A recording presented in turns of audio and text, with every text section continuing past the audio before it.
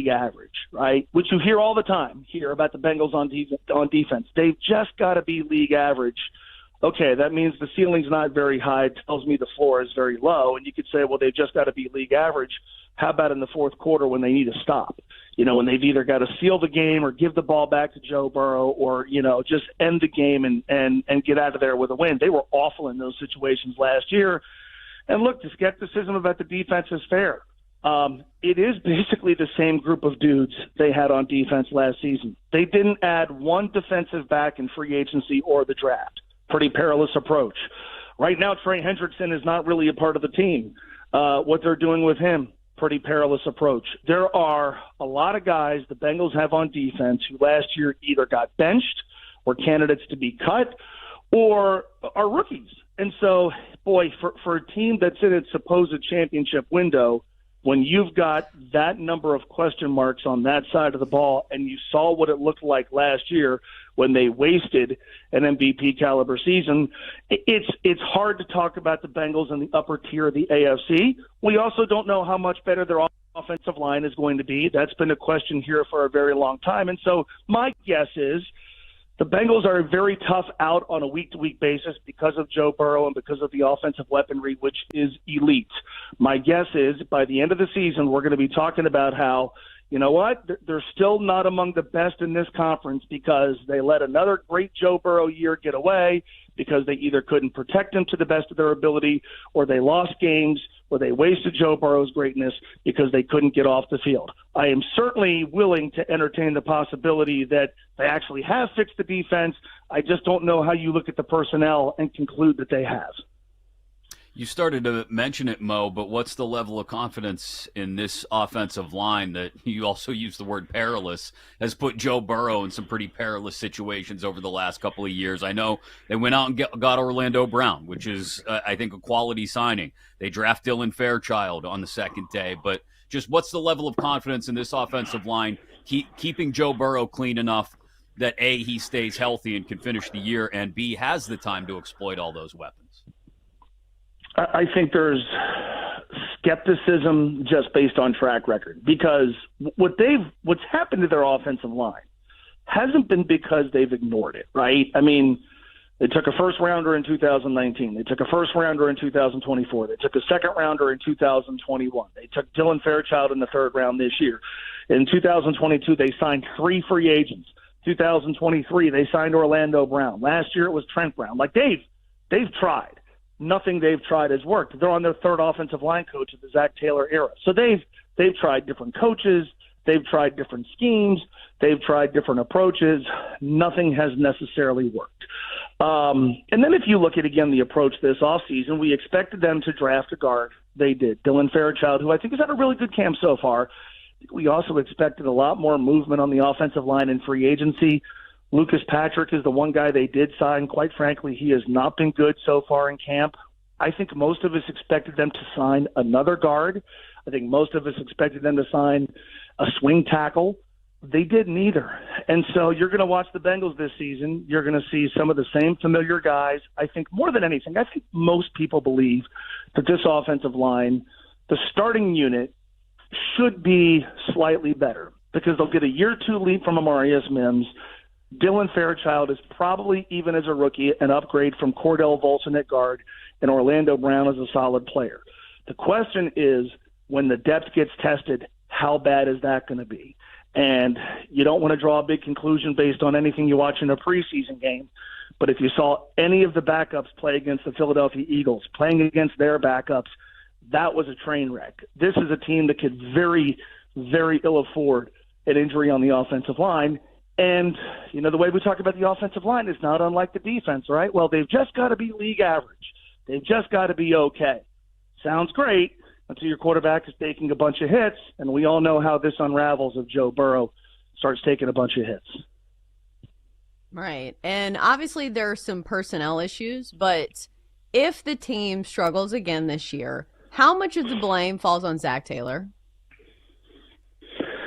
I think there's a very good chance that it does. Now, the one caveat is Joe Burrow runs the organization. We saw that with how they pivoted away from not signing T. Higgins to suddenly paying him a lot of money.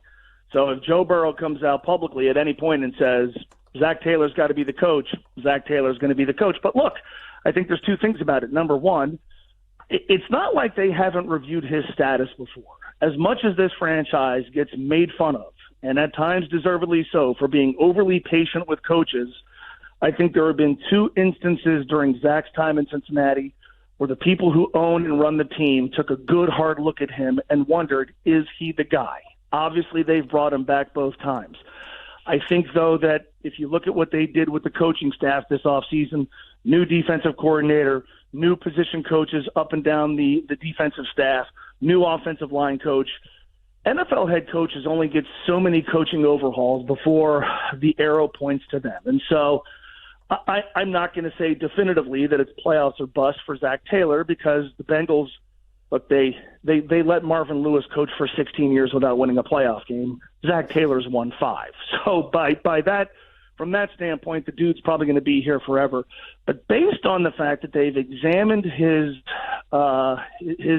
job status, they've examined whether or not he's the guy before, if they're on the outside looking in and they've tried a different coaching staff, understanding that the front office believes in how they built the roster, they believe in their roster building techniques, philosophies, whatever, I think if this team's on the outside looking in, my guess is that they would go ahead and move on from Zach Taylor. But again, if they're 9-8, miss the playoffs on the outside looking in, and Joe Burrow says Zach Taylor's got to be the head coach next year, then Zach Taylor's going to be the head coach next year.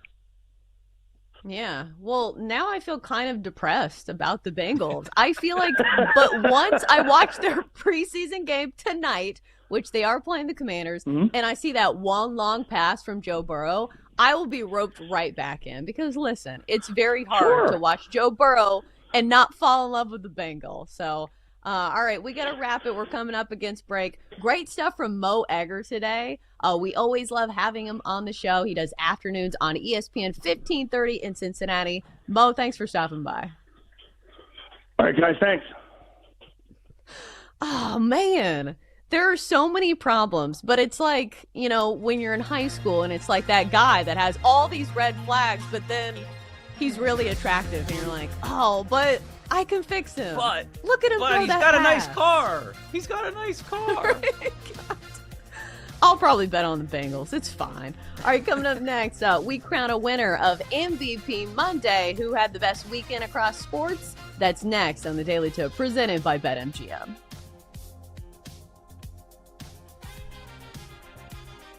The Daily Tip will be right back on the BetMGM Network, sponsored by BetMGM.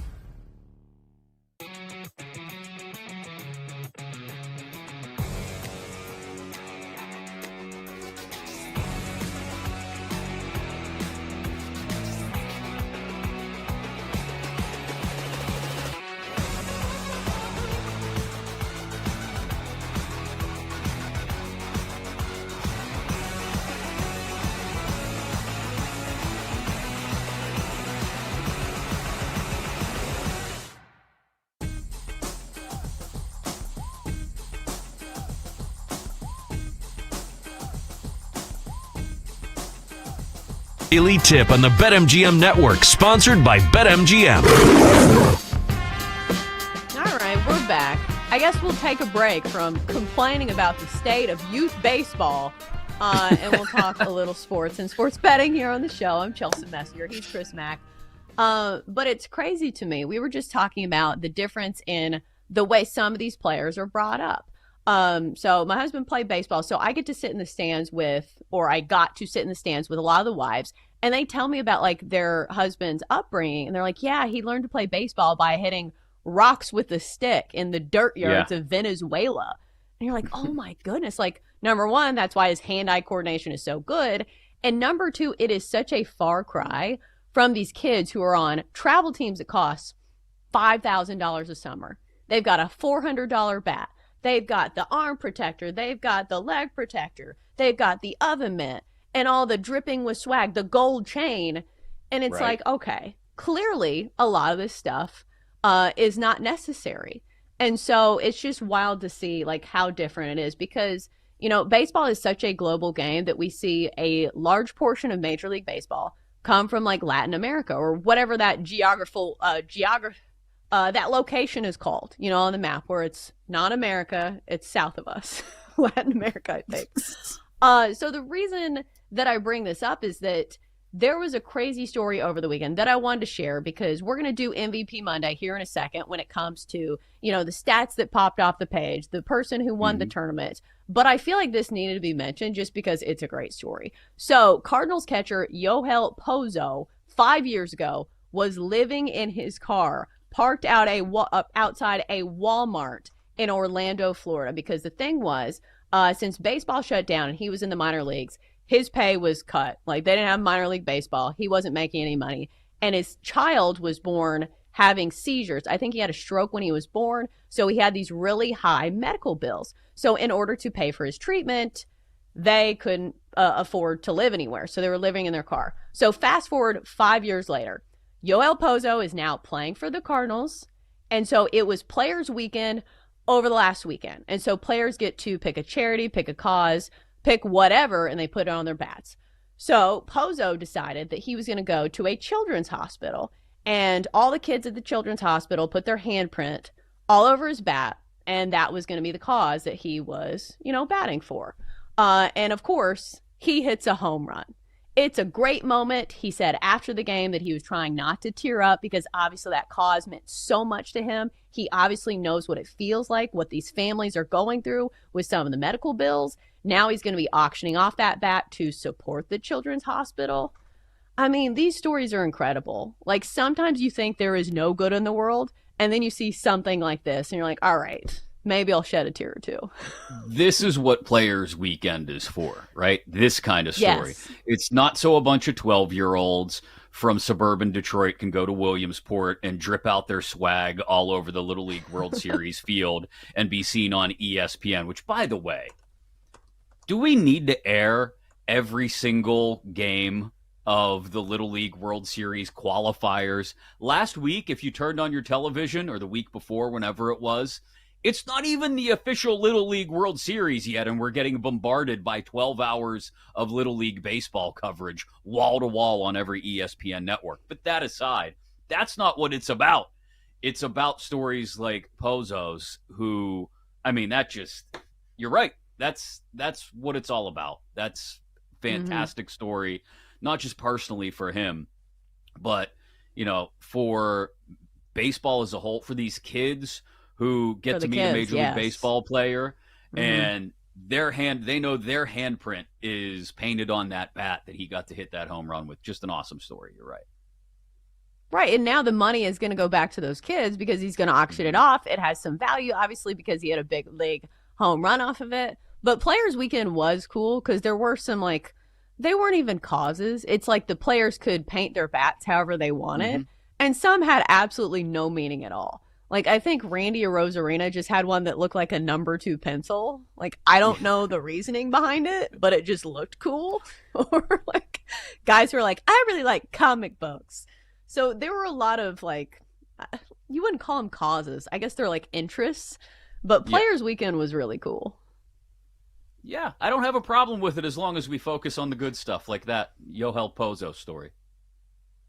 So what's the bad stuff? Like, I don't think anybody had a bat that was like against some bad cause. It wasn't like, no, let's kick puppies. Idea like puppies. It's this idea like we were complaining about during the break of these kids playing with their oven mitts on and stripping off 3 shin guards on their way down to first base after a walk so they're properly dripped out. Like, it's Little League, kids. Like, come on. What do we do? It's just old man curmudgeon moment for me, but the Little League World Series doesn't feel like it used to. I feel like you should have to earn your swag. Like, you have to earn your drip. Yes. Like, you have to have 40 headfirst slides before you earn an oven mitt. Because that's the problem. I will watch my husband's team, and these kids have these oven mitts. I'm like, I have yet to see anybody slide.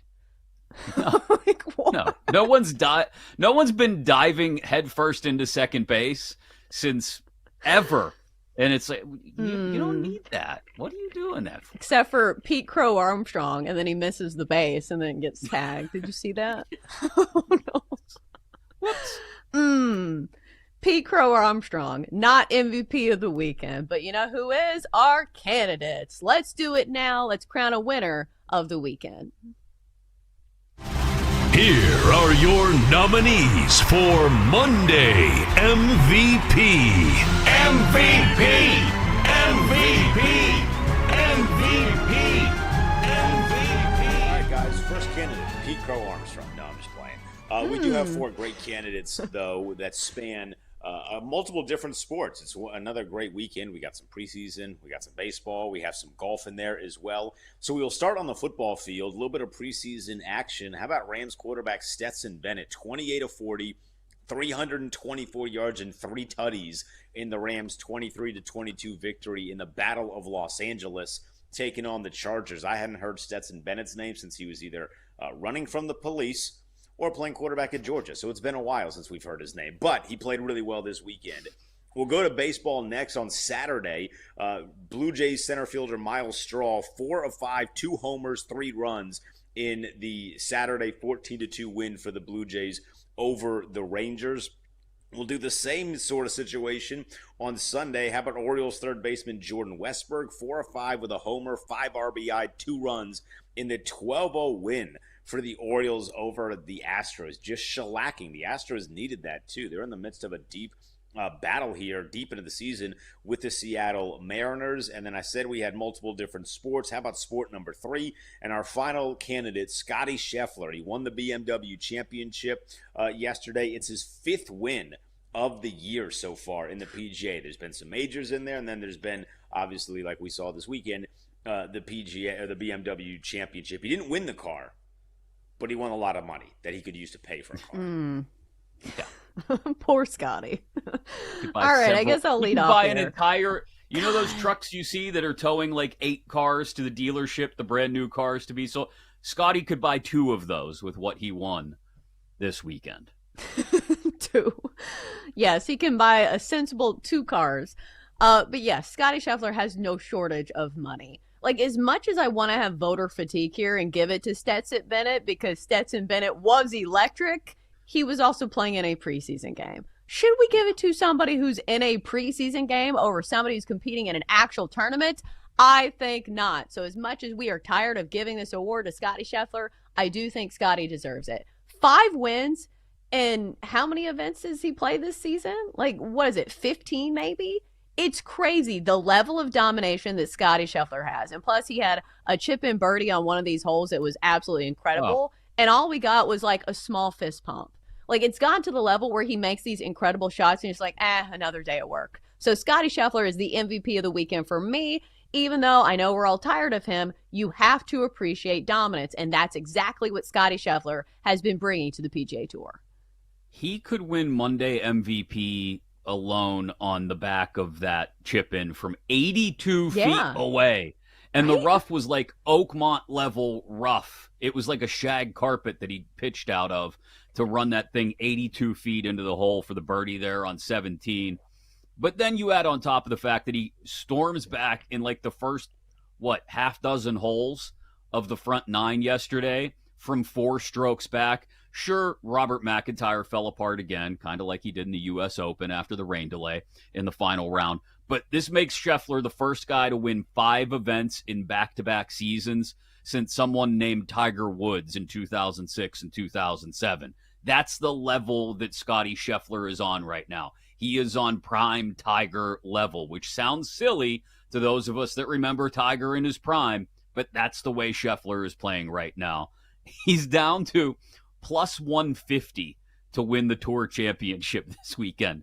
Plus one. It's not even worth betting on, even though we know it's going to happen. Well, isn't the Tour Championship, is that the one where they have like leads going into it? Am I mistaken? They've done away with that this year. They've abolished that this year, due in no small part to Scottie Scheffler lobbying them to do away with it, actually.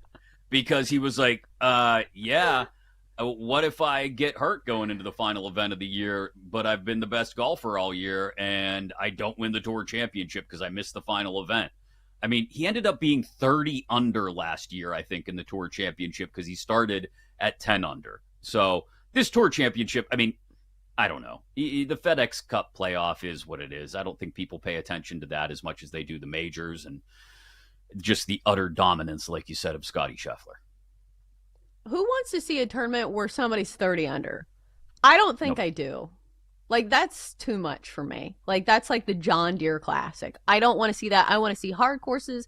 I want to see, would it be lower scores or higher scores? You get what I'm saying. I don't want 30 under par. I want a sensible 9 under par. Like, that's the level for me. But Scottie Scheffler is making quick work of all these courses, so I'm glad they don't have, like, the lead going into it. Because, like, imagine if we go into the Tour Championship and Scottie Scheffler is already, like, 8 under par.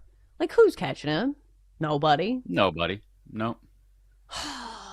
He's crazy. It's crazy, the level of dominance and the way that he keeps his head and his, feet on the ground. Like, that's the craziest part. Like, I feel like if I make a birdie on a hole when I'm playing golf, I feel like the best golfer in the world, and I'm bragging about it to everybody I know. But Scottie Scheffler is still the most level-headed person, I feel like, in all of pro sports. Remember how weird it was when you found out that he got arrested the day of the first round of, was it the U.S. Open last year? You're like, Scottie Scheffler? Really? What did he change lanes without signaling? What happened here? What's going on? I mean, you're right. He's just down to earth, but also happens to be the most dominant golfer in the world. Yeah, who would win in a humble off? Like him, or I'm trying to think of like the other most humble athletes. Because I can think of like, remember those highlights of like Andrew Luck when he used to like congratulate defensive linemen? Be like, man, that was a great hit. I feel like Scottie Scheffler would do that if he was a quarterback. Tim Tebow, yeah, would be up there in the humble off. Tim's a saint. He's a saint walking on this earth. Yeah, I think he's number 1 in the saint rankings. It's also like a missionary. So, like, that doesn't count. Literally doing God's work. Good job, Tim Tebow. God, he's the best. Did we not give anybody on this list enough run here? So, in the baseball world, yeah, some of these guys had great games. Let's go back to Stetson Bennett. Were you surprised here? Like, for Stetson Bennett putting on an absolute clinic? Because I think it's difficult because normally in preseason games, we don't see quarterbacks who get to play the entire game. So it's just hard to compare. Yeah, it's hard to put up numbers in a preseason game because, like you said, you're playing like 6 series and then you're out. Even if you're the backup, you're coming in the third quarter when everyone else on the field is going to be a UPS driver in 3 weeks. So it can be tough to rack up the numbers. What are you making a face for? UPS driver is a solid career. It just happens to be a fallback for a lot of guys who don't make it in the NFL. So, what's really going to be interesting to me, since you brought up Stetson Bennett again, is what if things don't get better for Matt Stafford? I know Jimmy G is penciled in as the backup there for the Rams, but how many games have we seen Jimmy Garoppolo go out there and light it up? Let's just build a hypothetical where Stafford doesn't start the season and this back issue continues to bother him, and Garoppolo starts the season as the Rams starter and doesn't play well. I mean, they should have a pretty decent level of confidence in Stetson Bennett at this point that he could go in there and handle the offense, right? Well, I mean, he's won in the SEC, which I understand is not the same thing as the NFL, but like he can run an offense and like here's the most trite thing ever. He's a winner. Like, didn't we used to say this about Tim Tebow? It's like, he's a winner. He can do it in the NFL. And then you see Tim Tebow try to throw the ball and you're like, maybe not. But maybe it counts for something. The guy's a gamer. I'll give him that. Like, it feels like he has a level of confidence that you certainly need to succeed in the NFL, no matter how small you are. All right, coming up next, we saved our best for last. Our best bets come your way next here on the Daily Tip presented by BetMGM.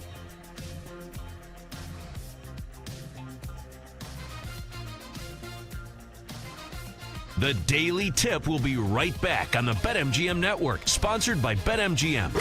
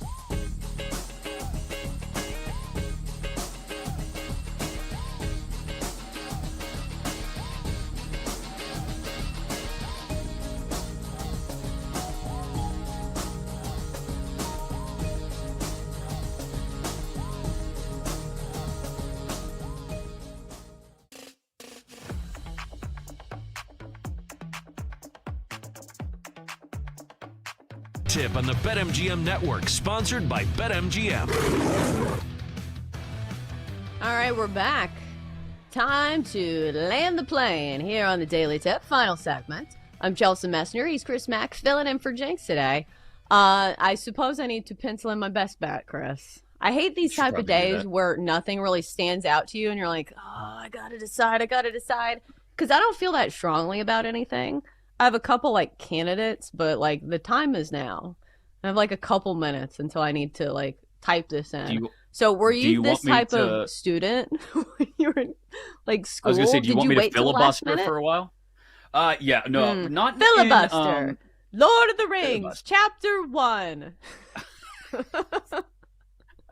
I shouldn't have used that, knowing you're not up on the political terms. I know what filibustering is. I said Lord of the Rings, Chapter 1, because there's like 1,000 books and 1,000 pages in each book. I'll be honest, there could be a 10-page Lord of the Rings book. There could be 40,000 pages written. I wouldn't know. Never been a Lord of the Rings guy.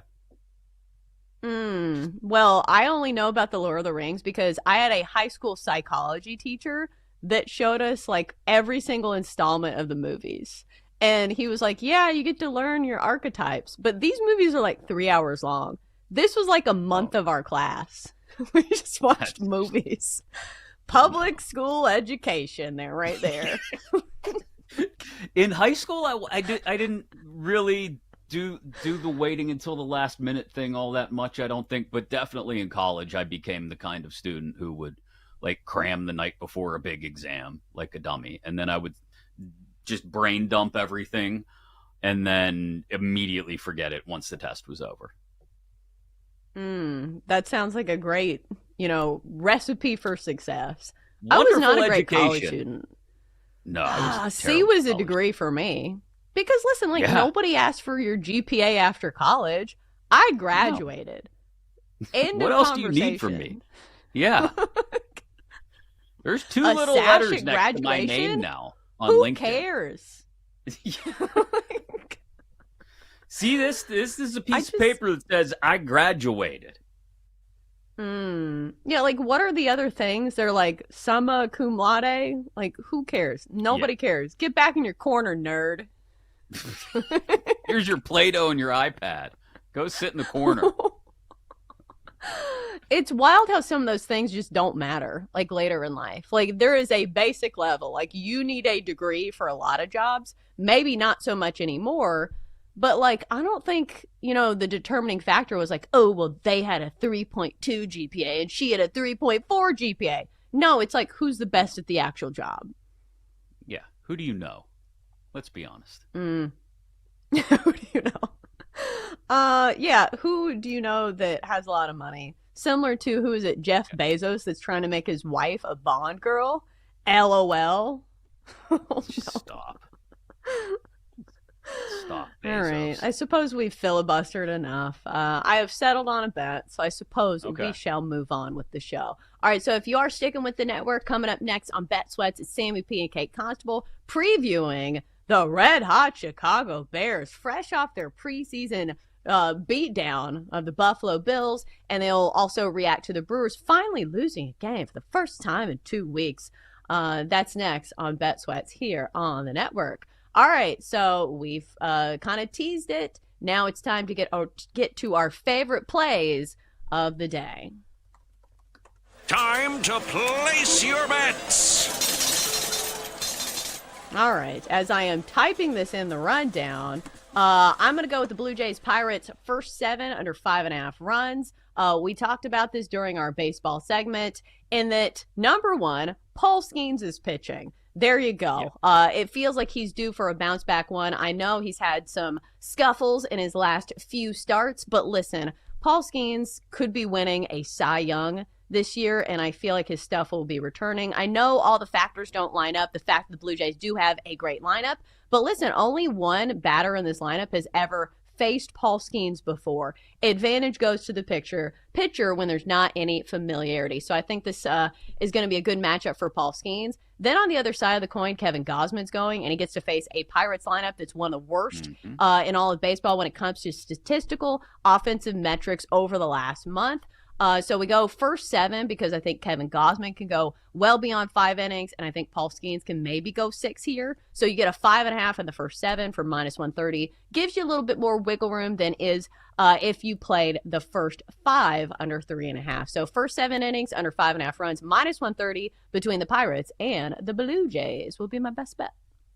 All right. I'm going to stick with that, but stick with the first 5 because I don't trust that the Pirates will give Skeens an especially long leash as they've sort of whittled down the length of his outings in the second half of the season. So I'll stick at first 5 under 3.5, which is also -130 at BetMGM because I don't trust the Pirates bullpen as far as I can throw it, which is not very far.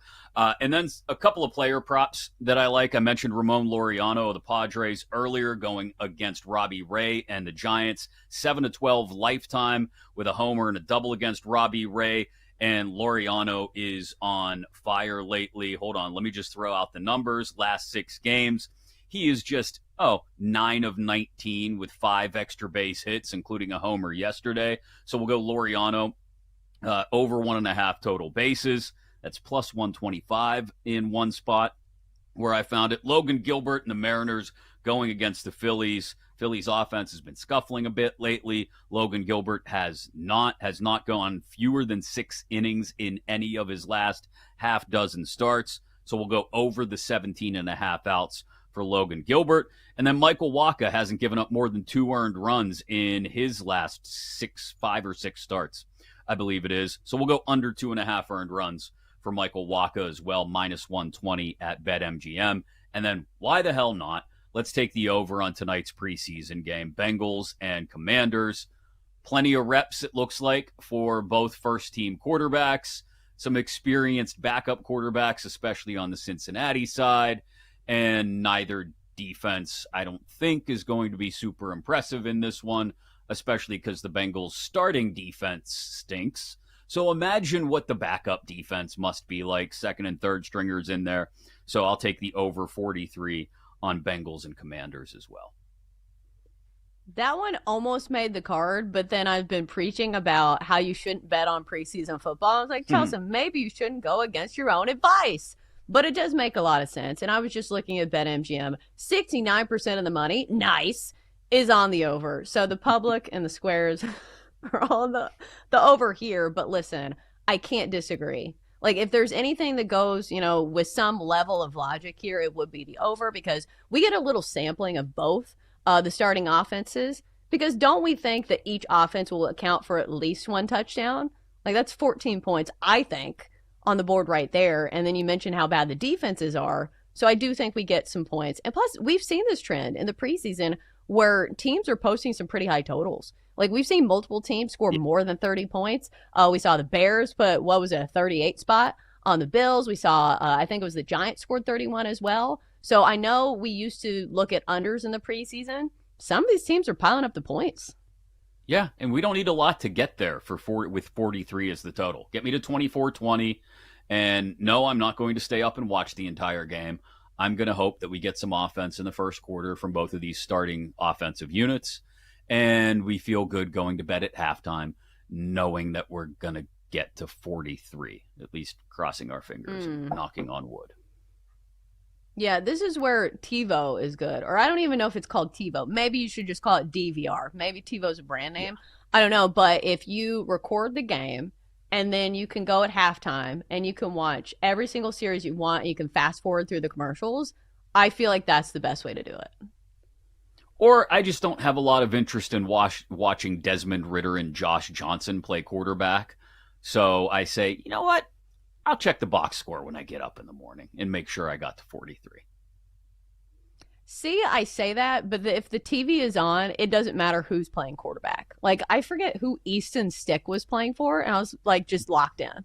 I was like, I'm watching this. Because, listen, if football is on and we haven't had it in so long, bad football is still football. It's very similar to pizza. Cold pizza, bad pizza is still pizza, and it's still pretty damn good. Still pizza. Easton Stick was playing for the Falcons on Saturday night. I was watching it. Saturday? Was it Saturday? I was like, who is number 12 for the Falcons? I had to look it up. I was Googling during the game because I was so starved for football. It was on Friday because it was the Titans. It was the Titans game. So, like, that makes sense. Yeah. I think the Titans were playing the Falcons. I forgot that Teddy Bridgewater was back on a roster until I saw him walk out for warm-ups Saturday night for Tampa. And he was slicing and dicing.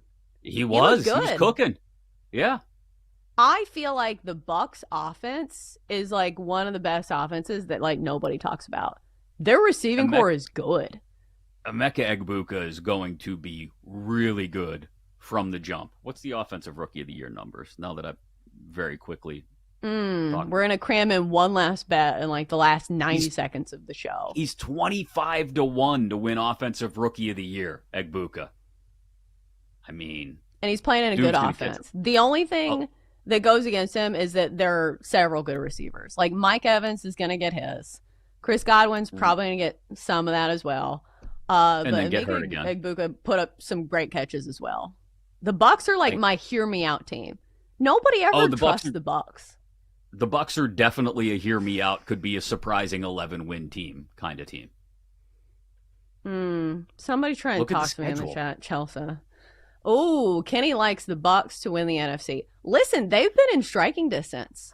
Like, they have come close in some of these postseason games. Like, people forget that they were going toe-to-toe with the Lions until, like, the fourth quarter. Was it last year or the year before? I think it was the year before. But the Bucs, nobody wants to talk about them. They're in a winnable division. They've got a great offense. Todd Bowles is a defensive-minded head coach. The defense should have some good looks as well.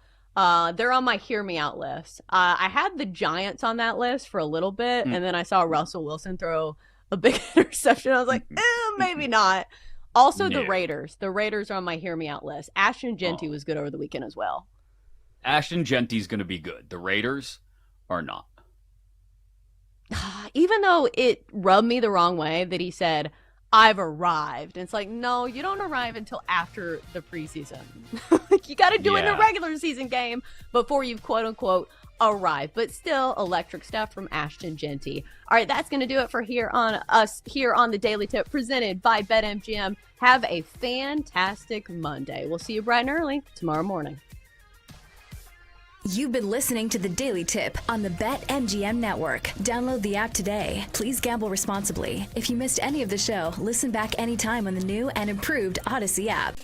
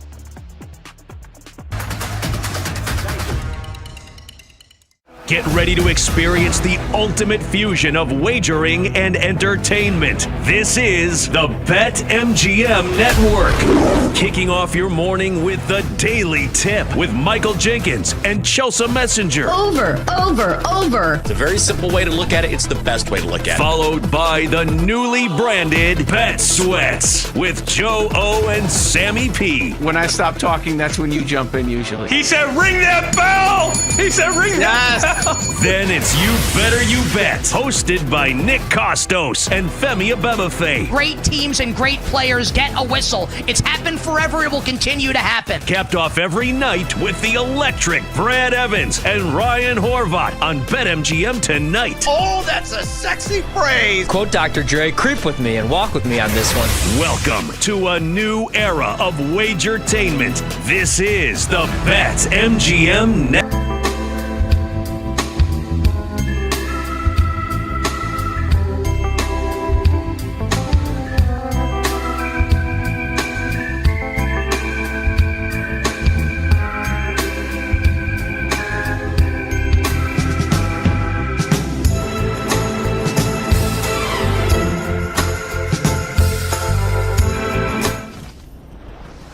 Happy Monday. Welcome into Send It In, presented by BetMGM here on the BetMGM Network. College football is back. We got week 0 games coming up on Saturday. And to talk a little Iowa State, Kansas State, we got Travis Hines standing by. We'll get his thoughts on that week 0 matchup and also look at Iowa State for the upcoming season. We'll continue our AFC West previews on the show today as we dive in to the Los Angeles Chargers. We'll talk a little Major League Baseball. The Brewers continue to roll. The Dodgers have an impressive sweep over the Padres over the weekend. We'll look at the top 10 teams in Major League Baseball, and then we'll look at some other week 0 bets that we have on the card. Iowa State, Kansas State, obviously 2 more games that I like that we will talk about as well. Then we'll wrap up the show with our favorite plays of the day. As always, any questions, any comments, any best bets that you guys have for us, let us know. Chime in at the BetMGM Network on Twitch, on YouTube. And if you guys miss any part of the show today, make sure you check out the Send It In podcast, which is available wherever you get your podcast. Let's get rolling on a Monday. Glasses in session. We go to the Glasser guest line,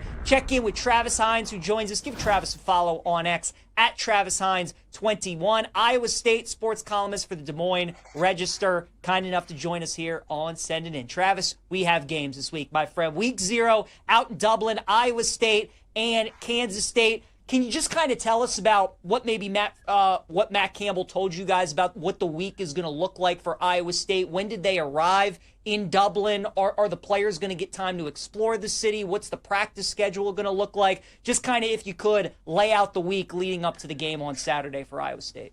Yeah, Iowa State's goal with this trip is to try to keep it as standard as possible. So there's not going to be, at least for the team, a lot of pomp and circumstance. They leave Wednesday night, and then with the time change, arrive Thursday morning. They have a walkthrough at Aviva Stadium in Dublin Thursday night. And really, that'll be the extent of what the public sees from them. I believe they do have some practice facilities that are available to them on Friday. And then out in Dublin, the game's at 11 a.m. So they'll be at the stadium 8:30, 9 a.m., ready to rock and roll. It's a very much a business trip, which, if you know Matt Campbell very well, you know that the distractions or getting out of routine is not something that he wants to entertain with his football team, and certainly not a game of this magnitude with the eyeballs that are be on it, and more importantly, the fact that it's a Big 12 game against a rival to open the season. That's what makes it so unique, right, Travis? Like, we have seen this overseas the last couple of years. Florida State, Georgia Tech. We had Nebraska, Northwestern. We have a lot of great matchups in week 1, but just about all of them are out of conference, right? So what makes it unique about that Big 12 game to kick off the season? Iowa State's really not used to that. So what's the kind of added challenge that provides with 2 teams that know each other so well to kick off the season? Yeah, there's just so many layers to it, because if it was just any Big 12 conference game, it's a huge game, right? There's only 9 of them. And as we know, as we saw in this new Big 12 last year, it's going to be chaotic and jumbled there at the top and probably throughout the middle as well, with so many teams kind of in the same range. But then you add in the fact that I think Kansas State, pretty easily is their biggest rival in the Big 12 now, with proximity and similarity between the 2 schools. This is very much a rival game for Iowa State. And then they're both in the top 25. Like, this game also has national implications. It has it's going to really set the tone. Like the big part of the problem for the Big 12 in this current era of realignment is that its reputation has been dinged significantly since Oklahoma and Texas left. And that was a big reason why we were in November last year talking about, will the Big 12 champion get left out of the CFP? And I think with this game being a top 25 game, with it being on national television, with it literally being the first game of the season, it has a chance to really set the narrative for the entire league. If both of these teams go out and play well, I think that, the rising tide lifts all boats there for the league in terms of its national reputation. When you're talking about a 12-team playoff selected by a committee is really important. So I do think like the stakes of this game are shockingly high for a week 0 game in Europe. So it is a massive game for both teams that really, like, if you win this game, you're going to feel like you kind of got a lap ahead on the rest of the Big 12, because not only are you 1-0, but you've got a win against your rival and a team that, with either team who wins, that is going to be vying for the spot in Arlington in the Big 12 title game come December. Yeah, very true. For the game itself, Travis, I mean, these games, as you know, normally come down to the wire, 3-point, 4-point games. The spread is Kansas State -3. Two good defensive head coaches with Kleiman and Campbell, but both teams have their quarterbacks returning. So do you see more of a higher scoring game? Do you think this is a game played in the 20s that comes down to a field goal? How do you kind of see it playing out? I think a higher scoring game probably works in Kansas State's favor, because if it's high scoring, shoot 'em up, I think that means that Avery Johnson's probably having a big day. And that's good for Kansas State and bad for Iowa State. And Iowa State obviously has their own weapon at quarterback in Rocco Becht, but are we going to see a dynamic electric offense in week 0 from a team that's replacing 2 NFL wide receivers, that has a offensive line with, I believe, 3 new starters, most likely a new starting center? It would be a little surprising to see Iowa State come out and be able to put 35, 42 points on the board. I think if it is in the 20s, that helps Iowa State. They do have a seasoned kicker in Kyle Conradi, who hit a game winner with, I think, 6 seconds left at Iowa, an even bigger rivalry game as a freshman last year. So I think low scoring, if this comes down to kicks, is something that Iowa State feels pretty comfortable with. Yeah, I mean, how about that first 2 weeks, right? You get Farmageddon and then Iowa, too, to kick off the season. Pretty good. You mentioned Iowa State loses the 2 wide receivers, Higgins and Noel. Beck is back at quarterback. They return their top 2 running backs as well. So they're solid at QB and running back, but wide receiver is going to be the big question mark. Travis, give us a name or two of a guy that you think needs to emerge, could step up this season for the Cyclones on the outside. Yeah, Xavier Townsend and Chase Sowell are the 2 transfers that they brought in, basically to be Higgins and Noel. Not probably at that level, but when you look at what Iowa State has done at wide receiver, really since Matt Campbell has been there, they've recruited it and evaluated it extremely well. Xavier Hutchinson, another Texans wide receiver, they took out of junior college, despite him never playing in junior college. They took him out of spring practice there at his Texas junior college. And on down the line, Jaden Higgins, they took out of Eastern Kentucky, basically for free in the NIL era. Like, their evaluation and development of wide receivers has been really good. And I think that's probably why they're feeling solid about where they are, despite having to replace those 2 guys, because they have a system and they have an evaluation program in place that they feel like you're not going to get Higgins and Noel in terms of their NFL level production immediately, but they do feel pretty good that they were able to plug those holes with 2 guys that are going to be productive for them. We're talking Iowa State with Travis Hines here on Send It In. Other side of the ball, Travis, we know Matt Campbell's teams always have good defenses. Do you expect this defense to be another solid unit this year? Yeah, the floor for Iowa State defensively is always really high. John Haycock, their defensive coordinator, I think is one of the best in the business, and they really have never had a bad defense, really since they've taken over here now in 10 years. Last year was probably as shaky as it's gotten, but they were absolutely decimated at the linebacker position. They were playing guys that probably in spring would have been their 11th, 12th, or 13th best linebacker because of the injuries. The good news for this year for them now is now they have a ton of depth, presuming that all those guys are able to stay healthy. They do have to replace a couple of safeties, but they've had a lot of experience and playing time from the reserves there. The biggest question is going to be at defensive end, because last year Iowa State was last in the Big 12 with just 7 sacks in 9 league games.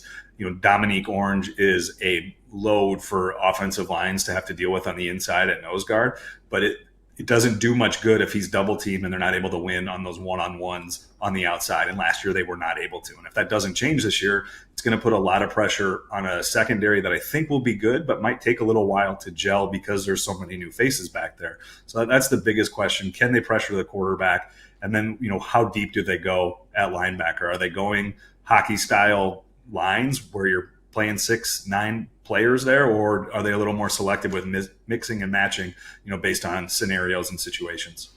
I mean, looking at the schedule, Travis, it really sets up pretty well for Iowa State, right? They don't have to play Texas Tech, Utah, and Baylor, 3 teams that are amongst the favorites right now preseason to win the Big 12. The K-State game is obviously neutral site. Iowa is going to be in Ames this year. So just about all their toughest games, they either don't have to play or they're going to be at home or on a neutral site. The win total is at 7.5 right now. Vegas sees Iowa State about an 8-win team coming off their first 11-win season last year. What's your prediction for Iowa State this season? How many wins do you think they get?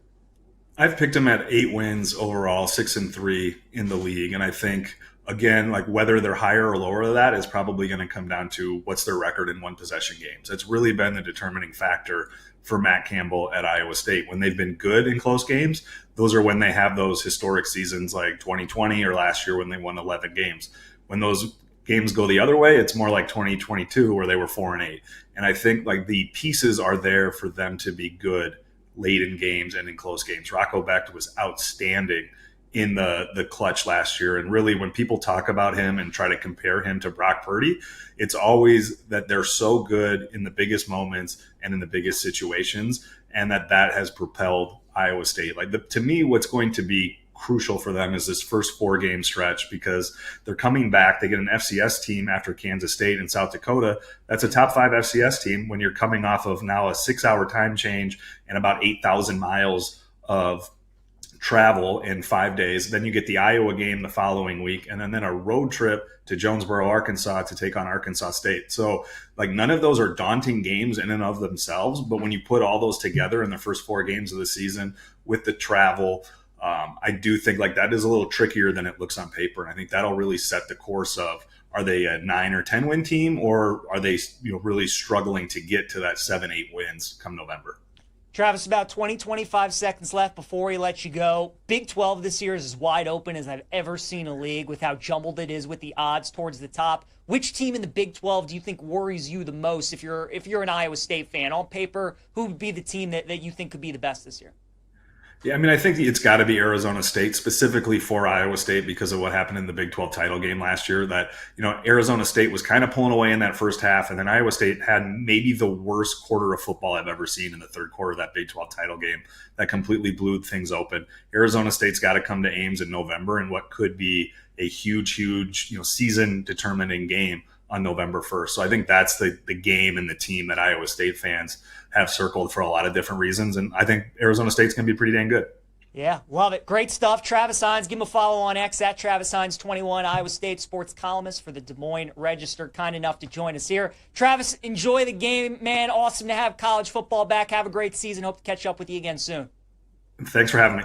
Absolutely. Great stuff there. Travis Hines, talk a little Iowa State. Let's continue to talk the Cyclones here on Send It In. And again, right, this team and this vibe kind of reminds me a lot of Illinois. We all look at Illinois. They win double-digit games last year, bring back the quarterback, good head coach, favorable schedule, and yet the win total for Illinois is only at about 8.5, right? A little bit spooky. Iowa State, same thing. They win 11 games last year. Win total is 7.5. And it's plus 115 for them to go over. It almost feels like it's too easy with Iowa State. And again, you look at the schedule, very favorable. No Texas Tech, no Utah, no Baylor. And all their Big 12 games are either neutral site or at home, the toughest ones on paper, right? The Arizona State game that Travis was just talking about, that one's at home. The Kansas State game to kick off the season, that's obviously in Dublin. And then, as far as a road schedule goes, like at Colorado, at TCU, at Cincinnati, those are going to be probably some of the worst teams in the Big 12. So pretty easy schedule. I love what he was saying, though, about the first 4 weeks. If you guys have watched this show long enough, I love looking for the letdown spots. I love looking for the trap games. And boy, does Iowa State have some interesting ones in the first 4 games. Week 1, kick off the season, top 25 matchup against a rival overseas. and then you got to come back home, and you got to play in Ames against South Dakota. And I will tell you guys this, Iowa State, it feels like the last 5 or 6 years, have really struggled in their home opener against like FCS teams. I feel like those games always go into the fourth quarter, and they're close. So keep an eye. I have a feeling we might be on South Dakota in week 2. And then you get the Cy-Hawk game in week 3 at home in Ames after maybe a little bit of a letdown in South Dakota. Get everybody up for that in-state rivalry.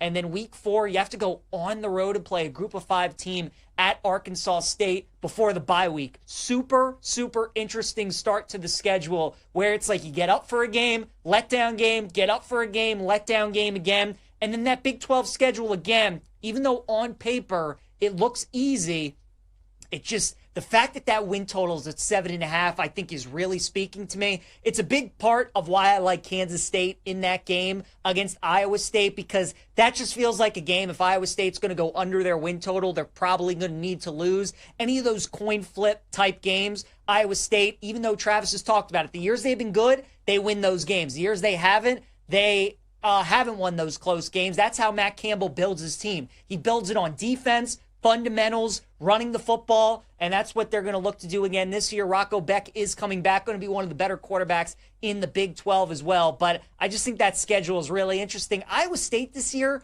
on paper, as the season starts, probably only going to be an underdog in 2, maybe 3 games this season. So very interesting for a team that made it to the Big 12 title game last year, won 11 games for the first time ever in school history. Bring back the quarterback, bring back the running back, continuity at the coaching staff, going to have an upgraded defense. Very interesting that their win total is only at 7.5. Iowa State, for me, would be one of those college teams that, again, if you're going to bet them, I would go big on the Cyclones, because I think either this is a 6 or 7 win team, or I think this is a team that could go back to the Big 12 title game, because the line, the win total, is telling me that this team's probably going to end up winning 7 games this year. But I think there absolutely is a scenario where Iowa State wins 10 regular season games again. They find their way into the Big 12 championship again, because they don't have to play a lot of the top teams in the conference. They could find themselves back in Dallas. So for them to make the Big 12 title game plus 500, for them to win it 12-1, I would just take them to win the Big 12, because in the Big 12, it's not like these other leagues, you know? In the SEC, if you're taking a flyer with like an Oklahoma, an Auburn, a Florida to win the SEC, and they make it, if they play Georgia, Bama, Texas, they might be like double-digit dogs in that game, right? Big Ten, same thing. If you're taking Nebraska, Washington, one of these teams, they play Penn State, Ohio State, Oregon, they're going to be big dogs. Big 12, that's not going to be the case. So if you do like Iowa State, just bet them to win the league. You might get a good hedge number if they end up making it to the title game. All right, let's talk a little Los Angeles Chargers here on Send It In as we continue talking some AFC West. And the Chargers, for me, are the same team as the Broncos, right? You had a coach take over in his first year last year, Sean Payton and Jim Harbaugh. Both guys are terrific, 2 of the best in the league, and they change the franchises overnight. They change the teams overnight. Both guys get their team to the postseason, and both teams have some hype and some expectations around their team going into this year. But just like the Broncos, I told you guys, I think Denver can go over their 9.5 win total. I think Denver can make the playoffs. I feel the same way about the Chargers. I think LA can win 10, 11 games. I think they can go to the playoffs. Would I ever trust the Chargers, though, to beat some of the top teams in the AFC? Absolutely not. I think a lot of you guys know how I feel about Justin Herbert. I think he's maybe the most overrated quarterback in the NFL. One of the most talented quarterbacks in the NFL, without question. His arm strength is ridiculous. He's a great athlete. But we talk about this guy like he is the top 5, top 6 quarterback in the league, and I honestly just don't get it. Justin Herbert's never won a thing in his life. He doesn't elevate his teammates around him, it feels like. I get the receiving core has not been great the last couple of years, but the guy just threw 5 interceptions against the Texans in the playoff game. You know, he has not been good in the biggest games, and he was that way at Oregon for the most part as well. So as talented as he is a top 5, top 6 talent in the NFL. Quarterback, though, no chance. And that's why I'm just never high on the Chargers. And it's a shame because I think Jim Harbaugh is one of the best coaches in the NFL. Jesse Minter, the defensive coordinator, is a rising star. But the combo of Justin Herbert, who I think is very overrated, and Greg Roman, his offensive coordinator, who as a Ravens fan, I can tell you guys, is the worst. Year 1 of Greg Roman, that's when you want to buy in. Years 2, years 3, years 4, yeah, I'm good. The reason I think the Chargers are going to maybe win 10, 11 regular season games this season are because of the way that the schedule holds up. Just like the Broncos, the Chargers were a team that feasted when they were a favorite last year. When the Chargers went up against teams where they were 7-point favorites in those games, 4-point favorites in those games, the Chargers would win. When they would go up against the top teams in the league, they would lose those games. And because they really didn't do anything to upgrade the offense all that much, and now, I mean, they get rid of Slater. I love Amarion Hampton. I think he's going to be terrific. They do bring back Keenan Allen, but you still don't have that difference maker on the outside, and losing Slater is so massive. I do love Amarion Hampton, though, to win Offensive Rookie of the Year. That is the bet I would make on the Chargers, and we've talked about this for much of the offseason. We gave it out at 14-1. It's now at 7-1, so I obviously don't love it as much, but I think he's going to win. The Slater injury is obviously a big deal. But because they still lack a little bit with the weapons at receiver, Greg Roman is your OC, Jim Harbaugh is your head coach. Their identity is running the ball. That's what they want to do. That's what they brought Hampton in for. Najee's dealing with a bunch of different things. So the price got cut in half. Obviously like it better at 14-1, but I still think the guy wins the award. So I like him at plus 700. Nothing big, nothing long-term for the Chargers, though, for me. Amarion Hampton, Offensive Rookie of the Year, the only bet I would look at when it comes to LA. All right, a promo from our friends at BetMGM. It's an Any Sport Parlay Boost token. BetMGM account holders will receive an Any Sport Parlay Boost token. Score a bigger payout if your wager with the Parlay Boost token hits. Tokens can be used on parlays and short game parlays. Brought to you by the sportsbook born in Vegas, BetMGM. Download the app today. Please gamble responsibly. Talk a little baseball here on this Monday. And on Mondays, we love doing our top 10s, our top 10 teams in Major League Baseball. And we got a new team at the top, and it's really no surprise to anybody. The Milwaukee Brewers have to be the number 1 team right now in Major League Baseball. Anybody that tells you they aren't are lying to themselves. Now, would I bet the Brewers to win the World Series? No. I think they're peaking too early, and I would rather them obviously play like this at the end of September heading into October. But, I mean, they just won 14 games in a row. Their pitching has been awesome. Their hitting has been awesome. And they're finding every way to win games. The other night, they were down 8-1 to the Reds. They come back to win that game 10-8. Yesterday, they were down 1-0 in the ninth. They had a 2-run home run to take a 2-1 lead. They end up losing that game, but they almost pulled off another crazy victory. It's unreal that they have an 8-game lead over the Cubs in that division, considering Chicago was up for like the first 3 months of the year. But they're the hottest team in baseball, and they're the best team in baseball as of today. Dodgers are number 2, just swept the Padres in a big series in the NL West. San Diego took a small lead over the Dodgers in the division. And then it's almost like that woke the Dodgers up, right? This was like a show me series for the Dodgers. They answered the bell and once again showed when you need their best, they delivered. Dodgers number 2 team. Padres, I'll still put them at number 3. For me, Brewers, Dodgers, and Padres, I think are the top 3 teams in baseball as of now. And I really don't think that's a debate at this point, just because of the injuries that the Phillies are dealing with a little bit at the moment. But the talent that the Padres have, obviously they got to figure out how to get over the Dodgers. They did beat them in the postseason a couple years ago. You would have liked to seen them win a game against LA, but they're starting to get healthy. Michael King is going to return here at some point. I like the Padres 12-1, number 3. Phillies, I'll put them at 4. Maybe would be at number 3, but with Zach Wheeler going on the IL, Duran suffering an injury, oof, not great. Losing one of the best closers and one of the best starting pitchers in all of baseball. Tigers, I'll put them at number 5. First AL team to crack the top 10. Detroit 10-1 to win the World Series right now. Even though Detroit wouldn't be my pick to get to the World Series, at this point in time, I think they're the best team in the American League. Obviously got off to that crazy start. They were really struggling out of the All-Star break, but now they're 7-3 in their last 10 games. They're starting to pick it up a little bit. Detroit's number 5. I'll put Houston at number 6. They got smoked by Baltimore in a couple games over the weekend. but they're also starting to get healthy. Peña's back. Christian Javier's back. They make the trade for Correa. Jordan Alvarez is on his way. So I think with the Astros bringing guys back, they'll start to turn into the Astros a little bit. I'll put them at number 6.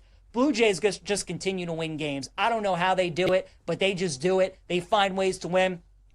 My problem with the Blue Jays, they're so good at home, but when they go on the road, they're just an okay team. I still don't love their manager, John Schneider. I still don't know if they're built for the postseason. I'll put them at number 7. The Mariners are built for the postseason because of their pitching staff and their lineup. This is the best lineup that Seattle has had in these last 3-4 year run when the pitching has been good enough for them to get to a World Series. They might have the AL MVP in Cal Raleigh. I just got to see it with Seattle before I can get there. We'll put them at number 8. Yankees are number 9. Nice sweep over the weekend of St. Louis. Kind of quiet the chatter a little bit. Starting to play better baseball. Pitching is starting to get a little bit better. The bullpen's starting to get a little bit better. We'll put them at number 9. And then the Cubs will be at number 10 for me. The Cubs really missed out on adding to this roster at the trade deadline. That lineup has been way too hot or cold. PCA looked like an MVP early on in the season. So did Kyle Tucker. And that's why the Cubs were as good as they were. Now with both those guys struggling, that lineup is starting to struggle. And the pitching is starting to falter a little bit as well. We'll put the Cubs at number 10 at 16-1. So that's your top 10. Brewers, Dodgers, Padres, Phillies, Tigers, Astros, Blue Jays, Mariners, Yankees, and Cubs. All right, let's talk a little college football, you guys. Games I would bet right now. It's a Monday. We got week 0 coming up on Saturday.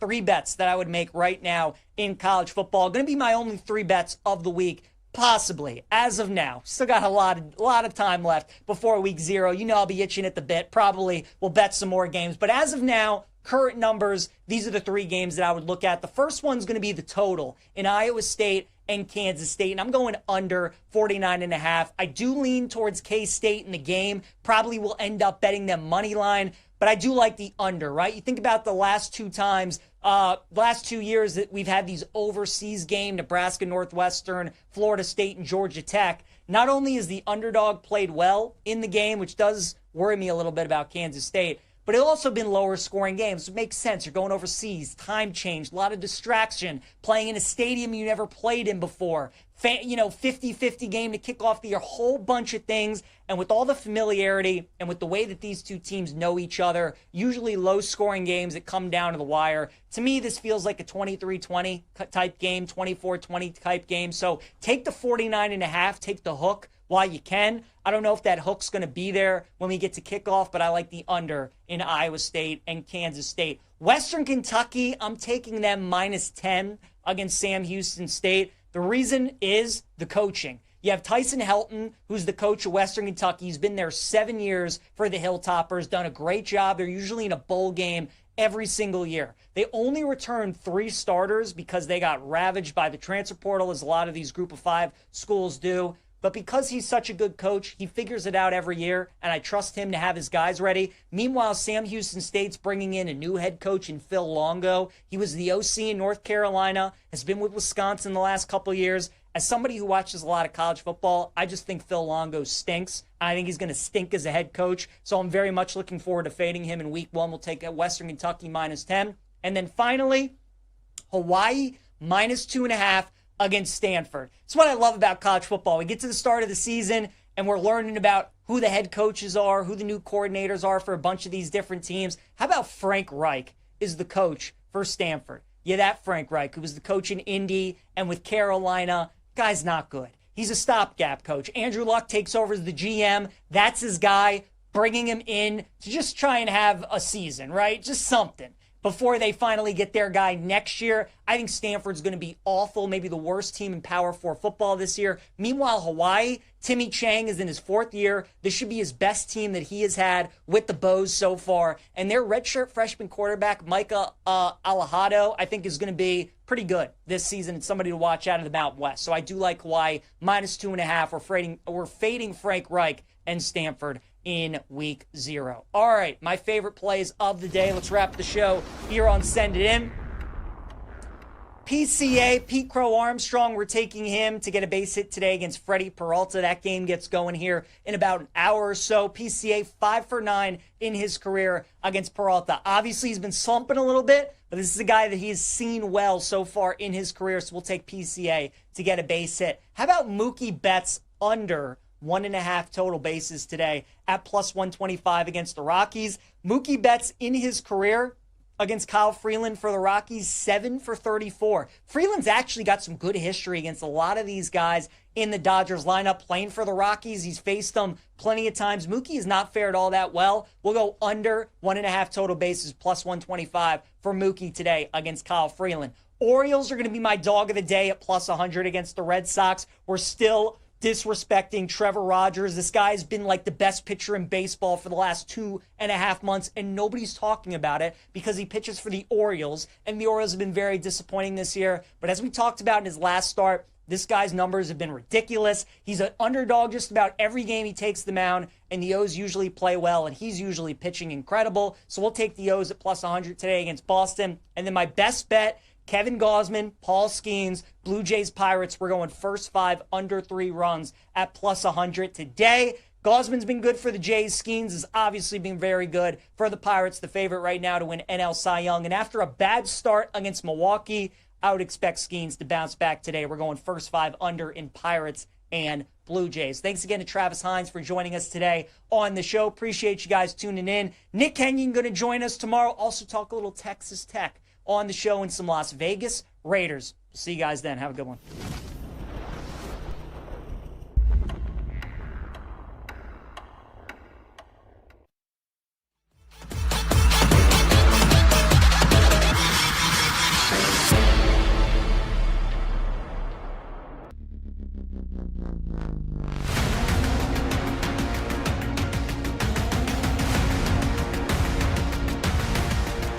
GM Net.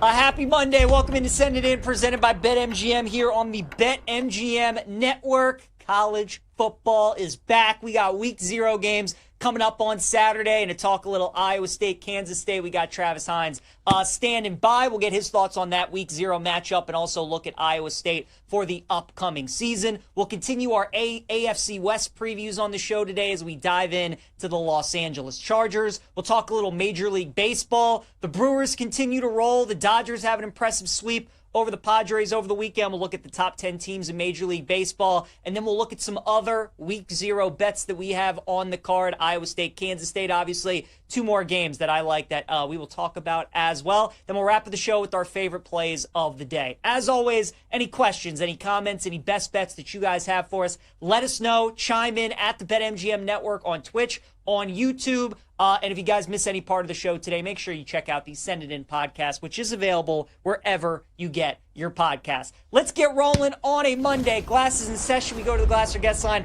check in with Travis Hines, who joins us. Give Travis a follow on X at Travis Hines 21. Iowa State sports columnist for the Des Moines Register, kind enough to join us here on Send It In. Travis, we have games this week, my friend. Week 0 out in Dublin, Iowa State and Kansas State. Can you just kind of tell us about what maybe Matt Campbell told you guys about what the week is going to look like for Iowa State? When did they arrive in Dublin? Are the players going to get time to explore the city? What's the practice schedule going to look like? Just kind of, if you could, lay out the week leading up to the game on Saturday for Iowa State. Yeah, Iowa State's goal with this trip is to try to keep it as standard as possible. So there's not going to be, at least for the team, a lot of pomp and circumstance. They leave Wednesday night, and then with the time change, arrive Thursday morning. They have a walkthrough at Aviva Stadium in Dublin Thursday night. And really, that'll be the extent of what the public sees from them. You know, I believe they do have some practice facilities that are available to them on Friday. And then out in Dublin, the game's at 11 a.m. So they'll be at the stadium, 8:30, 9 a.m. ready to rock and roll. It's a very much a business trip, which, if you know Matt Campbell very well, you know that the distractions or getting out of routine is not something that he wants to entertain with his football team, and certainly not a game of this magnitude with the eyeballs that are be on it, and more importantly, the fact that it's a Big 12 game against a rival to open the season.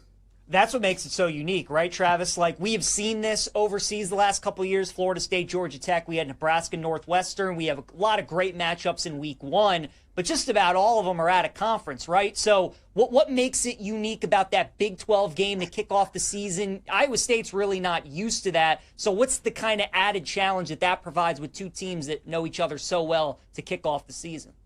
Yeah, there's just so many layers to it, because if it was just any Big 12 conference game, it's a huge game, right? There's only 9 of them. And as we know, as we saw in this new Big 12 last year, it's going to be chaotic and jumbled there at the top and probably throughout the middle as well, with so many teams kind of in the same range. But then you add in the fact that I think Kansas State, pretty easily is their biggest rival in the Big 12 now, with proximity and similarity between the two schools. This is very much a rival game for Iowa State. And then they're both in the top 25. Like, this game also has national implications. It's going to really set the tone. Like, the big part of the problem for the Big 12 in this current era of realignment is that its reputation has been dinged significantly since Oklahoma and Texas left. And that was a big reason why we were in November last year talking about, will the Big 12 champion get left out of the CFP? And I think with this game being a top 25 game, with it being on national television, with it literally being the first game of the season, it has a chance to really set the narrative for the entire league. If both of these teams go out and play well, I think that, the rising tide lifts all boats there for the league in terms of its national reputation. When you're talking about a 12-team playoff selected by a committee is really important. So I do think, like, the stakes of this game are shockingly high for a week 0 game in Europe. So it is a massive game for both teams that really, like, if you win this game, you're going to feel like you kind of got a lap ahead on the rest of the Big 12, because not only are you 1-0, but you've got a win against your rival and a team either team who wins that is going to be vying for the spot in Arlington in the Big 12 title game come December. Yeah, very true. For the game itself, Travis, I mean, these games, as you know, normally come down to the wire, 3-point, 4-point games. The spread is Kansas State -3. 2 good defensive head coaches with Kleiman and Campbell, but both teams have their quarterbacks returning. So do you see more of a higher scoring game? Do you think this is a game played in the 20s that comes down to a field goal? How do you kind of see it playing out? I think a higher scoring game probably works in Kansas State's favor, because if it's high scoring, shoot 'em up, I think that means that Avery Johnson's probably having a big day. And that's good for Kansas State and bad for Iowa State. And Iowa State obviously has their own weapon at quarterback in Rocco Becht, but are we going to see a dynamic electric offense in week 0 from a team that's replacing 2 NFL wide receivers, that has a offensive line with, I believe, 3 new starters, most likely a new starting center? It would be a little surprising to see Iowa State come out and be able to put 35, 42 points on the board. I think if it is in the 20s, that helps Iowa State. They do have a seasoned kicker in Kyle Conradi, who hit a game winner with, I think, 6 seconds left at Iowa, an even bigger rivalry game as a freshman last year. So I think low scoring, if this comes down to kicks, is something that Iowa State feels pretty comfortable with. Yeah, I mean, how about that first 2 weeks, right? You get Farmageddon and then Iowa, too, to kick off the season. Pretty good. You mentioned Iowa State loses the 2 wide receivers, Higgins and Noel. Beck is back at quarterback. They return their top 2 running backs as well. So they're solid at QB and running back, but wide receiver is going to be the big question mark. Travis, give us a name or two of a guy that you think needs to emerge, could step up this season for the Cyclones on the outside. Yeah, Xavier Townsend and Chase Sowell are the 2 transfers that they brought in, basically to be Higgins and Noel. Not probably at that level, but when you look at what Iowa State has done at wide receiver, really since Matt Campbell has been there, they've recruited it and evaluated it extremely well. Xavier Hutchinson, another Texans wide receiver, they took out of junior college, despite him never playing in junior college. They took him out of spring practice there at his Texas junior college. And on down the line, Jaden Higgins, they took out of Eastern Kentucky, basically for free in the NIL era. Like, their evaluation and development of wide receivers has been really good. And I think that's probably why they're feeling solid about where they are, despite having to replace those 2 guys, because they have a system and they have an evaluation program in place that they feel like you're not going to get Higgins and Noel in terms of their NFL level production immediately, but they do feel pretty good that they were able to plug those holes with 2 guys that are going to be productive for them. We're talking Iowa State with Travis Hines here on Send It In. Other side of the ball, Travis, we know Matt Campbell's teams always have good defenses. Do you expect this defense to be another solid unit this year?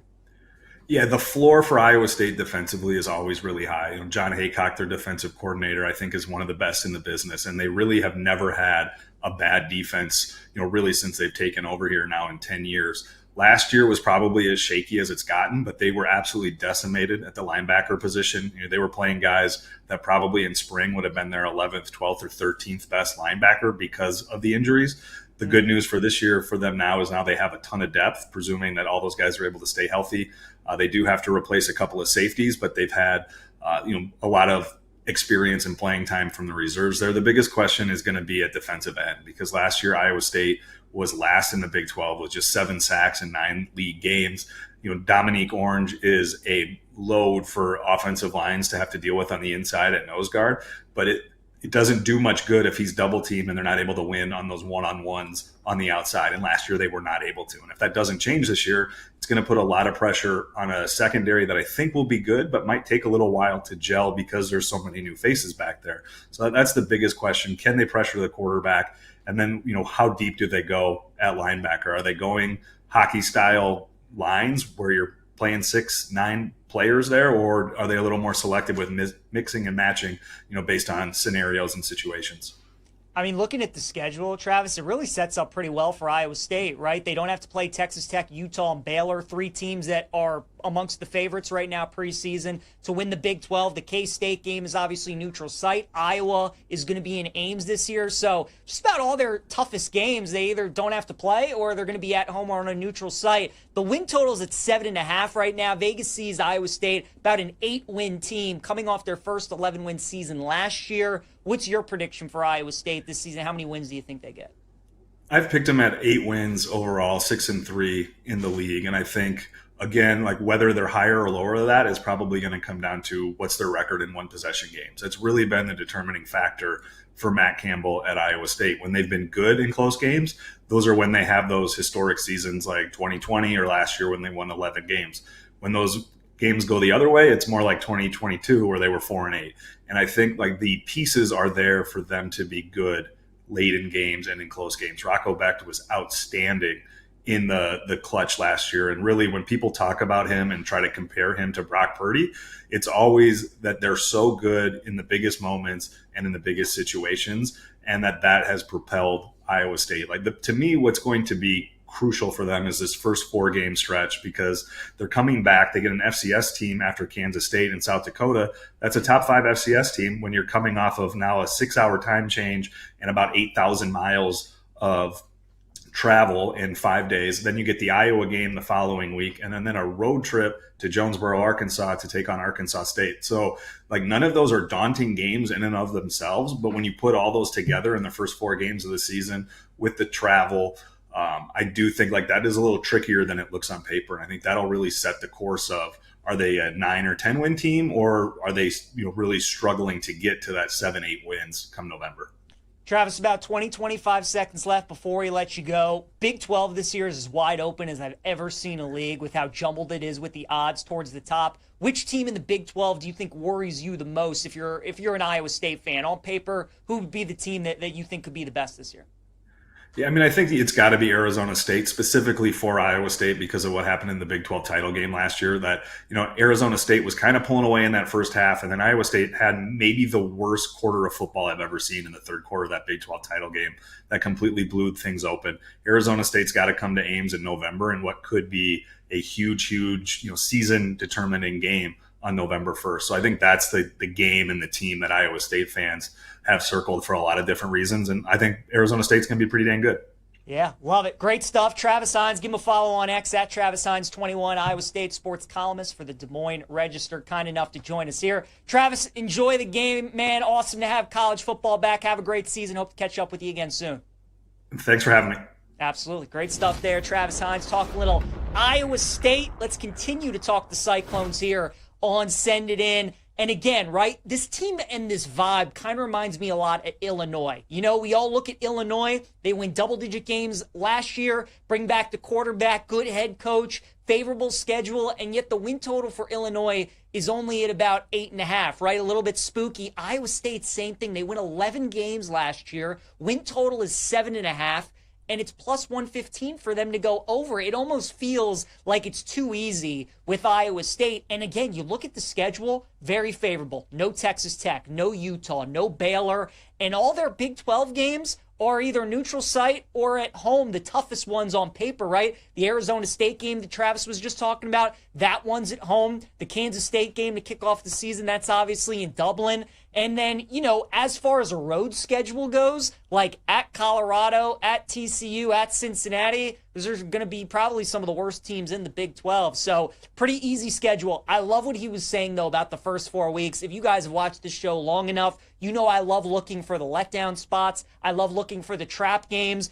And boy, does Iowa State have some interesting ones in the first 4 games. Week 1, kick off the season, top 25 matchup against a rival overseas.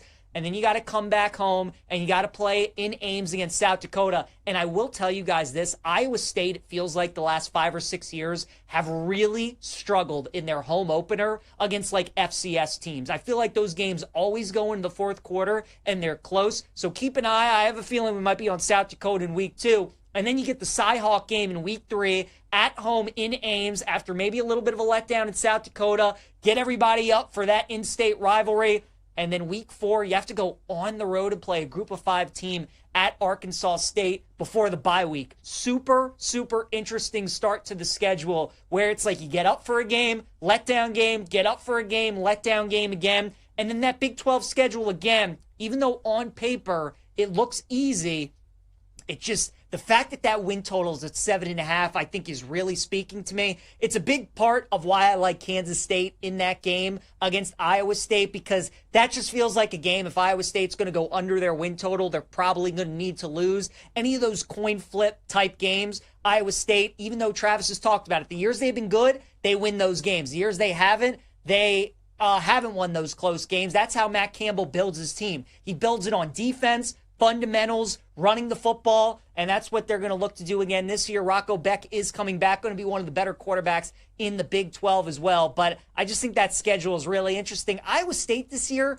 on paper, as the season starts, probably only going to be an underdog in 2, maybe 3 games this season. So very interesting for a team that made it to the Big 12 title game last year, won 11 games for the first time ever in school history. Bring back the quarterback, bring back the running back, continuity at the coaching staff, going to have an upgraded defense. Very interesting that their win total is only at 7.5. Iowa State, for me, would be one of those college teams that, again, if you're going to bet them, I would go big on the Cyclones, because I think either this is a 6 or 7 win team, or I think this is a team that could go back to the Big 12 title game, because the win total, is telling me that this team's probably going to end up winning 7 games this year. But I think there absolutely is a scenario where Iowa State wins 10 regular season games again. They find their way into the Big 12 championship again, because they don't have to play a lot of the top teams in the conference. They could find themselves back in Dallas. So for them to make the Big 12 title game plus 500, for them to win it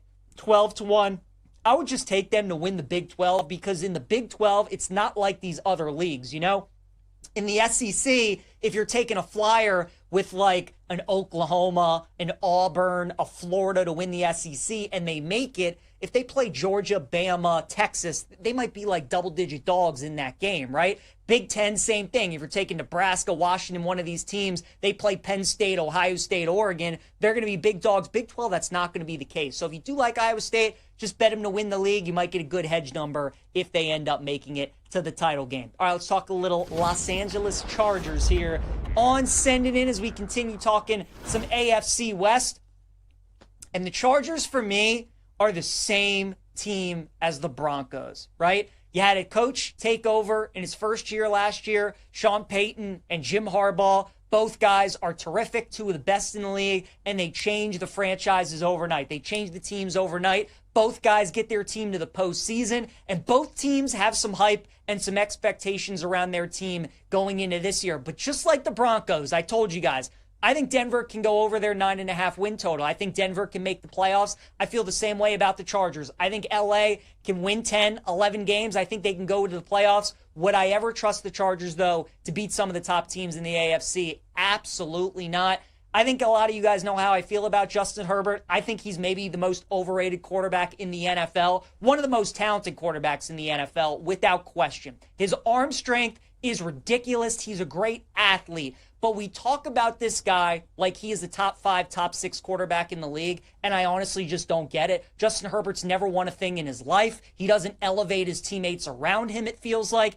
I get the receiving core has not been great the last couple of years, but the guy just threw 5 interceptions against the Texans in the playoff game. You know, he has not been good in the biggest games, and he was that way at Oregon for the most part as well. So as talented as he is a top 5, top 6 talent in the NFL. Quarterback, though, no chance. And that's why I'm just never high on the Chargers. And it's a shame because I think Jim Harbaugh is one of the best coaches in the NFL. Jesse Minter, the defensive coordinator, is a rising star. But the combo of Justin Herbert, who I think is very overrated, and Greg Roman, his offensive coordinator, who as a Ravens fan, I can tell you guys, is the worst. Year 1 of Greg Roman, that's when you want to buy in. Years 2, years 3, years 4, yeah, I'm good. The reason I think the Chargers are going to maybe win 10, 11 regular season games this season are because of the way that the schedule holds up. Just like the Broncos, the Chargers were a team that feasted when they were a favorite last year. When the Chargers went up against teams where they were 7-point favorites in those games, 4-point favorites in those games, the Chargers would win. When they would go up against the top teams in the league, they would lose those games.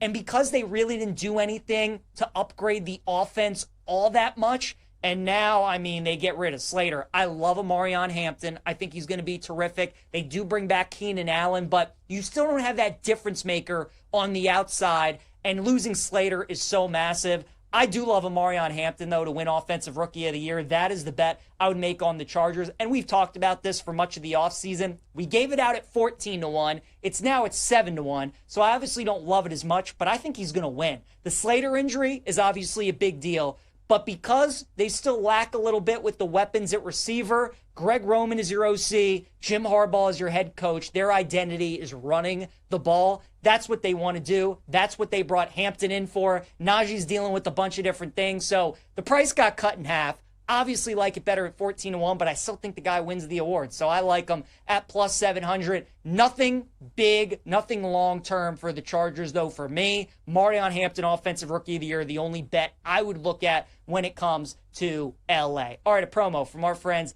at BetMGM. It's an Any Sport Parlay Boost token. BetMGM account holders will receive an Any Sport Parlay Boost token. Score a bigger payout if your wager with the Parlay Boost token hits. Tokens can be used on parlays and short game parlays, brought to you by the sportsbook born in Vegas, BetMGM. Download the app today. Please gamble responsibly. Talk a little baseball here on this Monday. And on Mondays, we love doing our top 10s, our top 10 teams in Major League Baseball. And we got a new team at the top, and it's really no surprise to anybody. The Milwaukee Brewers have to be the number 1 team right now in Major League Baseball. Anybody that tells you they aren't are lying to themselves. Now, would I bet the Brewers to win the World Series? No. I think they're peaking too early, and I would rather them obviously play like this at the end of September heading into October. But, I mean, they just won 14 games in a row. Their pitching has been awesome. Their hitting has been awesome. And they're finding every way to win games. The other night, they were down 8-1 to the Reds. They come back to win that game 10-8. Yesterday, they were down 1-0 in the ninth. They had a 2-run home run to take a 2-1 lead. They end up losing that game, but they almost pulled off another crazy victory. It's unreal that they have an 8-game lead over the Cubs in that division, considering Chicago was up for like the first 3 months of the year. But they're the hottest team in baseball, and they're the best team in baseball as of today. Dodgers are number 2, just swept the Padres in a big series in the NL West. San Diego took a small lead over the Dodgers in the division. And then it's almost like that woke the Dodgers up, right? This was like a show-me series for the Dodgers. They answered the bell and once again showed when you need their best, they delivered. Dodgers number 2 team. Padres, I'll still put them at number 3. For me, Brewers, Dodgers, and Padres, I think are the top 3 teams in baseball as of now. And I really don't think that's a debate at this point, just because of the injuries that the Phillies are dealing with a little bit at the moment. But the talent that the Padres have, obviously they got to figure out how to get over the Dodgers. They did beat them in the postseason a couple years ago. You would have liked to seen them win a game against LA, but They're starting to get healthy. Michael King is going to return here at some point. I like the Padres 12-1, number 3. Phillies, I'll put them at 4. Maybe would be at number 3, but with Zach Wheeler going on the IL, Duran suffering an injury, oof, not great. Losing one of the best closers and one of the best starting pitchers in all of baseball. Tigers, I'll put them at number 5. First AL team to crack the top 10. Detroit 10-1 to win the World Series right now. Even though Detroit wouldn't be my pick to get to the World Series, at this point in time, I think they're the best team in the American League. Obviously got off to that crazy start. They were really struggling out of the All-Star break, but now they're 7-3 in their last 10 games. They're starting to pick it up a little bit. Detroit's number 5. I'll put Houston at number 6. They got smoked by Baltimore in a couple games over the weekend, but they're also starting to get healthy. Peña's back. Christian Javier's back. They make the trade for Correa. Jordan Alvarez is on his way. So I think with the Astros bringing guys back, they'll start to turn into the Astros a little bit. I'll put them at number 6. Blue Jays just continue to win games. I don't know how they do it, but they just do it. They find ways to win. My problem with the Blue Jays, they're so good at home, but when they go on the road, they're just an okay team. I still don't love their manager, John Schneider. I still don't know if they're built for the postseason. I'll put them at number 7. The Mariners are built for the postseason because of their pitching staff and their lineup. This is the best lineup that Seattle has had in these last 3-4 year run when the pitching has been good enough for them to get to a World Series. They might have the AL MVP in Cal Raleigh. I just got to see it with Seattle before I can get there. We'll put them at number 8. Yankees are number 9. Nice sweep over the weekend of St. Louis. Kind of quiet the chatter a little bit. Starting to play better baseball. Pitching is starting to get a little bit better. The bullpen's starting to get a little bit better. We'll put them at number 9. And then the Cubs will be at number 10 for me. The Cubs really missed out on adding to this roster at the trade deadline. That lineup has been way too hot or cold. PCA looked like an MVP early on in the season. So did Kyle Tucker. And that's why the Cubs were as good as they were. Now with both those guys struggling, that lineup is starting to struggle. And the pitching is starting to falter a little bit as well. We'll put the Cubs at number 10 at 16-1. So that's your top 10. Brewers, Dodgers, Padres, Phillies, Tigers, Astros, Blue Jays, Mariners, Yankees, and Cubs. All right, let's talk a little college football, you guys. Games I would bet right now. It's a Monday. We got week 0 coming up on Saturday. 3 bets that I would make right now in college football. Going to be my only 3 bets of the week, possibly, as of now. Still got a lot of time left before week 0. You know I'll be itching at the bit. Probably will bet some more games. But as of now, current numbers, these are the 3 games that I would look at. The first one's going to be the total in Iowa State and Kansas State, and I'm going under 49.5. I do lean towards K-State in the game. Probably will end up betting them money line, but I do like the under, right? You think about the last 2 times, last 2 years that we've had these overseas game, Nebraska, Northwestern, Florida State, and Georgia Tech. Not only is the underdog played well in the game, which does worry me a little bit about Kansas State, but it's also been lower scoring games. It makes sense. You're going overseas, time change, a lot of distraction, playing in a stadium you never played in before. 50-50 game to kick off the year, a whole bunch of things. And with all the familiarity and with the way that these two teams know each other, usually low scoring games that come down to the wire. To me, this feels like a 23-20 type game, 24-20 type game. So take the 49.5, take the hook while you can. I don't know if that hook's going to be there when we get to kickoff, but I like the under in Iowa State and Kansas State. Western Kentucky, I'm taking them -10 against Sam Houston State. The reason is the coaching. You have Tyson Helton, who's the coach of Western Kentucky. He's been there 7 years for the Hilltoppers, done a great job. They're usually in a bowl game every single year. They only returned 3 starters because they got ravaged by the transfer portal, as a lot of these group of 5 schools do. But because he's such a good coach, he figures it out every year, and I trust him to have his guys ready. Meanwhile, Sam Houston State's bringing in a new head coach in Phil Longo. He was the OC in North Carolina, has been with Wisconsin the last couple years. As somebody who watches a lot of college football, I just think Phil Longo stinks. I think he's going to stink as a head coach, so I'm very much looking forward to fading him in week 1. We'll take Western Kentucky -10. And then finally, Hawaii -2.5 against Stanford. It's what I love about college football. We get to the start of the season and we're learning about who the head coaches are, who the new coordinators are for a bunch of these different teams. How about Frank Reich is the coach for Stanford? Yeah, that Frank Reich, who was the coach in Indy and with Carolina. Guy's not good. He's a stopgap coach. Andrew Luck takes over as the GM. That's his guy. bringing him in to just try and have a season, right? Just something before they finally get their guy next year. I think Stanford's going to be awful, maybe the worst team in Power 4 football this year. Meanwhile, Hawaii, Timmy Chang is in his 4th year. This should be his best team that he has had with the Bows so far. And their redshirt freshman quarterback, Micah Alejado, I think is going to be pretty good this season. It's somebody to watch out of the Mountain West. So I do like Hawaii, -2.5. We're fading Frank Reich and Stanford in week 0. All right, my favorite plays of the day. Let's wrap the show here on Send It In.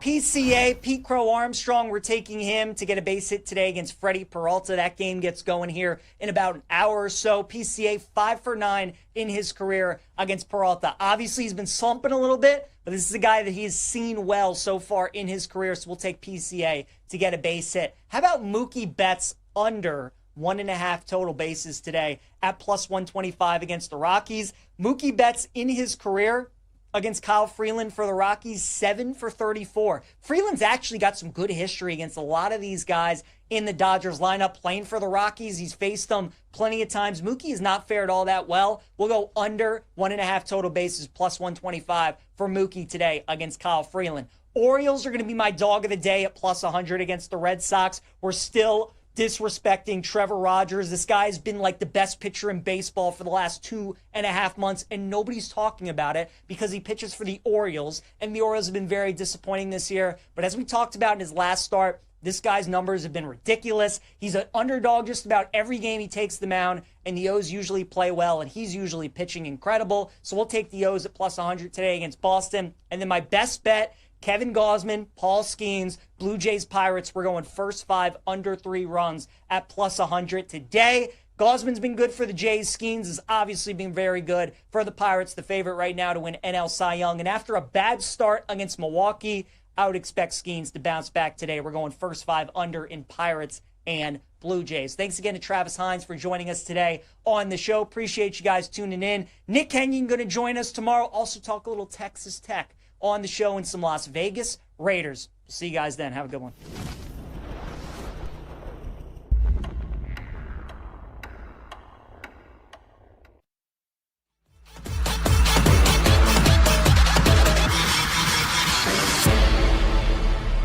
Something they do. So we do foresee some regression from the Rams defense, despite, Verse is really, great player, and Fisk and Kobe Turner, but we definitely see some regression there. And if they're on the field for 40 minutes a game, Aaron, I mean, a little bit of a Stafford's problem out as well, there, isn't it? You have the ball a lot more, and you're maintaining that lead, and you're running the TOP, and if you're behind, it's you're going to be on the field a lot more. I'm glad that we have you on here because I want you to settle an argument for me. I have a side bet with a guy who's a big anti-Vikings guy this year. And he tells me already that J.J. McCarthy's a bust. And that's obviously a little ridiculous because he hasn't played a game yet. But he says that he won't be ready for the high-level, high-octane offense that Kevin O'Connell wants to run. What do you project for McCarthy, a kid who's already been in the building for a whole calendar year? He's been in the building, but I think you have to project him as a rookie because we've never seen him. And the fact is that rookies are, in general, bad. I mean, yes, he's got a good offense around him. On the other hand, no Jordan Addison for the first 3 weeks. But in general, you have to project rookies to be bad. He could be good. He could be very good. He also could be very bad. Like, you just don't know. I think that the teams with the biggest swing and range of possibilities are the teams with the youngest quarterbacks because you just don't know what you're going to get out of those guys. We're talking with Aaron Schatz of FTN Fantasy. Aaron, another team that's had their defense really hyped up, getting a ton of love this offseason, but also has a fairly young, inexperienced quarterback, a second year in Bo Nix, the Denver Broncos. How warranted is all that love for the Broncos defense? We do like the Broncos defense this year. The Broncos defense was not that dependent on takeaways. And takeaways tend to regress more than just preventing first downs and touchdowns. They were more about preventing first downs and touchdowns. So we like the Denver defense. I think they're like second or third in our projections for defense. And we like their offense to stay average. I think what Peyton did with Bo Nix was very impressive last year, even though, there's questions about the receiving core. So I like the Broncos this year. Who's the worst team in the NFL? Believe it or not, our projections come out with Carolina as the worst team in the NFL because Bryce Young's improvement last year, you can't necessarily believe that it will carry over to the following year. I know this is counterintuitive, but players who improve significantly in the second half of the year, there's no indication that that is good for projecting the following year. You have to use a whole year in order to project the following year. And their defense is terrible, but they have hope because maybe Bryce Young will improve the way he did last year. The Saints, on the other hand, have no hope, right? So they're like, our projections might have them slightly ahead of the Panthers, whatever, but there's no hope there. Whereas with the Panthers, there's, I think, hope that we're wrong. Is there any hope for the Miami Dolphins, Aaron? I have no hope for them. Some other people feel differently. Their win total is 7.5, which tells you that they could win some games this year, but it feels like everything's kind of going down the drain in Miami right now. Statistically, our projections really like that over 7.5, because the fact is that the offenses from the Mike McDaniel, McVay, Shanahan school, those offenses are just better. They're just better than the other offenses in the NFL. But wow, the vibes are bad. Like that's one where I would go against the numbers and not put a bet down, because I don't think I would go under, but I wouldn't go with the over because the vibes are really bad. The secondary, the questions about who's going to play cornerback for that team, if they can get all their pass rushers healthy, which I'm not even sure they can, what kind of defense are they going to have if they can't get all their pass rushers healthy? And then the vibes on the offense around McDaniel, he just feels like he just looks doomed, man. It's just not good. I did not have you saying vibes 3 times on this segment. I just want you to know that, so that I would have lost that bet. I'm honest about what the numbers say. The numbers say to go over on Miami. I just wouldn't do it. I know. I hear what you're saying. I'm curious because we cannot quantify vibes. But what have you learned over the last handful of years that maybe is tougher to quantify than you once thought? Oh, chemistry between the players and the coaches is harder to quantify. I mean, I'll give you another example, which is we have Pittsburgh regressing this year. But there's no question that Mike Tomlin is the best coach in the NFL when it comes to locker room management. And he gets the most out of his players, and they very much may win more games than we're projecting because of Tomlin's ability to coach them up. So, that kind of stuff. It's not that stuff doesn't exist. What I often say is intangibles are called intangibles because they are intangible. You can't measure them. That doesn't mean that they don't exist. So people like me who do stats, we do our best to measure the things that are measurable, and then we kind of just shake our heads at the things that are unmeasurable and go, well, can't measure them. Aaron Schatz with us here on Bet Sweats. Aaron, I feel like, and tell me if I'm wrong, it's hard to measure, even though the coach quarterback tandem feels better in Chicago right now with Ben Johnson compared to Matt Eberflus. But with Ben Johnson being a first-year head coach, are you able to quantify that at all? Or is that considered kind of an intangible because you don't know what he's like as a head coach? Right. We don't know. First of all, we think that Ben Johnson is a great play caller and designer of offenses, but we've never seen him do it for a team other than the Detroit Lions, right? So you don't have a large sample size. We don't know at all what he's like as a head coach because there's a lot of CEO parts of the job of being a head coach. We have no clue whether Ben Johnson is good at those things or whether Aaron Glenn is good at those things or Kellen Moore or any of the first-time head coaches, Liam Cohen, etc. So we don't know. I do think we can project the Bears to have a better offense this year. We don't like their defense. Jalen Johnson's injury is pretty worrying because he's clearly their best cornerback. They have good special teams, but overall, it's a good package with a hard schedule. I think there's a huge narrative, too, that Detroit is going to take this step back without Ben Johnson. And that could be true, but that's a narrative. We had a guest on a couple weeks ago who looked at the other side of the equation and said, Well, what if John Morton just streamlines Jahmyr Gibbs and gives him the ball 500 times this year? Maybe the offense is actually more efficient, and maybe Jahmyr Gibbs has one of these, Chris Johnson, Priest Holmes type seasons where they just give him the ball and get the hell out of the way. All other things being equal, you have to expect that teams with new coordinators will take a small step back, both sides of the ball. So that is a problem for the Lions. But all other things aren't equal. The Lions were great last year, and they were so injured on defense, you have to expect their defense to be better because it's very unlikely that they will have that many injuries. So I really like the Lions this year. They're actually my Super Bowl pick to come out of the NFC, despite the new coordinators. But I don't think it's likely that the offense will get better with Morton. I think what's likely is that the defense will get better because it will be healthier. Aaron, about a minute and a half left. How drastically will your projections change for the Cincinnati Bengals if Trey Hendrickson is on the field for them this year? It's not that drastic because one player on defense doesn't have a huge impact. Now, there aren't that many defensive players that would have a bigger impact than Trey Hendrickson, but it's not like a quarterback. Like if you think of the Browns, for example, Myles Garrett is the best defensive player in the game, and yet they had a below-average defense last year. So offense still is easier to predict than defense. So the projections for the Bengals, they'll get worse if they trade Hendrickson, but not that much worse. You gave us one half of the Super Bowl, Detroit Lions. Who do the Lions take on? I'm trying to not be wish fulfillment here because I would like to see these fan bases meet, but the Buffalo Bills are my AFC pick because they have an easier schedule than the Ravens. Even though my numbers like the Ravens to be a slightly better team, the Bills have the easier schedule and they have the home field when those two teams play in week 1. So I like Bills and Lions as my Super Bowl pick. Are you a Hard Knocks guy? Have you been watching the Buffalo Bills? I don't really, I watch it because I kind of have to for my job. I feel like we don't learn anything from Hard Knocks anymore other than whether KJ Hamler can ride a scooter.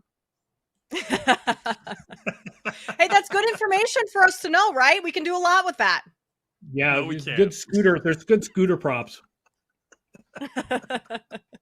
Aaron, we appreciate you taking the time to join us. Best of luck this NFL season. I'm sure we'll be talking to you very soon down the road.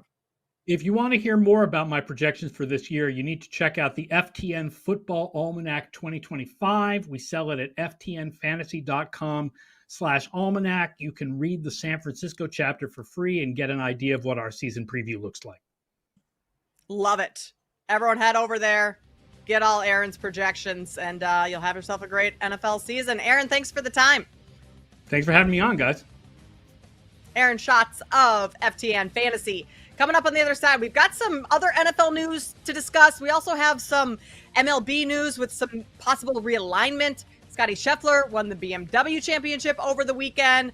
More bet sweats on the other side with Sammy P and Kate Constable.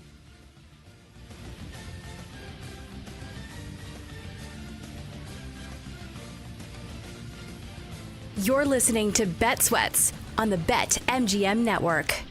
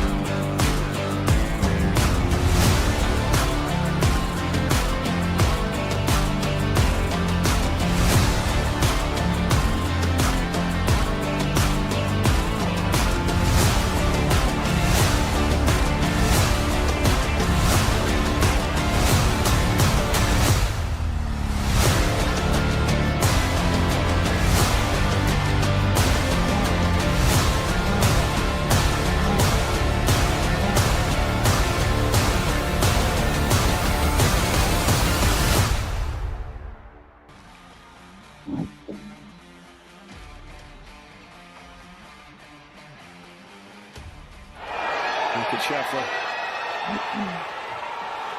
Can you believe what you just saw?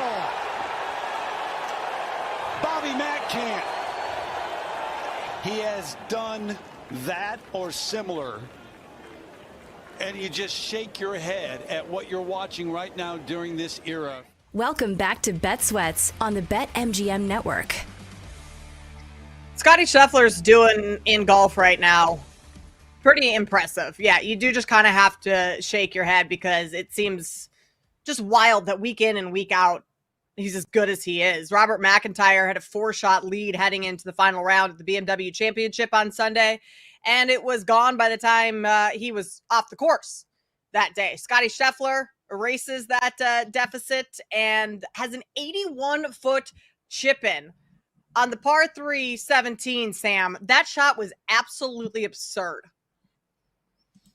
It's almost an impossible shot to make. I mean, nobody should be able to do that and make it look so simple. And I love that the broadcaster just kind of let it breathe, and then it started to get close and then got really excited. Just let the ball tell the story. That's what you want. At least that's what I want. So he is the first player since Tiger Woods in 06-07 to record 5 or more wins in back-to-back seasons. And I think the further away we get from the tweet this year that Phil Mickelson sent out about Scotty, the funnier it is. Remember Phil's tweet about Scotty's not going to do this and not going to do that? And yeah, wrong. He's probably the best player in his sport. I mean, I'm trying to think who's better than Scotty Scheffler is at golf right now.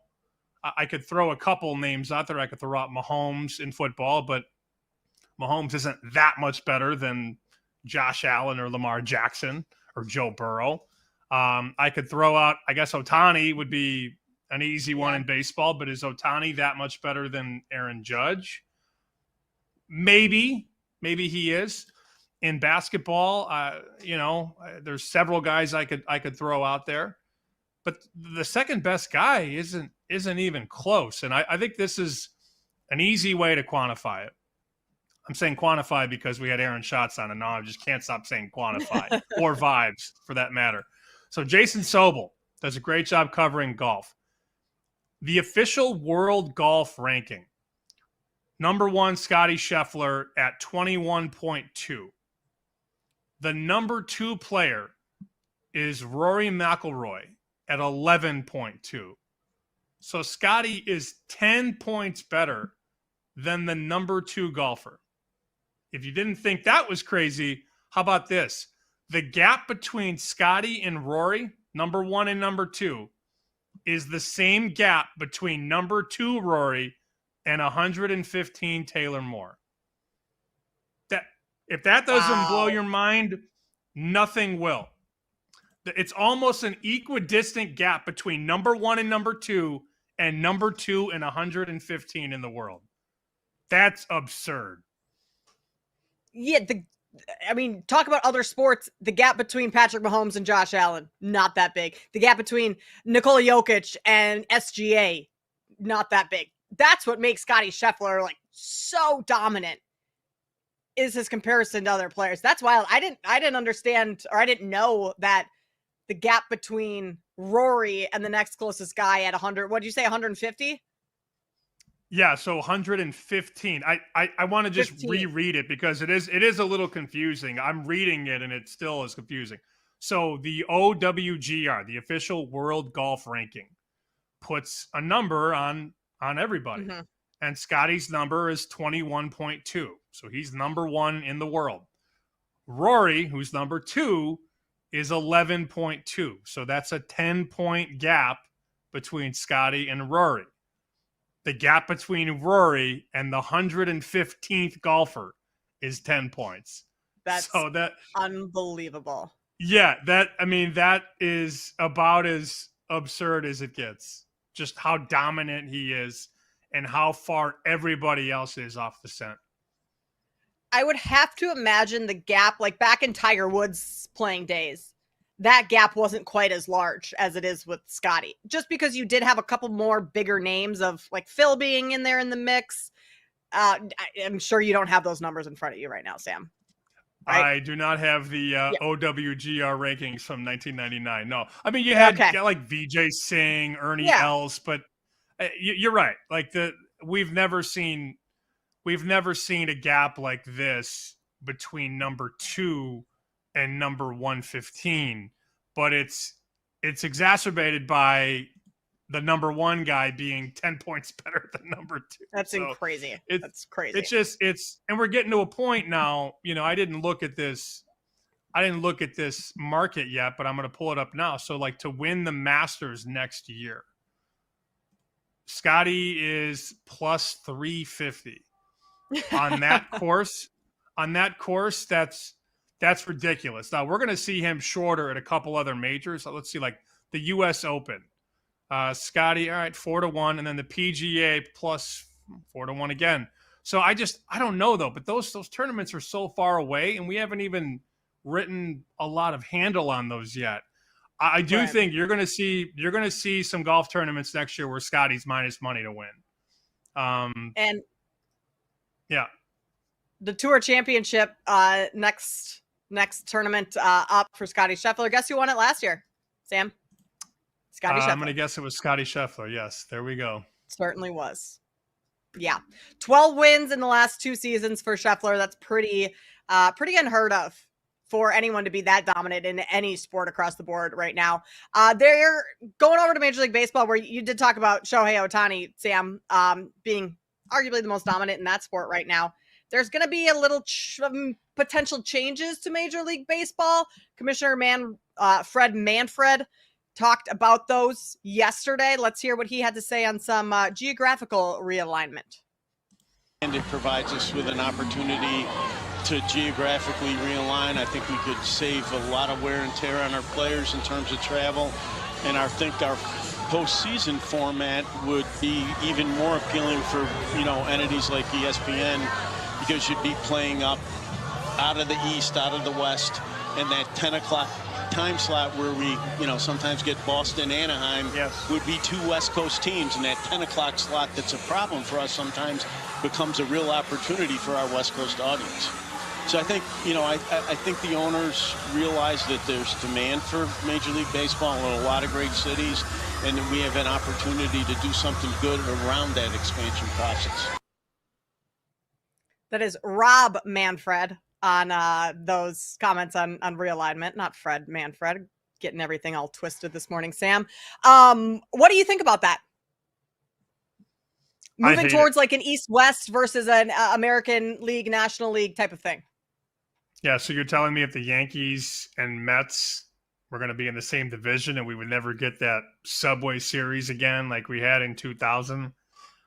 I don't know why they just keep trying to change things that have worked forever. They're really bringing up travel as an issue. These guys fly on private planes. It's fine. They're just unless you're the White Sox, whose plane is apparently from like the 1970s. But I'm sure, like the Dodgers plane, they may well have beds in those things for these players. I'm not too concerned about the travel conditions.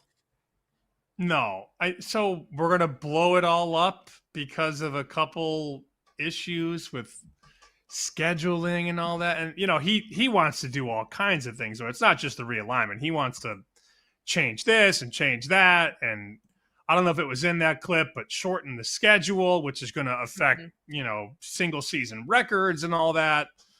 So I don't know. He's always been a guy who has tried to change things and maybe change things that shouldn't be changed. What's the point? We did this. Didn't we do this during the COVID season where we kept teams geographically, like similar, like teams were only playing in certain time zones? I remember the White Sox only played certain teams, and then, the Yankees only played certain teams. And we did that because of COVID and because of all that. Does anybody else want this? I don't understand. Like, does the traditional baseball fan want this? No.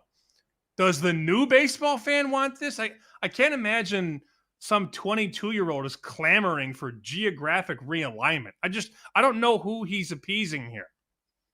Well, Sam, maybe we should ask some 27-year-old, close enough to 22, 27-year-old Jake Hassan.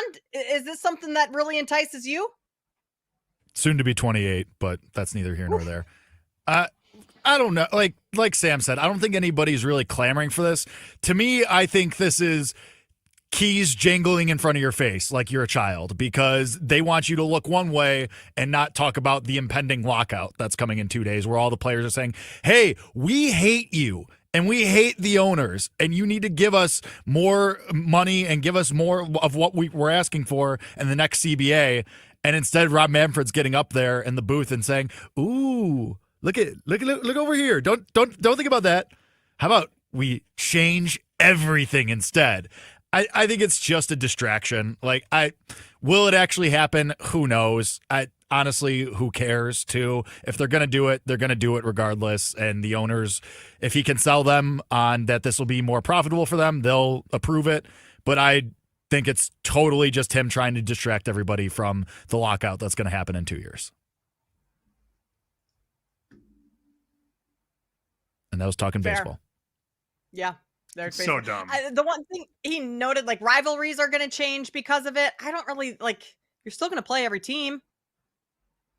Right? Or am I totally off on that? If you change the dynamic of American League, National League to East-West type of thing. I mean, the NBA is that format and you still play every team all year. I don't necessarily think maybe postseason rivalries, but during the regular season, you're still going to have those same things. I mean, and if you're still doing geographic, you're still going to have the Padres and Dodgers playing each other. They're still going to hate each other. I don't know. I don't think there's any real merit. I mean, we've been hearing about expansion teams forever. That's probably what this ends up being. Maybe a relocation of another team or two. The A's are already going to Vegas famously. But I think still this is just him trying to keep everybody distracted from what's actually happening. Dumb question. I was gone Sam. for 5 shows. Yes, please pick me. I was gone for 5 shows. I come back this morning and Shohei Ohtani's minus 5,000 to win the MVP. What did I miss? What did I miss here? Basically, he just started hitting again. He's fine. There was a stretch there where he wasn't hitting great, and that's where people were starting to say, well, if he's only giving starts of 4 innings and he's not doing much. He started pitching 5 innings, 4 innings. He's got 8, 9 Ks in these starts. He's going deeper into the games, and he's hitting leadoff triples, and he's hitting home runs again. And also, everybody else just sucks. PCA is losing games for the Cubs when he overslides second base to basically end the game as the tying run. Kyle Schwarber hasn't hit a home run in 2 weeks. It's just he's the only one doing anything. Okay, that would explain it, because when I left, I remember vividly Schwarber being around 455 to 1. And then you come back and look, have I studied the NL MVP market in Las Vegas? No. The answer is no. But then you get back and Schwarber's 10 to 1. Oh my God, Ohtani's minus 5,000. Kate, that was not ideal. I mean, I have some nice Schwarber positions, but I see that Ohtani number and think, oh, I'm cooked. So with Jake saying Schwarber hasn't hit a home run in 2 weeks, a little bit of an exaggeration, but that means he's hitting a home run here tonight, right? We betting him to hit a home run? Only if Jake wants to. I'm good. Oh. Good. All right. Sorry, Sam. Yeah, that one ended pretty quickly. Jake, do you want to talk about kickball right now? We have 2 minutes left, or do you want to carry it over to the top of lightning bets and you can really give us your whole take on it? I mean, it's a short conversation. Season ends in heartbreaking fashion. Didn't even get to see the field myself. Tough. Silver Bullets, of course, go on to win the championship because, of course, they did. Is what it is. We'll see you in 10 months. It's going to be a long, hard offseason. Lick the wounds, come back stronger. Silver Bullets were the mortal enemy, correct? Yes, I hate them. Okay. Sam, you would hate that. Sam, this guy shows up with a shooting sleeve to kickball. You would hate this guy. Why does he have? Never mind. Because he's the worst. Because he's a douchebag. That's why. He wears a jewel as a necklace around his neck. No. Not a jewel, not like a jewel, like a rock, like a jewel, like the old vape from 10 years ago. Oh, that's and you lose this guy, Jake. Yeah. Yeah. I didn't even get the chance to play him. Is he any good? I mean, he's all right, but he's also like 5'3". That's rough. Shooting sleeve and a jewel in kickball. Oof. I doubt he gets too many girls, even if he's married kickball. in a family in Aurora. Why are you traveling that far for kickball? Take care of your Lightning bets children, coming up loser. on the other side. We'll tell you where we're putting our money next year on Bet Sweats. You're listening to Bet Sweats on the BetMGM Network.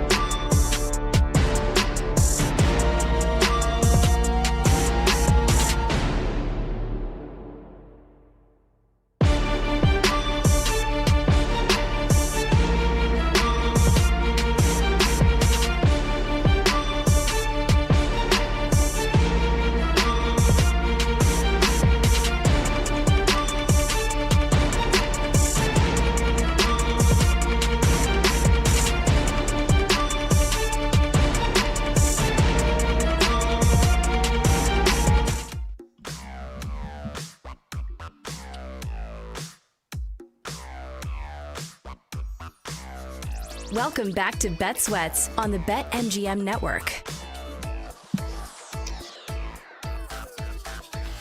Wrapping things up here on Bet Sweats. Kate Constable, Sammy P with you all week long. Joe O out for the week as he gears up for NFL season. Be back next week. Sam, some breaking-ish news out of college football. Defending national champion has named its starting quarterback for the upcoming season. You're right. This was sort of expected all along, but it's officially official now. According to Matt Zenitz, Ohio State has announced Julian Sayin is the starting quarterback. He, of course, has been competing for that job. It was always expected he was going to get the job, but now it is definitely going to happen. Sayin started his career at Alabama and then left the program when Nick Saban left. So he threw 12 passes last year, completed 5 of them. Bust! We don't know anything yet about what he's going to do, but the hype is real, of course, and he's one of the top 6 players to win the Heisman Trophy. But they go from Will Howard, who had been around the block, to a kid who has thrown 12 career passes. Definitely a difference there, but Ohio State's high on the kid, and he is the starting quarterback. Yeah, I was stuck on the Kennedy here in Chicago yesterday for about an hour driving home from the burbs. Not a place you want to spend your Sunday afternoon, but I was listening to the radio and Phil Steele was on taking questions, and one of those was about Ohio State and why they're maybe getting a little disrespected. One, they're the top 3, number 3 team in the country right now. I don't think that's much disrespect, but if there is at all, it's just that this Ohio State team is a lot more inexperienced than last year's team was. Last year's team, a ton of veteran players that forewent the NFL, came back to try and win a championship. They get it done. Not as much experience on this Ohio State team. Still plenty of talent, though. So Sayers in at quarterback. To your point, we all kind of expected it. Not a massive piece of news at all, but it did just become official a few moments ago. Sam, how's the first show back from Vegas? Oh, it's fine. I will be asleep, though, very, very soon. Because as I talked about it off the top, I did that Saturday red-eye. So I left Vegas. I was supposed to leave at 9 p.m. Pacific. Ended up leaving at 11:25 because that's what happens when you take the red-eye. You just get delayed. And then landed Sunday morning at 7 to then go straight to bed, sleep all day, up all night. So that's the only thing.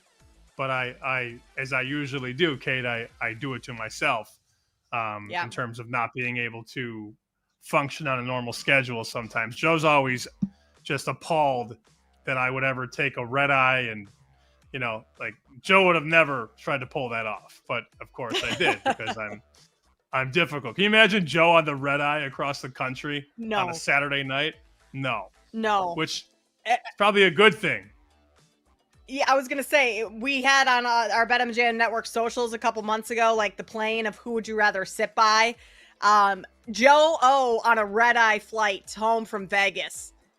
I would rather sit on the wing. The wing of the plane outside than next to Joe on the red-eye home. And I'm giving him some crap here, but yeah, I wouldn't be very good on a red eye either. Joe and I didn't realize this until he posted a picture. We both went to Savannah Bananas on Friday night. The only difference in both of our experiences is Joe likely took his young children, and I went with my husband, not with young children. So he had a reason to be there, me not so much, but it was actually really fun. Like everyone who kind of like poo-poos on Savannah Bananas and says it's bad for baseball, it was a cool experience. Will I ever go again or have a desire to ever go again? No, absolutely not. Once you've seen it, you've kind of seen it. But I wish Joe and I had connected, because how many times have we done shows together and we've, oddly enough, never met in person. So I wish we would have run into each other and shared a hot dog in the concourse. I noticed Joe's been getting around on this vacation. He's at the Bananas game, I believe the Bears game last night. So I'm tweeting about where should he park. So I'm assuming he was there. I want to ask about the Bananas in a second. I'm not trying to bury the lead. Yeah. Joe texted me on Saturday. It was the last day of my trip. I was completely cooked. It was all over for me. I had signed up for all these contests, and we were going to sign up for a couple for the show. And I wasn't going to bother Joe, and he You didn't have your didn't want cash to bother. with you. Well, no, I could have got us contest, but this was Saturday, like hours left on my trip, and he's like, "Hey, you still there?" I'm like, "Dude, you had all week to text me." But that's how, I don't bother Joe. Joe doesn't bother me. Yeah. We do our own thing. But I would have definitely signed us up or him up if it was before Saturday at, 1 o'clock Pacific time or whatever it was. So we did not get a Bet Sweats official entry, unfortunately. Best part about the Bananas game, what was it? I mean, it was overstimulation to the max. They changed the song every 2 pitches. So, like, it was just fun. Like, it was just lively. They brought out Chance the Rapper. They brought out AJ Przinsky. Like, that was very cool. Burley, they brought him out. Burley pitched to Przinsky. That was pretty fun to see. I mean, they do all sorts of crazy flips, catching balls in the backfield while doing backflips or in the outfield. It was just fun. It was cool. I went into it so incredibly crabby. I was like the worst version of myself walking into that stadium that day. I was so crabby, and they made me a little less crabby. So again, I mean, unless it's like 5 years down the road and I have a chance to see them again, maybe. But like, I kind of feel like once you see them once, you've seen enough. Unless you're like a 7-year-old and love it. I am not a 7-year-old, Sam. So one and done for me with Savannah Bananas. Okay. I feel like that's exactly how I would feel. I would go once and then I would never go again. I think we should do lightning bets, and I'd like to lead lightning bets with me telling everybody one more time, especially after what happened to me in Vegas with Grenard. This is your last chance to bet him at a good number. So BetMGM on Jonathan Grenard, Defensive Player of the Year, is down to 66-1. There's a couple books out there that have 90 and 100. It's getting blitzed. It's getting bet. I'm sure people that were in Vegas are now going to bet it back in their home books. I'm not saying it's going to win, but 100-1 is not right. It should not be triple-digit odds. If you still have the ability to bet it, go do it. That's not a lightning bet technically, but if you still have that 90, 100-1 on Grenard, I would do it. I'm only going to make one bet today. This is a bet that I want to happen for Jake. It also kind of goes in line with the market. I'm going to take Toronto against Paul Skeens.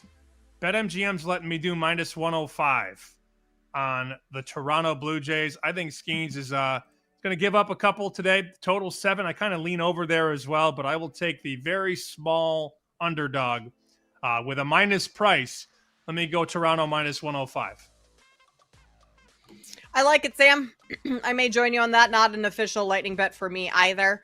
I'm going to go over to the WNBA. I cannot find a number on this quite yet. I've looked multiple places here, but the Chicago Sky are hosting the Seattle Storm.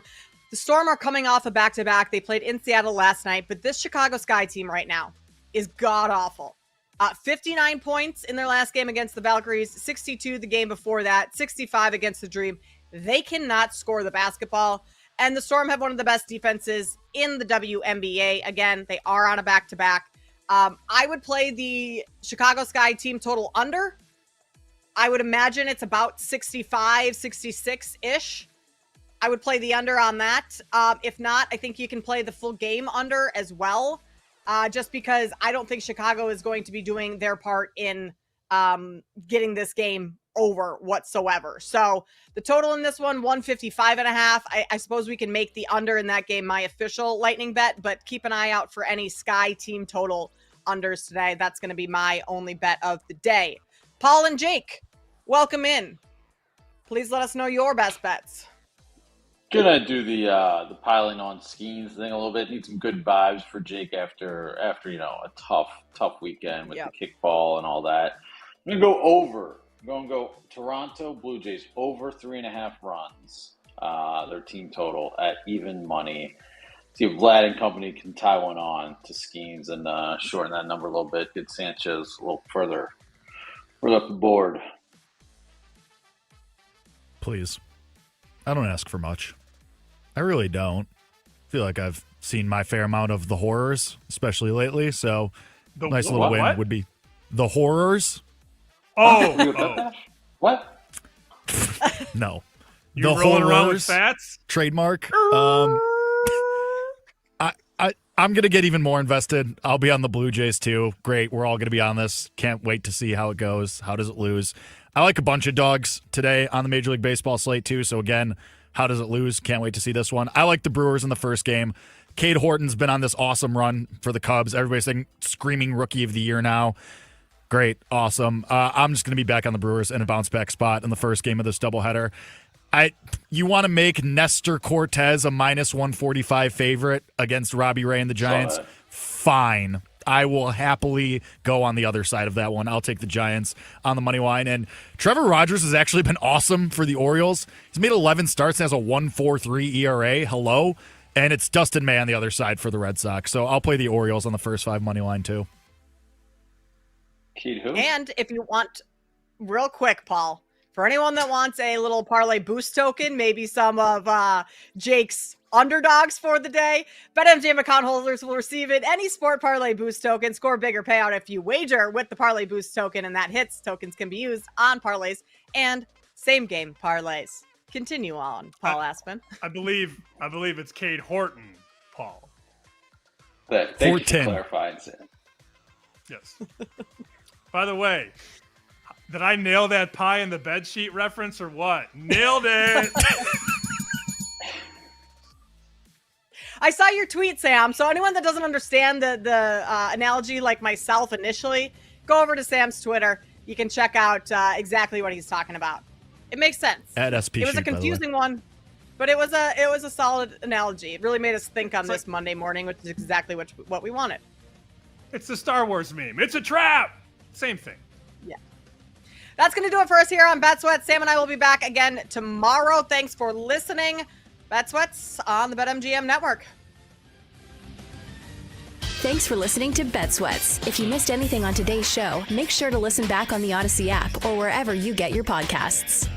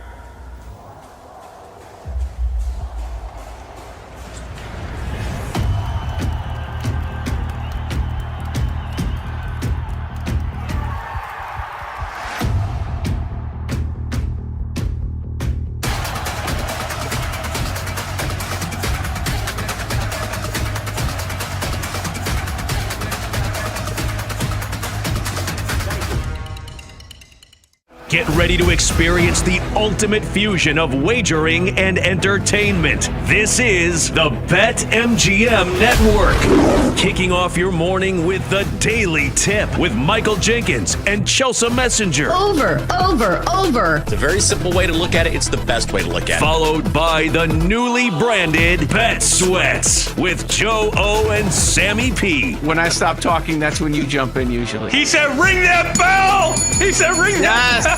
Then it's You Better You Bet, hosted by Nick Costos and Femi Abebefe. Great teams and great players get a whistle. It's happened forever. It will continue to happen. Capped off every night.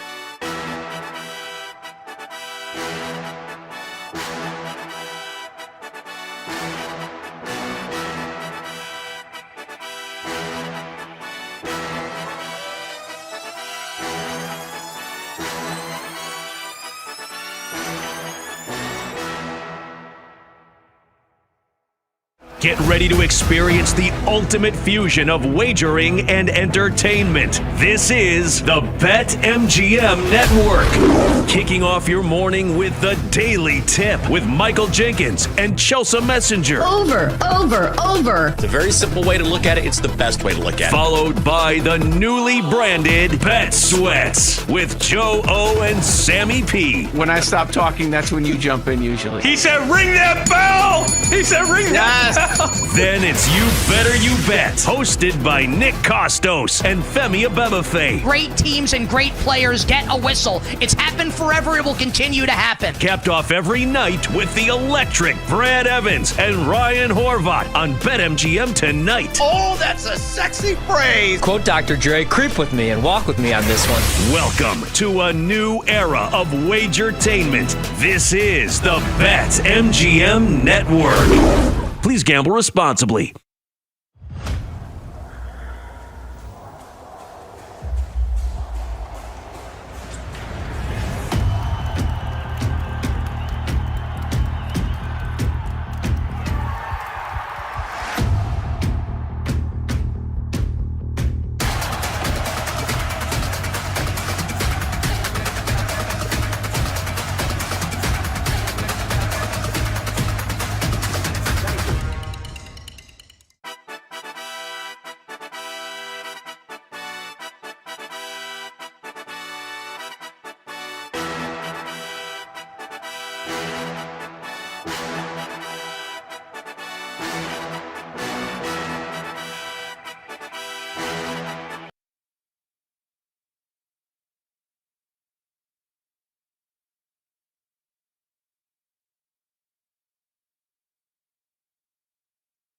You ready? It's time to laugh, to win, and to live the thrill of the action. Hey, baby, let's go out there like a bunch of crazy dogs. What the hell's going on out here? No idea what's going on, but I am excited. Every pick, every play, every game-changing moment. This is You Better You Bet, brought to you by BetMGM, the sportsbook born in Vegas on the BetMGM Network. It's a great day to be alive, and it's a great day to be a better. Welcome to another edition of You Better You Bet, presented by BetMGM, right here on the BetMGM Network. I'm Femi Abebefe, hanging out with you guys over the next 4 hours, where you can find us across a multitude of platforms. Make sure to watch us live 24/7 on the BetMGM Network and directly on the free Odyssey app. You can also check us out on Twitch at BetMGM Network and on YouTube at the BetMGM Network. You can also watch us on YouTube TV, Roku, Fubo TV, Samsung TV Plus, and more. And if you want to listen to us, you can go ahead and do so at Sirius Channel 160 and Sirius XM 205. And throughout these 4 hours, make sure you hit us up on social media. You can find me on Twitter at Femi Abebefe. Find me on Instagram, Femi_Abebefe. Check out the show on Twitter at You Better You Bet, and the entire network at BetMGM Network. If you like our show, Bet Sweats, BetMGM Tonight, Daily Tip, Send It In, all the shows that we have weekdays and weekends, check them out once again at BetMGM Network over on Twitter. We got the crew hanging with us here on this Monday. We have Tyler Morales, Jake Hassan, Bill Zimmerman, Mike Brown, Sean Ha, Nick Costos. He's out today. He's getting his whole new setup situated. Got a new studio that's coming at you tomorrow. Nick's getting that set up, but filling in for the Prop King. You know him, you love him. You see him up and down the network here each and every weekday and weekend. It is the great PJ Glasser, the host of Send It In, weekdays 1 to 1:30 Eastern Time. You can hit up PJ on Twitter at PJ Glasser 9. PJ, what's happening, buddy? How was the weekend, and how we doing on this Monday afternoon? Femi, the weekend was good, man. Good to be with you. I was over at Caves Valley on Saturday watching the BMW Championship, so that was a lot of fun getting to see Scotty and Rory and all the guys in action. Tough course. I mean, long, hilly. It was hot. Everybody was just about sweating. Rob McIntyre had about as much sunscreen as I did on, so we had a lot going on. But it was a great time. Excited for the next 4 hours. I got to tell you, we have a lot more live sports going on than I thought we would as we were doing the show. I hop on BetMGM, and I see that Alcaraz and Sinner are about to play in like 10 minutes in Cincinnati. So we got that going on. You put in the chat, Vegas Little League is getting ready to play. So we got that. And then Cubs Brewers got a doubleheader going today. So that game is on as well. So nice little, games and stuff that we can monitor as we're doing the show. You bet. Games and stuff. That's what it is going to be on a Monday. But we're very much looking forward to what we got coming up here on the show. But like PJ mentioned, Major League Baseball has some really high leverage games coming up this evening. Paul Skeens is on the mound, as we've been talking a little bit during the break, or at least before the show started, I should say, about the NL Cy Young. Got the Mariners and the Phillies. Can the Mariners kind of get back on track after a tough series against the New York Mets? A lot happening. And also, PJ didn't even mention it, and I've yet to mention it, and we're 4 minutes into the damn show. Monday Night Football back in our lives, PJ. Now it's the preseason, all right? So it's only like a little bit to get excited about, but Monday Night Football nonetheless with the Bengals and the Commanders. So I'm sure in your neck of the woods, Glassman, folks very much excited about what could happen, not just tonight, obviously throughout this entire 2025 season as we look to see the encore for Jaden Daniels, Dan Quinn, and the Commanders.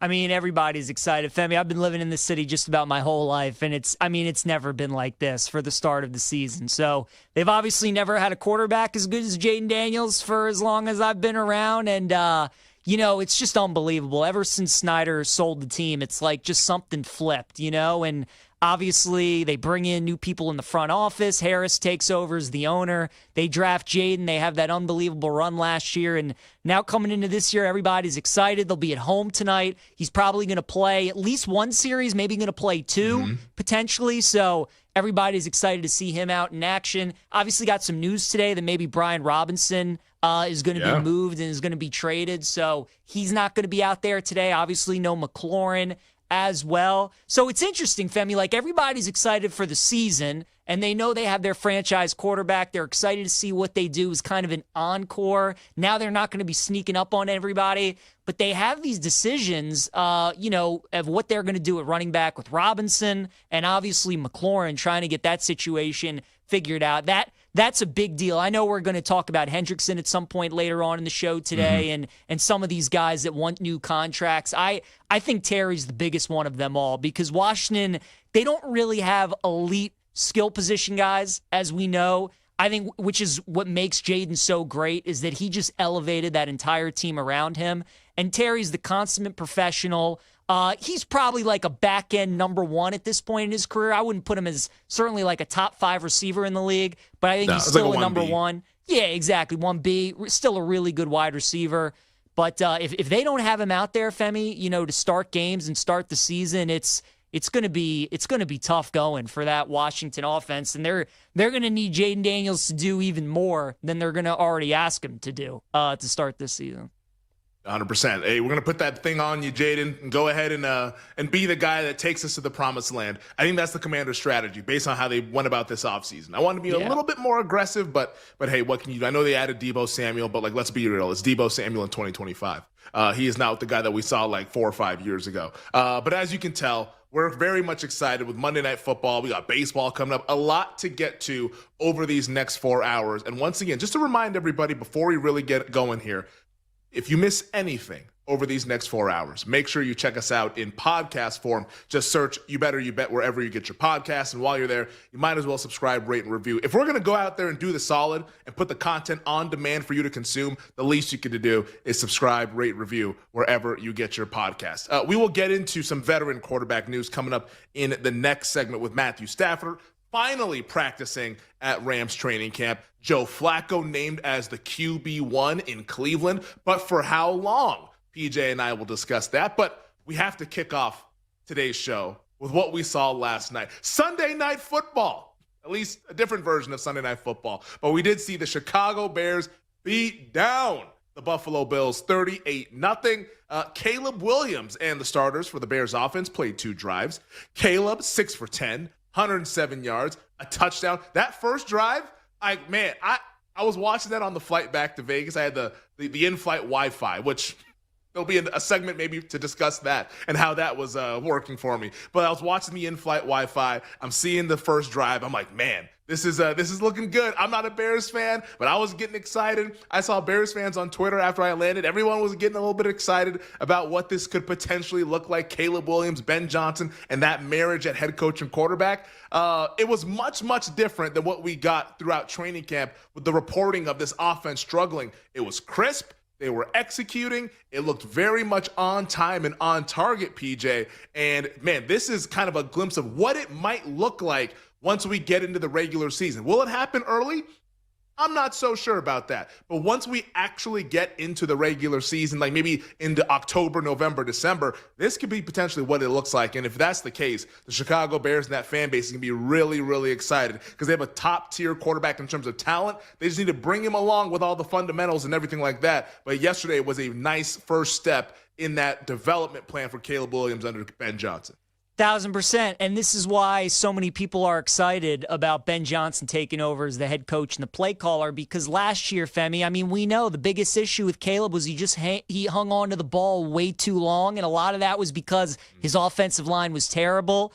But the guy's entire life, right, whether he was in high school or he was at USC, he was such a good athlete that he could just create and buy time and make plays. And I think for a lot of these guys, it's a learning curve. When you get to the NFL, you can't really do that. You know, you gotta stay in the pocket. You gotta buy time, manipulate the pocket, just trying to run around and create. That just doesn't work. And yesterday you saw it. I mean, the ball was out of his hands quick, the timing, the rhythm. It looked like we saw with Jared Goff in Detroit for all those years with Ben Johnson. So, I mean, that was my big takeaway, right? Was this year, I think that was the biggest thing we all wanted to see. Caleb do a little less of that running and scrambling around and just get the ball out of your hands quick. I mean, you have good weapons. They obviously upgraded the offensive line, and you saw that on full display yesterday. Femi, I got to tell you, man, it kind of reminded me, and I know Bill and Jake will remember this as Bear fans, year one of Matt Nagy, the Bears open up the season against the Packers. Sunday Night Football in Lambeau. Trubisky and the Bears get the ball first, and they go right down the field and score a touchdown. And I remember Collinsworth on the broadcast was even like, whoa. I mean, all like watching the game, you were just like, man, the Bears, they got something here. And last night kind of reminded me of that. Like you watch that first drive with the new coach and they just go right down the field and it gets everybody excited. And the Bears obviously went on to have a pretty good season that year and ended in not the best fashion as they would like to remember. But this year, there's a lot of excitement. Caleb looked really good last night, and it's going to be a fun season. I will say this, though. I am excited that he looked so good last night because one of my favorite bets in week one in the NFL is the under in Minnesota and Chicago. Okay. The reason being, Femi, it's a divisional game, right? A lot of familiarity. You're going to have a rookie quarterback, essentially, in J.J. McCarthy because he hasn't played yet, on the road, prime time in his first start. And I just think, well, I know that because it's Monday Night Football and they get their own pregame show and there's going to be a lot of talk building up to it, Femi, you know, for like an hour and a half of that 2-hour pregame show, all we're going to hear about is the offense. We're going to hear about Ben Johnson, Caleb Williams, KOC, J.J. McCarthy. We're going to hear about the quarterbacks, the head coaches. Are either of these guys going to be the guy for the next 10 years? Have these coaches and these organizations found their QB? And all you're going to hear is offense for that 2 hours leading up to the pregame show. And then I feel like it's just a lot of Vikings-Bears games in Chicago, it always feels like are 19-17, 20-17, and I feel like we're headed the same way, right? So for as great as both of those play callers are, and for as much as excitement as there is around both of the quarterbacks, especially Caleb, I think maybe people are expecting some fireworks, but that line holding firm at 43.5, I kind of feel like that under is probably the play. So after watching Caleb last night and all the excitement that's going to come from the offense, you've seen it on a bunch of shows this morning and listening to radio, whatever it may be, it's kind of just making me like that under more and more, Femi. Yeah, I go back and forth with that week 1 game, but we've been saying it all throughout the summer and especially over the last couple of weeks here, is that Bears-Vikings is the most interesting game of the opening week of the season because it's a coin flip point spread, 2 quarterbacks where we're still like a little bit uncertain as to what it's going to look like. We obviously have data on Caleb Williams, but that was the previous play caller or previous regime. This now is much different with Ben Johnson, but like that's going to be a really, really fun game to kind of just be like, even if you have no bets in it, like a fact-finding mission to figure out what these teams are going to be in 2025. But to bring it back to last night and what we saw from Caleb Williams, and I thought this quote from Ben Johnson was actually really, really interesting. And it's a little bit long, but I'll read it nonetheless because I think it's worthwhile. This was when he was speaking with the media after the game. He says, quote, on Caleb Williams, he's really been locked in. Anytime you're a young player, there's usually a couple steps forward and 1 step back. And that's really been the story of his training camp. He and I have been really open and honest about that as we've gone through it. He's had some really good practices, and he's had a couple where it's like, that's not good enough. I thought, really, the 3 days of practice we had this week and this game were the most he's stacked up good days in a row right now. The challenge is going to be to keep pushing in that direction. And I think that's like the healthy way to go about this. I think that's right.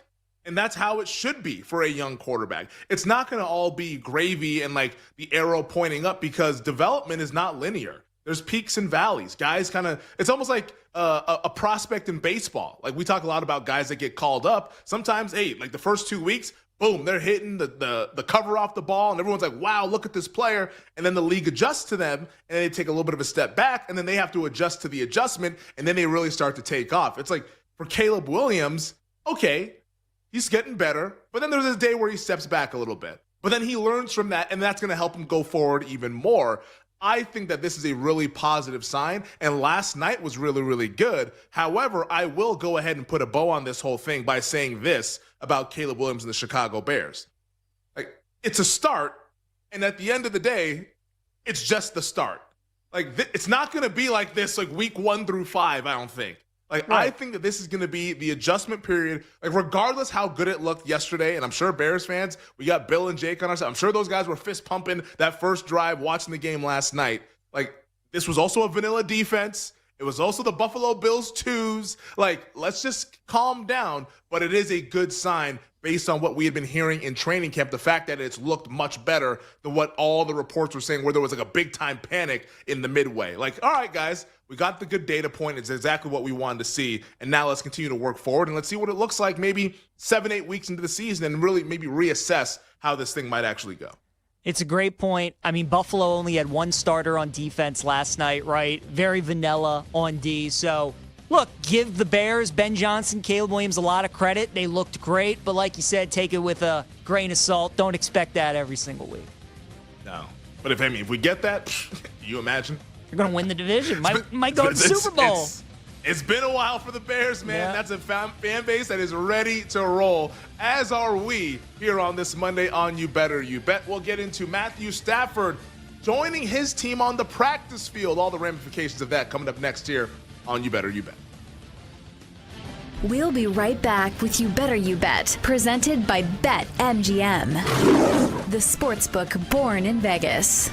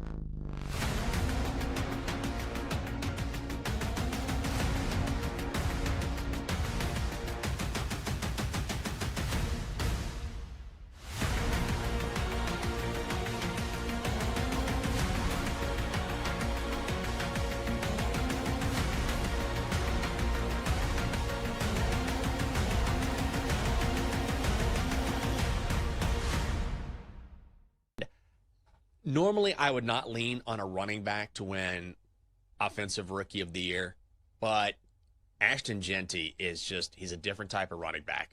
We saw that during college, and there's a reason why he was drafted so highly. That just does not happen in the National Football League. And also, if you listen to the early reviews, which you have to sort of take with a grain of salt because every review of every rookie during camp is, this guy knows the game. A lot of hustle out there. Looks confident, like they all do. But with Ashton Genty, the thought is, wow, this guy is a special, special talent, which shouldn't surprise anyone. But you never know when someone goes to the next level. And I feel like when you're talking about Abdul Carter, I mean, being in the trenches and going up against the way that the Commanders have built up their offensive line, or how the Cowboys, even though they've had some injuries, it's just going to be harder for Abdul Carter, I think, to have the impact, especially with the other guys on that defensive line. So I'm going to go Ashton Genty.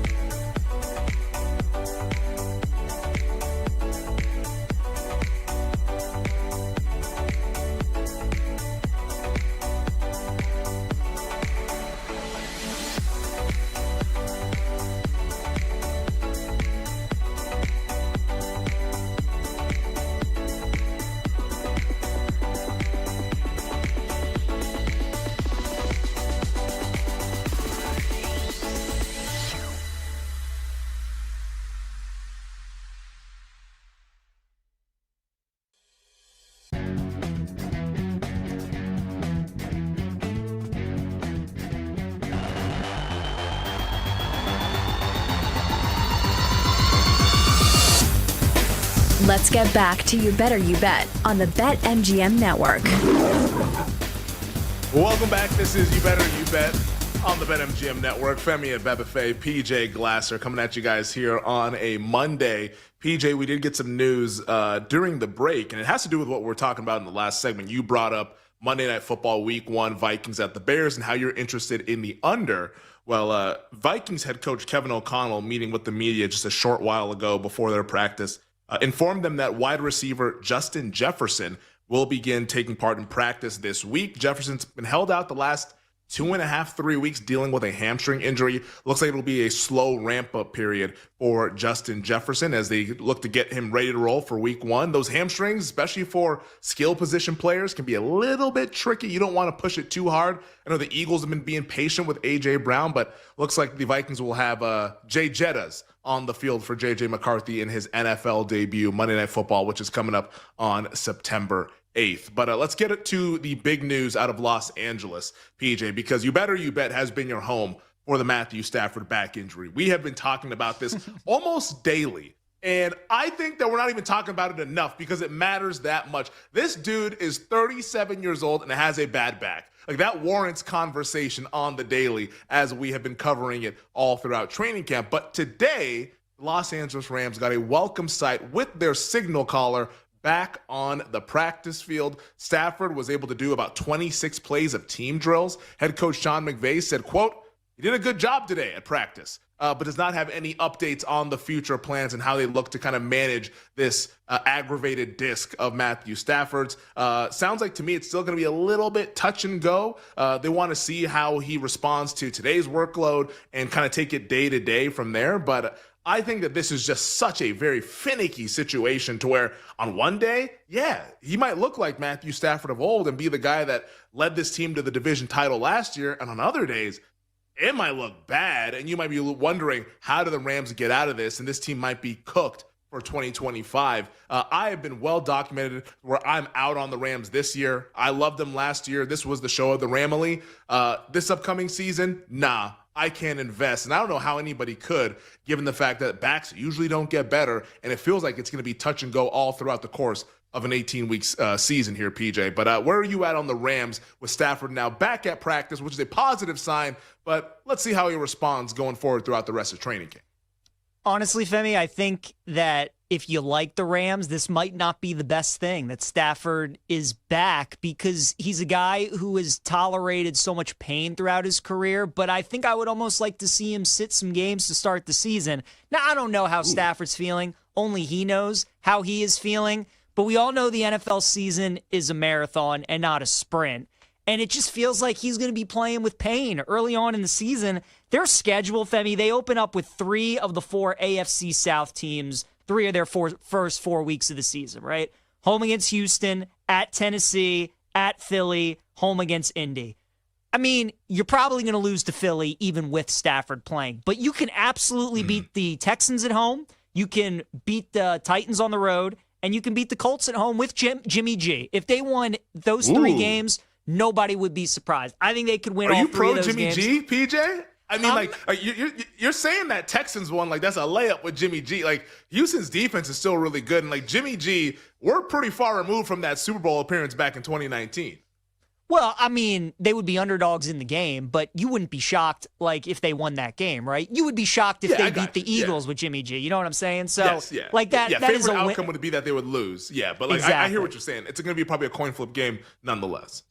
And then, Femi, the way that it sets up after that Colts game, home against San Francisco on a Thursday night, at Baltimore, and then you play the Jags out in London before a bye week. So it just, to me, makes sense to make sure Stafford's 100%, because you and Nick have talked about it, and everybody knows this. If the Rams want to accomplish anything this year, if they want to win the NFC, go to the Super Bowl, they need Stafford out there. They're obviously not doing all that stuff without Jimmy G. So, look, again, if he's healthy and he's ready to go, like, who am I to sit here and tell him to sit out games? But the way that most of this offseason is gone, and the fact that this is the first time he's getting back to practice, he's 37 years old, and he's been dealing with injuries his entire career.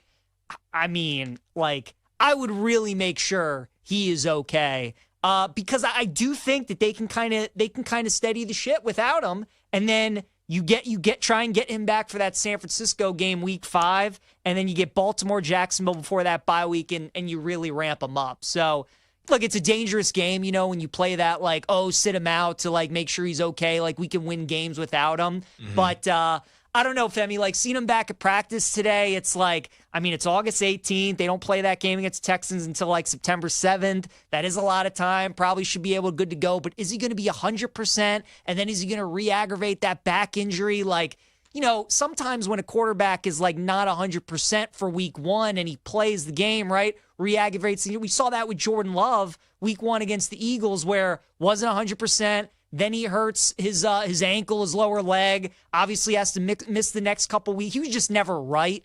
And then they made the playoffs, but Love just was never quite himself the entire season. I worry that's what it's going to be for Stafford. Like, they play him week 1, maybe re-aggravates the back. He's never quite himself. They make the playoffs potentially, but because Stafford isn't quite Matthew Stafford, they don't get to the NFC title game or the Super Bowl, or where the Rams are capable of getting if he's himself. So it's definitely something we got to continue to monitor. I mean, this is definitely trending towards he is going to play week 1, but I mean, I just think long-term, man, at his age, it's just like, if you're a Rams fan or somebody that's back in the Rams, like, are you in love with the idea that it certainly seems like he's going to play in week 1 and, you know, might not be at 100% and could definitely re-aggravate that back injury? Well, let me ask you two questions here, because I think they're obviously very much connected. The first one, what percentage do you put on Matthew Stafford playing week 1, September 7th, when they host the Houston Texans? And then two, factoring that in mind and keeping that in mind, is plus 135 Rams to miss the playoffs something that interests you? So give me the percentage on Stafford starting against Houston, and also that plus 135, which is a pretty decent price on this team to miss the postseason. So I'll go like 65, 70% on Stafford starting week 1, I would say, somewhere in that range. Yeah, I think he's somewhere in that neighborhood. And then I don't want to miss that. I don't want to bet them to miss the playoffs just because of the respect that I have for McVay and that defense, Femi. I mean, that defense was so good the last 4 or 5 weeks of the regular season. The game where all the games where their starters played, the final 3 weeks of the regular season, and then the playoff game against Minnesota, they held all those teams to fewer than 10 points. It was the Eagles game in the playoffs, the first time when the starters had played in 5 games that they had given up more than 10 points. So, I think we forget just how great that Rams defense was to end the season. And all those guys were so young. They're only going to get better. They had a first-year defensive coordinator last year. He's only going to get better. And Jimmy G is a capable backup if he has to play a bunch of games. You do have an above-average running back in Kyron. You have one of the best receivers in the league in Puka. Devontae Adams, I think, is a perfect mix in that offense. So I still like their team a lot. I still think they're good enough to make the playoffs, but they wouldn't obviously be good enough to go to the Super Bowl or do any kind of damage without Stafford. So I don't want to bet them to miss the playoffs. I just think the Stafford injury has more long-term effects, has more playoff effects on the Rams than more so regular season bets do. I think I do want to bet them to miss the playoffs. Really? And it pains me to say it, PJ. I just get a bad feeling with this one, man. I like quarterbacks with back injuries. Matthew Stafford, when healthy, is not very mobile. He's a pocket passer, a gunslinger. He's not a guy that's going to be moving around. And now he's dealing with a back injury to where, PJ, I don't know if you've ever had back issues. Anyone out there can tell you if their back is messed up, it's hard to move. You're a statue. You're a sitting duck back there behind an offensive line where you can poke some holes in that O-line. I don't see this getting better. Because once again, the thing I think we have to keep in mind with this back injury is he has not been hit since middle of January. That's 7 months ago.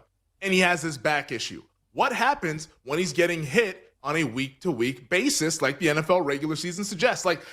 I don't see this working out for the Rams. I don't see it working out for Stafford. Pains me to say it because I loved that team last year. They won me a bunch of money, but I think plus 135 to miss the playoffs. I think the Rams are one of those teams that's kind of on the outside looking in just because I think the back is going to be touch and go. I think we're going to see Jimmy G for a handful of games throughout the course of the season. I think that offense is going to sputter because of it. So I have a lot of respect for McVay. I have a lot of respect for that organization and how they go about things.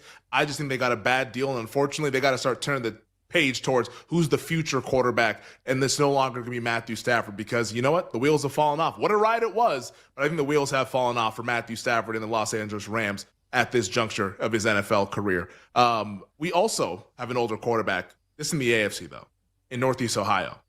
Seems to be pretty healthy, and he will be starting week 1. That we know for sure, as the Cleveland Browns head coach Kevin Stefanski announced that Joe Flacco will be the Browns' starting quarterback when they take on the Cincinnati Bengals. Cleveland is a 5.5-point home underdog in that game as it's a rivalry renewed battle for Ohio between those two teams. Flacco, I think this is pretty much what we all expected, that he would be the starting quarterback. Maybe people wanted to make the case in May and June that one of these rookies like Shador, Dylan Gabriel could be the starter. Kenny Pickett, which I know people close to the team said that the Browns like Kenny Pickett. Well, clearly they don't like him that much because they went with Joe Flacco, who was the old reliable after the fun ride that they had a couple seasons ago going to the wild card game. This is kind of, from a betting standpoint, nothing changes because I think this was the assumption the whole way. My thing, and what I think is really interesting, PJ, is that how long does Flacco hold on to this job? Because I think the QB2 competition between Pickett, Shador Sanders, and Dylan Gabriel, that's the most fascinating part because when you look at the start of the schedule for Cleveland, hosting Cincinnati, at Baltimore, hosting Green Bay, at Detroit, in London to play the Vikings, at the Steelers. What's a reasonable record those first 6 games with Joe Flacco at quarterback? And when the team inevitably starts 1-5, who do they turn to be the next guy in line? I think that's what's fascinating to me. I think what happens this week will go a long way in determining that between Shedeur and Dylan Gabriel. But, this thing, Flacco now, but it's not going to be for long based on that schedule if those teams are as good as we all think they are this upcoming season.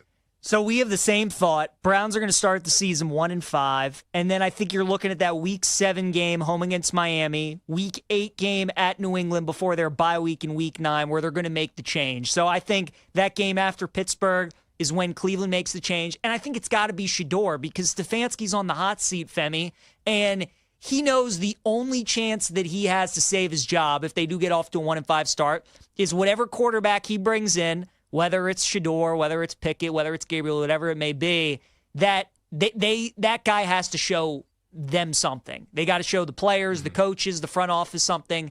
But he'll get more leeway if it's Shedeur because the fan base is obviously rooting for it to be Shedeur. The front office is rooting for it to be Shedeur.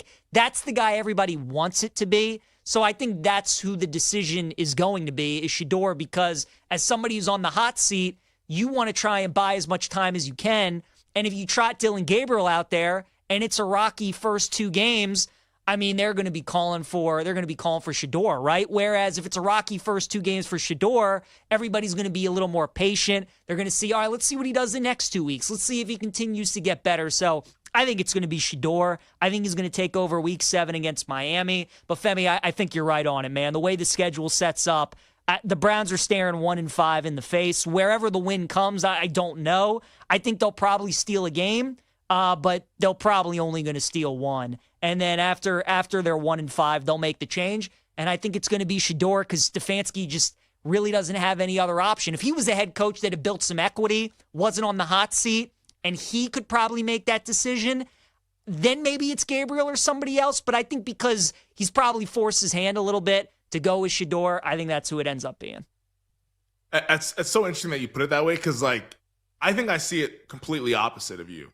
I do think Stefanski's actually built up some equity. He's a 2-time Coach of the Year winner. It doesn't seem like they're on the hot seat, and it feels like the Browns organization, whether it's with the general manager, Andrew Berry, and with Stefanski, it seems like they're kind of taking the approach of 2026 is when then we can actually get our real quarterback, like a young guy in that draft, whether it's Drew Aller or Lenore Sellers or whoever the hell it ends up being coming out of college football. And based on the fact, and the NFL, this is usually tried and true. Sometimes you get some exceptions to the rule, but it's usually tried and true. Draft capital pushes you up to the front of the line. And the facts are, Dylan Gabriel was a 3rd-round pick. Shedeur Sanders was a 5th-round pick. And even though there's all the public outcry for Shedeur Sanders, and we didn't even get into Gabriel's comments from Saturday in the preseason game when he was on the sidelines, which I don't think he was talking about Shedeur either. It'd be silly if he was. But he's clearly bothered a little bit by all the noise that's happening. I think Dylan Gabriel, pending him being a disaster this week and Shedeur lighting the world on fire, I actually think Gabriel's going to be the guy that's second in command when Joe Flacco inevitably gets benched by the Cleveland Browns after a rocky start. So we can talk a little bit more about this Browns situation because I do think it's really interesting about the pecking order here as the competition goes from QB1 now down to QB2. And then also on the other side, we'll maybe discuss a team that should be having a quarterback competition that's not right now, but will make the case for what's happening in the Meadowlands with Big Blue. It's all coming at you next here on You Better You Bet, presented by BetMGM. We'll be right back with You Better You Bet, presented by BetMGM, the sportsbook born in Vegas.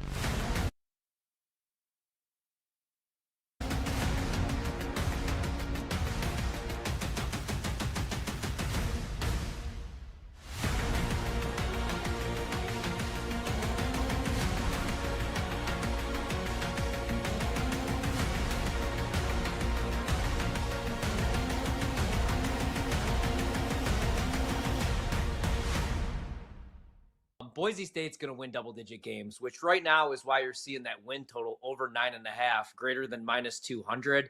They have to replace Ashton Genty, huge loss, obviously, but they have 13 starters back, and seven of them are on the offensive side of the ball. Last year, they averaged 37.3 points per game, and their starting quarterback's back. Maddox Madsen last year threw for over 3,000 yards, so it wasn't just the ground game. He also had 23 touchdowns, protects the football, only 6 picks. They have a Fresno State transfer, Malik Sherrod, coming in to replace Genty. They have their tight end, Matt Louderback. He had 7 touchdown receptions last year, 47 grabs. They have Caples, one of their top receivers, coming back. He had 38 receptions last year, over 400 yards, 5 touchdowns. So they're still going to be solid on the offensive side of the ball. They're going to average over 30 points per game, but it's going to be tough to replace 2,000 yards in your backfield and Ashton Genty. The defensive side of the ball is, I think, why they win double-digit games, though, man. Jaden Virgin Morgan had 10 sacks last year. As a team, they led the country with 55. He had 15.5 tackles for loss. They did have a huge loss right after the spring. Andrew Simpson, who had 11 tackles for loss, decided to transfer out, but their secondary is loaded. I mean, the schedule, October 4th, a road game against Notre Dame in the non-con, that's going to be a loss. But other than that, I don't see a for sure loss here for Boise State. So I think they win 10, 11 games, and I think that the over is the play.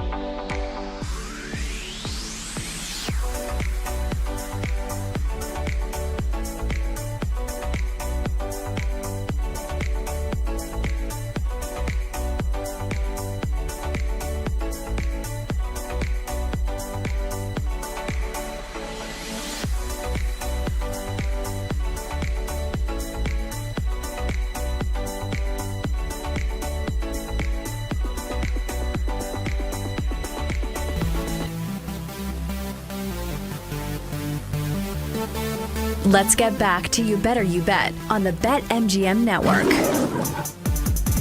Let's get back to it here on a Monday on You Better You Bet on the BetMGM Network. It's Femi Abebefe, it's PJ Glasser hanging out with you guys this afternoon. Coming up in about 20 minutes, we will get to the Trey Hendrickson news from over the weekend. Cincinnati Bengals reportedly actively engaged in trade discussions surrounding their all-pro edge rusher, the guy who led the league in sacks last year, could be on the move, although it feels like we've been doing this dance all throughout the offseason. But we'll discuss it nonetheless because we have a handful of teams that are reportedly interested in Trey Hendrickson's services here. But PJ, I wanted to wrap up our conversation on the Cleveland Browns because you seem to believe that Shedeur Sanders would be the guy that will be next in line if Joe Flacco is benched at some point in the regular season, which I think any reasonably minded person is probably anticipating will happen, especially when you look at the schedule for the Cleveland Browns to start this thing out. I think it's Dylan Gabriel that'll be the guy. But I do believe that this upcoming week for the Cleveland Browns is a big one, a very pivotal week, as Cleveland is getting set to host the Los Angeles Rams. Looking at that preseason betting market right there shows how pivotal this bad boy is, because Cleveland out to a 5.5, 6-point favorite at home against the Rams, at total sitting at 39. I think these two guys are dueling it out for QB2. I think Saturday's game is going to go a long way in determining who wins that job. My guess is Gabriel will get the first crack at it on Saturday, and maybe we'll see what Shedeur has to offer. But everything that they've been doing from an action standpoint has led me to believe that it'll be Dillon Gabriel instead of Shedeur, even though I think a lot of people, myself included, would like to see Shedeur get that shot before Gabriel. See, I just think if you're the Browns, and this is probably going to be another loss season, they're going to have one of the worst records in the NFL. Really, the entire goal of this season is continue to see who are the guys that you can build with moving forward. Femi, I just think that, if you put yourself in their shoes, why delay the inevitable? You know what I mean? And, give your fan base something to be excited about. Get butts in seats, right? And Shedeur obviously is going to do that. So, you could start Gabriel. He turns out to be great, and then awesome. Obviously, the Shedeur chatter will quiet down if Gabriel's playing really well and looks like he can be an NFL starter. I just think you kind of give the people what they want. I think that's what the front office personally wants, is they want to see Shedeur and what he's doing. I know they selected Gabriel first, obviously, amongst the quarterbacks. I really think that was an Andrew Berry decision, the GM and kind of those guys. And then I think ownership stepped in the 5th round and was like, all right, look, Shedeur's still on the board. We could have easily taken him earlier. Let's take him here. I think if the ownership didn't step in, I don't know if they would have drafted him in the first place. So I think they definitely want to see him out there. Obviously, the fan base does. So at that point, what do you have to lose? If you're 1-5, the team hasn't completely quit at that point, because there's still maybe some hope that if they can go on a little bit of a run, maybe they could find a way to get into the playoffs, even though I think realistically they know their team's terrible and that's not going to happen. Mm-hmm. I think it's going to be Shedeur, Femi. I just why delay the inevitable at that point? Just play him, see what you have. You can always go to Gabriel. I think you go with Shedeur, because if he turns out to be really good, then awesome. That's what you wanted. You wanted to find your quarterback. If not, then you go to Gabriel and you see what you have with them there. But I think it's going to be Shedeur is going to be the first guy that they go to if they move on from Flacco, which we all kind of think is going to happen probably around week 6, week 7. This is the funny part about it. It's hard to pinpoint who in the Browns building likes Shedeur.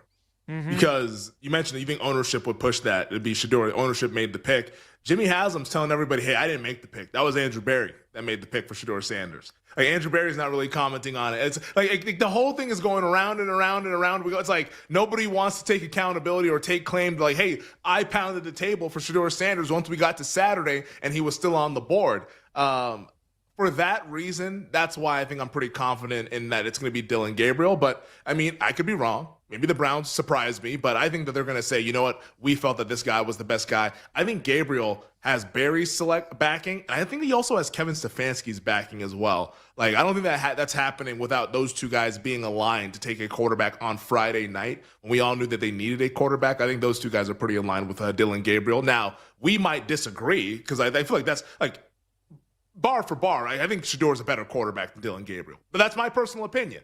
I'm not running the Cleveland Browns, but I think that they feel that Gabriel's better because maybe they think he runs the offense better than what Shedeur does, or there's something that they see in him that the rest of us cannot, because believe me, I'm still confused as well that he went in the 3rd round. Maybe there's something that they see, and that's the guy they end up going with, because I think that's the guy that they made the big investment in, or at least bigger than what they got out of Shedeur Sanders with a 5th round draft pick. Let's go over to Indianapolis, though, because this one, I think this could go either way. Between the Indianapolis Colts and their quarterback competition with Anthony Richardson and Daniel Jones. Now, head coach Shane Steichen said over the weekend that he's, quote, very close to naming a starting quarterback, and it is very noteworthy that Shane Steichen will be meeting with the media tomorrow. So I would anticipate that around this time tomorrow, we will know who the Indianapolis Colts starting quarterback will be. I actually found it funny that earlier this morning, the offensive coordinator, Jim Bob Cooter, he was asked if he knows who the starting quarterback is, and if he'd like to share. He said, quote, I will leave everything along those lines to Coach Steichen. They clearly know who they're going with. I'm not even sure if the quarterback knows. Maybe they haven't told that person. Maybe they're going to wait till tomorrow to tell them before they meet with the media. Who do you think it is based on what we saw in the couple of preseason games and also the reporting outside of training camp? I think it's Anthony Richardson, but I got to admit, it's not confident in saying that, but I think that the draft capital invested, the sweat equity invested in his development will win the day, and he'll be the guy as QB1 when they face the Dolphins in week 1.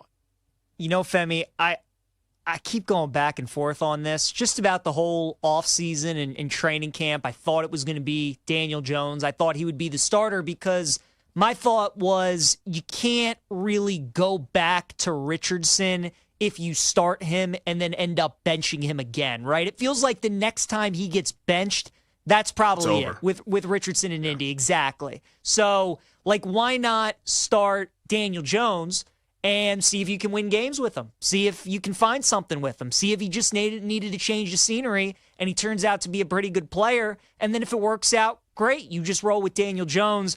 Whereas you start Richardson and then it doesn't work out. And then you just know that for the rest of the season that you really can't go back to this guy. But then, like, you watch the preseason game against the Packers, Femi, and it's just like Richardson has a play or two where you just see the talent, man. You just see why the guy was selected 4th overall. We all know about the arm strength, obviously the physical tools, the running ability. Like, you see all of that. I mean, he obviously has the more upside at this point, and I think that's probably what the Colts are gonna go with is the upside. You know, like they could be a team that maybe goes with the more steady guy, kind of knowing what you're gonna get, rather than the boom or bust guy with Richardson. But I think they're gonna take the swing. I think they're gonna go with Richardson. I thought it was gonna be Jones really all the training camp, but as we get closer and closer, and you know, watching some of the game against the Packers, I agree with you. I think it's gonna be Richardson under center week 1. Does it make you want to bet anything? If it's Richardson, like whether it's week 1, season long with the win total, awards, anything Colts related, like do you have confidence in this team with Richardson? Because like there's a case to be made that the roster around him is pretty solid. Like the defense, maybe it'll be improved going from Gus Bradley to Lou Anarumo. Like offensively, the offensive line's pretty good. You get Jonathan Taylor back and healthy, he can be a really good productive running back. It's the cupboards aren't bare. It's just, can they figure out quarterback? Do you think Richardson makes them an intriguing team in 2025? So I think I told you this. I've already bet Shane Steichen to win Coach of the Year at 28-1. And to me, it really didn't matter who the quarterback was. But I just think Indy fits the kind of team. Were you hoping for Jones? I was actually hoping for Richardson because I think his development would help him out more so. Now, obviously, we just saw like Darnold, right, do things in Minnesota and help KOC in that market. And you could see the parallels with Daniel Jones, kind of being this guy that's been in the league a little bit, didn't work out with New York, gets a fresh start, and has a great season. So you could see that. But I think with Richardson, because he was a high draft pick, because we all just kind of think he's just terrible, but we all see that talent. If he can just unlock it, I think that would be the better chance for Steichen to win the award. And then obviously with, Jim Irsay passing away in the offseason, like the Colts have already had something like this, Femi, when it was the Chuck Pagano, Bruce Arians, when Pagano was dealing with health issues, he had to step aside. Arians took over. They kind of had that magical year. Like maybe something like that again could happen. We know the division is very winnable. So that was the angle I took with Indy was I see a team that won 9 games last year, missed out on the postseason. They have this QB controversy. They have a coach that's on the hot seat, winnable division. If one of the two quarterbacks turns out to have like a really surprising year and they're winning games and putting up points and these kind of things, I like the price at 28-1. So that's how I bet Indy. I didn't want to touch the win total. Didn't want to bet them to win the division, miss playoffs, anything like that. Wanted to take the flyer. I like the angle with Steichen, and that was my bet on Indy. I think that you make the good call on like going for the big time extreme outcome. Because like if Richardson's actually productive and good, like this team could win the division. So I like what you're doing there, saying, hey, like let me just go for the big swing and go for the big odds of like 28-1 on Steichen to win Coach of the Year.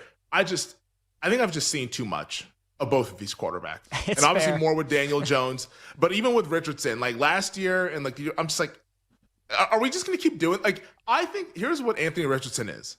He's the kind of quarterback that gets a coach fired. Like that's what he is. He is the kind of guy that will lose you your job because, like you mentioned, PJ, and you said it at the top, and I agree with you because I saw some of those plays as well. There's a couple plays every single game where you're just like, oh, man, if he could just ever tap into that. And, this is what we all saw. But that's not what it is. And like, we can't keep saying potential. Otherwise, you're going to be there with a quarterback where you look up in 4 or 5 years and it's like, all right, well, he never panned out. Then what? We just wasted a whole rookie quarterback contract. I think that this guy is, I don't think he has it.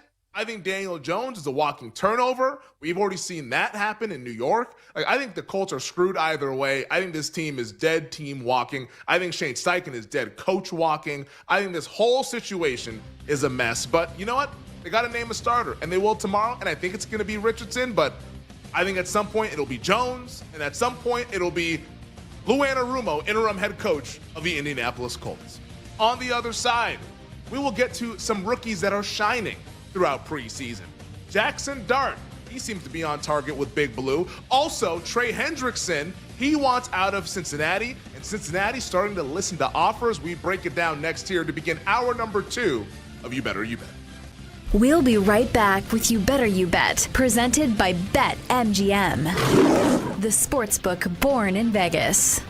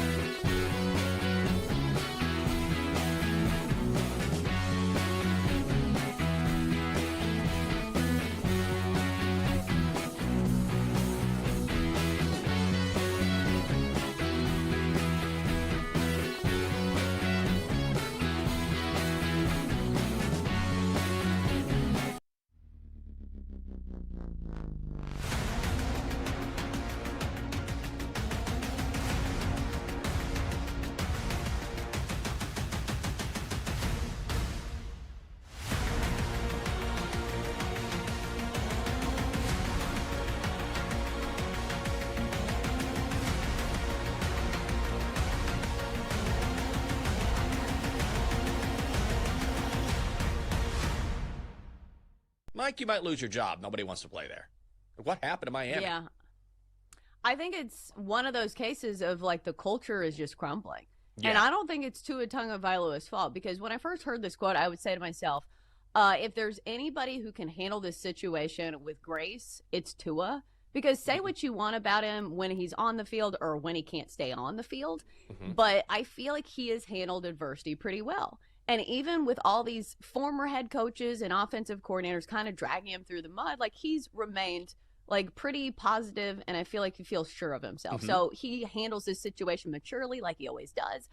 But it just feels like there's not enough leaders in the locker room in Miami. And we saw that that was going to be a storyline coming into the season because they lost a lot of their veterans, including guys like Calais Campbell and guys who've just been in the locker room for so long.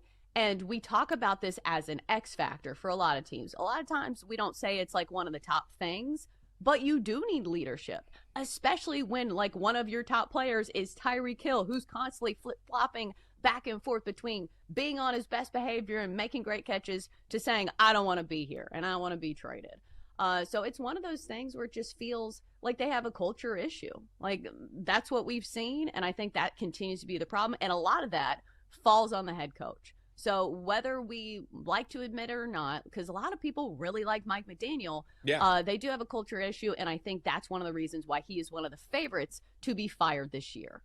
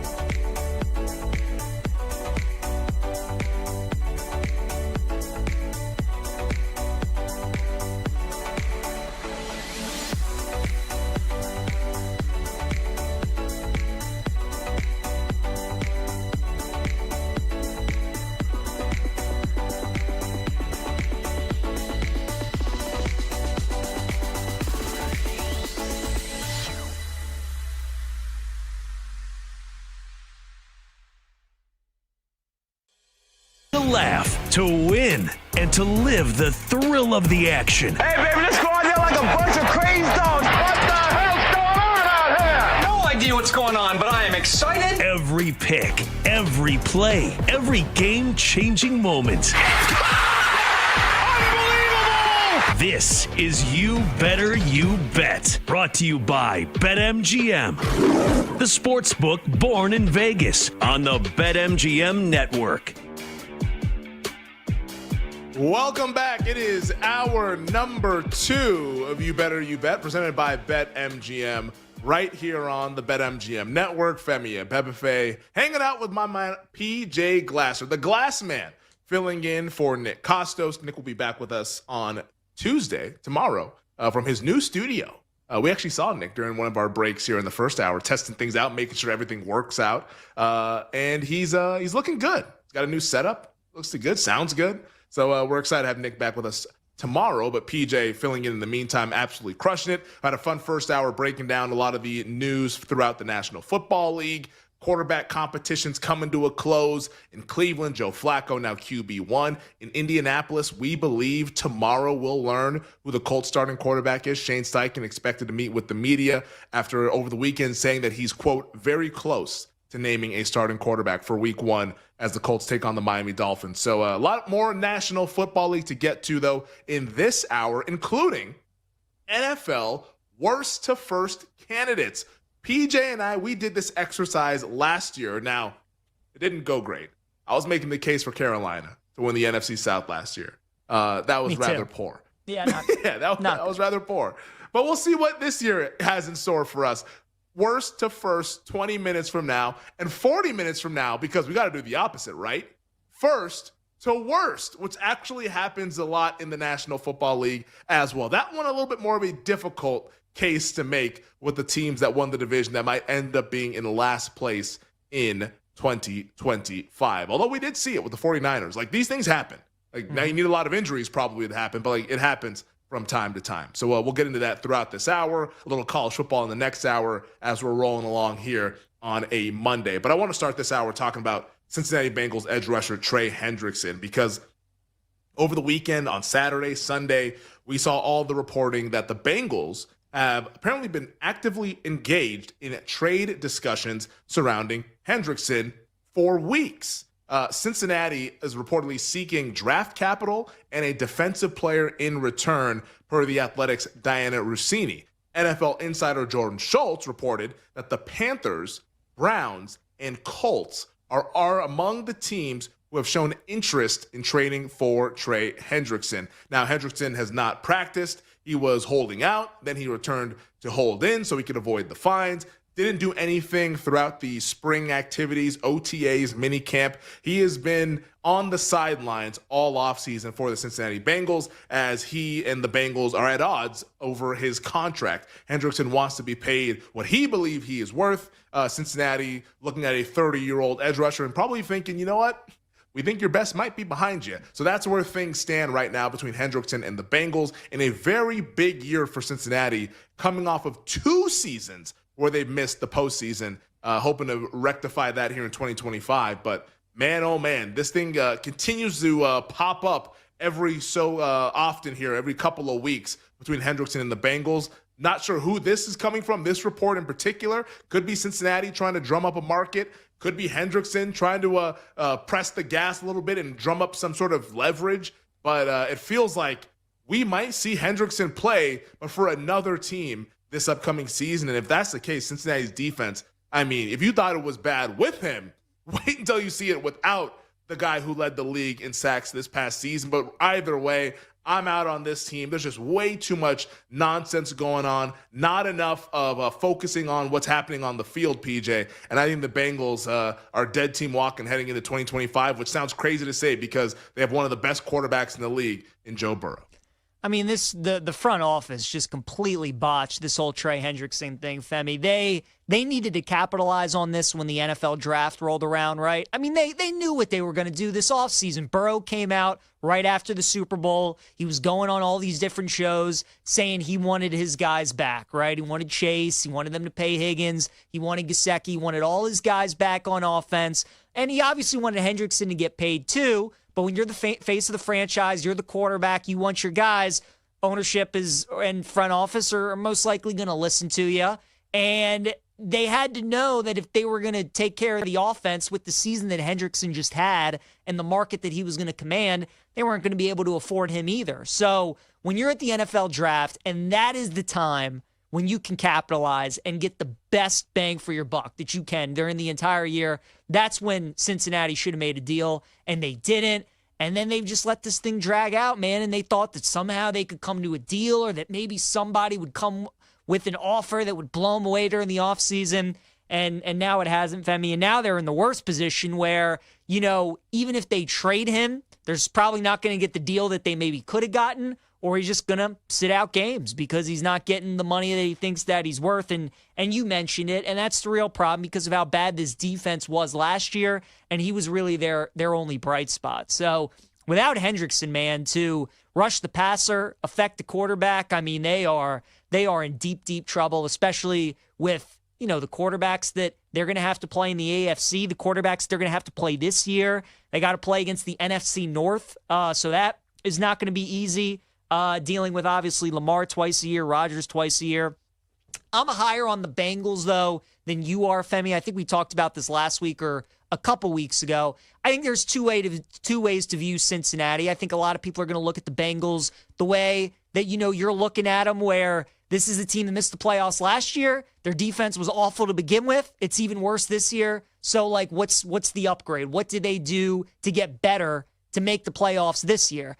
I look at Cincinnati as a team that went 9-8 that easily could have won 12, 13 games. I mean, it was just one of those years where, they just found ways to lose all these close games. McPherson missed a ton of kicks in the fourth quarter. The ball just was not bouncing their way. You can obviously contribute a lot of that to some terrible defense, and that might turn out to happen again. I just think when you have that bad of luck in those one-score close games, usually that doesn't happen a second year in a row. And, last year, you look at the Bengals' schedule, Femi, the games that they were favored in, when they played a lot of bad teams, they took care of them. It was the games when they went up against playoff teams that they lost. You go through their schedule this year, they got to play the Ravens twice. They got to play the Steelers twice, who could be a fringe playoff team. They got to play the Lions. I think a lot of us expect them to take a step back. Packers, Bears, Vikings, obviously. They got to play the Bills, but outside of that, they miss Kansas City, they miss Philly, they miss San Francisco, they miss a lot of these teams that I think a lot of us feel like they're definitely going to be in the playoffs. So I'm coming around to the idea of betting Cincinnati to make the playoffs, especially depending on the price that you can get. I wouldn't bet them to win the AFC or the Super Bowl because of that defense. But I think the greatness of Burrow, Chase, Higgins, that offense, I think good enough to get them into the postseason. EJ's still scared of Joe Burrow. I am. Terrifies me. You're scared of him, man. You're scared of him. You're scared. Femi, he burned me in college at LSU, and now he's haunting me in the NFL, too. I can't escape the guy, man. He just terrifies me. He's scared. Joe Burrow. I am. Joe Cool out there. And you know what? Those games last year with the Ravens, those were coin flip games. They went in the Ravens' favor. Both games, super high scoring, really, really fun contests. But I don't see it with Cincinnati. On the flip side, though, let's say they do trade Trey Hendrickson. Mm-hmm. Is there a team that you would like to see go and get him? Because I've been yelling all offseason. There's two teams in particular that need to trade for this guy. One is the Washington Commanders, who the Bengals happen to be playing tonight in the preseason, Monday Night Football, back in our lives. We're excited about it. The second team is the Chicago Bears. Both of these teams are teams who have quarterbacks on rookie contracts in year two. You need to push the chips to the center of the table. This is the time to go all in. The time to go all in is not when you've already paid your guy and you realize, oh yeah, we like our quarterback. No, the time to go all in is when that quarterback is on that cheap deal to where all right, we believe we have a guy. Let's surround him with as many good veterans as possible and try to make a run at it. It's what Washington did last year with Jaden Daniels when they brought in these Bobby Wagners and all these guys, these name brand players that we thought were kind of over the hill. Zach Ertz, another one. But then all of a sudden it works out and they go to the NFC title game. If you're Washington and you look at your roster and you say, all right, where are we weak? Where are we deficient? I would say, hello, edge rusher? How are we getting to the quarterback? We let Dante Fowler go in free agency. How are we getting to the quarterback? Jonathan Allen is no longer here. What are we doing to affect the quarterback? how about we bring in the guy who led the league in sacks last year? Now, if they're going to want some high draft capital, I mean, the Bengals, I think, are also a little bit high in thinking they're going to get it. Like, I would be offering like a second or third round pick, something like that. But like, if you can get something done, you try to get it done. Same thing with the Bears, who made adjustments to their defensive line, bringing in guys, Gervon Dexter, Grady Jarrett. But like, we're all wondering who's going to be opposite of Montez Sweat. That's a big storyline at Bears camp. How about Trey Hendrickson, who's already played for Dennis Allen back when they were in New Orleans? How about that? Like, does that sound pretty good? And all of a sudden you're cooking with gas on defense? Like, these are the teams that I would love to see go out there and call up Cincinnati and say, you know what, if you're not going to pay him, we'll pay him, and we'll give you a Friday day 2 pick to go ahead and do so, and let's make this thing work. So, like, let's see. Maybe Cincinnati's asking for high heaven. They want draft capital and a player, but there's some kind of common ground where I think that if the Bengals got the right offer, they might be looking to offload this guy. So I think these young quarterback teams need to be in on Trey Hendrickson, because it's not going to be a move for 5 years down the line, but it's a move for right now, and right now could be big, especially in a pretty wide open NFC once you get past the likes of the Philadelphia Eagles. So I'll throw another team at you that kind of fits that same thinking, right? Young quarterback, maybe not ready to win right now, but certainly look to take that next step. How about the New England Patriots, Femi? How about them making a trade 100%. for Trey Hendrickson? Got the most cap space in the NFL. You have a defensive head coach in Mike Vrabel. Need a pass rusher. They feel like they have their quarterback in Drake May. And I like their secondary. You know, I think the back seven of New England's going to be pretty solid, but it's up front where they need that elite pass rusher, that guy to get after the quarterback, and they can certainly go get that with Hendrickson. So New England was hoping to spend a lot of money this offseason, but I think a bunch of the guys that they were targeting just kind of ended up re-signing with their team, or they weren't able to get them. This might be the guy that they've been waiting for, and obviously they're going to have to trade for him, but it's probably going to be a little bit of a discounted deal because, you know, really the ball's in Cincinnati's court. They're more so desperate to kind of deal him away. And because you have the cap space to pay Hendrickson and you still got Drake May on that rookie contract, I think now would be a good opportunity to get Hendrickson. So kind of the same thought. I think both Washington and Chicago make a lot of sense. I like that Chicago call, especially with Dennis Allen there. But you want another team, man. I think the New England Patriots make a ton of sense. Yeah. It's like, you have all that cap space. What are you going to do with it? Yeah. Cap space doesn't win games. Players do. Like, go out there and use it. like, you know what I mean? Like, oh, we have all this cap space. Great. Now it's Sunday. What are we going to do? Do we get to the quarterback? Oh, but we got $100 million in cap space. Great. I'm glad we have it. Just sitting there doing nothing for us.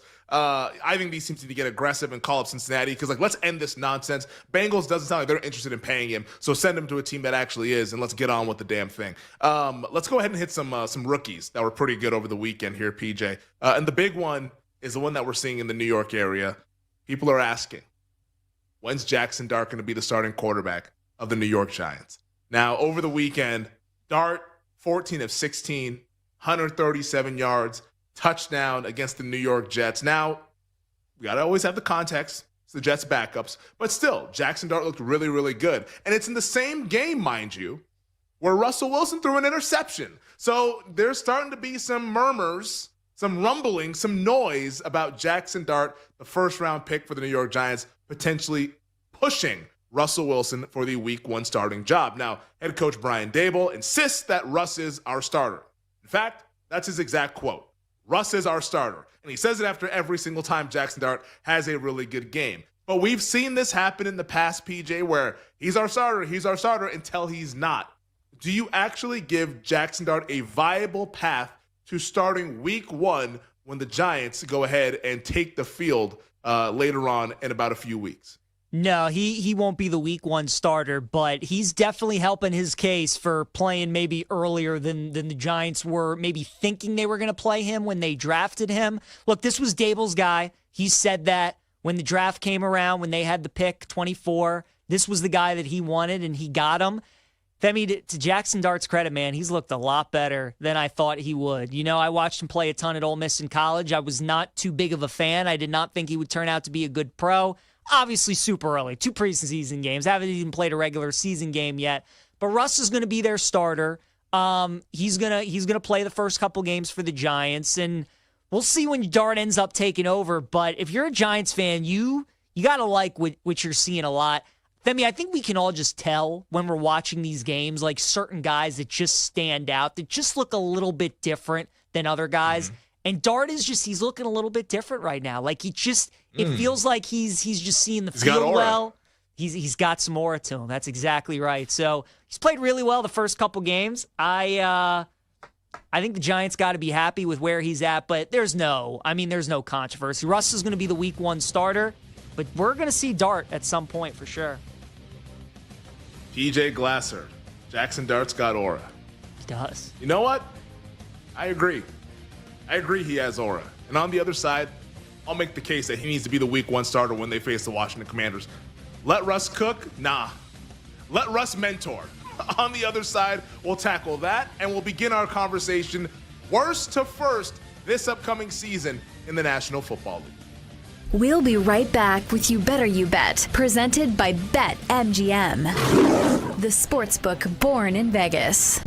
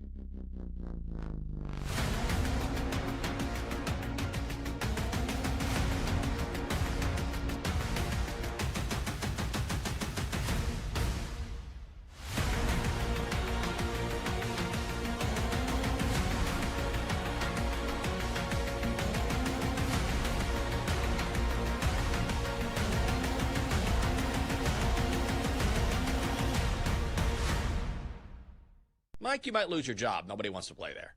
What happened to Miami? Yeah.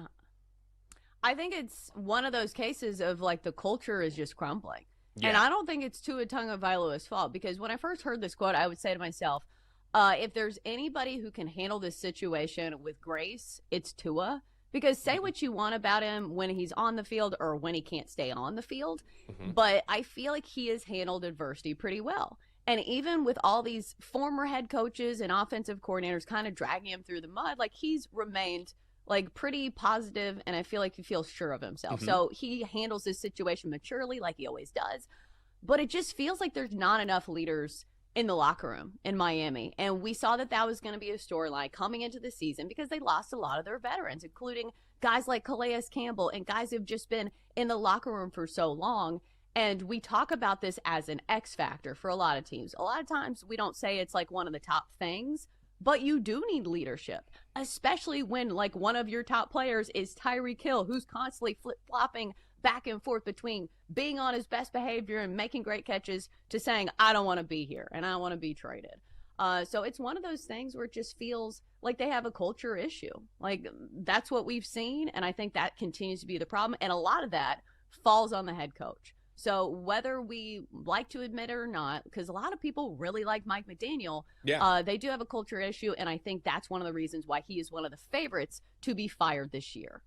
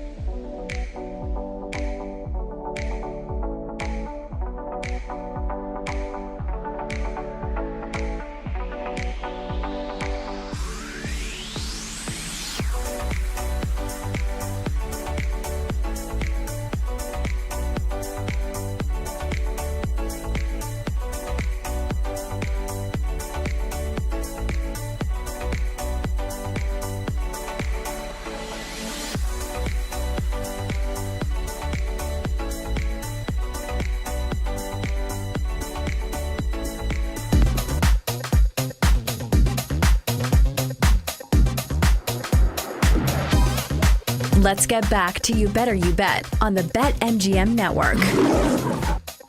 Welcome back. This is You Better You Bet. Femi Betfair, PJ Glasser here on a Monday on the BetMGM Network. About to get into some NFL worst to first to worst. But before we do that, PJ, we were teasing it in the last segment as we were wrapping up that one. And I was talking about the New York Giants and Jackson Dart. And you said that we're going to see Jackson Dart at some point, probably not going to be early. And I agree with you. You're definitely right. But I think we do need to see Jackson Dart early. And if I were running the New York Giants, which I'm not, and they would never call me for my advice. So I'm going to go ahead and preface it by saying that. However, I've been watching the National Football League for quite some time. And I know how these things tend to go. Like, there's no upside playing Russell Wilson. Zero. We've seen it the last 3 to 4 years. It's over. It was a hell of a run. I covered him in Seattle at the peak of let Russ cook movement and the peak of Russell Wilson MVP frontrunner midway through the season in 2019. I lived it. So I have no shade, no ill will towards Russell Wilson. But I've also seen the end. And what we've seen over the last 2 years is a quarterback who is so risk averse that he is willing to take sack after sack after sack and put you in negative plays over and over again. Broncos head coach Sean Payton couldn't wait to get rid of him. The looks that Payton would give him when they were together that one season in Denver, he despised playing Russell Wilson. He could not wait to get rid of him and start new with a young quarterback like they did last season with Bo Nix. And is it going to be a little bit rocky to start here for Jackson Dart and the New York Giants? Probably.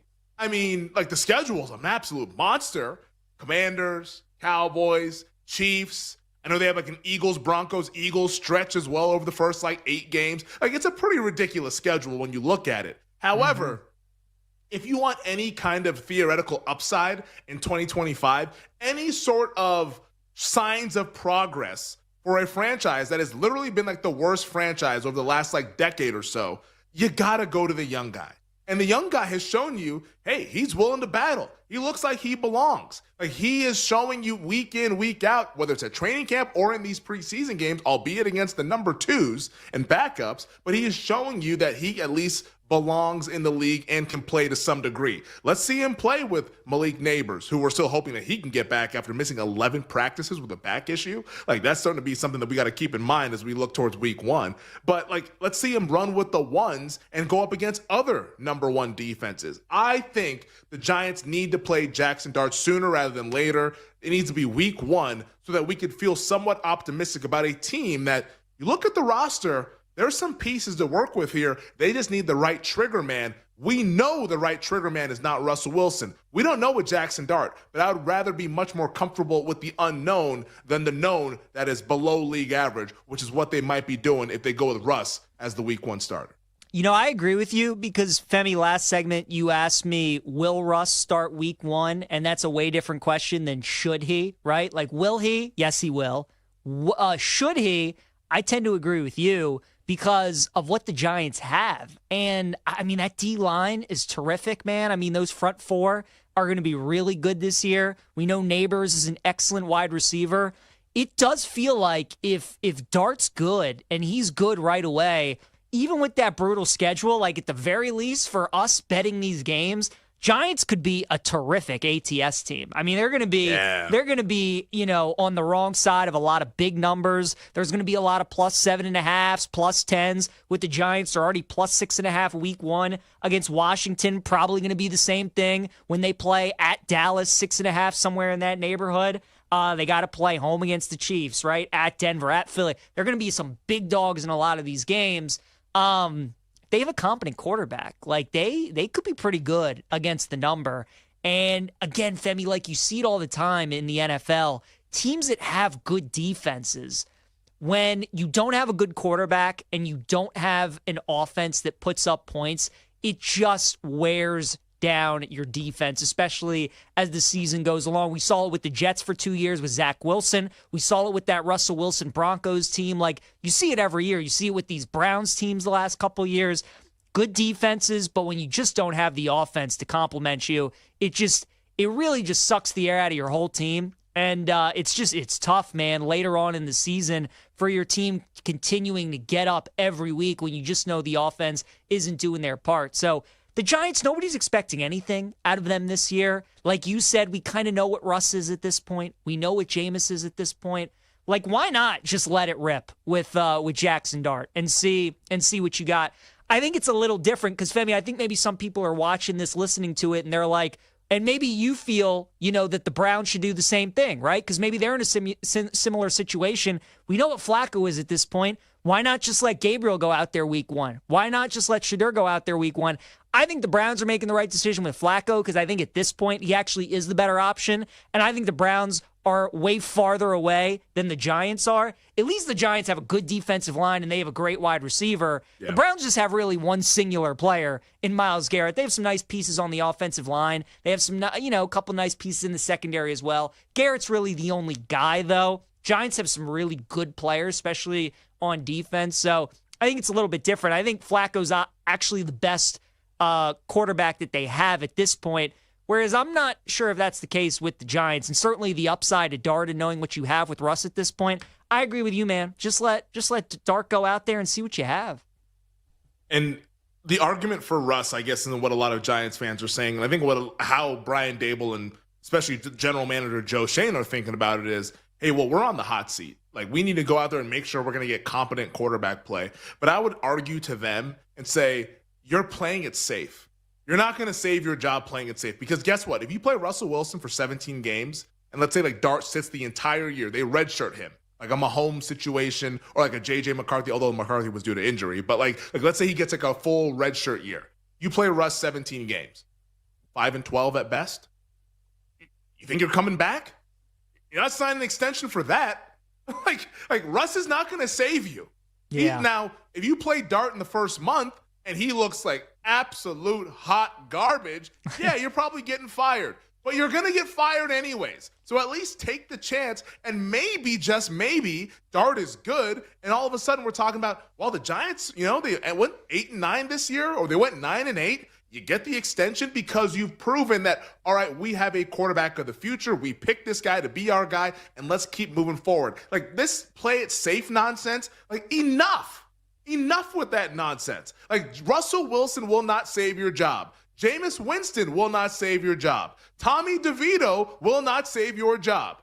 The only path for Brian Dable and Joe Schoen to save their jobs is to play Jackson Dart early and lean into his upside as a rookie quarterback. Like, let's stop the nonsense. Let Russ cook. No, let Russ take sacks because that's what he's going to be doing when the Bullets are live when we get to the regular season.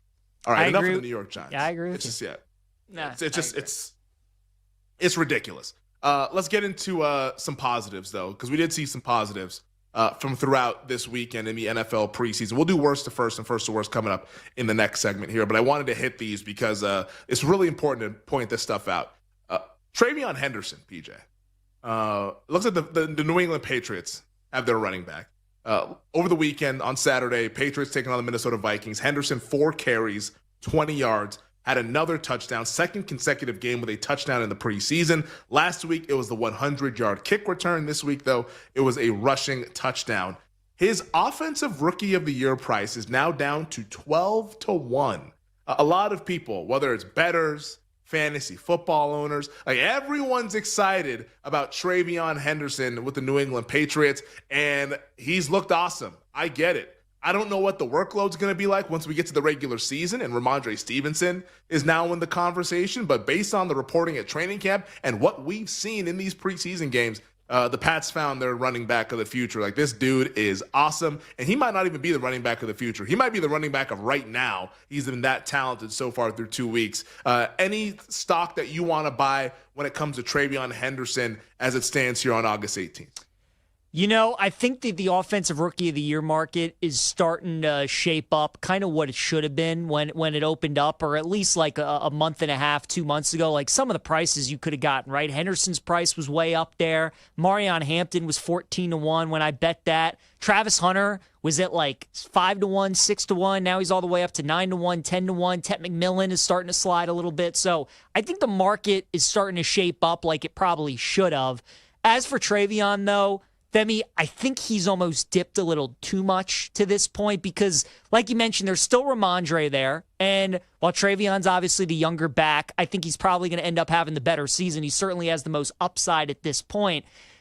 You know, Vrabel, with what we saw in Tennessee, I mean, he obviously had a Hall of Famer in Derrick Henry, so it's tough to know if he's going to be the kind of coach that's just going to ride the hot hand, or does he trust the veteran guy, or does he just really fall in love with Travion and ride him? We know that if he has a back that he likes, though, he's going to continue to give him the ball. And that's the way that he's going to build the Patriots. And that's why we saw them take Will Campbell with the number 4 overall pick. He wants to be great up front, wants to be great on both lines of scrimmage, which is, again, a reason I think maybe they go after Trey Hendrickson potentially. I just think at this point with Travion, the price isn't matching up. I mean, you mentioned the number was so much better just even last week, 2 weeks ago that you could have gotten. I think at this point where it is at 12-1, I think it's a little too rich for me. Amarion Hampton's been my guy from the start, Femi. I obviously liked it a lot better at 14-1 than I do at 7-1, but I think he's going to win the award. And I've been on that from the very start. I just think the fit with Jim Harbaugh and Greg Roman is the OC, and now you have the Slater injury, which is going to hurt them. Any concern there? I think more so in the pass game. He's obviously a terrific O-lineman, but you know, Herbert is a guy that's willing to stand in there and take hits, and I think that's something that people love about him is he will take hits. He will stand in there, let the play develop, and wait for the last second. Not having one of the best O-linemen in football, though, that's going to be an adjustment for Herbert, and I think because of that a little bit, they're certainly going to want to establish the run. Najee has stuff going on right now. Who knows what's going to be up with him? So it's Hampton for me. It's Hampton. Would I rather buy the dip and still bet Hampton or Henderson? For me, Femi, it's not even close. I'd still rather bet Hampton. Yeah, Henderson, it's just it feels like it's reached like a phenomenon at this point. Like there's like a feeding frenzy about, I need to draft Travion Henderson for my fantasy team, or I need to bet him for offensive rookie of the year. It's like usually things don't really work out that way. Like usually you see the guy like skyrocket, then the regular season starts, and let's say the first few weeks we don't see a Travion Henderson touchdown, and all of a sudden that 12-1 right here on August 18th, maybe on October 1st it's like 20-1. And like we also don't know what the quarterbacks are going to do. Cam Ward is still out there as well as the favorite right now, Genty for the Raiders. Like there's so many other guys that might be able to have more clear paths to production, especially early on in the season, which really matters for Offensive Rookie of the Year. But you'd be remiss if we didn't mention Travion Henderson and how good that he has been all throughout this training camp and in the preseason. How about another guy? And I would be much more inclined to bet this guy because the stuff that you hear out of Tampa is pretty ridiculous. They are raving about Emeka Ibuka. He continues to impress. He caught a touchdown against the Pittsburgh Steelers. His price is 25-1 to win Offensive Rookie of the Year. But all that stuff aside, Ibuka in that offense that's going to be really efficient and productive like it's been the last 2 years, that is the kind of setup that you want to see for a guy who they've already been kind of planning, how are we going to use him and implement him into this passing attack when Chris Godwin comes back. He's not just seen as a stopgap, all right, Godwin comes back and Ibuka back to the sideline. No, it's Godwin, Ibuka, and Mike Evans, and let's go run with that 11 personnel and attack defenses that way. I think that you got to be really impressed with Emeka Ibuka and what he did over the weekend, catching that touchdown against the Pittsburgh Steelers.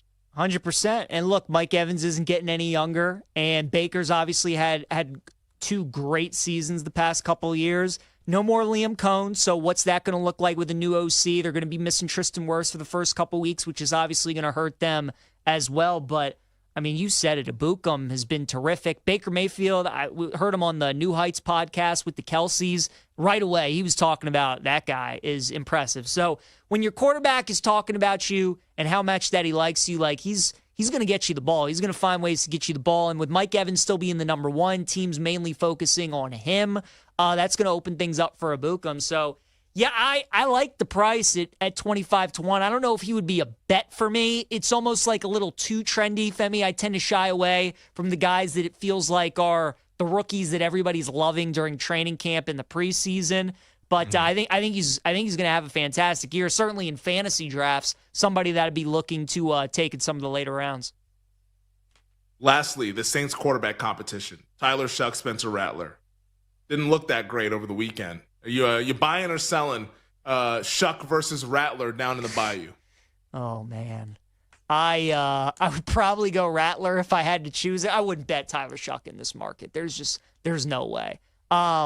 I'll tell you what I am doing with the Saints, though, Femi. Taking them +6 against Arizona in Week 1. I think that's the survivor. Oh, you dirty dog. I think that's the survivor trap game. People got to be careful of. Don't be taking Kyler Murray as a big road favorite. Seen that story too many times.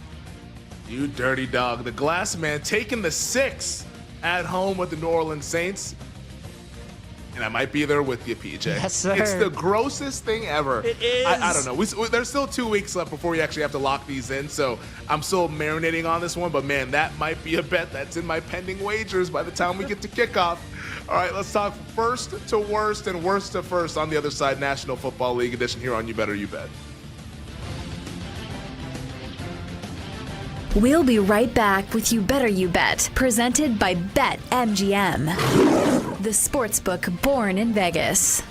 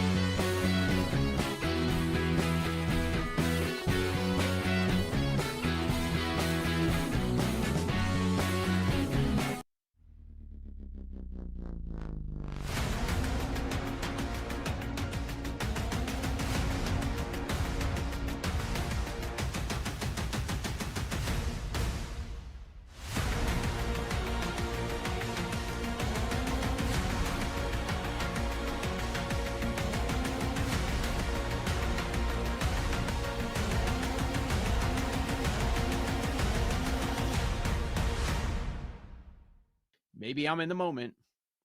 Do we need to bet Eovaldi 35-1 for AL Cy Young with an ERA of 1.38? I had that very same thought. My issue is that they do this late in seasons where they bump guys up, and I think his true number should be, 25-1 ish. So when you dangle a 35 in my face, I'm intrigued, of course, because if my true number is 25, why is it 35? A wise guy, for the most part, is going to see that 35 and just bet it. I heard Dinsick the other day on You Better You Bet talking about the price on Travion Henderson, because Omarion Hampton is down to 6-1 for Offensive Rookie of the Year, and you have Henderson at 22-1, 25-1, 30-1, and he's like, I just bet it. It's a bad number. I think some people would say that number on Eovaldi is a bad number.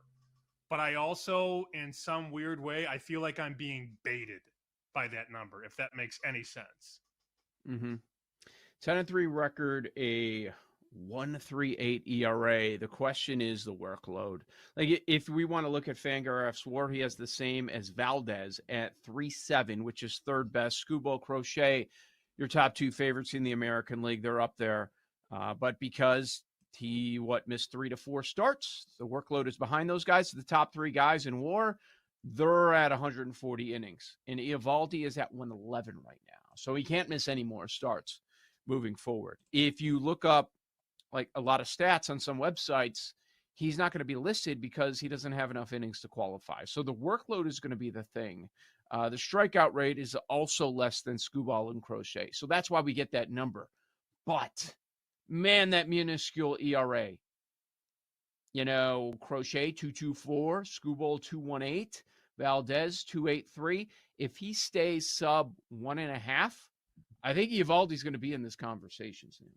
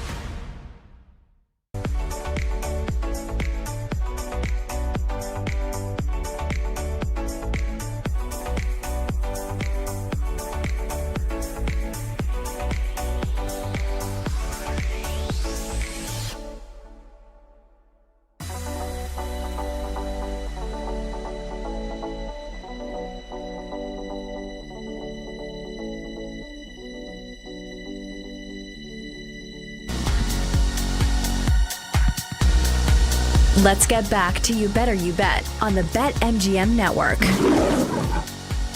Welcome back. This is You Better You Bet on the BetMGM Network, presented by BetMGM. Femi Abebefe, PJ Glasser, hanging with you guys on this Monday, talking a lot of National Football League. 20 minutes from now, though, it's game week, baby. College football. We'll get some week 0 thoughts from our man, the Glass Man. Also previewing the Big 12 as week 0 is headlined by the showdown in Dublin, Ireland, between Iowa State and Kansas State. Wildcats right now 3-point favorites, total sitting at 49.5. Very much excited for that game. Noon Eastern on Saturday. College football is back in our lives. It's crazy to say out loud, but that's the case here sitting on August 18th. So we'll get into some college football to begin the next hour, but wanted to end this hour doing what is, I think, one of my favorite exercises of the NFL offseason. And it's trying to find out which team that finished in last place can win their division this season. Of course, otherwise known as NFL worst to first, baby. We have 7 teams that we'll discuss because we're not going to be able to cheat. 49ers are not in the conversation. We're going to exclude the 49ers because they're actually favored to win their division despite being in last place last year. So Niners do not count. So PJ, if you had the Niners written down, cross them off. We're not doing 49ers because that's just boring. So we'll pick from 7 of the teams that were in last place a season ago and who could potentially win their division in 2025. So here are the 7 teams, once again, excluding the San Francisco 49ers because they're favorites. So we have the New England Patriots in the AFC East, the Cleveland Browns in the AFC North, the Tennessee Titans in the AFC South, the Las Vegas Raiders in the AFC West, the New York Giants in the NFC East, the Chicago Bears in the NFC North, and the New Orleans Saints in the NFC South. PJ, first word to you. Who will be going from worst to first if you had to bet it this upcoming NFL season? For me, it'd be pretty easy. If I obviously couldn't take San Francisco because they're favored, I would take the Chicago Bears, Femi. I think that would be the team. That would be the team to take to go worst to first. There are 3 teams I would look at, 2 teams I would actually consider betting, but the top choice would be the Bears. And the reason being, and I know we're getting ready to flip this conversation in a little bit, but I think they have a vulnerable favorite in their division with the Lions that are obviously losing a ton in their coaching staff.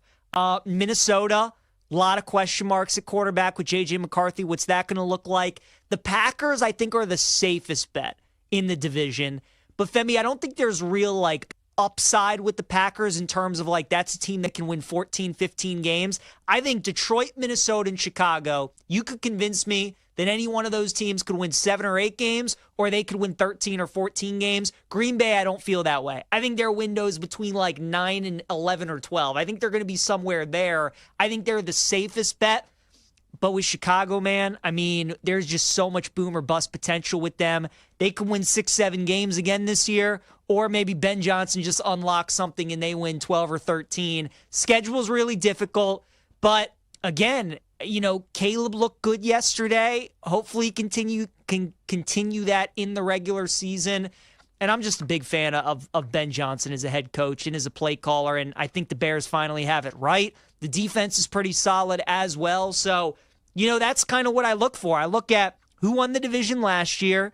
Are they going to be really, really good again? on paper, Lions roster's terrific, but they're losing a bunch of coaches. They lose Ragnow at center, which I think is a massive deal for Goff in that offense. And then Minnesota's bringing in a new quarterback. Green Bay, I don't think, has the upside of winning 13, 14 games. So it'd be the Bears for me. If I had to bet anybody on the board, it'd be Chicago at plus 550. That makes sense to me. Obviously, there's a lot of upside with the Chicago Bears. That division is very much condensed there between all four of those teams. So it makes a lot of sense. And that's not the team that I went with. I went a little bit crazier than you did with the Chicago Bears. But I think you say Chicago amongst these 7 teams, nobody's going to bat an eye. For me, the one that I'm going to consider actually making this bet because I think there's a viable path to this team winning their division despite being in last place last year. It's the Tennessee Titans for me, PJ. And I say this as somebody who really likes the Houston Texans, but I think if we're just doing the exercise, teams that can go from last place to winning their division, I want to go with a team that made a big-time change at one of the most important positions. Now, you did that with the Chicago Bears, making the change from Matt Eberflus to Ben Johnson. That's a massive change. The Tennessee Titans made a massive change going from Will Levis and Mason Rudolph to number 1 overall pick Cam Ward. I'm a big Cam Ward fan. I've been following Cam Ward since he was at Washington State. I didn't watch him at Incarnate Word. I don't think anybody did. But I watched him at Washington State. Obviously, we all watched him last year at the University of Miami where he was a Heisman contender. I think he's awesome. And I actually think that he can be the guy that raises the level of everyone on that Tennessee Titans team. Now, is the head coach a guy that I have trust in? I don't know. All I know is that in his first year, he was saddled with terrible quarterbacks. Mason Rudolph, who's a backup, and Will Levis, who's an even worse backup quarterback. So I don't know what to read when it comes to Brian Callahan. But I do think he has a quarterback in Cam Ward who, if you go from Incarnate Word to Washington State to Miami, you work your ass off. This is a grinder, a dude that's all about ball. He was even telling the media a couple weeks ago, saying, yeah, I just talked to my parents and talked to my dog. That's what he was saying. Now, is that the lifestyle that I would like to live? No. But he can tell you that this guy is all about football. And the roster around him, I think, is further along than people think. It just looked terrible because they had a horrendous quarterback last year. Just look at week 1, Titans at the Bears, and you want to see how a quarterback can cost you a football game? Watch Will Levis in that game, and you'll be reminded about how a guy can blow a game for you. But the wide receiver room, is it great? No, but it's at least average. Calvin Ridley's okay. Tyler Lockett on the back 9 of his career, but, can be a little bit productive. Alec Eilmaner, they seem to be really high on him. He's been getting a lot of run in the preseason. I do like Tony Pollard in the backfield. Tyjae Spears, if he can get healthy. I like that 1-2 punch. The offensive line, I think, can be good this year. They have the best offensive line in the division for my money when you compare it to Houston, Indianapolis, and Jacksonville. I like that Tennessee Titans offensive line. And defensively, this is the real kicker here. Their defensive front, I think, is legitimately good. Tavondre Sweat was awesome last year as a rookie. Jeffrey Simmons is one of the best defensive interior linemen in the National Football League. Got a couple of decent edge rushers. I like this Tennessee Titans team. I just think they needed the right quarterback to elevate everybody else and to really get this thing humming along. This team was horrendous. Worst in NFL history against the spread last year. I actually think that there's a path at plus 775 that Tennessee is your AFC South winner. I don't think too many people would pick the Titans. I like the Titans because I like Cam Ward quite a bit, and I think that this team has quantum leap written all over it. I like it. I told you there were 3 teams that I would maybe consider. Obviously gave out the Bears. The Titans were another one of those teams. But Femi, you just said you like to target teams that have made a major change at one of the key positions, right? Quarterback, head coach. Why not a team that made a change at both of those? What about our Las Vegas Raiders? Oh, no. What about our Raiders? Come on now. Do we get crazy? Do we get crazy? Do we get nuts? Mahomes who? Andy Reid who? I don't know. Do we get crazy on the Raiders? We both think they could be a sneaky playoff team, but just how nuts do we get with Vegas? I don't think they end up winning the division. I actually think an AFC West exacta might be a good call, Femi. I don't hate the idea of Kansas City, Vegas, Denver, LA, something like that, but look, this is obviously the first time in a long time Kansas City's been this low of a favorite going into a regular season. And everybody expects either Denver or the Chargers to be that team to knock them off. Both of those teams are plus 310. I mean, why couldn't it be the Raiders? It's 17-1. The Raiders, it feels like, always play Kansas City tough. And can I tell you what I don't like about Denver, Femi? The schedule makers did the Broncos so dirty when it came to the games against the Chiefs this year. Their two matchups against Kansas City are off of the Chiefs bye week. We know Andy Reid and Pat Mahomes don't lose off bye weeks. And then the second matchup is on Christmas night, short week at Kansas City. So, I mean, that's just two awful spots for Denver. The Chargers, I don't think they'll get there. I'll never trust Herbert against Mahomes in a big spot and the Slater injury. So, look, it's 17-1 for a reason. I'm not saying, but as we're playing this exercise, I think the Bears and the Titans would be the smart money. If you're looking for another team, I would maybe entertain Vegas just because love what they did this offseason, like you as well. And, I mean, they always play Kansas City tough, Femi. So if you want to get crazy, maybe Vegas would be a team to look at. Oh, man. You need, like, the ultimate parlay to cash for the Raiders to win this division. Like, you need the Chargers to fall off. You need Kansas City to have injuries. Like, you need Denver to be as bad as I think Denver is going to be this year. Like, it all has to happen for you. Like, I would love it if it happened, because tell you what, PJ, the victory lap I would take if the Raiders won the AFC West, you would be sick of me. I would change my name to Femi was right, Abebefe, instead of just Femi Abebefe. Like, I would be just absolutely obnoxious if the Raiders somehow won the AFC West.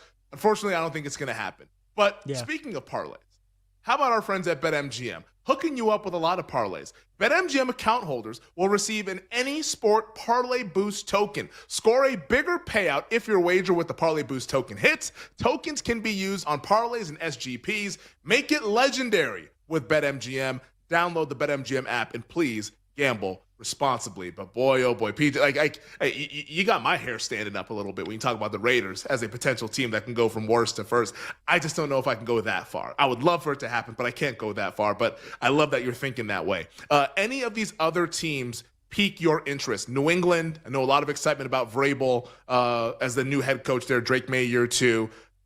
The Cleveland Browns, if you want to make that case. The Giants, we talked about them. The Saints, you said no. Any of those teams you think have a viable path? Like, it seems like absolutely no. Like, New England would maybe be the only one that you can make the case for, but that would also need Josh Allen to probably get injured. If New England was in, like, the AFC South, right? Like, if they were in a division with, like, a team that we didn't view as, like, one of the top teams, I think you could make the case. But with Buffalo in the division, I don't see it. Obviously, that's the same thing for the Raiders. Like, if they were in maybe a different division, it would maybe be more believable. With Kansas City, a little bit tougher sell. But I think Bears, Titans are the smart money if you're looking for worst to first. Yeah, Chicago Bears, once again, plus 550 at BetMGM to win the division, and the Tennessee Titans plus 775 if you want to back our opinions on NFL teams who could go from worst to first in 2025. We'll go first to worst at 5:40, but coming up next to begin the 5 o'clock hour, we celebrate game week in college football here on You Better You Bet. We'll be right back with You Better You Bet, presented by BetMGM, the sportsbook born in Vegas.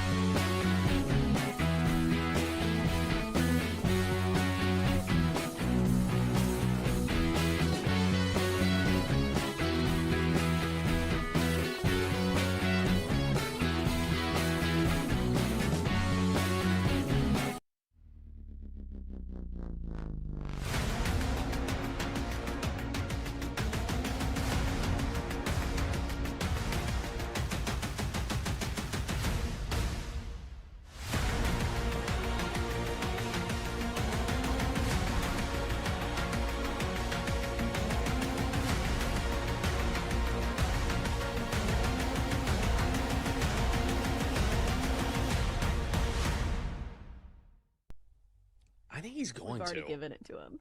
I think he's going to do it. I really do.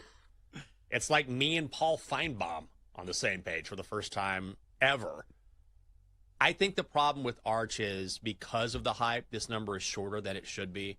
And already, I understand it. As a Texas fan trying to take a step back, you're looking at this, you're like, all right, enough with the Arch Manning hype. I get it. If the back of his jersey said Johnson or Smith or Williams or whatever, we would not hear this hype. He hasn't done anything. He started a couple games. Yeah, he's got some wheels. He's got some talent.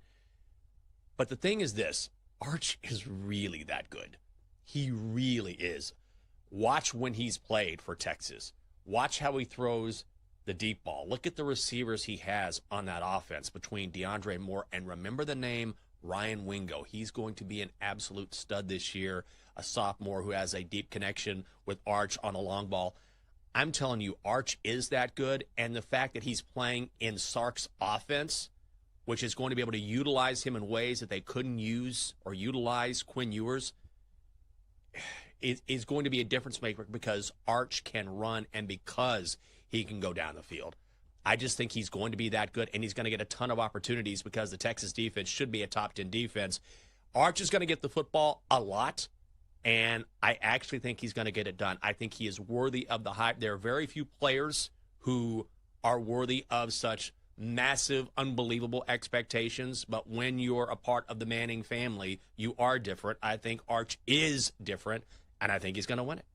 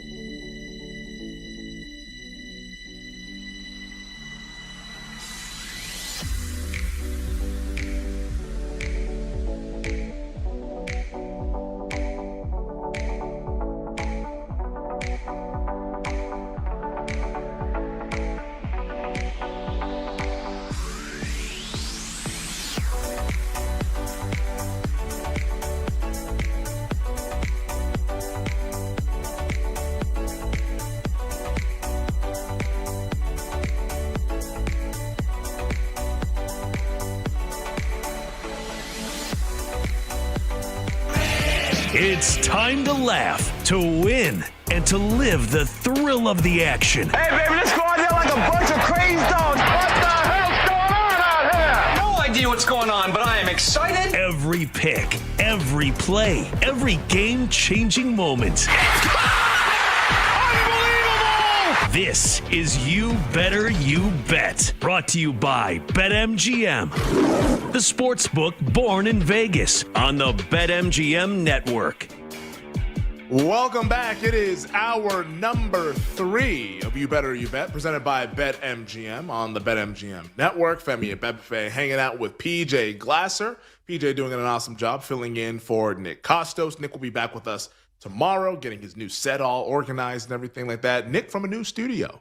Will look a lot like his old studio, but in a new location after he moved over the weekend. We'll get an update, I'm sure, on how the move went for the Costos family. Hopefully everything went well. Sounds like it did. Otherwise, I feel like we would have heard about it by now. But we'll get Nick on with us tomorrow to give us his thoughts on all the happenings from around the National Football League over the weekend, throughout the preseason, and later on tonight from what we will have Monday Night Football, Bengals at the Commanders. Very much looking forward to a little bit of football in our lives to wrap up week 2 of the preseason. 1 hour from now, a power hour where we'll get into some of our bets for the night. Power Hour plays coming at you as well with the slate in Major League Baseball. Once again, the NFL. We'll continue our conversation about the National Football League, Commanders futures outlook, Bengals futures outlook heading into 2025, and other news and notes from around the NFL. But we kick off this hour number 3 going back to school. College football back in our lives, baby. We're here, PJ. After a long off season, after having no games since I believe January 20th or 21st was a national title game that saw Ohio State beat Notre Dame, college football will be back in our lives this weekend with week 0. Now, before we get into the games, I just have to ask you, because I'm a big college football fan. Like, I pale in comparison to how big of a college football fan you are. Like, you are a college football junkie. Is this the official start of the season, or is it next week, PJ? Because, like, this week 0 stuff, like, it's a little bit weird. Now it's a truncated slate. Like, what do you recognize as the beginning of the college football season? Is it right now, or is it actually next week once we head into the Labor Day weekend? It's week 1. It's week 1. I think this year feels a little different. What is this? Like, this is a little appetizer? This is like the preseason of college football to an extent, but the games actually are like real, kind of. Maybe it is an appetizer a little bit. But I think what makes this year feel different is the fact that we have a top 25 matchup in week 0, which is awesome. With right. Iowa State and Kansas State, a little Farmageddon out in Dublin. So that's going to be a lot of fun. K-State, 3-point favorites with a total of 49.5. So I think that's the excitement. Is normally, I mean, we were talking about this before the show started, Family. These week 0 games, you get like a ranked team versus an unranked team. We had that with FSU and Georgia Tech last year, Nebraska, Northwestern the year before. Like, normally we get a ranked team in week 0, but, you know, they're big favorites. They're playing an unranked team. This year, we get a banger. We get a top 25 game in the Big 12. Both of these teams could win the league. Just about everybody in the Big 12 could win the league. So the fact that this is the only Big 12 game going on, Femi, until like week 4, I mean, you're going to feel like you have a big-time leg up on the rest of your league winning this game. So I think that's why it feels a little bit different, because we get such a good game off the start. But normally, even though I'm excited that the games are back, that college football is back, we're going to get football, it like week 1 to me is the start of the season. Yeah, week 1 is a banger, too, with like the top 10 matchups that we have. Man. Like Texas, Ohio State, one of the best games that you'll ever see for a week 1. That's really awesome. Like LSU, Clemson, which in any other year would be like the absolute headliner. But the fact that we have Texas at Ohio State, got Notre Dame at Miami. And the cool thing that I love about this, and I said this last week, PJ, but I want to say it again just for like, because it deserves to be emphasized.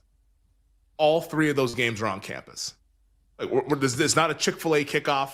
Nope. It's not Vegas Classic. It's not like one of these like games at Jerry World, the Cowboys Classic. They're all on campus, which would make for awesome atmospheres. I think they're going to be really, really fun games next weekend, which is Labor Day weekend. Sorry, summer. See you later. Football season's back. But yeah, I think next week is going to be awesome. But week 0, awesome as well, because it is highlighted by the Big 12 showdown. Iowa State, Kansas State in Ireland. Wildcats 3-point favorites, total 49.5. However, we have a handful of other games in week 0. Sam Houston State and Western Kentucky with a 10-point spread. The Chippewas favorite in that one, total 60.5. We got Fresno State and Kansas, Jayhawks 12.5-point favorites, total 50.5. About Hawaii and Stanford, not late night. This is a 7:30 Eastern game. This is not late night action on the island. The Rainbow Warriors, 2.5-point favorites, total 51.5. And then a little week 0 extra games action here between Idaho State and UNLV. The Runner Rebels, 24.5-point favorites, total of 64.5 here, PJ. But will you end up having bets on the non-Iowa State, Kansas State games in week 0? And if so, what are you kind of eyeing here? You don't have to give away the whole meal here, because we're going to be doing the show on Friday. We'll give our bets and finalize the card coming up on Friday. But any early leans or early betting thoughts for the handful of games that we'll have on our display on Saturday? Yeah, there are 2 games that I like, actually. And what I will say about the other 4 games on the slate outside of Kansas State and Iowa State, Femi, is each of those 4 games for one of the teams, they're bringing in a first-year head coach, which is something I usually like to either fade or bet on in week 1. So I think that's an interesting angle. UNLV in your neck of the woods, they're bringing in Dan Mullen. So definitely a team to keep an eye out on in the Mountain West. Obviously, people remember him from Florida, Mississippi State. He's the head coach of the Runnin' Rebels now, so you know that they're gonna have a good offense. But do I like them to lay the 24.5 against Idaho State, who I know absolutely nothing about? Probably going to stay away from that game. Kansas and Fresno State, also interesting. Jayhawks had a really disappointing year last year, Femi, but Jalen Daniels comes back as their quarterback. They also had a disappointing year, but they were that team that like nobody wanted to play at the end of the season. They ruined like Colorado's year, and they gave Iowa State a loss. They ruined BYU's season. Like they were that team that was just like knocking off every top Big 12 team at the end of the year. Lance Leipold, terrific head coach, and Jeff Tedford retired at the end of the year for Fresno State, was there a long time. He was there when Derek Carr was playing quarterback. Devontae Adams was there at wide receiver. So he built up that Fresno program. He's gone. What does that look like in game one without him against the Jayhawks? A lot of unknowns, so I'm staying away from that one. But I do like the final two games on the slate. Western Kentucky, -10 against Sam Houston State. So Western We're the Kentucky, Hilltoppers, by the way. I screwed that up earlier. I called them the Chippewas, or the Hilltoppers. I'll go ahead and tap the chest on that. That was my bet. all good. The Hilltoppers, I like them, -10 against Sam Houston State. The Bearcats with the K, Bearkats, the Bearcats. We're fading them. And Phil Longo.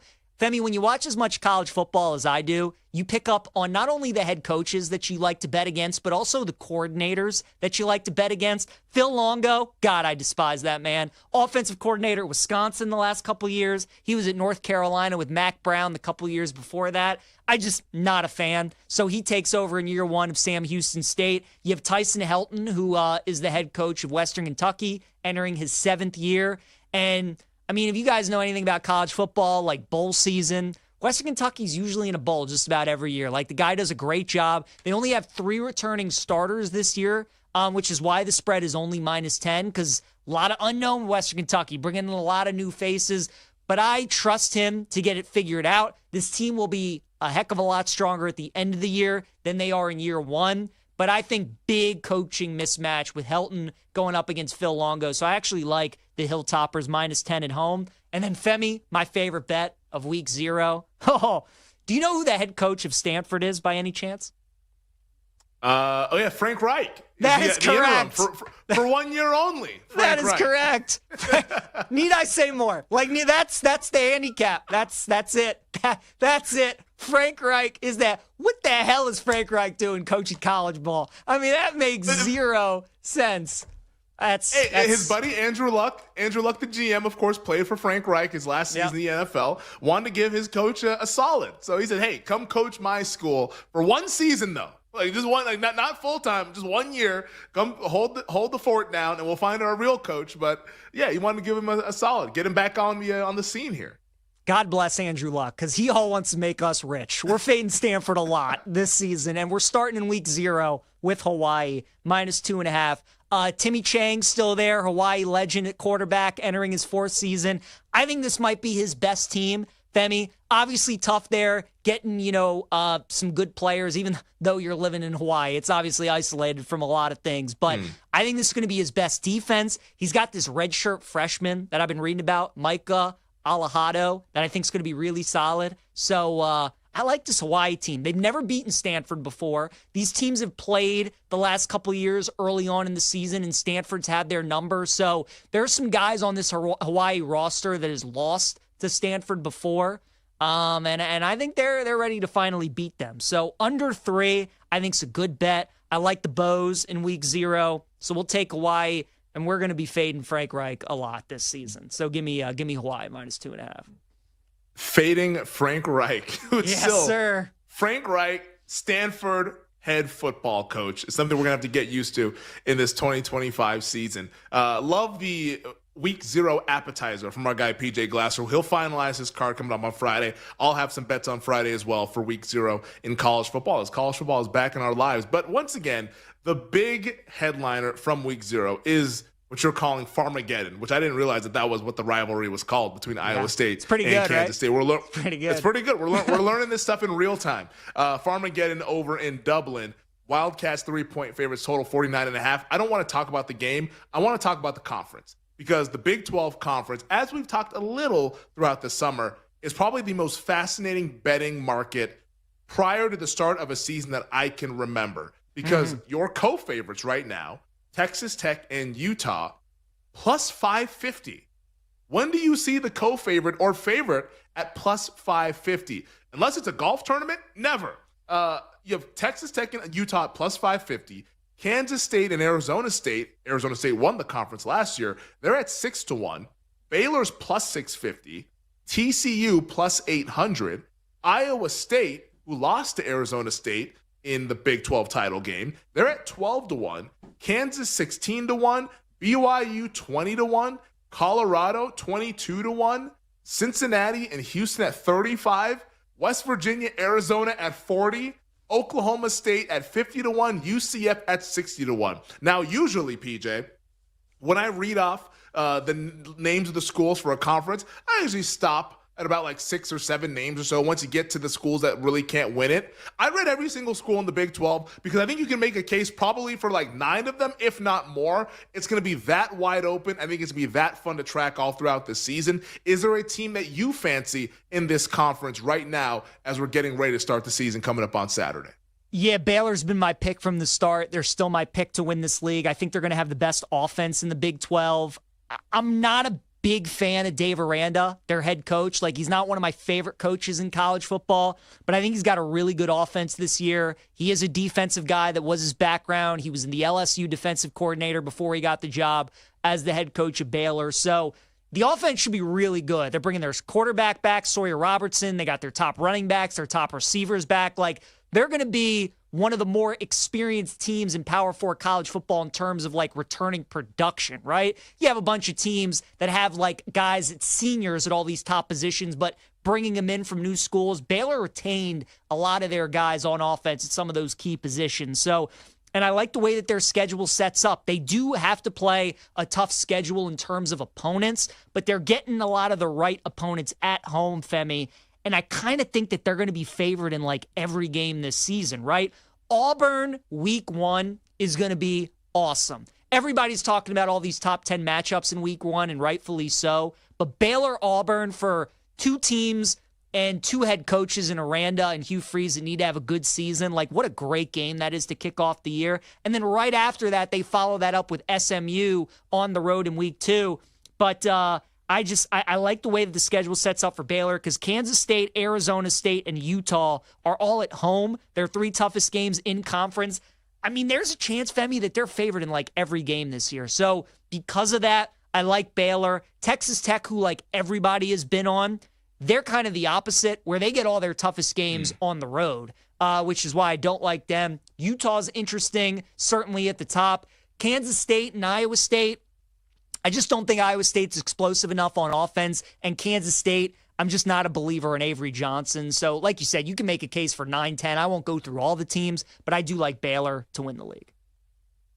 I cannot wait to ask you about Texas Tech on the other side. You alluded to them to that because they have their hard games on the road this year, but like what they're trying to accomplish, I think is really, really fascinating in like having like just like this mega booster, a guy named Cody Campbell. Well, obviously I've never heard of him, but I guess he's a billionaire in that area, and it's like just saying we're going to go ahead and try to buy our way to the Big 12 title. I think it makes for a fun conversation to be had from a betting standpoint with the Red Raiders, and in terms of the pressure that's on this team after the money that was doled out, you'll have to wait for the other side to hear how much money this team spent on their roster. Head coach Joey McGuire better produce this year. I think there's going to be a new head coach in Lubbock coming up in 2026. All right, on the other side, we'll talk Texas Tech and other big stories from throughout college football. Ohio State has its QB1. We'll let you know who when we come back here on You Better You Bet. We'll be right back with You Better You Bet, presented by BetMGM, the sportsbook born in Vegas.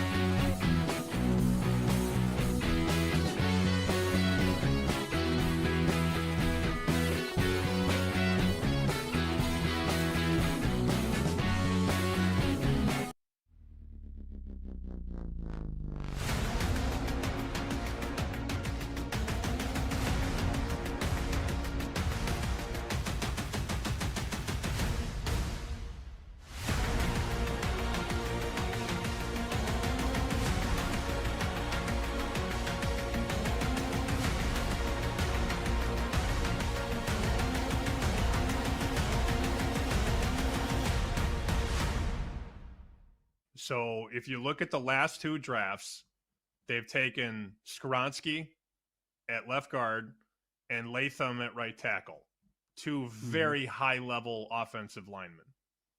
And then this offseason, they go out and get a left tackle, Dan Moore from Pittsburgh. They bring in Cushenberry from Denver to play center, and their new right guard is from Detroit, Kevin Zeitler. So they have built a monster, no pun intended, on the offensive line. That is a big deal for a bad team because a lot of bad teams have bad offensive lines. There's a lot of correlation there. Oh, you stink? You can't move the ball? Oh, your offensive line probably stinks. This is one of the better lines of the league now. So now, when you get through the snap, what do your skill guys do? And they have a rookie quarterback and a bunch of new pieces on offense. You got Tyler Lockett from Seattle. You got Van Jefferson, former Ram, former Steeler. And Calvin Ridley is back in the fold, along with some guys that they like that they got in the draft. 3 receivers, actually, that they added in the offseason. 2 in the draft and then 1 free agent. That's Restrepo from Miami, who played in college with Cam Ward. So this offense is going to be a lot different than it was last year. I don't know that it's good enough to get to 6 wins, but of the 3 teams we've talked about so far, the 3 trash teams, if you will, the Browns, the Saints, and the Titans, I'm more inclined to lean over with this one because I think the division is much easier. A lot like how we talked about with New Orleans, where, all right, like, we know Tampa on the surface is decent, but do we really trust Atlanta? Do we like Carolina? In this division, I have questions about a lot of the teams. When you drop off Houston, of course. I don't know what Jacksonville is, and I really have no idea what's going on in Indianapolis with Anthony Richardson and Daniel Jones.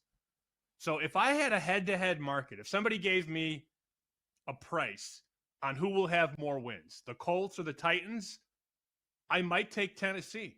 And maybe I look at them to finish 3rd in the division instead of last. That's sort of where I'm at least early.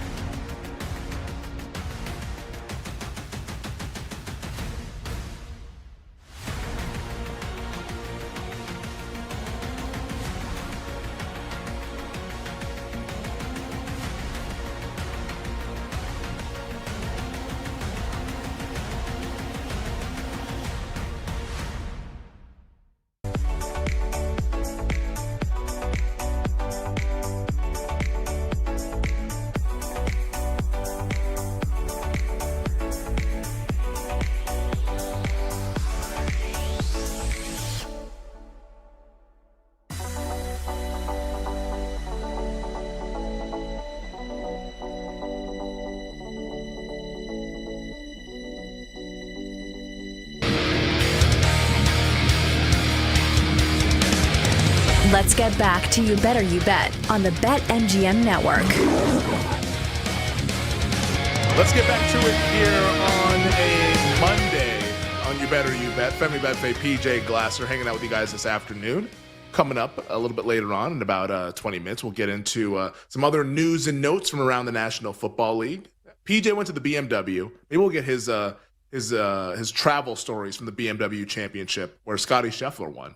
I did see the Scotty chip when I was away in San Francisco. Maybe I'll talk about my trip to San Francisco coming up next. Yeah. But yeah, like that Scotty chip, I was like, man, glad I didn't bet that tournament.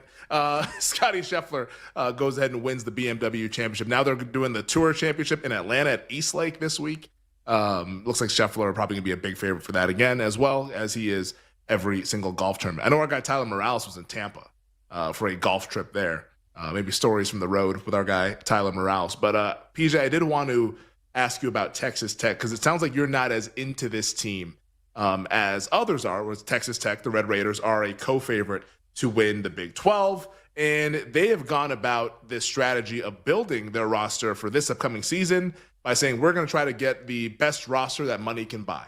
Now, I said that quite a bit about Ohio State last year. It came to fruition. They won the national title.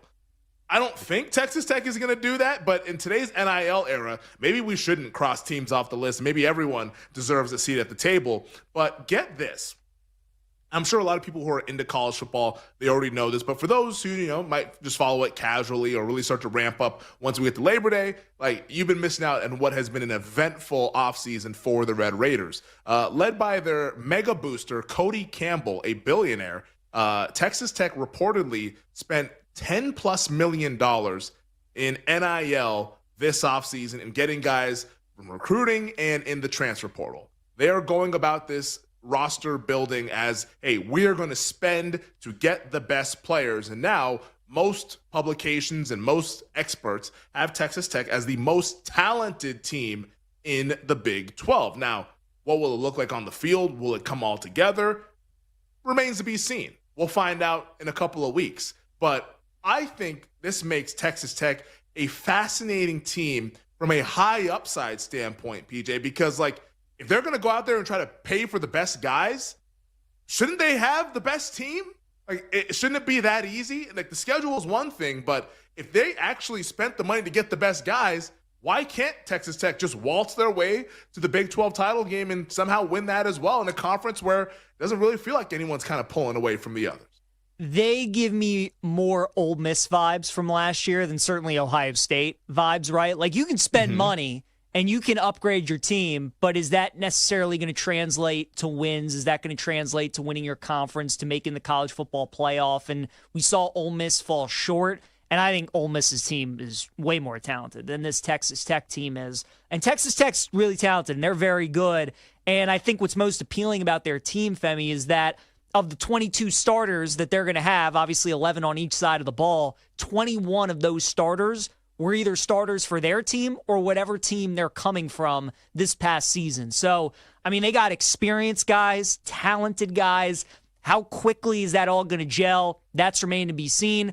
Also, they don't have like a difference maker at quarterback. I like Baron Morton a lot. I certainly don't think he's like one of the top 2-3 quarterbacks in the Big 12. I think he's a very good player. But not only, do I not think your team is as talented as maybe some of the other teams in some of the other leagues, but your quarterback isn't a difference maker. I think that's what was appealing to Ole Miss about a lot of people was you brought in all this talent. You also have an NFL quarterback who's a senior, and you have a really good head coach in Lane Kiffin. But Kiffin had never really won any of those big games and never gotten to a conference title before. And I think that's the pause with McGuire is we really haven't seen him do it yet. His team's been good. They've been middle of the pack in the Big 12. They've struggled to win games on the road. And again, you look at their schedule this year, Femi, and it's those road games, man. It's kind of opposite of what Baylor is. Baylor and Texas Tech both play Utah, Arizona State, and Kansas State. Baylor gets all those teams at home. Texas Tech gets all those teams on the road. So I think just the road's a little tougher. And also Texas Tech has to play West Virginia on the road. And West Virginia might be the worst team in the Big 12 this year, but Morgantown's never an easy place to play. So yeah. I think they're just one of those teams, and sometimes that's just how it goes in college football. I think we look at like South Carolina, LSU, Florida, Oklahoma out of the SEC, like some of these teams on paper that you really like, you just look at some of their schedules and you're like, I think it's going to be tough for those teams to make the playoffs. And it's kind of the way I feel about Texas Tech. On paper, I like the team schedule. I just think it's going to be too tough with all those teams that are going to be battling to make the Big 12 title game. I think they're going to be left out. It's so interesting because you bring up Ole Miss and what they were trying to do in the portal. And, like, I understand why you brought them up, but here's where I think it's different. Mm-hmm. The SEC has big boy programs in that conference. Sure. The Big 12 does not. Like, Oklahoma and Texas no longer in the Big 12. So you look at the current Big 12, and I feel like if you were to go out there, if there was a conference where you could buy your way to a conference title, wouldn't it be this conference? Where, like, nobody else has a stranglehold on it? That's why I continue to be intrigued by this team. Like, they're plus 550 to win the conference, plus 400 to make the playoff. I just bet them to win the conference. I don't know if we're going to get multiple teams from the Big 12 in the CFP this year, but, like, I would just bet the conference price because also it's a bigger price than the plus 400, even though theoretically you have more of an umbrella betting them to make the CFP. But I just think that, like, you might actually be able to buy your way to a conference title in a conference where there's no traditional juggernaut.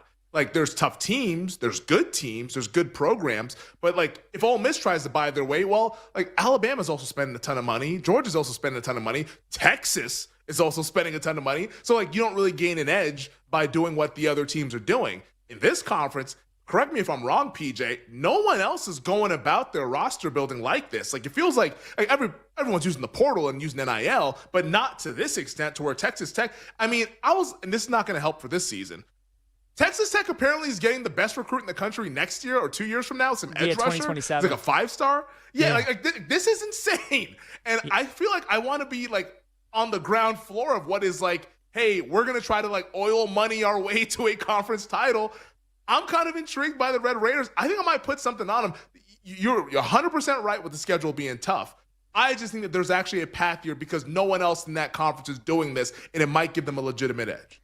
It certainly could. And to your point, if they can show this season that their formula works, they're going to be the favorite again next year because this isn't stopping. Yep. They're continuing to spend. They're continuing to bring guys in. So I like your mindset, Femi, of like, if you're even skeptical on Texas Tech, like this might be the best number that you get on them in the next couple of years if the way that they go about things continue to work. I think Denzel Washington was on First Take the other day, Femi, and he said something like, not all money's good money, right? Or something like that. Like, maybe that's the case with Texas Tech, right? And maybe not all money's good money. Like, yes, they're going out and get talented guys, but they got to make sure they're all meshing together. They got to make sure it's all working together. I understand why you're excited about Texas Tech and where the angle is. Maybe you see some value, but I'm just also skeptical because while the Big 12 doesn't have any of those dominant brands, they don't have the talent that some of these other teams do. What the Big 12 maybe does do better than those other Power 4 conferences is they retain a lot of their guys, especially the quarterback position, right? So it's not the same as college basketball, but it's like, Texas Tech is those teams going after those one and dones, going up against these teams that have 4 or 5 seniors in their starting lineup and what's going to win out. It's like we see that all the time in March Madness, right? Is it the mid-major with the 4 or 5 seniors going to win out, or is it Calipari with the one and dones at Kentucky, Arkansas, whatever it is? It's fascinating. I kind of love what Texas Tech is doing in that league, Same. like bringing an extra wrinkle into it. But look, there are some good coaches in that league. Ton of returning quarterbacks, returning production, and teams that have built their identity, right? Like, we know what Kleiman and K-State are. We know what Whittingham and Utah are. We know what Campbell and Iowa State are. Like, we know what these teams have been for years. We got no idea what to expect from Texas Tech. So, super fascinating. If you're viewing them as a wild card with a nice plus money price to win the conference, totally get it. I just don't love the schedule, certainly, and I just don't like all the unpredictability with Texas Tech, whereas in some of these other schools, I feel like I know what I'm kind of getting out of them. Yeah, last thing I'll say about this, and this doesn't really have to do with betting, but I do think it's a pertinent thing to bring up here as we talk about college sports and like the future of college sports, particularly college football. I think this is like the beauty of like the NIL era. Like, this to me is why we have NIL. It's like, hey, you could be a school anywhere. If you got somebody who's willing to pay for it, you can become maybe a potential next national brand and big time program. Like, gone are the days of like where it's like, 10 years ago, does Texas Tech ever in a million years have a shot to recruit the number 1 recruit in the country? No. But the number 1 recruit in the 2027 class, an edge rusher from Savannah, Georgia, picked Texas Tech over Georgia, Tennessee, and Florida State.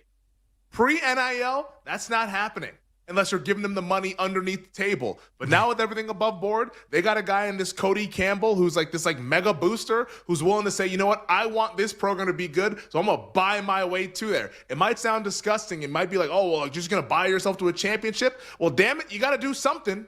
Like, especially when you're out in Lubbock. Like, how else are you going to get them kids to go to Lubbock, Texas? I've been there. I could speak on it. Like you got to do something to get them there. So, yeah, I think it's the beauty of it. Any program anywhere in America can become the next great program. Just got to be willing to pay for it. And if you're not willing to pay for it, then maybe you don't deserve to be a great program. And that's how that should unfold. Switching gears here, staying in college football, though, PJ. A program that's really great. A program that just won the national title, the Ohio State Buckeyes. Sorry. The world famous Ohio State Buckeyes. Shout out to our guy Gus Johnson over at Fox with Big Noon Kickoff. Ohio State head coach Ryan Day announced earlier this morning that Julian Sayin will be the team's starting quarterback when they take on Texas in a couple of weeks. Now, this was expected. Sayin's price has been low amongst the Heisman contenders because everyone thought he was going to win the job. Ryan Day, a couple of weeks ago, was saying that it was a little bit closer and it was going to go down to the wire, but he goes with Julian Sayin, a prospect and a quarterback that I think a lot of people are excited about. Where are you at with the Buckeyes and Sayin now taking over for Will Howard and what we saw last year with that team winning the national title? Yeah, so I have no interest in Ohio State this year. I don't want to bet them to win the Big Ten. I don't want to bet them to win the national championship. If anything, I actually like their win total under 10.5 games this season. To me, Ohio State is what Bama is from 3 years ago, where that Alabama team with Bryce Young and Will Anderson had the two best players in the sport on each side of the ball. And that's how I view Ohio State this year. Jeremiah Smith and Caleb Downs, I think they're the two best players, one on each side of the ball. But Ohio State loses so much, Femi. I mean, they're losing their offensive coordinator, Chip Kelly. Jim Knowles on defense is so big. And not only do you lose Jim Knowles, you bring in Matt Patricia. It's not like you're replacing him with you're bringing in Matt Patricia. So that's where I'm torn on Ohio State. I think they're going to lose to Texas in week 1. I think they're going to lose to Penn State in week 10 or whatever it is.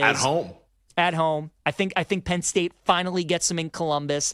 Even if they don't lose, I think they're going to lose one of those games, definitely.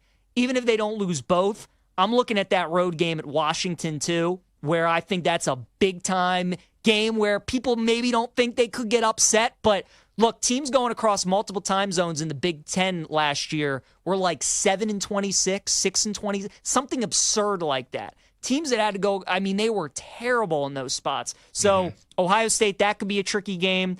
At Illinois is going to be a good team. At Wisconsin, Camp Randall's never easy. And then obviously at Michigan to end the year, a team that they've lost to 4 straight years. So there are like 4 games on their schedule where I look at and I'm like, yeah, I don't think it's crazy they could lose any of those games. I think they're going to trip up in 2 of them.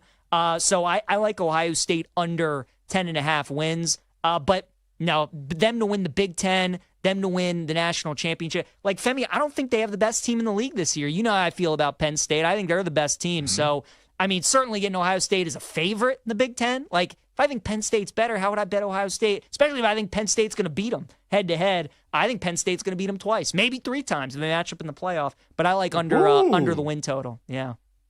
Say it with your chest, PJ. Says Nittany Lions going to sweep Ohio State 3 times. Could you imagine James Franklin never winning a big game and then he just goes beat Ohio State 3 times? I mean, that'd be crazy. Those will be his 3 top 5 victories. I don't think he has one so far in his career. Sorry. He has one. He has one that year, 2016, I believe it was, with the blocked kick against that Urban Meyer Ohio State team. Although for some reason the committee took Ohio State instead of Penn State. Riddle me that. But Ohio State plus 190 to win the Big Ten. Penn State plus 240. Are the Buckeyes the second best team, or do you think Oregon's even better than Ohio State? Like, how far are you willing to go with Ohio State and your disregard for the defending national champion? So Ohio State's the second best team. My favorite win total in college football this season is Oregon under 10.5 wins. I don't like the Ducks this season. Not to say that I don't think they could win 8 or 9 games, maybe even 10. 10.5, though, way too high. I feel really good about them losing to Penn State. Like, that is an awful scheduling spot for them. And then I think they're going to trip up in one more game the rest of the way. So, look, Dan Lanning's built a machine. They got NFL players all over the field. I think next year is their year again. They got a lot of young guys. But I think Ohio State's the second best team, and then Oregon's number 3. Dan Lanning said that they're not fighting for clicks, they're fighting for wins. PJ says that they're going to maybe lose that battle this year in 2025. Can you tell our guy, the Glass Man, is fired up for college football? I'm fired up just listening to him break down everything that's going to happen in one of our favorite sports in America. On the other side, we'll turn our attention back to the NFL and go first to worst here in this 2025 upcoming season.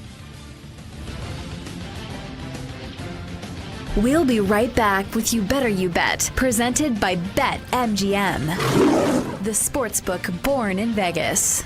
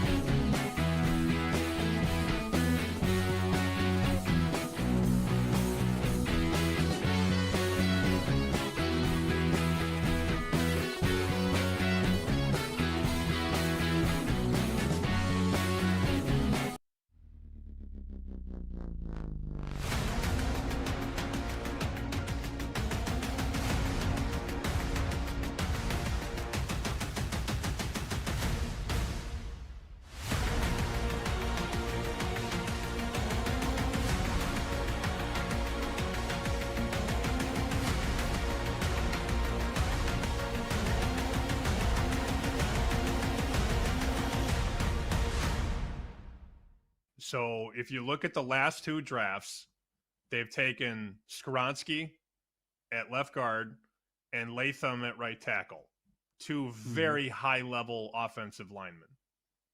And then this offseason, they go out and get a left tackle, Dan Moore from Pittsburgh. They bring in Cushenberry from Denver to play center, and their new right guard is from Detroit, Kevin Zeitler. So they have built a monster, no pun intended, on the offensive line. That is a big deal for a bad team because a lot of bad teams have bad offensive lines. There's a lot of correlation there. Oh, you stink? You can't move the ball? Oh, your offensive line probably stinks. This is one of the better lines of the league now. So now, when you get through the snap, what do your skill guys do? And they have a rookie quarterback and a bunch of new pieces on offense. You got Tyler Lockett from Seattle. You got Van Jefferson, former Ram, former Steeler. And Calvin Ridley is back in the fold, along with some guys that they like that they got in the draft.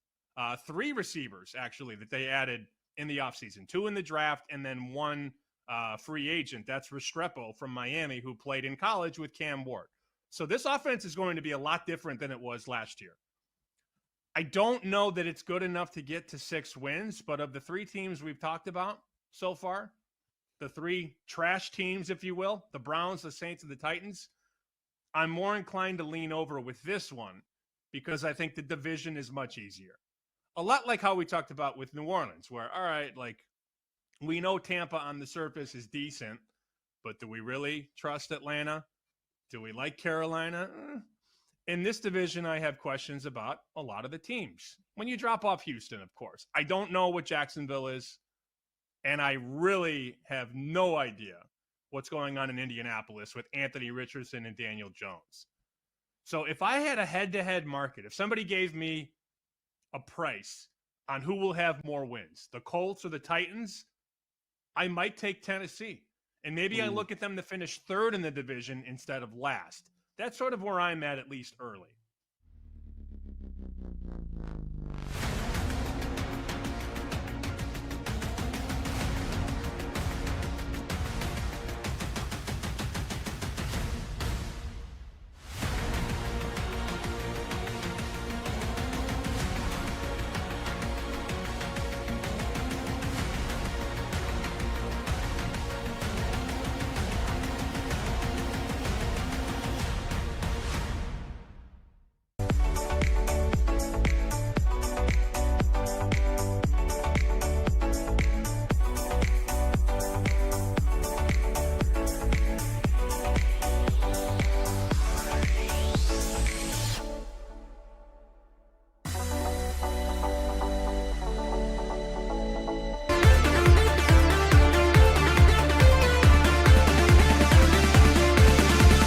Let's get back to You Better You Bet on the BetMGM Network.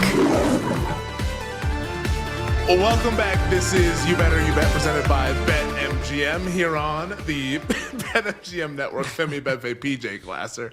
What we talk about during the break is always hilarious. Maybe we'll bring that on the air. Probably not. Definitely not. Hanging out with you guys, though, on this Monday. Wanted to remind everybody, make sure you take advantage of all of the fun offerings that our friends at BetMGM put together, including this one. BetMGM account holders will receive an any sport Parlay Boost token. Score a bigger payout if your wager with the Parlay Boost token hits. Tokens can be used on parlays and SGPs. Make it legendary with BetMGM. Download the BetMGM app and please gamble responsibly. Also, before we get to NFL first to worst, have to report some bad news. And like you just can't make this stuff up sometimes, right? Like you're talking about something, you're talking about a team. Hey, maybe I want to be in on that team. And then boom, something happens. And this one is of the bad variety. All of the college football insiders and the reporters who cover the sport religiously, they're all reporting now that Texas Tech standout running back Quentin Joyner is feared to have suffered a torn ACL, and he will be out for this upcoming 2025 season. Joyner played at USC last year and was splitting carries with Woody Marks in that backfield, was one of the top running backs in the transfer portal. Obviously, we were just in the last segment talking about how I was intrigued by this Texas Tech team and how they've gone about building their roster, spending all this money in the portal with NIL, et cetera, et cetera. And then literally like 2 minutes after that, while we're in the break, Quentin Joyner, torn ACL, is going to miss this upcoming season. So obviously it sucks for Quentin Joyner. Obviously you feel bad for the kid, but it's just kind of crazy how that stuff all works together. We're talking a team up, and all of a sudden, one of the big pieces, a guy that was supposed to have a big-time role with this team, is no longer going to be out there on the field in 2025, PJ. And what's crazy, Femi, is Denton Day and I do a show here on BetMGM Network on Sundays inside the betting lines from noon to 4. And we had Jarrett Johnson on yesterday, who is a publisher for InsideTheRedRaiders.com. And we were asking him about Texas Tech with this number 1 portal class, all these guys that McGuire brought in. Who do you think is the guy that is going to have the biggest impact for Texas Tech this season? And Jared Johnson said Quentin Joyner would be the guy that he thought would have the biggest impact. So crazy, right? They get him from USC, was supposed to really help them. Taj Brooks was one of my favorite college backs last year, and losing him was going to be big because he really helped out Morton in that passing game. But they felt like they kind of got his replacement with Joyner. So losing him, that's a big deal at the running back position. So massive loss there for Texas Tech. Yeah, it's a bummer for the Red Raiders. So I guess it'll be next man up for Joey McGuire and that team. But yeah, that's something that was not expected. Obviously, it's crazy how it all worked out as we were talking about their team in the last segment. But hey, that's the news. Quentin Joyner feared to have torn his ACL and will be out for this upcoming season in college football. Wanted to pass along this NFL news that just came down as well from all of the insiders from throughout the league here. The Miami Dolphins are expected to sign veteran edge rusher Matthew Judon to a 1-year deal. That is from NFL Network's Ian Rappaport. I read that news, PJ, and I think to myself, it's like, all right, like maybe the rehab for Jalen Phillips is a little bit slower than we thought. It sounded like he was doing pretty well, but they have a bunch of guys. I mean, Chop Robinson, Jalen Phillips, Bradley Chubb. Like, they have a bunch of guys at that spot, but maybe Phillips is a little bit further along than they thought he would be here on August 18th. But I just get bad vibes with this team. I think Mike McDaniel is another dead coach walking this upcoming season. Like, anytime that the owner has to issue a statement that you'll be returning, like, you're dead coach walking. And we saw that in Indianapolis. We saw it in Miami. 2 years ago, we saw it in Dallas with, Mike McCarthy will be coming back. And then what happened? He got fired later on the next season. Like, dead coach walking is not where you want to be, and that's where McDaniel is, and I think everybody in that locker room knows it. And the first sign of adversity, I think this whole thing comes crumbling down for the Miami Dolphins. I totally agree with you. I think the Dolphins, they're like 25-1 to finish with the worst record in the NFL. I think that could be worth a bet. Ooh, like I think there's a case where that could happen. Because, look, we know Tua's injury history. Zach Wilson's the backup quarterback. Could you imagine if he's got to play some games for the Dolphins? This defense obviously isn't going to be very good. I understand why they made the trade for Jalen Ramsey to Minkah Fitzpatrick. We know Jalen tends to overstay his welcomes a little bit. But there was a reason Minkah wanted out of Miami in the first place, because they were the worst team in the league when they drafted him. He wasn't used to losing a lot of games and might have to get used to that again, because I think they might be doing a lot of losing this year. Mike McDaniel, though, I've always thought was a fraud. I was never buying the whole shtick, like, this nerd that calls all these great plays and has this quirky personality and that everybody loves him. Does he win games? And he doesn't. He doesn't beat good teams. And I don't think I know he's not a good leader of men in the locker room, right? He's not a guy he doesn't strike you as like a Mike Tomlin or a Dan Campbell type, like somebody that these guys like really buy into what he's selling. So yeah, I'm fading Miami big time this season. Judon, I mean, sure, you throw him in there, helps with the pass rush a little bit, but I'm down on the Dolphins. Yeah, I couldn't be more down on this team. I'll be looking to fade them. Unfortunately, we can't fade them in this exercise that we're about to do here, which is looking for teams who won their divisions last year that might regress all the way down to last place this upcoming season. NFL first to worst. Now, we did worst to first in the last hour. PJ came up with the Chicago Bears as his team. I came up with the Tennessee Titans as my team that I would bet to go from worst to first and win their division. But this one, though, the inverse. First to worst, I think a little bit more difficult. And the teams that we have at our disposal, the 8 division winners from 2024, you have the Buffalo Bills in the East, AFC East. The Baltimore Ravens in the AFC North. Houston Texans in the AFC South. The Kansas City Chiefs in the AFC West. The Philadelphia Eagles in the NFC East. The Detroit Lions in the NFC North. The Tampa Bay Buccaneers in the NFC South. And the Los Angeles Rams in the NFC West. First word to you, PJ, your first to worst candidate in the NFL, which happens. We just saw it happen last year with the San Francisco 49ers. You know, when we did this exercise and we were going worst to first, I told you the Bears would probably be my pick. I think if I had to make like a smart play, I would stay in that division and take the Lions. Like, I think there's a chance where those two teams could flip-flop this season, Femi, where the Bears win the division and the Lions fade all the way to last place.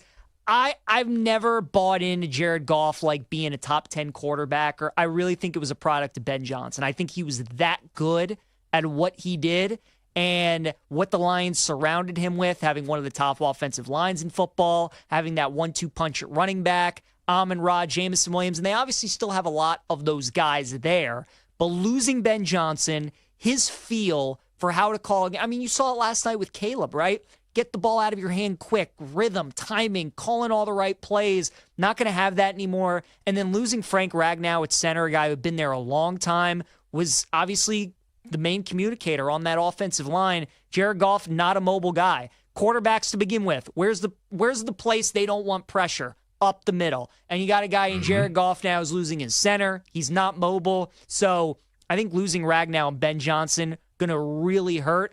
And then we all want to talk about how the Lions are losing both coordinators, Johnson and Aaron Glenn, but also the guys that those two guys brought with them to the Jets and the Bears. So they're losing about 8 coaches, Femi. And we're really going to find out how good of a coach Dan Campbell is. But I think there's a chance that this Lions team could finish in last place because also the schedule for Detroit, oh my goodness. Listen to the road schedule that the Lions have, right? Obviously all the divisional opponents that they have to play on the road this season. How about on the road at Baltimore, on the road at Kansas City, on the road at Philly, on the road at Washington, the Rams as well. Those are the teams, Femi, that they have to play on the road outside of the divisional opponents. Those are their 8 road games. After playing 3 outdoor games last year, they got to play 6 this year.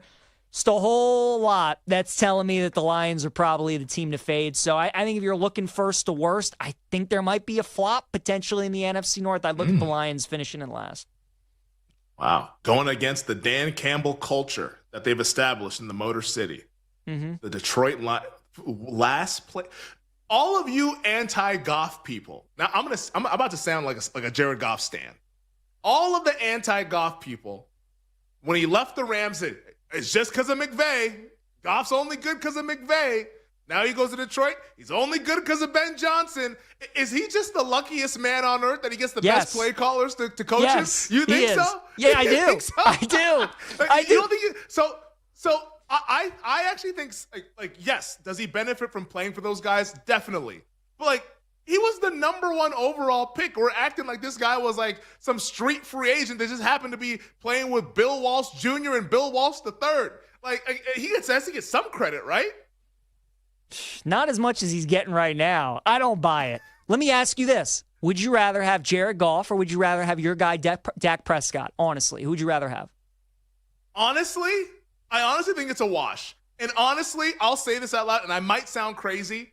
I've at least seen Jared Goff play well in multiple playoff games. I'll say that. Jared Goff has won an NFC title game in New Orleans. Jared Goff has been to... Dak Prescott can't get to the damn NFC title game. What are we talking about here? It's not that big of a gap, I think. Jared Goff has been a productive quarterback. He's last year, 37 touchdowns, minimal interceptions outside of the Houston game. I think that with these mid-tier guys, it's 6 to 1, half a dozen to another. So I don't think it's that crazy to say that you would take Goff over Dak. I really don't. I'd rather have Dak. And I mean, it's close, but And then here come the 49ers, and here come the interceptions. Good luck. I don't know.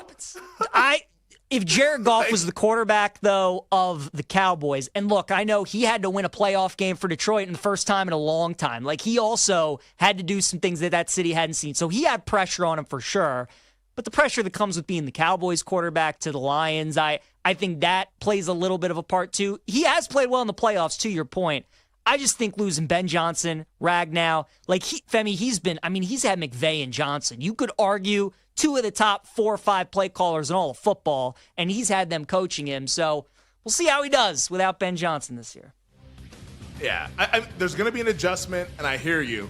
I just think that we're shortchanging Jared Goff. And I just remember we all did this when he went to Detroit, and everyone says, oh, he'll never amount to anything, and then he played pretty damn well. Now, all of a sudden, I guess he's just the luckiest man on planet Earth to ever touch a football. I'll give you my first to worst team on the other side. We'll also talk about the Commanders and the Bengals because we got Monday Night Football tonight, baby. It's You Better You Bet Power Hour coming at you next here on the BetMGM Network.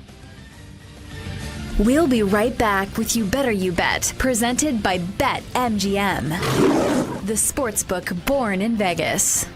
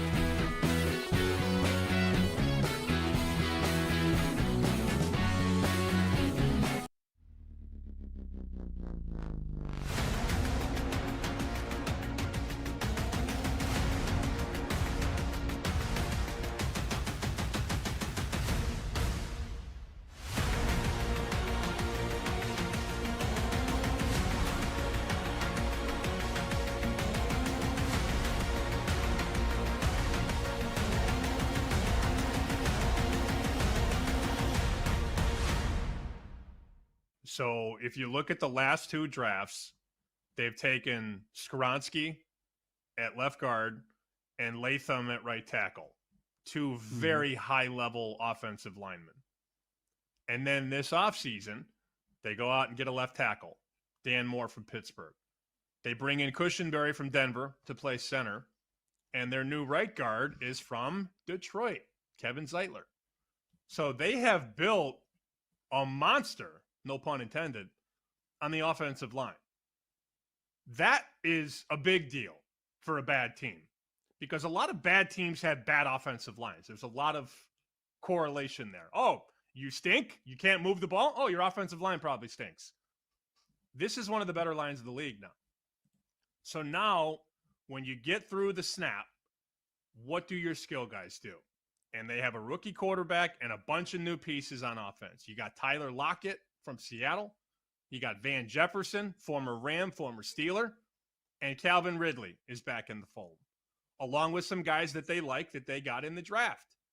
3 receivers, actually, that they added in the offseason. 2 in the draft and then 1 free agent. That's Restrepo from Miami, who played in college with Cam Ward. So this offense is going to be a lot different than it was last year. I don't know that it's good enough to get to 6 wins, but of the 3 teams we've talked about so far, the 3 trash teams, if you will, the Browns, the Saints, and the Titans, I'm more inclined to lean over with this one because I think the division is much easier. A lot like how we talked about with New Orleans, where, all right, like, we know Tampa on the surface is decent, but do we really trust Atlanta? Do we like Carolina? In this division, I have questions about a lot of the teams. When you drop off Houston, of course. I don't know what Jacksonville is, and I really have no idea what's going on in Indianapolis with Anthony Richardson and Daniel Jones. So if I had a head-to-head market, if somebody gave me a price on who will have more wins, the Colts or the Titans, I might take Tennessee. And maybe I look at them to finish third in the division instead of last. That's sort of where I'm at least early.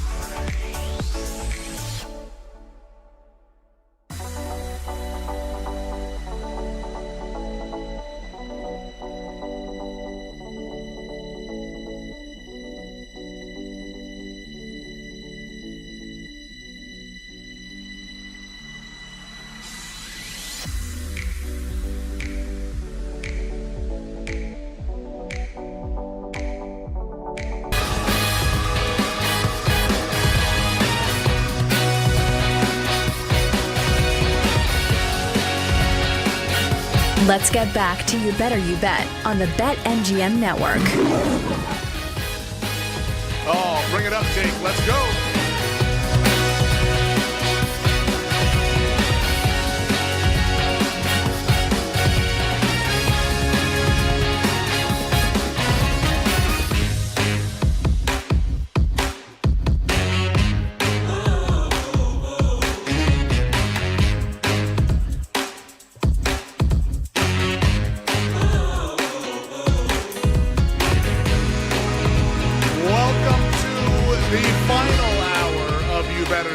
Otherwise known as the Power Hour. Femi and Pepe hanging out with PJ Glasser. PJ doing an awesome job filling in for Nick Costos. Nick will be back with us tomorrow as he has finalized his move. He's in a new studio. We got to see it during one of our breaks. He is doing well, sounding great, looking great, and will be back with us to break down some National Football League coming up on a Tuesday. But the Glass Man's been holding it down for the first 3 hours, and we are going to rock it for the final 60 minutes here on You Better You Bet. Because 40 minutes from now, all of our bets from across the world of sports with our Power Hour plays. Got a full slate of Major League Baseball with 8 games. Got an NFL game, Monday Night Football, which we're a couple hours away from our nation's capital between the Cincinnati Bengals and the Washington Commanders. Right now, looking at the betting markets, Cincinnati, 3.5-point favorites, total 43. Now, that's the case because we're expecting to see both starting quarterbacks. Jaden Daniels sounds like he'll play maybe a series or two. Zach Taylor, about like a month ago, maybe even 2 months ago, said that the starters for the Cincinnati Bengals will be playing quite a bit in the preseason. So expect the Bengals and Joe Burrow and Jamar Chase to be out there for about a quarter. You will see a lot of starters on the field tonight. So that's why you have a total that high. And also, preseason overs have been cashing. So it's we've seen a lot of overs getting home at the window through the first couple of weeks here. So once again, total 43. Cincinnati, though, a 3.5-point favorite on the road against the Washington Commanders. We'll get to the Commanders and the Bengals outlooks in just a second for the upcoming 2025 regular season. But we wrapped up the last hour talking about NFL teams that could go from first to worst. Now, we always talk about, all right, who can surprise? Who's the bad team that might be good? We discussed that in the 4 o'clock hour. Make sure you check it out in podcast form if you missed it. But what about the teams who won their divisions and then the next year end up in last place? Don't believe me? Just look at last year's San Francisco 49ers, who suffered a number of injuries, season got off the rails, and they were your last place team in the NFC West. So let's go ahead and go through the teams that could potentially go from first to worst this year. PJ, in the last segment, in the other hours, talked about the Detroit Lions as his team that could go from first to worst. My team is a team in the NFC West, the Ramily, the Los Angeles Rams, with Sean McVay and Matthew Stafford. Now, this, of course, is very much injury-related, which we already have the injury that we've been discussing over the last few weeks throughout training camp. Matthew Stafford dealing with an aggravated disc. That is before playing any games this year. And it started first week of training camp, day to day. Actually, week to week. Oh, he's going to work out, and they'll start practicing. Oh, he worked out and actually missed the next week of practice. Oh, he's going to work out on Saturday. Oh, he's actually not going to work out.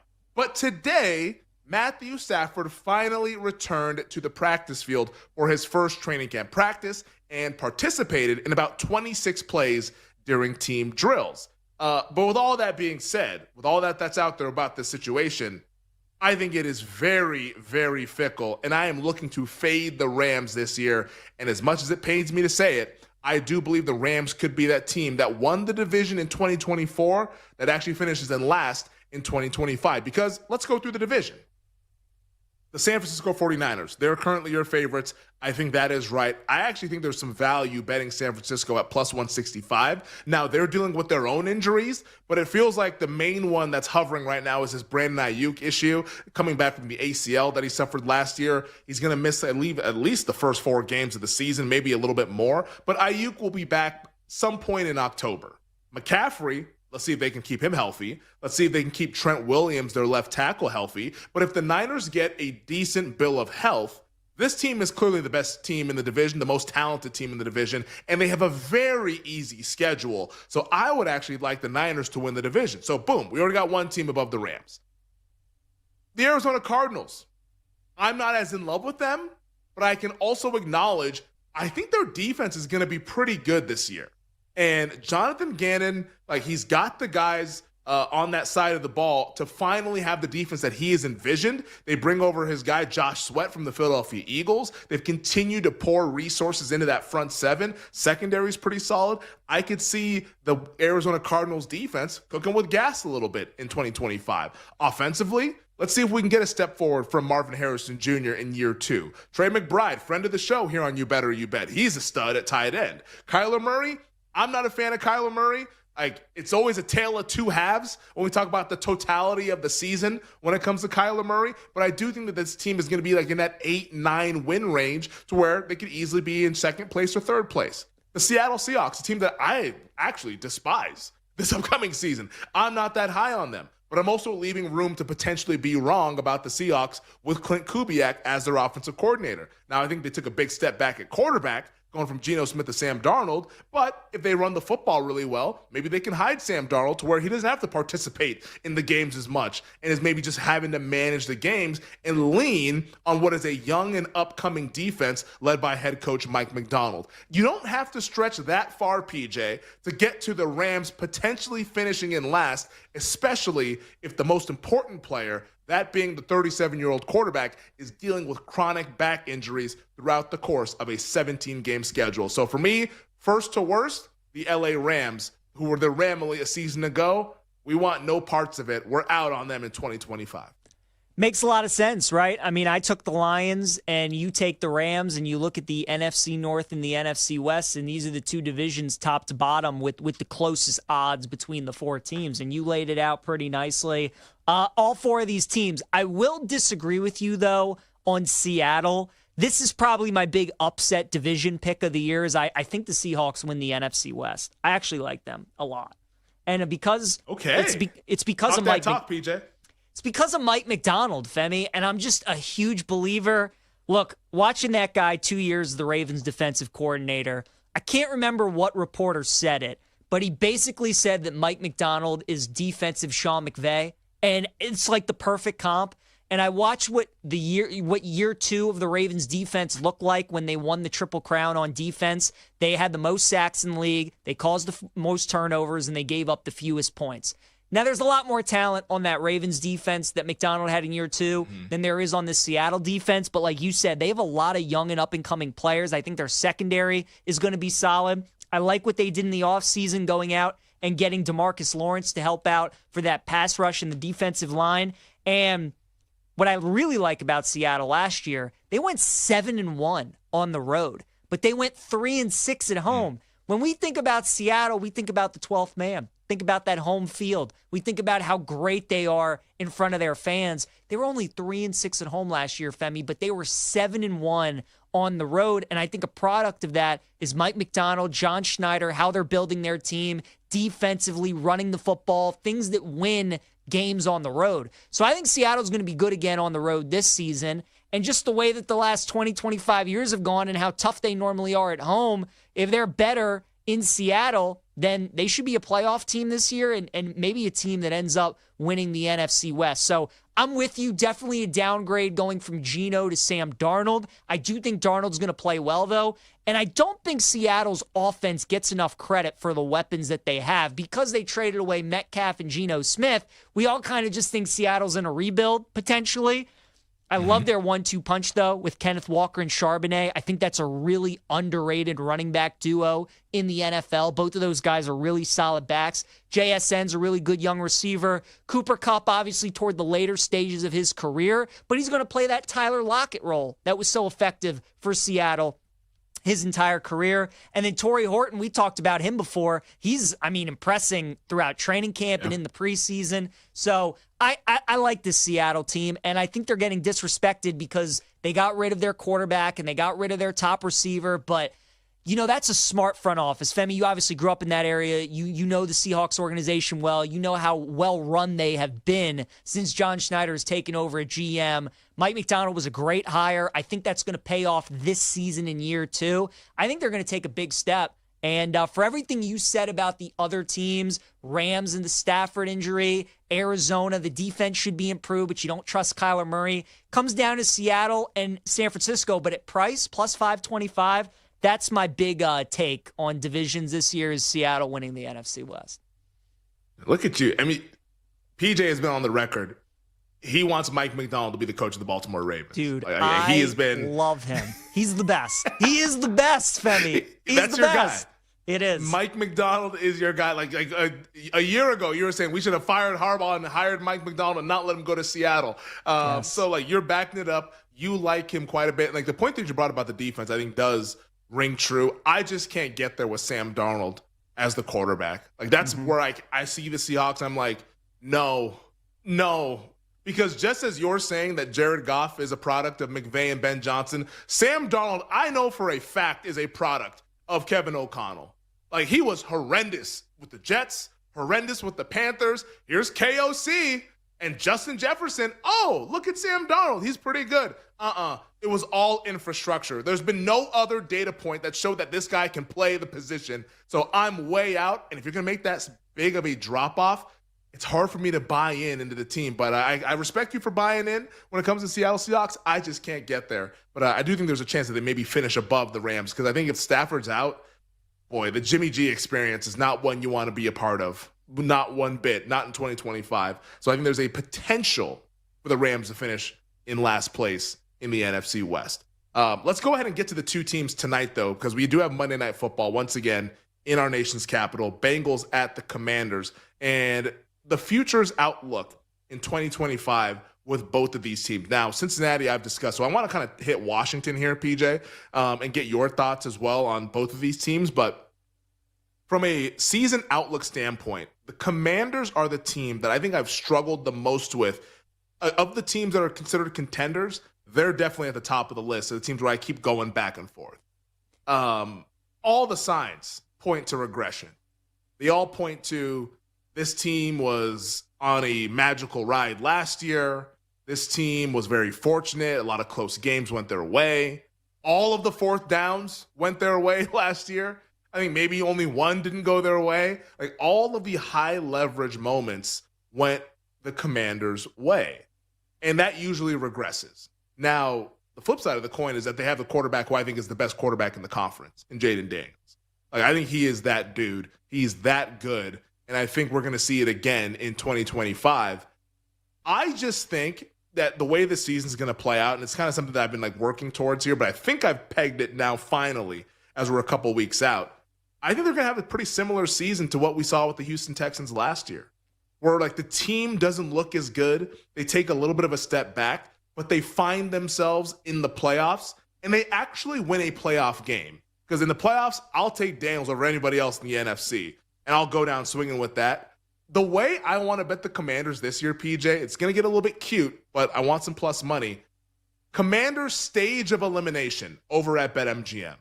To lose in the divisional round, plus 450. I don't think this team has conference title round upside, but I do think in a playoff game, in a wild card round, they are going to be as dangerous as anyone could be. I think like Houston did, losing in the divisional round in Stroud's first 2 seasons, I think that happens with the Commanders losing in the divisional round in Jaden Daniels' first 2 seasons, plus 450 over at BetMGM. I think it's a great comp with Houston. Obviously, Stroud and Jaden Daniels, the rookie seasons that they had, the expectations going into year 2. Like you said, Houston didn't look quite as strong, but you look up, they make the playoffs. The key is, though, that Houston's division is way easier than obviously Washington's is with Philadelphia, and I think Dallas is going to be better than people think. My take on Washington, Femi. Hope so. For your sake, I hope so, too. This is my take on Washington, and I wonder if you agree with this. My biggest thing with the Commanders is every year the Commanders play 1, maybe 2 primetime games, right? This year, Femi, as it stands, they have 6 primetime games on their schedule, and they have 7 standalone games. The one primetime game that they don't have is an international game against the Dolphins. They also play Philadelphia in Week 18. So depending on how the seasons go, that could be that Sunday night game to maybe decide the division potentially. I just think for a team and an organization and a franchise that is not used to having a target on their back and everybody getting up for Washington being on their schedule, I think is going to be a real adjustment for them. This idea that maybe Jaden Daniels is going to regress, I'm not buying it. The kid's too good. Like that I just don't think will happen. I think the team, though, in that schedule and all the primetime games, when you're not used to that, there's a reason the good teams are great every year. Great quarterback play, and they're used to taking everybody's best shot. That's a big adjustment for Washington, and it's why I think they're going to miss the playoffs. Wow. Commanders out. The best quarterback in the conference. We'll see if that happens in 2025. On the other side, we'll see if PJ can finally convince me that the Bengals are going to be good this upcoming season. It's coming at you next year. Power Hour rolling along here on You Better You Bet. We'll be right back with You Better You Bet, presented by BetMGM, the sportsbook born in Vegas.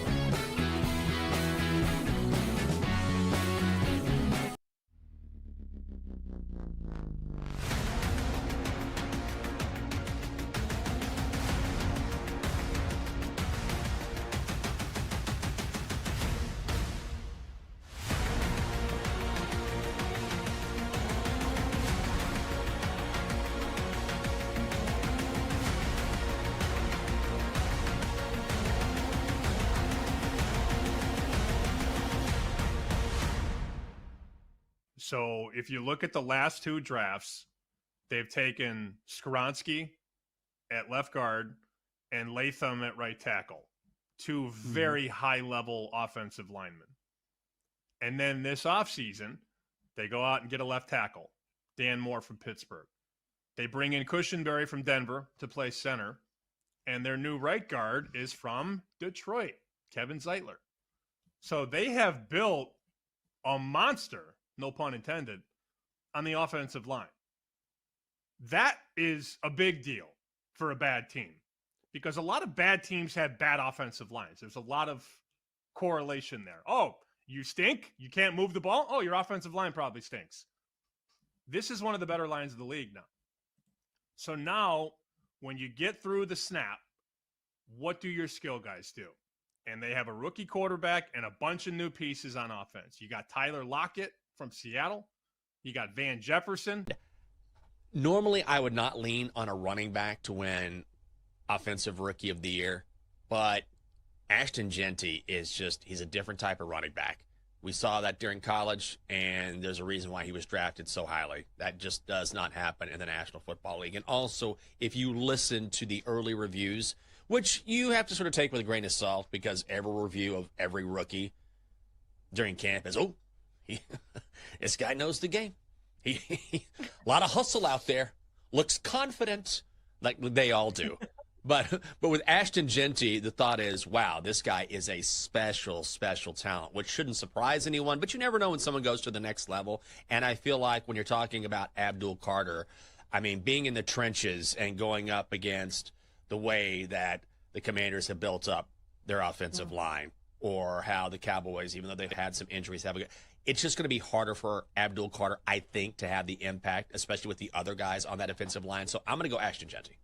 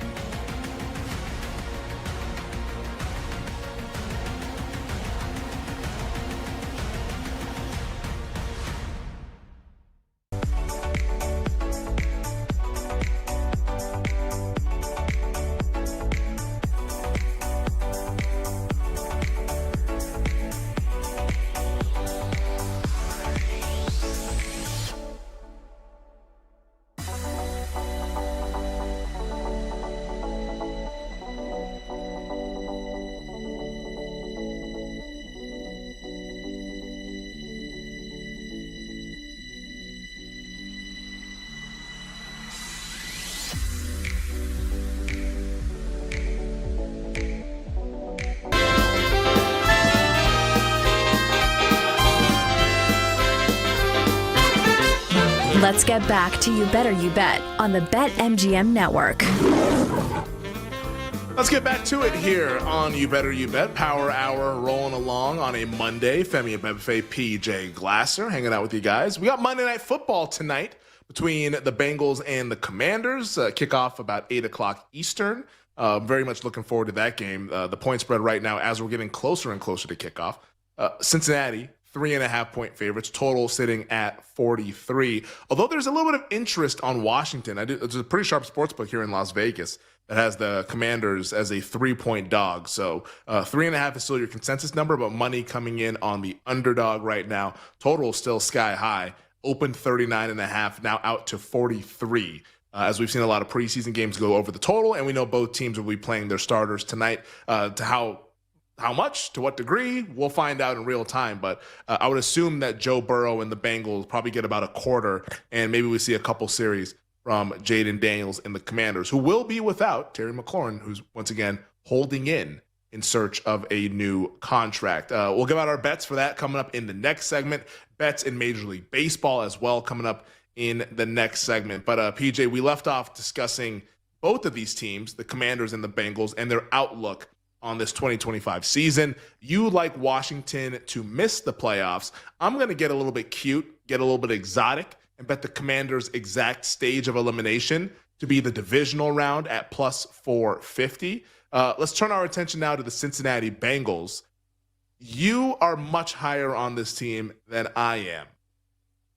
How are you betting them, whether it's win total, division, awards? What are you doing with Cincinnati with your opinion of this being a playoff team in 2025, something they have not been over the last couple seasons? Yeah, I would look at the Bengals to make the playoffs. I know you have to lay a little bit of juice, but feels like a lot of people you listen to, you know, they're down on the Bengals, and it makes sense because the defense was awful last year. They really did nothing to improve. And now Hendrickson, it looks like they're going to move on for him. Obviously, now they're fielding offers from teams, putting him on the trade block. So makes sense why people would be down on Cincinnati. I look at the Bengals, though, Femi, and I look at their schedule last year, and this was a team that went 9-8. And you look at all their wins, and pretty much all their wins were convincing. You know, like none of their wins were games where it's like, oh, they were fortunate to win that one. All their wins pretty solid, whereas all their losses, I mean, there were a lot of games that could have gone their way. Both losses to Baltimore easily could have been wins. The Sunday night game against the Chargers was tied going in the fourth quarter. McPherson misses 2 field goals. They end up losing that game by 7. You obviously have the week 1 game against the Patriots where they're big favorites. They lose 16-10. Gesicki fumbles trying to stretch the ball across. How about the week 2 game against Kansas City? 4th and 18. A lot of people felt like Kansas City got bailed out on a PI call. So that was kind of the season it was for Cincinnati. You could play devil's advocate and say because their defense was so bad, that's what allowed them to lose a lot of those close games. But I really don't think it was mainly on the defense. I think, again, McPherson was a big part of it. Burrow had some interceptions in some of those games late that led to some losses. So it was really a team effort. They make the change with Al Golden now taking over for Lou Anarumo. And Femi, I think you're probably going to touch on this. I don't know if that's necessarily an upgrade. I like Al Golden a lot. I think Lou Anarumo was pretty good, though. We'll see if that move ends up paying off. But I just think this offense is so elite. And I think Burrow is so good. And because they did finish 3rd in the division, they're obviously going to get an easier schedule than some of the other teams in the AFC. And, you know, I think this was a team that, yes, they went 9-8, could have easily gone 12-5, but instead we all focus on how bad the defense was. We all recognize how great the offense is going to be, and they're going to put up plenty of points again this year. If they can find a way to win some of those coin toss type games, I think that they're going to be much better. And Femi, we know in the Zach Taylor, Joe Burrow era, they've only won 1 game in the first 2 weeks. They have struggled mightily to get off to good starts, which is why they're putting such an emphasis this year on playing these guys in the preseason. So we don't know what Cincinnati looks like if they start fast. And maybe they don't do it again this year, but they're certainly putting an emphasis on it. They put themselves behind the 8 ball constantly. So if the Bengals get the right bounces this year, they start the season a little bit better, and they are going to be favorites against the Browns, 6-point favorites week 1 against Cleveland. They do have a nice schedule to start the season. I think the Bengals are going to be a playoff team this season. So it feels like a lot of people are down on the Bengals, but I think this is going to be a playoff team. Yeah, I'm definitely one of those people that's down on them. I don't like their coach. I don't think Zach Taylor's a good coach. And you mentioned the defensive coordinators going from Lou Anarumo to now Al Golden. I do think it's a little bit of a downgrade, honestly. Like I'm with you. I think Lou Anarumo is actually a pretty good defensive coordinator. The team just doesn't have any talent. They're just not good. They don't have any talented players on that side of the ball outside of like Trey Hendrickson, who led the league in sacks. But like, there's a reason why they were getting lit on fire. And I know it's just a preseason game. You don't want to take too much away from it. But I thought it was pretty damn alarming that the Bengals' first team defense got barbecue chicken by the Eagles' backups. Like, they walked right down the field, running the ball however they wanted, all day for Tanner McKee to pass. Like, this whole season and this whole offseason have been about, let's improve the defense. Let's get the defense back and up and running. Let's get it going. And that's how you come out? Like, what are you doing at training camp? What does it look like? What's going to happen when you go up against a number 1 defense? What is it going to be, a touchdown every single drive? Because that's what it was last year pretty much. I just don't trust it, and I think it's a bummer because Joe Burrow is one of my favorite players in the league, and I think we're going to be wasting his prime as long as Zach Taylor's the head coach. I think they got to move on from him if they want to maximize what they have, and what they have is an elite quarterback who is one of the best in the league. So I'm just out. I'm out, and I hope they hire somebody. Maybe they hire Joe Brady, and they reconnect Joe Brady with Joe Burrow. We'll go back to the LSU days. Maybe that's what happens in 2026. But Zach Taylor, I've seen enough. I've seen enough with that guy. I'm way out on that team. So the way that I'm going to look to bet the Cincinnati Bengals, I think is pretty simple. It's just going to be to miss the playoffs. Plus 120 is the price right now for them to miss the playoffs. I'll also probably have some win total under as well at 9.5. I don't see this team being a double-digit win team. I think they're going to find themselves in more coin flips. There's a reason why they're in these coin flip games. It's because they can barely get separation because they don't get stops. And yeah, maybe some of those games go their way this year. Maybe they don't. we'll see. But I like the plus 120 on the miss of playoffs. I think there's just much better buttoned up operations in a tough conference. And if you don't come correct in the AFC, you're not going to get a seat at the table. So I'm out. I think the team missed the playoffs. I think the Commanders get into the playoffs, but they just lose in the divisional round. I do have a bet in tonight's game, a bet on the side, which we'll get into here coming up in the next segment. But I did want to hit a little bit of baseball news here, PJ, while we had some time, because this is like pretty big news, and we haven't gotten to it so far in the show, but we should get into the show at least.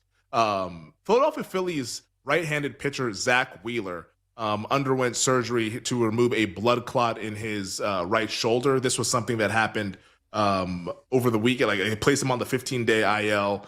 He'd been talking about shoulder soreness for a couple of weeks now. That was something that we discussed a couple of weeks ago here when talking about the NL Cy Young.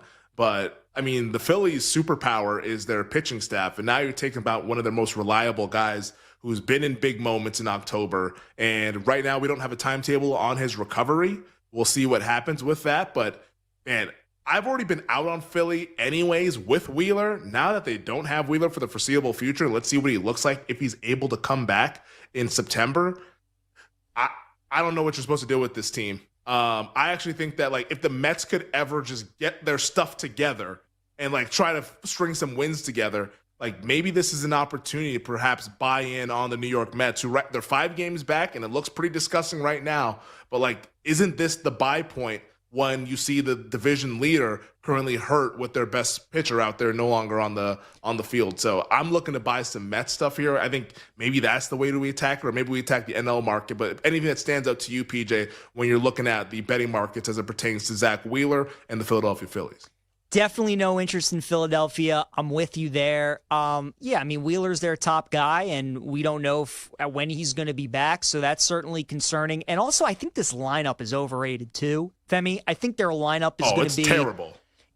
Their lineup's going to be more of what we saw against the Mets last year in the postseason than the team we saw a couple years before that, when we just think of them just hitting all these home runs, right? Like, I think that's who they are. Schwarber's been unbelievable, and he's made for big moments. You would expect him to continue to be great, but even like Harper, I'm worried about. Turner, Castellanos is so up and down. Real Muto. Like, there's so many guys in their lineup, you just have no idea what you're going to get. And I'd want to find more consistency if I'm betting on a team, to your point, which is why I like the Mets, if they can just figure it out, because I do like their lineup better than Philadelphia. On the other hand, though, I'm not crazy about their starting rotation. Bullpen has been so taxed that the Mets need to start scoring some runs to give them a little bit of a breather here going into September, and they hope October. But yeah, if you're comparing the two teams, definitely would be more pro Mets going into the playoffs than I would be the Phillies. I don't want any part of Philadelphia. You know, there are a lot of good teams in the National League, but really, you know, there aren't many I want to invest in, to be honest with you, especially at the price. Like the Dodgers, the price at what we're getting, they obviously could win the World Series again, but I don't want to bet them at that price. I think the Brewers are peaking way too early. San Diego, I'm still interested in. I know Jake doesn't want to go down that road anymore. I'm willing to maybe go in on San Diego again. And then I put in a future on Cincinnati as well. The Reds, to me, are one of those teams, if they can just get in with that pitching rotation, Abbott, Hunter Green, Chase Burns, if he can avoid a long-term injury, Francona is their manager. Cincinnati is a team that I like quite a bit. And then the Mets could intrigue me as well, depending on some prices we could get. But like the Phillies, to me, I group them with the Cubs. Like, that's a team come October, I'm good. You can have those two teams. Yeah, and I'll say, you know what? Someone else can have them. I don't want them either, especially the Phillies, with the way that they can't hit, and now the pitching staff is taking a ding as well. We can't have this conversation, though, without our baseball aficionado here on You Better You Bet, the great Jake Hassan, who has the phenomenal BetMGM network background, which right now in the try box just says MGM work. Jake, where are you at right now with the Phillies, Zach Wheeler, 15-day IL? We don't know when he's going to come back, and how it pertains to the futures market as we kind of turn our attention to October. The Phillies were already a very flawed team. I mean, we've heard ex-Cuban thrown out on this show how many times already, and it's exactly right. And now you take Wheeler out of that equation. The pitching was the only thing that kept the Phillies interesting, because you had the 1-2 punch of Wheeler and Christopher Sanchez, and now Wheeler's gone. And maybe out for the season with this blood clot thing. His timetable is TBD. I know it's the 15-day IL. We might not see him again. Doesn't this feel like Wemby from a couple months ago where it was a blood clot and he's just gone? You're not seeing him again until next year. Wheeler's 35, so I'm not counting on seeing him again. And if Aaron Nola's going to be your 2 or this version of Jesus Luzardo, I just don't think it's going to work. They were already flawed because of that lineup, and now you take out one of their best starting pitchers too to boot. So as far as the futures, PJ's right. I still want nothing to do with the Padres, especially if they win the NL West. Then everyone's going to be even more in love with them and rushing to bet them. Honestly, at a certain point, do we just have to accept that maybe this is a buy point on the Dodgers? If everyone's going to talk about the Brewers and everyone's going to talk about the Padres and people are going to take some shots, I think what's happening is everyone's going, all right, let's take some shots with the Brewers, with the Reds, with the Braves, like some people want to talk about. Hard to say who. Like, isn't this just a buy point for the Dodgers maybe as they get healthier? As Tommy Edman comes off the injury list, Blake Snell is back. I think that maybe it's just going to be the Dodgers again, and maybe we just have to start doing some exactas if we want to try and start trying to find some hashtag value. Yeah, we don't need to bring the Brave stuff up in mixed company out here in front of people, all right? That was just between the breaks. All right? We don't need to bring that stuff up. But, like, you bring up a good point, though, because it's something that I was thinking about. I didn't say names. Well, like, the point that you brought up about the pitching staff, though, like, I saw Blake Snell's stat line from over the weekend. I was like, that's interesting. I didn't realize he was back, first and foremost, but also pretty good start. Like, that's exactly what you'd want for a frontline starter. And, like, they have, like, 3 of them. When you factor in Ohtani and Yamamoto as well. I mean, is Glasnow going to come back? Who knows? But it's a really deep pitching staff when all of those guys are healthy. It might just be them. I kind of agree with you that it might just be the Dodgers at the end of the day. But in the NL East, would you bet the Mets, Jake, in the NL East right now? Because, like, I'm sure there have been people that have been doing that with the Wheeler news, but they're plus 450 over at BetMGM. Is that a bet that interests you when we don't know when Wheeler's going to come back? Not really. Not while the Mets look like this. They just, for right now, I don't have a ton of faith in the lineup. And like PJ said, the bullpen's still kind of wacky and they're figuring stuff out there. If they can get hot, I'll be interested in them as a World Series contender. We've talked about that. I've mentioned that they give me 2015 Royals vibes. So I still believe in that. I think the Phillies are going to be able to scrap and claw their way to the division title. And then, again, this is narrative. This is just reading tea leaves. But they'll win the division. Everyone will say, see, look how scrappy they are. They were able to do it without Wheeler, and now they'll get him back. And then people will start buying stock in them as a World Series contender. I think then that would be the buy point for me on the Mets. Yeah. I have a Mets to win the World Series ticket. Ever since they bet that, they've been terrible. So I'm not in a good place with the New York Mets right now. I wanted to love it, but yeah, it's been rather awful. But hey, sometimes that's how it goes. Maybe it comes back and they end up catching some heat out there in October, and maybe can win this whole thing. But not feeling too optimistic as it stands right now in the middle of August. On the other side, though, we will get to all of our baseball bets and Monday Night Football, Bengals, Commanders, Power Hour plays coming at you to wrap up the show here on a Monday on You Better You Bet. We'll be right back with You Better You Bet, presented by BetMGM, the sportsbook born in Vegas.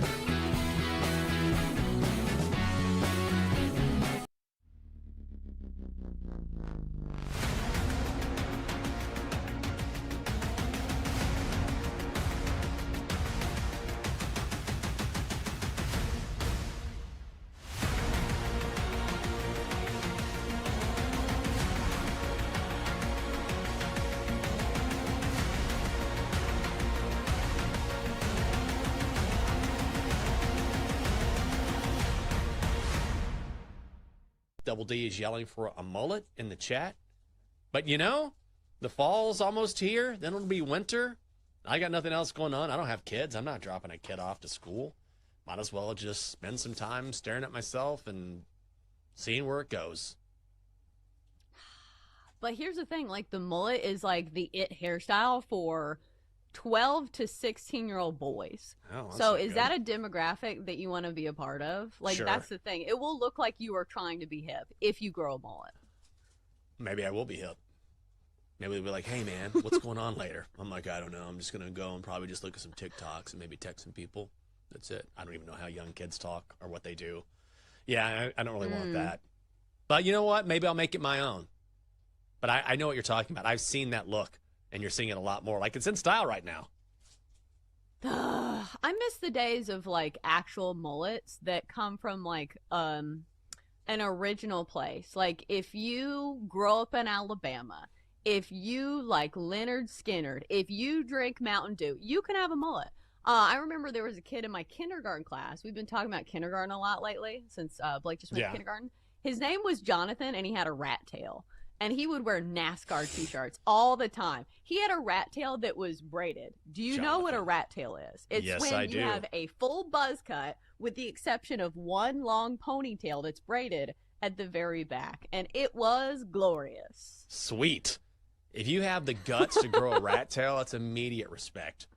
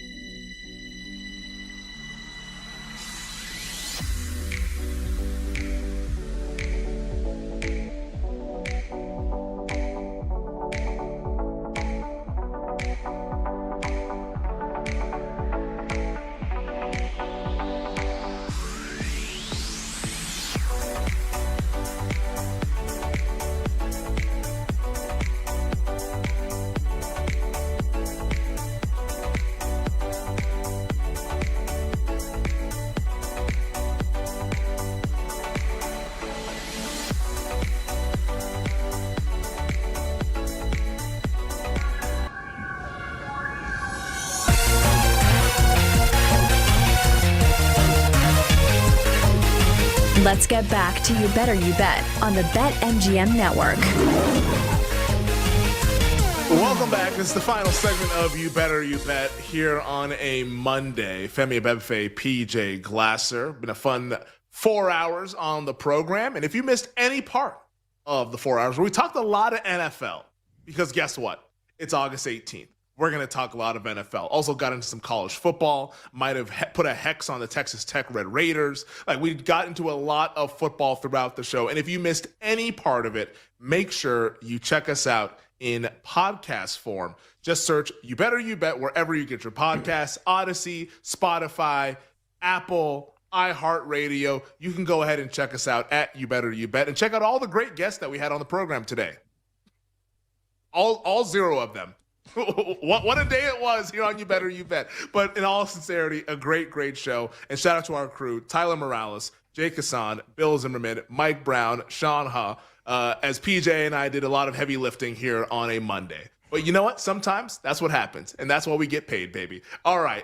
After us, though, on the BetMGM Network, the good times will keep rolling along. They will, because from 7 to 11 Eastern Time, make sure you're sweating NFL preseason, Major League Baseball with the dynamic duo of Ryan Horvat and Brad Evans, who's joining us right now. Brad Evans, the bald freak, the big noise. How we doing here on this Monday, my man?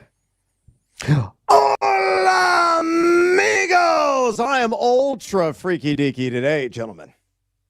Hey, we absolutely love it. We got a Monday Night Football game tonight, man. Before we get to the game, I want to talk about what happened over the weekend. Is there anything that really stood out to you from a fantasy standpoint, from a betting standpoint? Not trying to take too much away from these preseason games, but there is some stuff that we can take away, right?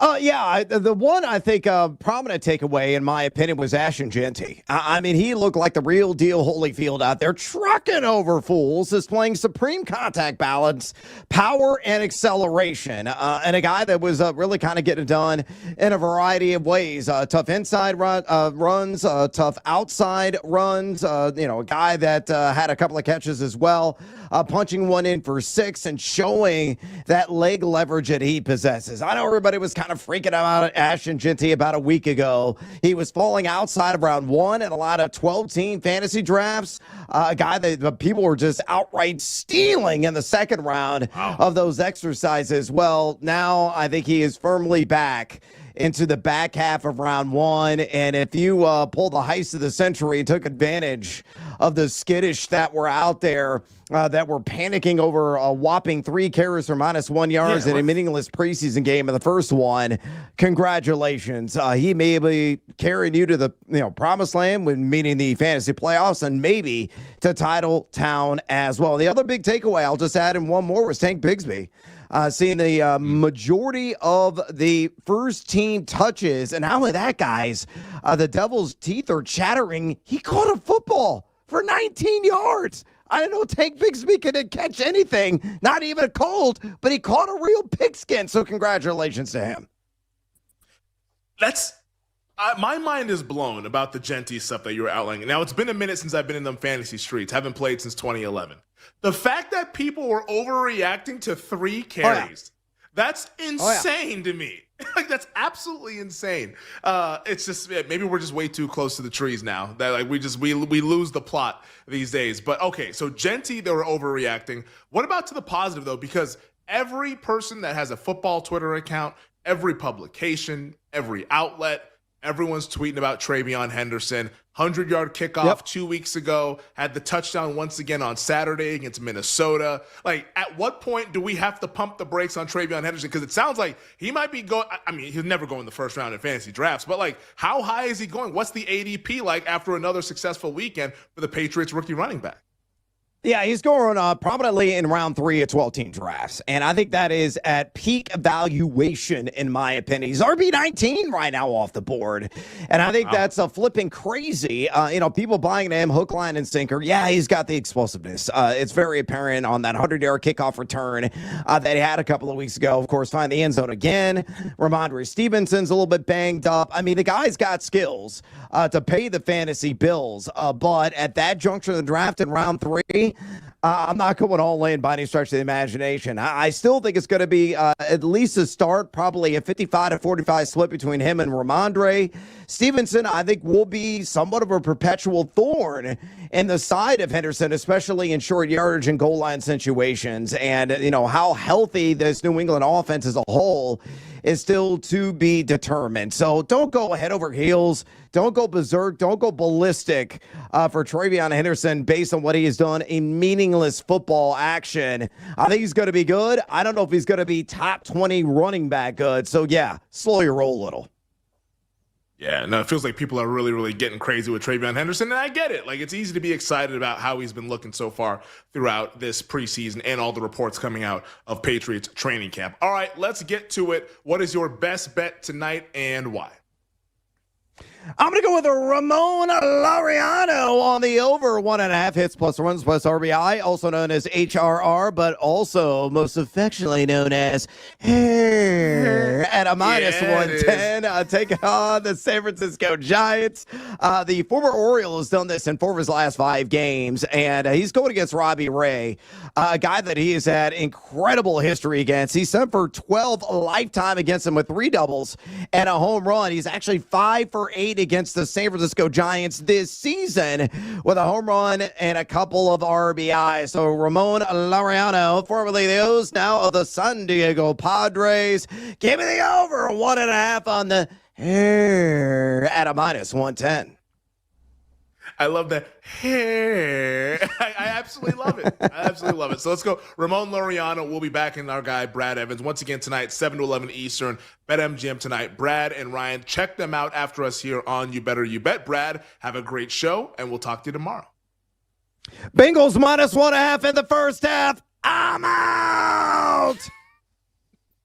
That is the bald freak, Brad Evans, joining us here on You Better You Bet. All right, PJ, before we get to our Power Hour plays, we must drop the dope-ass beat. So, Jake, drop that beat, and let's go ahead and let the folks know about the cool promotions that our friends at BetMGM have to offer. BetMGM account holders will receive an any sport Parlay Boost token. Score a bigger payout if your wager with the Parlay Boost token hits. Tokens can be used on parlays and SGPs.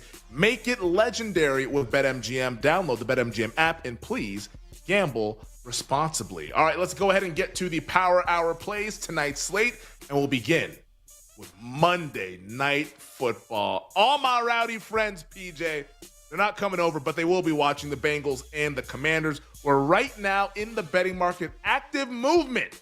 We have the Bengals down to a 3-point favorite, total sitting at 43. What do you like tonight? Side and total, Monday Night Football back in our lives. Give me the Commanders plus the points, plus 3.5 at home, Femi. They got embarrassed. They got embarrassed in week 1 of preseason against the Patriots. Opening kickoff, they take it back to the house. They give up 48 points. This was the team, right? Obviously, coming into this season, a lot of expectations. You got Jaden Daniels. You're off the NFC title berth. And I think maybe they were listening to that a little bit too much going to that first preseason game. I think for a team, obviously, we're going to see most of the backups tonight, third string, fourth stringers that got embarrassed like that, going up against the Bengals defense throughout the game. It's going to be terrible. I'll take the Commanders plus 3.5 tonight against Cincinnati. Oh, let's make it a show bet. We are in lockstep, Glass Man. I'm also rocking with the Commanders. There are still 3.5s out there. BetMGM has a 3.5. A couple other sportsbooks have a 3.5. But this bad boy is going to 3 prior to kickoff. So, I would do this now. If you're contemplating, do I want to bet tonight's game or not? Just take the Commanders plus the points. It'll age in your favor, at least with the closing line value, and then we'll see what happens in the game. But you will at least have a valuable bet that you're holding in your pocket. I like all of the things that you had to say, PJ. The quarterback depth chart, I actually think is, pretty even. You get Jaden Daniels, which for what it will be a few series is what head coach Dan Quinn is calling it. Marcus Mariota has been dealing with some injuries. We'll see if he gets out there. But Josh Johnson, he's played for about 23 teams in the league. I think he can handle a preseason game. Sam Hartman probably leaves a little bit to be desired, but I'll take him against that terrible Cincinnati defense. And on the Cincinnati Bengals side, yeah, they got some guys with Ritter and Peyton Thorne or whatever and Jake Browning behind Joe Burrow, but I think the defense is too bad. They can't be laying that kind of points, though. So Washington plus 3.5 for me tonight. I'm not going to do anything with the total. Let's get to Major League Baseball, where we have 8 games on our Power Hour slate. Orioles Red Sox, a big one in Beantown, as the Red Sox are squarely in this AL wildcard race. Got the Guardians and the Diamondbacks in that race as well, with the Guardians, Dodgers, Rockies, Giants, Padres, with that NL West race shaping back to the Dodgers side after sweeping the Padres. PJ, what do you like tonight on the Diamond, and why? Taking the Orioles at plus 100, Femi. Best kept secret in MLB right now is Trevor Rogers for the Orioles. He's 5-2 with a 1.43 ERA and 69 1/3 innings pitched. He's been unbelievable. I'm going to bet him to win this 2026 AL Cy Young Award, and I can't wait. Guy's been fantastic, and they keep giving us the Orioles as money line underdogs when he's on the mound. We're going to bet them. Also, Femi, they've called up their best 2 prospects the last couple nights, Dylan Beavers, Sam Basayo. I think it's injecting some good vibes into the O's. They blanked the Astros 12-0 last night. I think they keep it rolling, so give me the O's on the money line. And then I'll take the under in Dodgers-Rockies, 11.5. Yamamoto going for the Dodgers, obviously been awesome this season. But Kyle Freeland, who's faced the Dodgers plenty in his career, has some good numbers against a lot of guys in this lineup. So with it being out in cores, you're getting the high total. But I think the pitching matchup, too high, will go under 11.5 Dodgers-Rockies. Awesome. All right. I have no bets in Major League Baseball. I'll be watching the Monday Night Football game. And on the iPad right now, I have the Mariners and Phillies game on. So let's go, Mariners. Let's get back on track. A little bit of a tough series against the Mets. Let's not make a mess of this East Coast road trip and undo all the goodwill that we did at home a couple weeks ago. I'll be locked in on the Mariners game and, of course, locked in on Monday Night Football between the Bengals and the Commanders. Let's take command. +3.5 tonight at home. So those are all of our bets. I'll have some baseball tomorrow because there's not going to be any football. But let's be honest, I'm locked in on football these days. But we'll have some baseball coming up at you tomorrow on a Tuesday. But that does it for us here on this edition of You Better You Bet here on this Monday. PJ, good luck with the bets, man. I will chat with you on Friday where we will be finalizing our Week 0 college football betting card. Can't wait for it, Femi. Going to be great. Let's go Commanders. Hopefully they cover the 3 and a hook for us tonight. Let's go. PJ just heard that Week 0 college football betting card, and it was like music to his ears. It's music to my ears as well. Nick Costos will be back with us tomorrow. But for PJ Glasser, for our entire crew, I'm Femi Abebefe saying good luck with all the bets. We'll see you guys tomorrow here on the BetMGM Network. Thanks for listening to You Better You Bet. Up next, it's BetMGM Tonight on the BetMGM Network.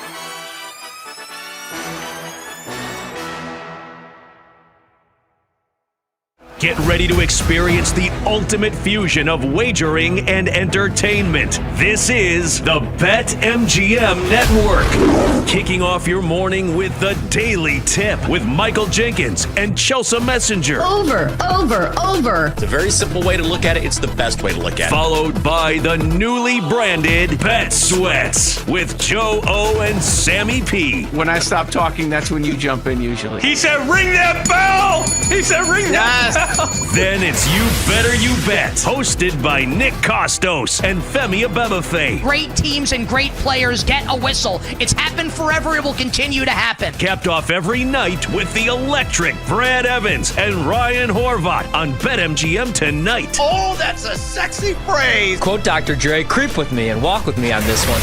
Welcome to a new era of Wagertainment. This is the BetMGM Network. Please gamble responsibly.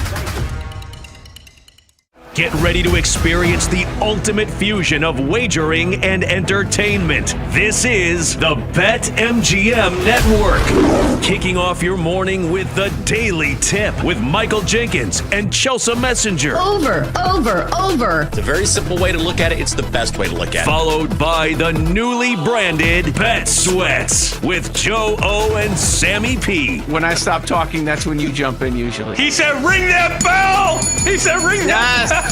Then it's You Better You Bet, hosted by Nick Costos and Femi Abebefe. Great teams and great players get a whistle. It's happened forever. It will continue to happen. Capped off every night with the electric Brad Evans and Ryan Horvat on BetMGM Tonight. Oh, that's a sexy phrase. Quote Dr. Dre, creep with me and walk with me on this one. Welcome to a new era of Wagertainment. This is the BetMGM Network. Please gamble responsibly.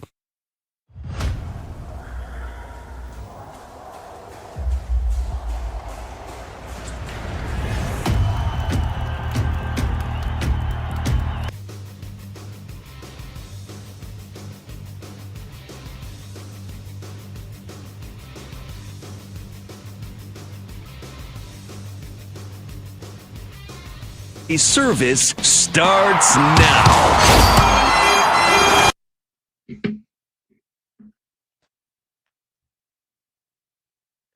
We are the betting show. There is no other show on the planet that packs in more picks nightly. With the big noise, Brad Evans. Oh, sharp action! They gotta listen to the sharps! Get the heck out of here with that nonsense. I'm on JMU as well. Drake, hate the Drake. Love the Drake, hate the Drake. No! You never fade the Drake! And the mad better, Ryan Horvat. The Keep the Points special. I'll keep cashing tickets around here on Odyssey. Yeah, put me at night, baby. That's where we cash tickets. They're bringing the heat and helping you cash in big. It's a lock! It's over! It's a guarantee! It's easy money! Nobody wants to bet Seattle U, except for this guy. They're going to win this game outright, but I'll be safe and take the points plus 6.5. And delivering the late night sweats. And it's gone! It's gone! Oh, and it's gone! No way! It's gone! Holy God! It is gone! I need to celebrate tonight with my family! Do it for my kids! Do it for my boy! It's BetMGM Tonight on the BetMGM Network. Hola, amigos! It's time to bring the noise on another ballin' edition of BetMGM Tonight. Brad the Big Noise Evans with you alongside my main squeeze, Ryan Horvat, on this Manic Monday edition of the program. And boy, do we got a show for you. Of course, we're going to be sweating on our picks on our cards. We're going to share those here momentarily. From there, we're going to throw out a little parlay offering from Parlay Pete. We're going to get seduced by the juice on the shoulders there of Plus Money. Say hello to our little friend, the Sledgehammer Special, and working some bonus time wagers as well. From there, we're going to set the dish and take some hacks and another rousing edition of Better Up. We got a 4-pack of games west of the Continental Divide that we have on the docket tonight. So lots of juice from there. Hopefully going to make up for some of our losses, chasing and tailing the Cubs during the day game, which was a horrible, terrible, god-awful mistake by some of us. My hand raised, and so is Ryan Horvat's. Then we're going to talk to Bill Bender. All college football all the time. It's week 0, folks. We got Farmageddon across the pond in the top of the morning in Ireland between the Kansas State Wildcats and the Iowa State Cyclones. We're going to talk to Bill about some of those matchups. We're going to talk to Bill kind of a wider scope of what is going on in the college football world, get his inside thoughts before the action, tees off coming up this weekend, believe it or not, in Ireland. Then we're doing another edition of Fantasy Flames, all preseason week 2 guys that shined. We're going to have some inside takes on Ashton Jeanty, Ricky Pearsall, Nick Chubb, Rub-a-dub-dub in a Chubb Club, Jackson Dart, and we have some time, another ILL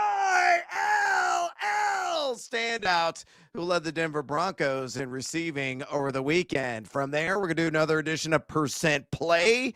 We introduce that segment for the first time ever on Friday. We're going to run it back. We're going to throw out some player props, and then we're going to do our best Al Roker impersonation, channel our inner weather person, and give you the exact percentage chance of that wager hitting. We got a 4-pack and some really interesting lines, to say the least. So if you like the season-long player props, that segment is for you. Then Brandon Cristal is stopping in. We're talking all things Denver Broncos, including that aforementioned wide receiver from where again? The ILL, along with RJ Harvey, J.K. Dobbins. How was that split going to materialize in week 1 against the Tennessee Titans?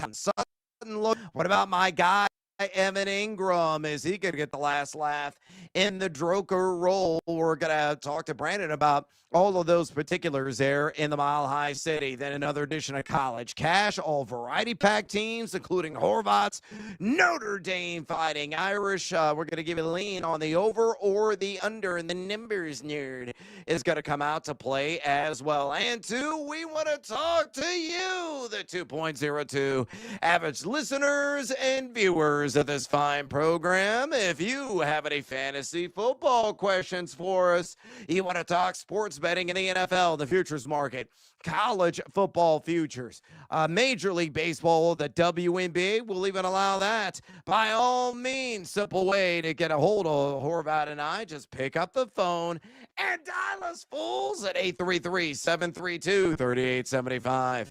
833-732-3875. You can also hit us up on the X or the Twitter at BetMGM Tonight, where we have our pole dancing poll question of the day, and it's asking you this: which fantasy football wide receiver is most underpriced? Again, underpriced at his current ADP in 12-team drafts. Your options are Ricky Pearsall at pick number 69.16. Nice.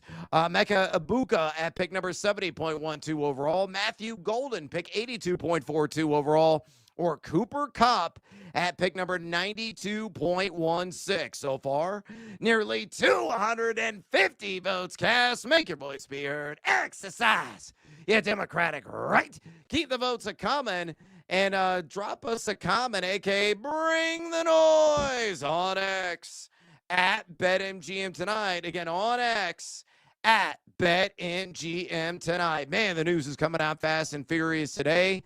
Coming out of the weekend. So let me give Horvat another choose your adventure of topics we can address here off the top. Here are your 3 choices, and whatever's left over we'll address later on in the show. Option number 1, Devon Achane could miss days to weeks with a soft tissue lower body issue. According to Mike McDaniel, he revealed exactly what that was. It's a calf injury, and he's going to be out of action in the practice field this week.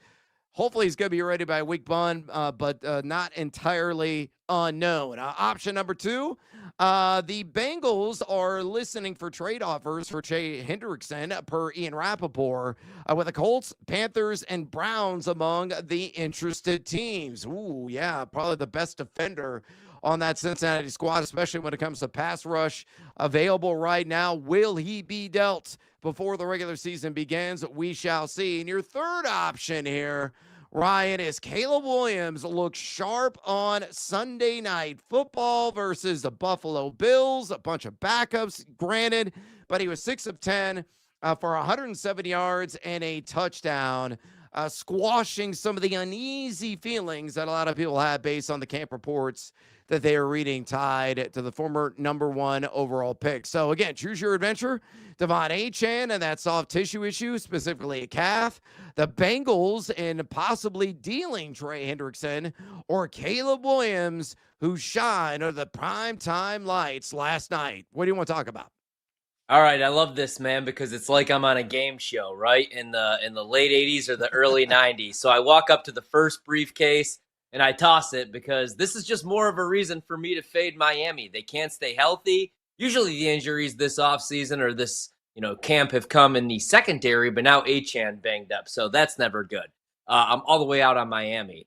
Door number 3, It's what I've been telling everybody. I am all the way in on Caleb Williams, even year one under Ben Johnson. I think he's going to look very good this season. Bears over 8.5 wins. Door number 2, and I'm looking at him right now on my screen, Trey Hendrickson. You know who could really use a pass rusher that'll give you 17.5 sacks back-to-back seasons? The Cincinnati Bengals. What the hell are they doing, man? They're going all in right on this Super Bowl window. Burrow's one of the highest paid quarterbacks in the league.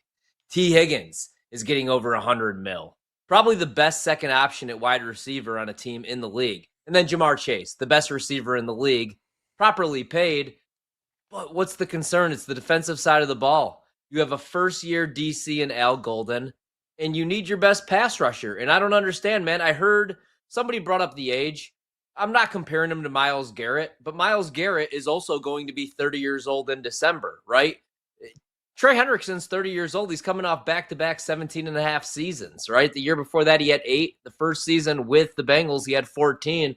Pay the man his money, because if this team wants to compete, not even for a Super Bowl, but for the division or a wild card spot, they got to fix up that pass rush, that secondary. But you know what helps the secondary?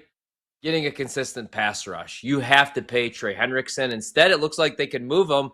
I was hoping to see my team, the Green Bay Packers, pop up into the conversation. This is exactly what they need. I'm not sold on their pass rush. If they want to compete in the NFC North, they could use a double-digit sack guy, and that's what you're getting in Hendrickson. He's always healthy.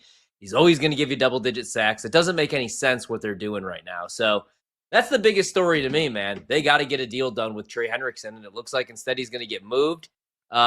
Just stupidity. What are the Bengals doing, man? They're not a serious organization. Indeed is the case. I had a little bit of technical snafu, but I'm back. So way to be long-winded in your answer there about Trey Hendrickson, my man. And I completely agree with your perspective. They got to get a deal done, and hopefully they're going to be able to make amends here in short order, and he can sign on the dotted line in time, because they desperately need his services in that pass rush this season if they want to be taken seriously as a playoff team or Super Bowl contender. All right, let's get after with our cards this evening. These are our top 3 plays in the world of sports betting. Numero uno on your card, mi amigo. What you got? All right, we got preseason football, so you know where I'm heading. I got a couple bets. We're going to go under 43.5, and I'm going to try to go against this over trend in the preseason. I actually had a really good weekend. Unfortunately, gave some back today betting the Cubs and betting Kyle Tucker props, but we're not going to talk about that. Jaden Daniels is going to make his preseason debut. Excited to see what he looks like. Joe Burrow is going to get a couple possessions, look really good week 1, 123 yards through the air, 2 touchdowns and limited action. But after that, we're going to see Jake Browning, who I do like, but then Desmond Ridder. And with the Commanders, when Jaden leaves early, no Marcus Mariota, so it's going to be Josh Johnson and my main man, Sam Hartman. But I think 43.5 is a little inflated, so I'm going to go under. Bengals, Commanders, Monday night preseason football. All right, I like it. Living and land down under in the preseason action tonight. Numero uno on my card tonight. Give me Yosh Yamamoto, and I say Konnichiwa on the over 6.5 Ks in Colorado, taking on those Pebbles. Plus money, plus 105 on this juice right now at BetMGM. You look at Yosh. He's done this in 3 of his last 5 starts, and he actually struck out only 6. So Captain Hook Yar came into play on the under back on June the 25th, but 10.01 K per night on the road this season. That's outstanding. 29.3% call plus swing strike rate. Nothing to scoff at there. Yeah, Colorado's making more contact here of late. They're only number 22 in K rate over the last couple of weeks, striking out 19.9% of the time. But my gut says Yoshi Yamamoto strikes out at least a lucky number 7. He does that. I cash in again at plus 105. Numero dos on your card. Ryan, what else do you have? All right, let's go with a little player prop, man. Let's go with Michael Harris over 1.5 hits, runs, and runs batted in on the Her, minus 135 right now at BetMGM. Yesterday only had a single in his first AB, did score, but he finished 1 for 5. That snapped a 8 consecutive multi-hit game streak, though. I was looking at this, man, over the last week. He's batting 452. The last 30-plus days, the last month of the season, he's batting 382 with 8 homers, going against the Sox and Gomez tonight. So let's go with Harris over 1.5 on the Her. Really good price, minus 135. Oh, let's go with the man numero dos, one of the finest lady ticklers in all of Major League Baseball. That is, of course, Spencer Strider.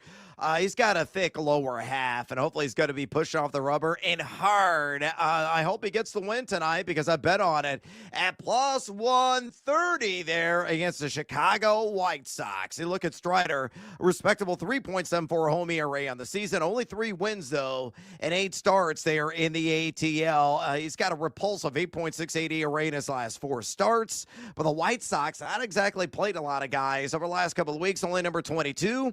And WRC plus, and Gomez, who they're going to be throwing out there, only his 2nd career game started. So hopefully Atlanta's going to be bringing the heavy lumber, giving Strider some run support, and hopefully as well he'll go at least 5 innings and qualify for the win. So Spencer Strider to record the dub against Chicago, the Southsiders, at plus 130. Numero Trace on your card. Horvey, bring it home.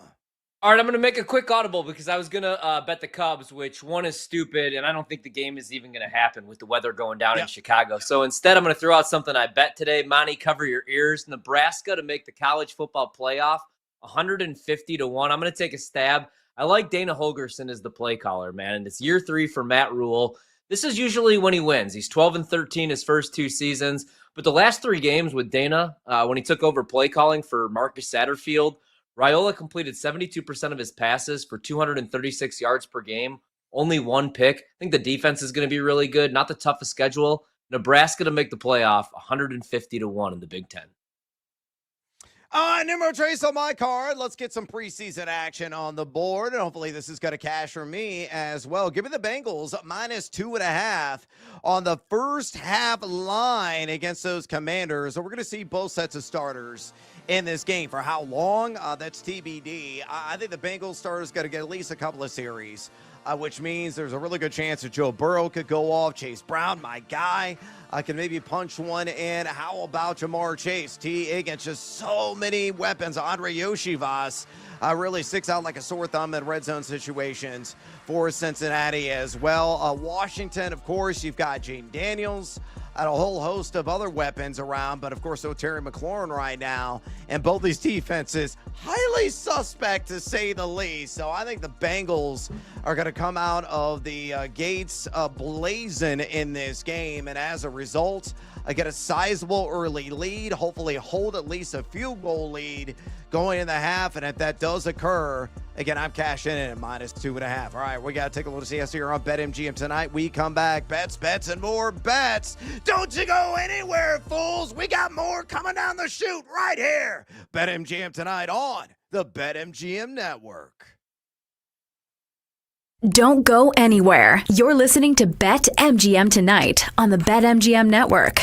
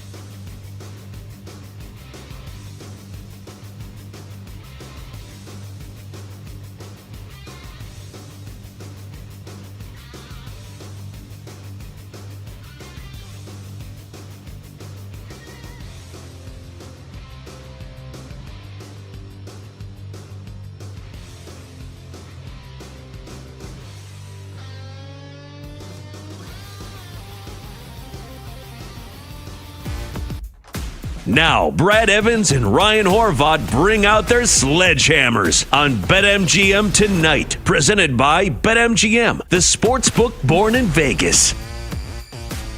Welcome back to BetMGM Tonight. Brad the Big Noise Evans with you. Ryan Horvath in the house on this Manic Monday edition of the show. And a friendly reminder before we get more bets on board. And by the way, Parlay Pete, he's slobber knockered already, folks. Again, he's been at the bar all weekend long, just slugging back the rum like no one's business. So he's itching. Get his parlay of the day on the board in the world of Major League Baseball. So we're going to give him his stage here momentarily. We're going to say hello to our little friend. We're going to roll the shoulders, get seduced by the juice, and work in some bonus time wagers as well. Also, friendly reminder, we have our pole dancing poll question today live right now on the X or the Twitter at BetMGM Tonight. And it's asking a very simple question. It's asking you this: which fantasy football wide receiver is most underpriced? Again, underpriced at his current ADP in 12-team fantasy drafts. Your options are Ricky Pearsall, San Francisco, at pick number 69.16. Emeka Egbuka of the Tampa Bay Buccaneers at 70.12. Matthew Golden of Horvath's Packers at 82.42. Or Cooper Kupp, not Flag, had the wrong sport there.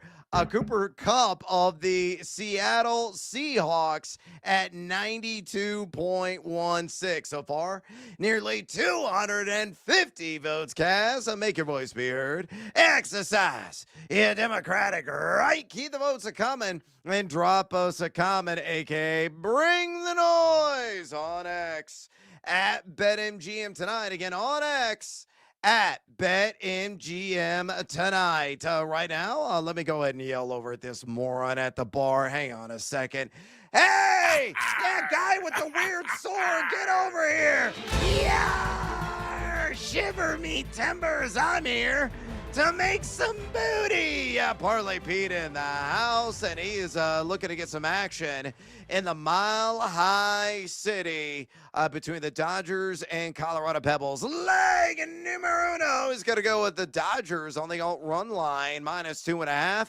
And leg numero dos is correlate, synergize, and bring it all together. If he believes the Dodgers are going to win by 3 or more, it's probably going to come at the expense of one Kyle Freeland. So he's got to live in the land down under on 15.5 outs. I'll reserve the juice. I'll give you the reasons, though, straight from the cold dead end of one Parlay Pete. Again, going back to leg numero uno, the Dodgers -2.5 on the run line. LAD is 3-3 ATS against this specific line in the season series against their division rivals. You look as well, Yoshi Yamamoto, last time he was on the bump against Colorado. The Dodgers won 8-1 in that contest, and that was in Coors, in which Yamamoto went 5 innings. Only gave up a hit and 0 earned runs. And you look at the WRC Plus here last couple of weeks. LAD at number 6 in Major League Baseball. Colorado just number 25. So again, leg numero uno, the Dodgers, Parlay Pete digging it at -2.5 on the alt run line. Meanwhile, leg numero dos, Kyle Freeland on the under 15.5 outs. He has done this in 2 of his last 3 starts. A disgusting 6.52 ERA at Coors Field this season with a 3.48 on base against. That's rather unsightly. He's also got a 5.14 ERA in his last 4 turns of rotation. 4.81 ERA as well in 24 career starts against the LA Dodgers. So to recap, yeah, shiver me timbers. Parlay Pete trying to make some booty on the Dodgers -2.5 on the alt run line. And Kyle Freeland living a land down under on 15.5 outs. You put those hands together, it shakes out to a cool +120 at BetMGM. It's time to pivot, and say hello to our little friend, Ryan Horvath. What is the phrase that pays? Daddy wants, daddy needs, daddy's got to have it. Give me the sledgehammer, Brando. There it it is. Yeah. Cranking the sledgehammer tonight. All right, let's so I was able to get my hands on a couple player props, and if you're not able to today, these will be coming your way. And I know BetMGM has these because that's where I was able to get this over the weekend. Avery Johnson over 41.5 rush yards, minus 115. Went over 41 rushing yards in 6 of his last 10 games last season for Kansas State. This is in the opener, by the way. Week 0, can't wait, coming up on Saturday, in Ireland. But we saw this against Iowa State. They lose that game, so it's a revenge game. But back on November 30th, they set the number that week at 46.5, and he had 64 rushing yards on 13 attempts. Again, it's 41.5 right now, minus 115. Last season, Iowa State's defense was only 125th in sacks, and they were only 109th against the run. I bet Avery Johnson a little bit to win the Heisman, 50-1. So I like him over 41.5 rush yards, minus 115 against Iowa State, coming up on Saturday, week 0, first game of the year in Dublin. He has long and luscious hair that I'm very envious and jealous of. He does. Put that on the record with Avery He does. Johnson. He is certainly going to be having those locks flow in the wind based on some of the bolts he's going to take off with. Love that call there. All right, going back to Major League Baseball. Daddy want, daddy need, daddy gotta have it. Let's go. Baby. Love me some Ramon Laureano tonight. I'm going to take the over 1.5 hits plus runs plus RBI, also known as HRR, also known on this show as taking on the San Francisco Giants at minus 110. The former Baltimore Oriole has been outstanding in a San Diego Padres uniform. He's hit the over on this in 4 of his last 5 games. He's facing Robbie Ray. He's got a storied history against 7 for 12 lifetime with 3 doubles and a home run. On top of that, he's 5 of 8 against San Francisco this season with a home run and 2 RBI. So, keep on swinging the hot stick. Laureano, give me the over. Ramon Laureano on the 1.5 HRR, also known as his plus runs plus RBI, also known as her, at a minus 110 juice. Speaking of juice, it's time to roll the shoulders, my man, and get seduced by the juice. Oh, bartender, thank you for the generous pour. As always, let's slug back a couple of these delicious Mas Tequila shots and catch a buzz. Ryan Horvath, what do you like at plus money tonight or maybe in the near future? Let's go with a little pizza money bet tonight. Just something for fun on the first drive. The Cincinnati Bengals. I'm going to go with Chase Brown to score on the opening drive, 13-1. Now, I did bet this in the first preseason game. We got close. Joe Burrow ends up tossing a touchdown pass. He threw 2 of them. But I'm really high on Chase Brown, as I know you are, man. From weeks 9 through 17 especially, averaged over 23 touches, second in the NFL, 116 scrimmage yards, 4th in the NFL. I think he's going to have an Austin Eckler type season. I think he legitimately could score over 20 touchdowns, man, right? Because I think that he's going to catch a couple, and he's going to rush for over 1,200 yards and double-digit touchdowns. So Chase Brown, score on the opening drive. Again, a responsible pizza money bet, 13-1, just for funsies. I absolutely love and adore that wager. I am going to follow you, my friend, because you had me at getting down with my dude, Chase Brown. No lie, I purchased his services last night. For a cool $32 in a fantasy auction / salary cap draft.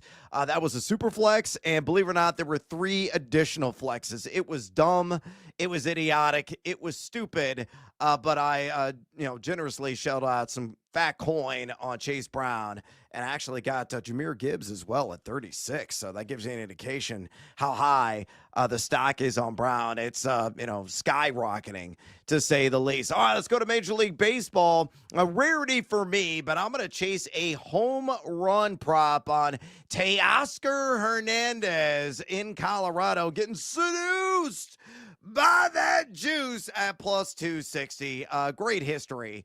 Not only against Kyle Freeland. I know it's sample size, Evans. I know he's only got 3 career bats against a left-hander of the Pebbles, but the only hit he's got in those 3 bats was of the long ball variety.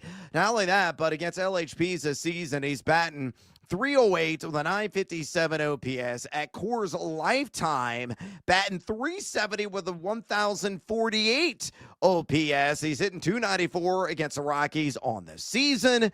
You throw in the fact as well, as I already mentioned, Kyle Freeland, inexcusable 6.52 home ERA this year to go along with overall a 47.2 hard hit rate. A glorious matchup. I think Teoscar Hernandez cranks one into the outfield seats there at Coors Field. So getting seduced by the juice on Hernandez to hit a homer at plus 260 there at BetMGM. All right, it's bonus time. Bonus time.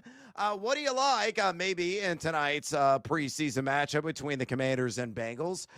Maybe it's something in the futures market, Major League Baseball, could be NFL related, college football related, or the WNBA. Just give me another bet, Ryan Horvat.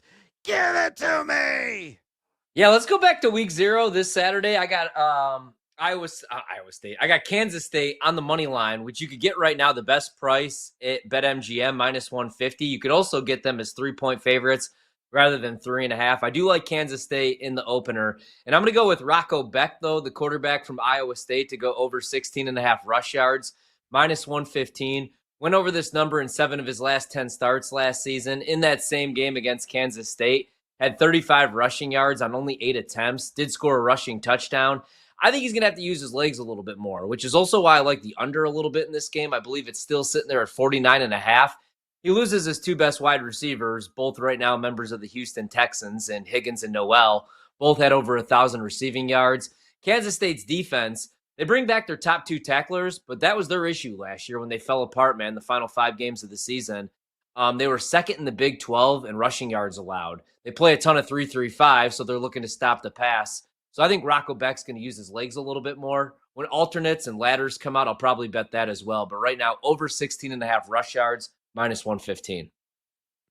All right, a little bonus time for your boy. I'm buying on the Bears to make the playoffs. I know they're your adopted franchise this year, Horvat, and they looked really good in the preseason game last night. Now, granted, it's against a bunch of mortgage or future mortgage lenders that were on the field there. Guys that are not going to be in NFL uniform in short order, but Caleb Williams was ultra sharp. You may say, well, he only completed 60% of his attempts, but over 100 yards and a touchdown. Rome Odunze had a drop. It could have been much better than that. He was spreading the ball around. Not only to Odunze, but also DJ Moore. And I love how he worked in the tight ends immediately. A whole lot of action there to Colson Loveland.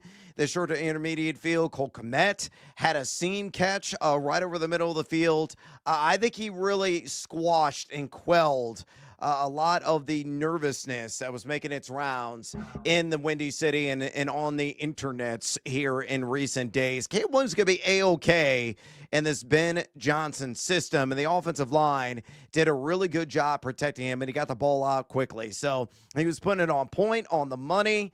The reads were there. I just came away tickled. I was absolutely delighted at how he performed last night. So the Bears to make the playoffs at plus 185. I'm certainly in on that. Take as well into account, Mike Clay has got this roster projected to be number 12 in total offense and number 12 as well in total defense. It's balanced, folks. Clay's got a projected to win 8.6 games, giving them a 52% or greater win probability in 9. If they get to 9 wins, they are going to make the NFL postseason. I don't care if they have the 7th hardest overall strength of schedule. I am buying on Bear Down Chicago Bears. Yeah, maybe it's my orange and blue bias. Yeah, there it is, bleeding through. But generally speaking, when the Illini are good, so are the Bears, and vice versa. And the Illini are number 12 in the country, so the Bears are making the playoffs this year. Horvat, I know you know that I'm not crazy, so just rubber stamp that I am completely sane in the membrane. I'm all in, man, as well, right? Bears to make the playoffs. I took a stab on them to win the North. Why not, right? If that's going to happen, maybe a little Ben Johnson Coach of the Year. Why not? I mean, Ryan Poles should really earn that extension and make a call right now to the Cincinnati Bengals and say, look, what do you want for Trey Hendrickson? And then he should call that old geezer, that senile geezer, Jerry Jones, and say, what do you want for Micah Parsons? Because if they could just get a top 10, top 5 pass rush, they could be legit contenders. That offense, man, looks great. Colston Loveland caught both of his targets.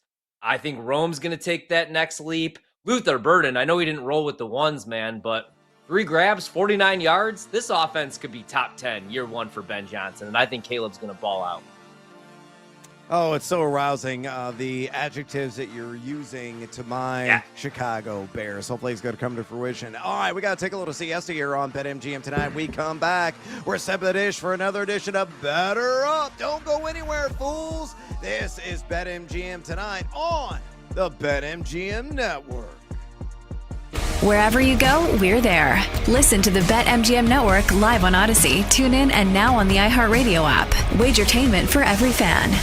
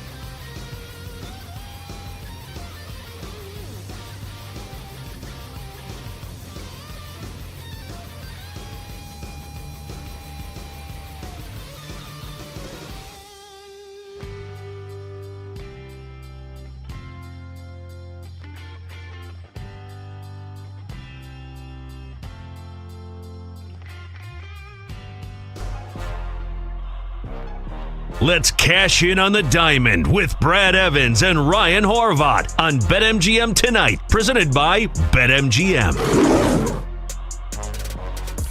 Welcome back to BetMGM Tonight. Brad the Big Noise Evans with you. Ryan Horvat getting down with your boy tonight on a Monday edition, Manic Monday edition of the program. We're going to take some hacks of dish here momentarily. Another edition of Better Up.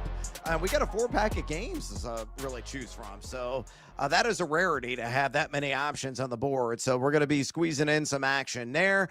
Friendly reminder, if you want to squeeze in your fantasy football questions for us, maybe you got a hot sleeper you want to share. Maybe you're debating some of the keepers that you have currently on your roster or your overall draft strategy. If you're heading into your main event, the number one draft weekend is coming up this weekend. More people will be drafting this weekend than any other time on the calendar this fantasy football season. The following weekend will be almost as populous of picking action as well. So fantasy football draft season, the peak season is officially here, and our phone lines are wide open. We are here to help. If you have any questions or any comments, by all means, pick up the phone and dial us fools at 833-732-3875. 833-732-3875. You can also fire off your questions or comments via the X or the Twitter at BetMGM Tonight. Again, on X at BetMGM Tonight. And Horby, we actually got a question on X. Somebody hit me up at Noisy Huevos right before the show and said, hey, Evans, can you talk about this on BetMGM Tonight? And I said, well, I'm a man of the people, and so is Ryan Horvat. So absolutely. So I'm going to ask you this real quick. This is from Single Malt Mac at Elliot Mac on the X, and he asks, full point PPR league, would you keep Bijan in the first round, the 12th pick overall, or keep Jaden Daniels in the 11th round? Not a super flex, at least he didn't tell us that. So single quarterback format, would you keep Bijan at number 12 overall, surrendering his first round pick, or would you rather cash in on the discount with Jaden Daniels in the 11th round? Who's your selection? Ooh, that's tough, man, but I'm so high on Bijan Robinson that I would have to probably sacrifice the pick and take him, because I think there's a legit shot that he wins Offensive Player of the Year. Yep. It's going to be hard to do what Saquon did last year, but if anybody can, it's going to be Bijan, and I really like what he looked like those final couple weeks with Michael Penix behind center, and ultimately Michael Penix is going to be the starting quarterback for Atlanta this season, so Bijan, for me, is going to catch anywhere from 60 to 70 balls if he plays 15 games or more. And he's going to go for over 1,200 to 1,400 yards on the ground and score double-digit touchdowns. So for me, it's going to be him. I love Jaden, man, but I'm a little worried about the Commanders this season. And I think the injury bug could hit. So, yeah, I'm going to go with Bijan or Bijan, whatever he's calling himself these days. Bijan. I have no idea what he's calling himself, but yeah, spread him on your favorite sandwich. Consume. Robinson is the correct choice there. Totally agree with Horvat's perspective. Could be 2,000 combined yards and 15 plus touchdowns. So he is my consensus number one overall pick. Hey, we got more phone call actually coming in right now. So additional questions coming in hot and heavy here on BetMGM Tonight. We're all about the interaction and the engagement. So by all means, you want to do that. Again, simple way to contact Tori and I. Just pick up the phone and dial us at 833-732-3875. JB from Greenville, South Carolina did exactly that. JB, welcome to BetMGM Tonight. Thank you, guys. I got a Dynasty Keeper League question. I have A-Chain, and I got a trade offer for London. I have really good backs, and I really like London this year, but I don't know about giving up A-Chain. What are you guys' thoughts? Well, if you got really good backs, that immediately piques my interest, Horvey, because Devon Achane right now has got a calf issue. And what do we know about soft tissue issues? They remain undefeated. They flare up. They can be a burden throughout the entire season. And if you're getting what I feel is fair market return in Drake London, and you already got a stable of horses that you can rely on, I pull the trigger on this trade. How about you? Yep, I'm totally with you, man. Right? I'm worried. I mean, like you said, it's a lower body soft tissue injury. And also, I worry a little bit, especially with the goal line work. I want to see more Ollie Gordon. Jalen Wright remains second on the depth chart, but this injury and the Dolphins just as a whole concern me. So I'm with you, Brad. All right, we appreciate the phone calls. Again, lines are still open, 833-732-3875. We will chime in when the calls do come in. But right now, we got to pivot, and talk some Major League Baseball bets. It's time for another edition of Better Up. Let's cash in on the diamond. Ryan Horvath and Brad Evans are swinging for profits. It's Better Up on BetMGM tonight. All right, we got a 4-pack of games tonight. Dodgers, Rockies, Reds, Angels, Giants, Padres, Guardians, and Diamondbacks. Ryan's got a bat lead off. He's got to rod his bet. He's got to give you reasoning behind said bet. He's going to drop a little baseball phrase, and then I will pick up and do the same. We're going to squeeze in as many as we possibly can. We're going to have to be kind of in a hurry-up offense here so we can get in our crew to cash a 4-leg hot hit parlay. And again, it's a juicy one tonight for our listening audience. So let's go ahead and step to the dish. Better Up. What do you got, Ryan?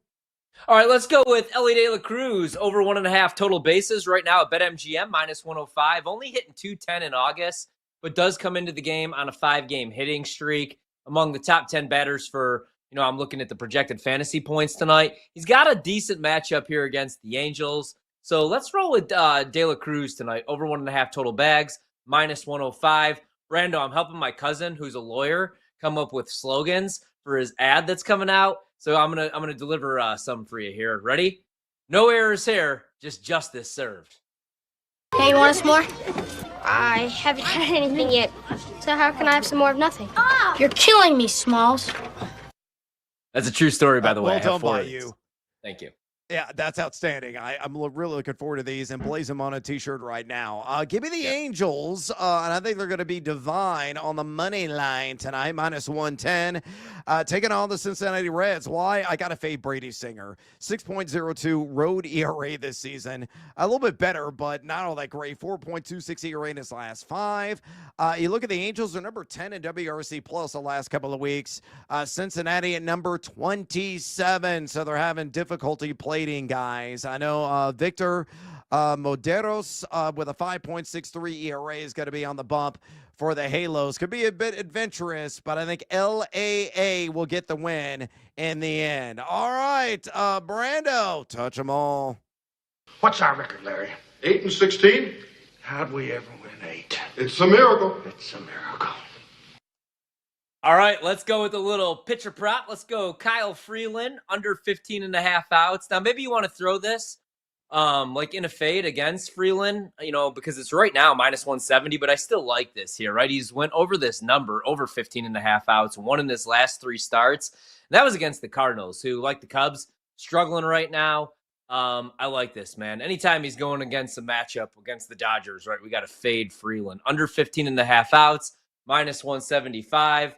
Right now over at BetMGM. Brandon, we see curveballs coming a mile away. What's your biggest fear? A baseball being hit in my general direction. -170. That might be my favorite so far. That's a really good slogan there. I like that quite a bit. Give me Shohei Ohtani. You might have heard of him on the over 0.5 RBI. Not a plus money, but a -120. Against the Colorado Rockies. At Coors in his career, 64 at-bats for Shohei, batting .391 with a 1,232 OPS, a 17 RBI in exactly 17 games. He has knocked in a run in 5 of his last 8. He's got a 1,148 OPS over the last 30 days. And again, Kyle Freeland stinks, and he has abused him in his career. 4 for 6 lifetime with a double, a pair of homers, and 3 RBI. So Ohtani over 0.5 RBI at a -120. Brando, touch them all. Just throw whatever you got, whatever's left. The boys are all here for you. We'll back you up. We'll be there. Because, Billy, we don't stink right now. All right, here's my favorite one. Let's go with Rafael Devers. Rafi Devers, the having RBI tonight. You could get this +190 is the best price. Hasn't had an RBI in 5 consecutive games. But I like this matchup tonight because he sees Nestor Cortez. And Nestor Cortez throws a ton of fastball cutters. Devers has destroyed both pitches in the top 10 percentile. So let's roll with Rafi Devers to have an RBI tonight, plus 190. Also like over 1.5 total bags, I bet, minus 120. We fight for you until the last inning. Vaughn into the windup in his first offering. Just a bit outside. He tried the corner and missed. I hope he does some pro bono work in case I get in any trouble and I need a lawyer at hand. So keep that in mind. I'll send you the card. Jung Hoo Lee gave me the over on 1.5 HRR, also known as her, at a plus 115 juice. He's done this in 3 of his last 4 against San Diego this season, batting .273, and he is 1-for-2. I know it's a small sample size lifetime against not so nasty Nestor Cortez. Was really struggled, giving up a 370 plus batting average, a left-handed hitter. So Jung Ho Lee over 1.5 HRR at a plus 115. All right, let's go to our crew to cash hot hit parlay play of the night. All that's required is these guys to get a hit. And I'll bat lead off. Give me again Ramon Laureano, which he has done this in 10 of his last 12 games.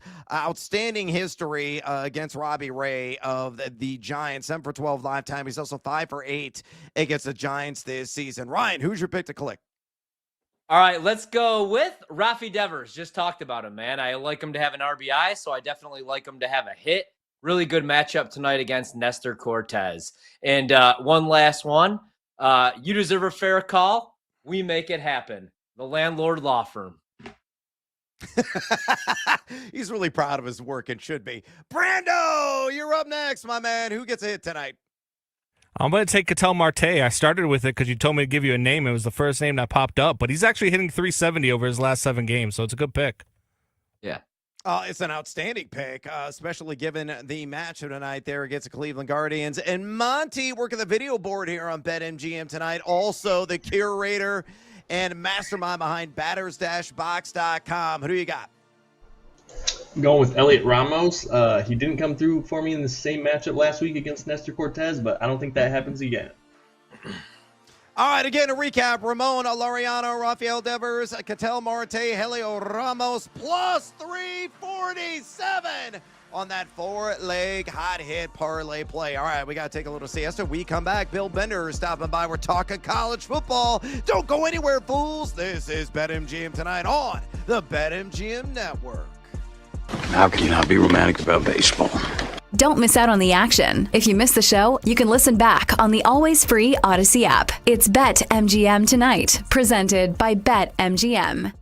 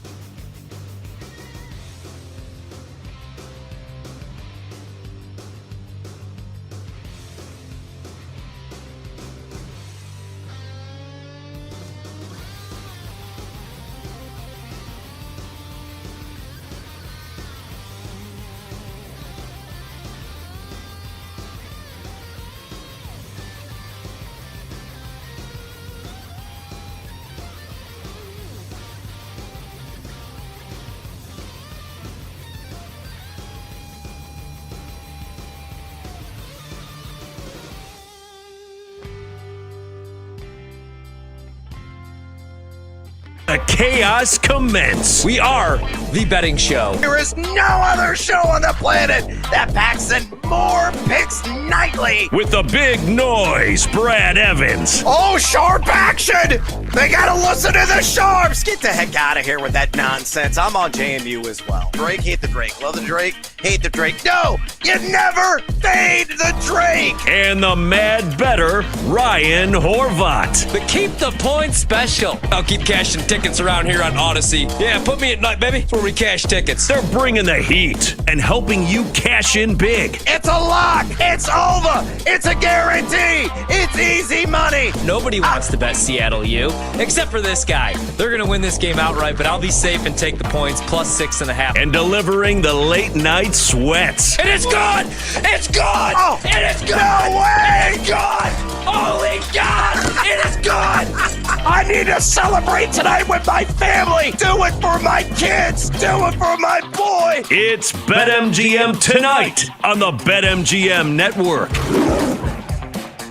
Welcome back to BetMGM tonight. Brad the Big Noise Evans alongside Ryan Horvat on this Manic Monday edition of the show. We're going to be talking some college football with Bill Bender here momentarily. It's week 0, folks. This season is officially here. Only a handful of games. The only one that's ultimately meaningful over there, top of the morning in Ireland between Kansas State and Iowa State. We're going to get Bill's thoughts possibly on that game and some of the other futures markets that are out there and his general perspectives on the world of college football. Before we bring Bill on, friendly reminder, folks, we got our pole dancing poll question of the day posted right now on the X or the Twitter at BetMGM tonight. It's asking you this: which fantasy football wide receiver is most underpriced at his current ADP in 12-team fantasy drafts? Your options are Ricky Pearsall, pick number 69.16 overall, Mecca Buka at pick number 70.12, Matthew Golden at pick number 82.42, or Cooper Kupp at pick number 92.16. So far, over 250 votes cast. Make your voice be heard. Exercise your democratic right. Keep the votes a-coming.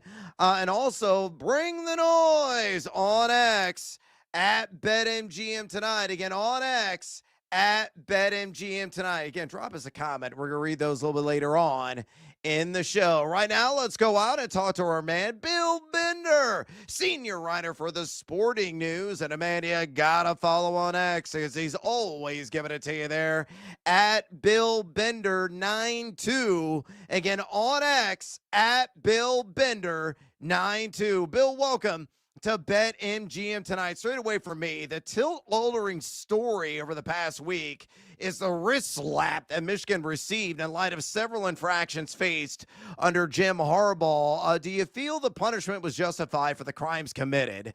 And spinning it forward for this year, do you feel it's going to be a distraction, an ongoing one for the Wolverines? Where would you stack your chips on this year's Michigan team with the over-under right now at BetMGM sitting at 8.5? You take the over or the under, and give us your general thoughts again on that wrist slap that they received in light of all the wrongdoing that was committed a couple of years ago. It depends on if you want to punish the past or the future. I think the days of taking away bowl bans and postseason bans and vacating victories, those are over. And I've been, they've compared that a lot to Ohio State in 2012, and I said, well, that wasn't in the playoff era. And that's cynical viewpoint, because I do think a lot of this is driven by money, but it's funny that the NCAA, not funny, that they used some of the logic they used to use to keep teams out to allow Michigan to stay postseason eligible. We didn't want to hurt the kids that are playing today, but I thought a one-year postseason ban would have made sense. And then as far as the future, the recruiting visits is going to hurt. They're trying to keep up with Ohio State and Penn State and Notre Dame, and I think $20 million when you're paying players, it's the couch cushion analogy doesn't do it for me. So as for this year, I think they do get to 9 wins. That Oklahoma game is going to be tough. That trip to USC is going to be tough. Obviously Ohio State, but if they can take care of business in the rest of those games and beat Nebraska on the road, I think they'll get to 9 wins. Bill, let's actually stay in the Big Ten. So I'm pretty high on Penn State. I feel like most people are. Depending how you feel about Drew Aller, you got to like Singleton and Allen coming back, Kotelnicki calling plays, and then the Jim Knowles hire. But you have Ohio State, and they're the defending champs, and they're actually the favorites right now to win the Big Ten. Brad just brought up Michigan, and then you have Oregon, who every year, usually has a top 5, top 10 offense. What do you like in the Big Ten? And is there a dark horse that could maybe come out as well?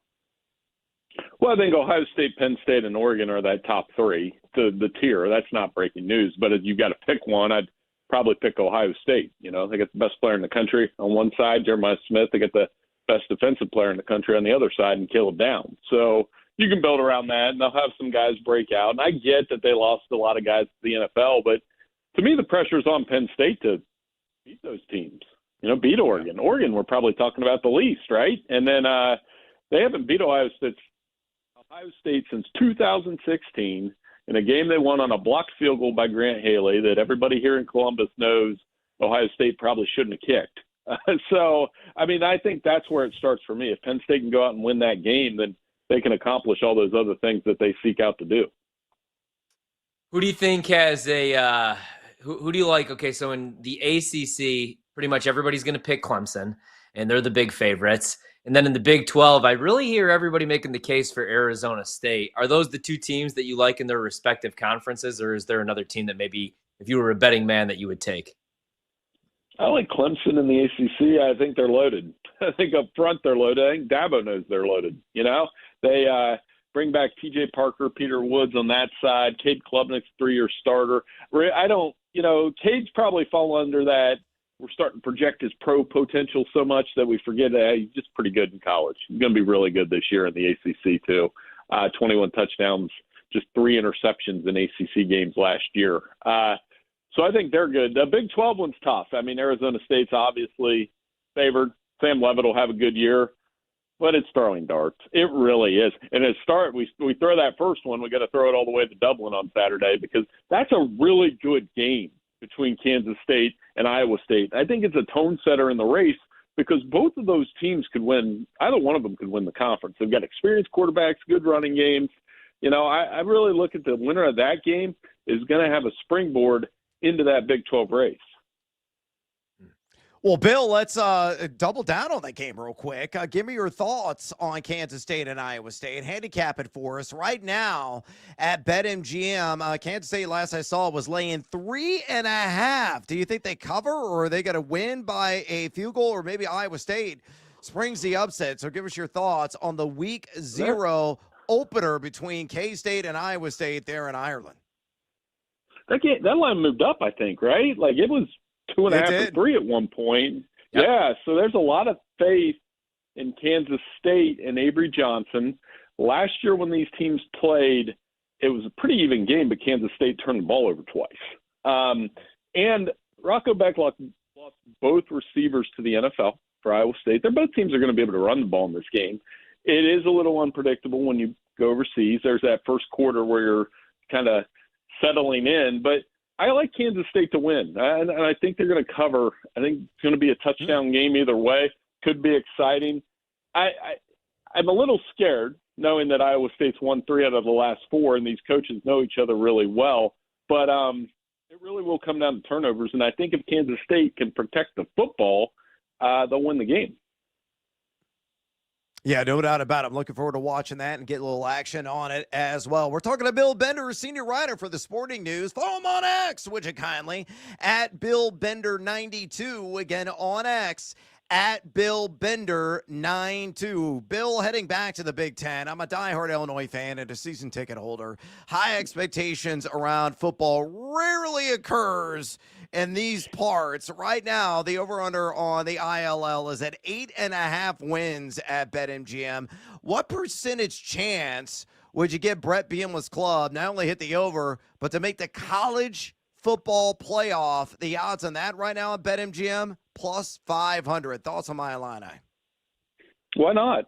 Why not is that 4? I do think the Big Ten is going to get 4 teams this year. I do. I think they're going to trade with the SEC. They'll be, the team that they can get 4 in, and Illinois can be that team. And if it's not them, it's Indiana. If it's not Indiana, it's Michigan. That's kind of that second tier. But look at Illinois' schedule. I know you have. That Indiana game early is going to tell us everything, I think, because everybody's asked me all summer, who's this year's Indiana? It's not really Illinois because they're ranked like 13th or 12th. I mean, so we see them coming. We saw them last year. They've got the quarterback in Altmaier. They've got a really good defense around Jacques.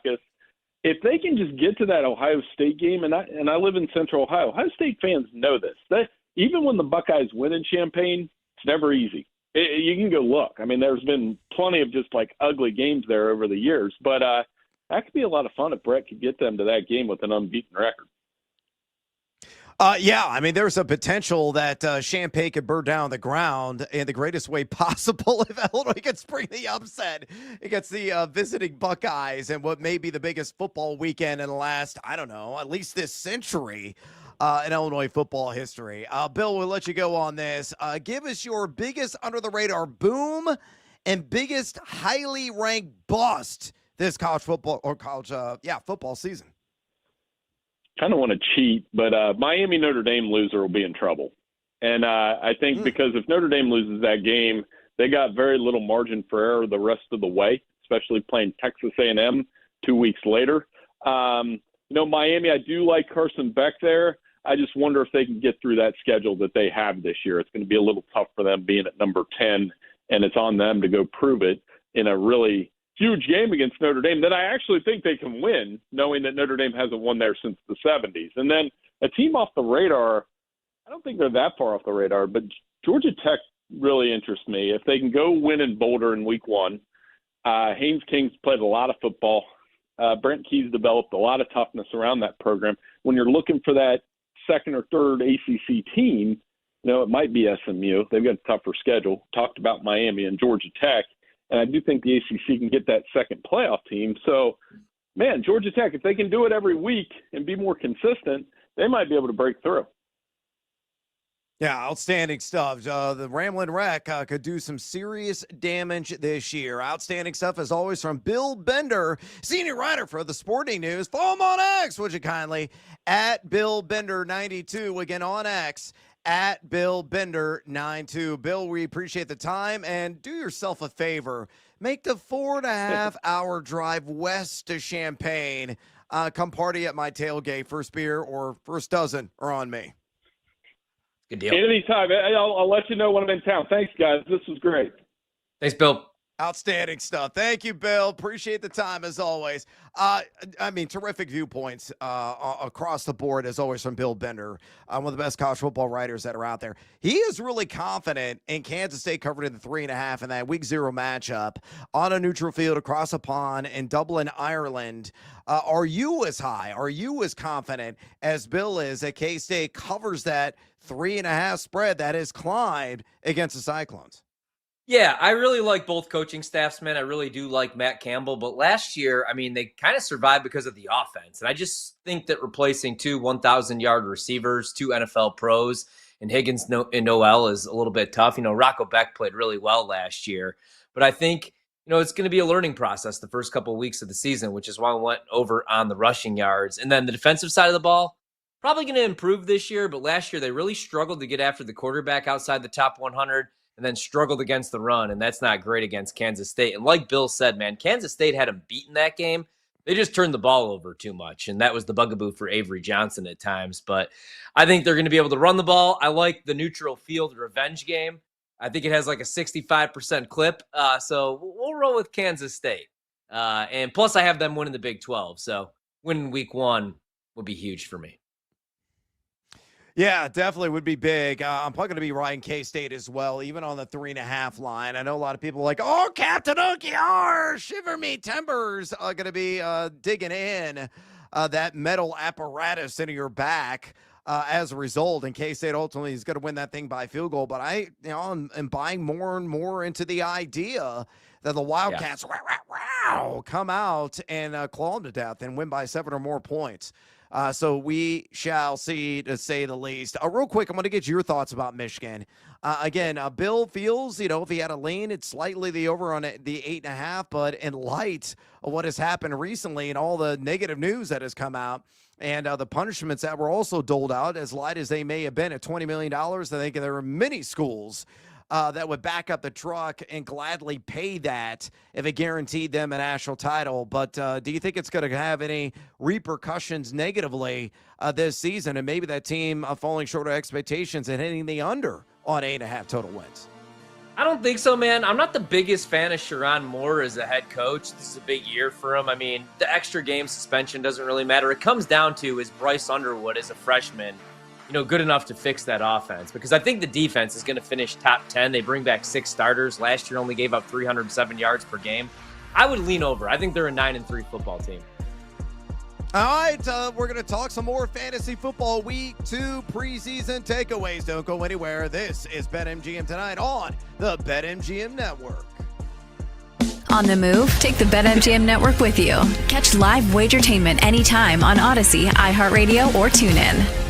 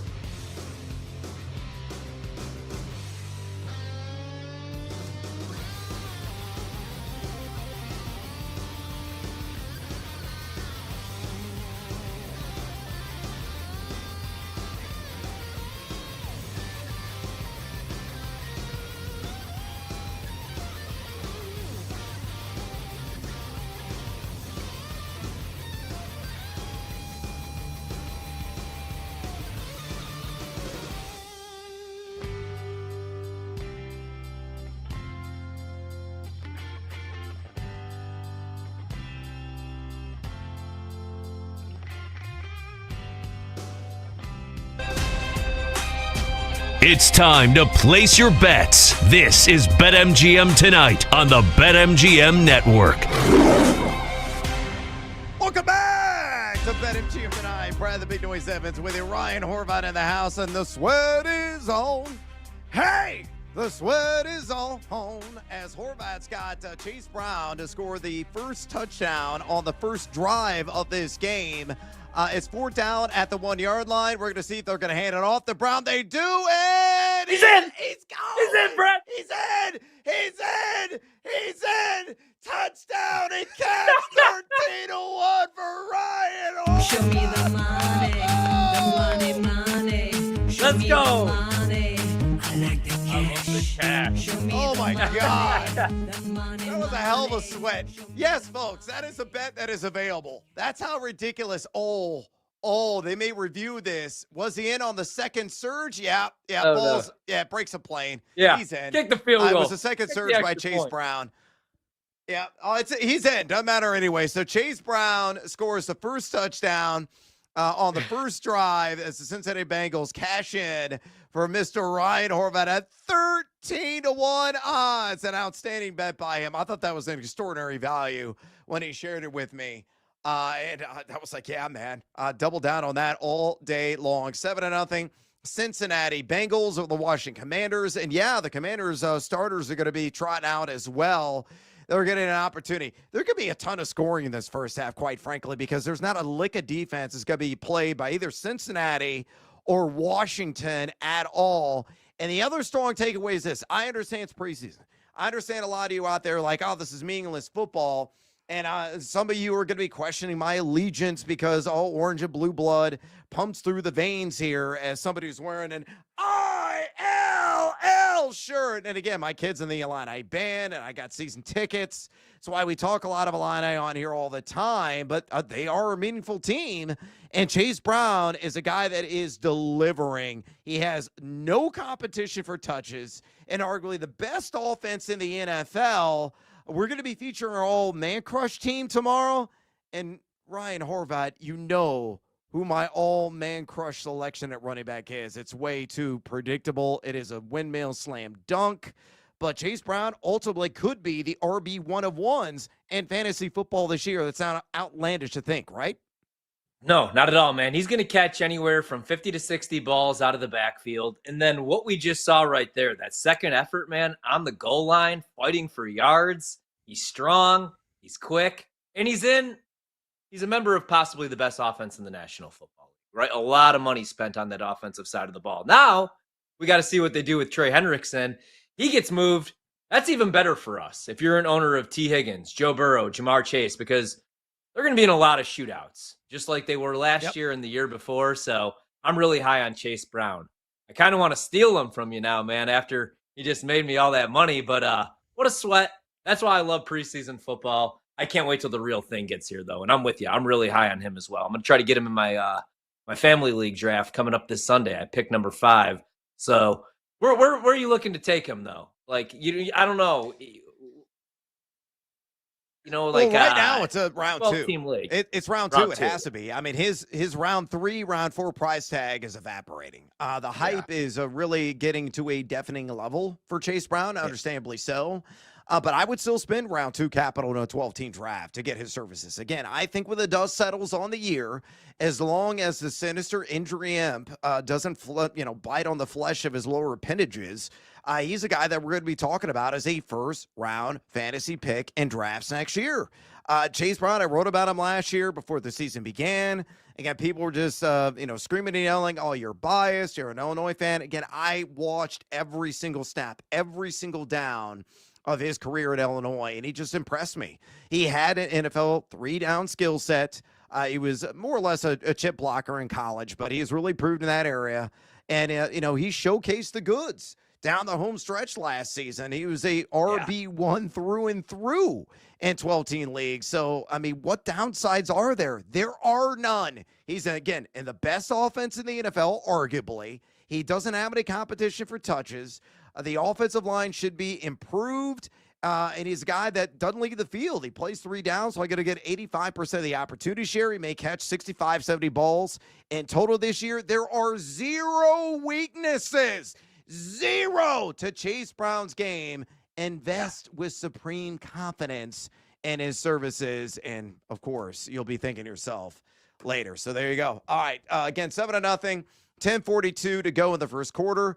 As Jaden Daniels hands the ball off on the – wow, that was a nice game. Was that Brian Robinson?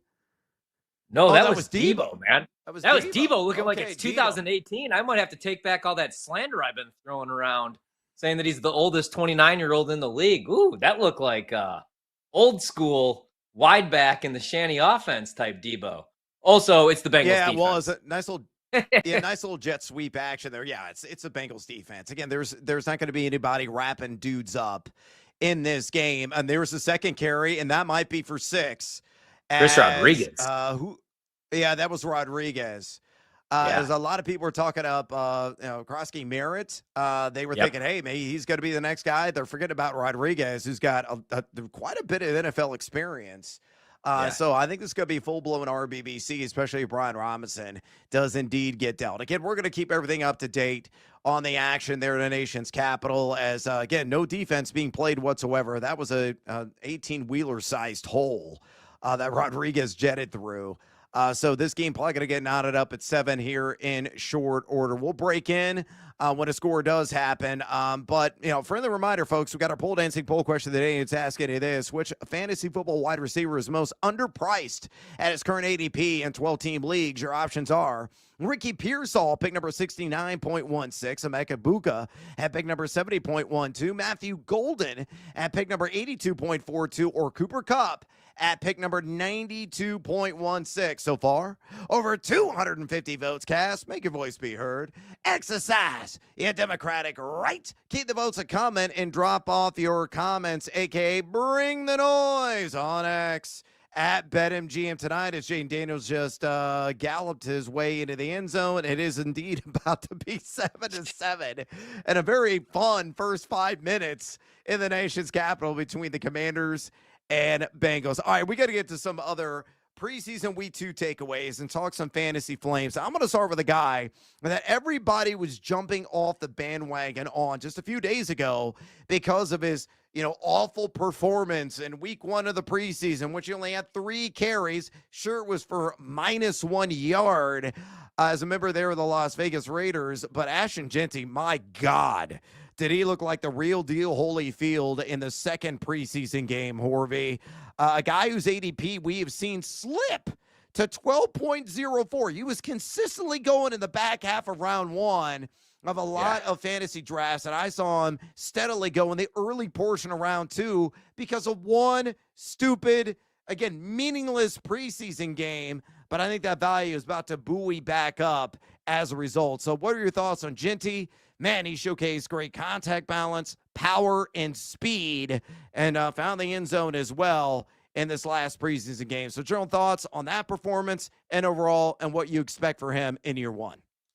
Top 5 fantasy running back in year 1, right? I mean, he had 33 yards on 7 carries. You could tell he saw the social media stuff because he was running pissed off, man. He had that short touchdown run, and then he had that 13-yard run where he took half the 49ers defense with him. And that concerned me a little bit because I have a lot of money on the Niners futures, but look great. And the offense is going to be much better, right? Brock Bowers had that 28-yard reception. Geno looked pretty good, short sample size, but went 6 of 8 for 55 yards. And that's going to help when you have some threat of a passing attack, which the Raiders didn't have last year. So I think Jeanty's going to be a monster his rookie year, a top 5 back. I was never really worried about him. And I'm not either.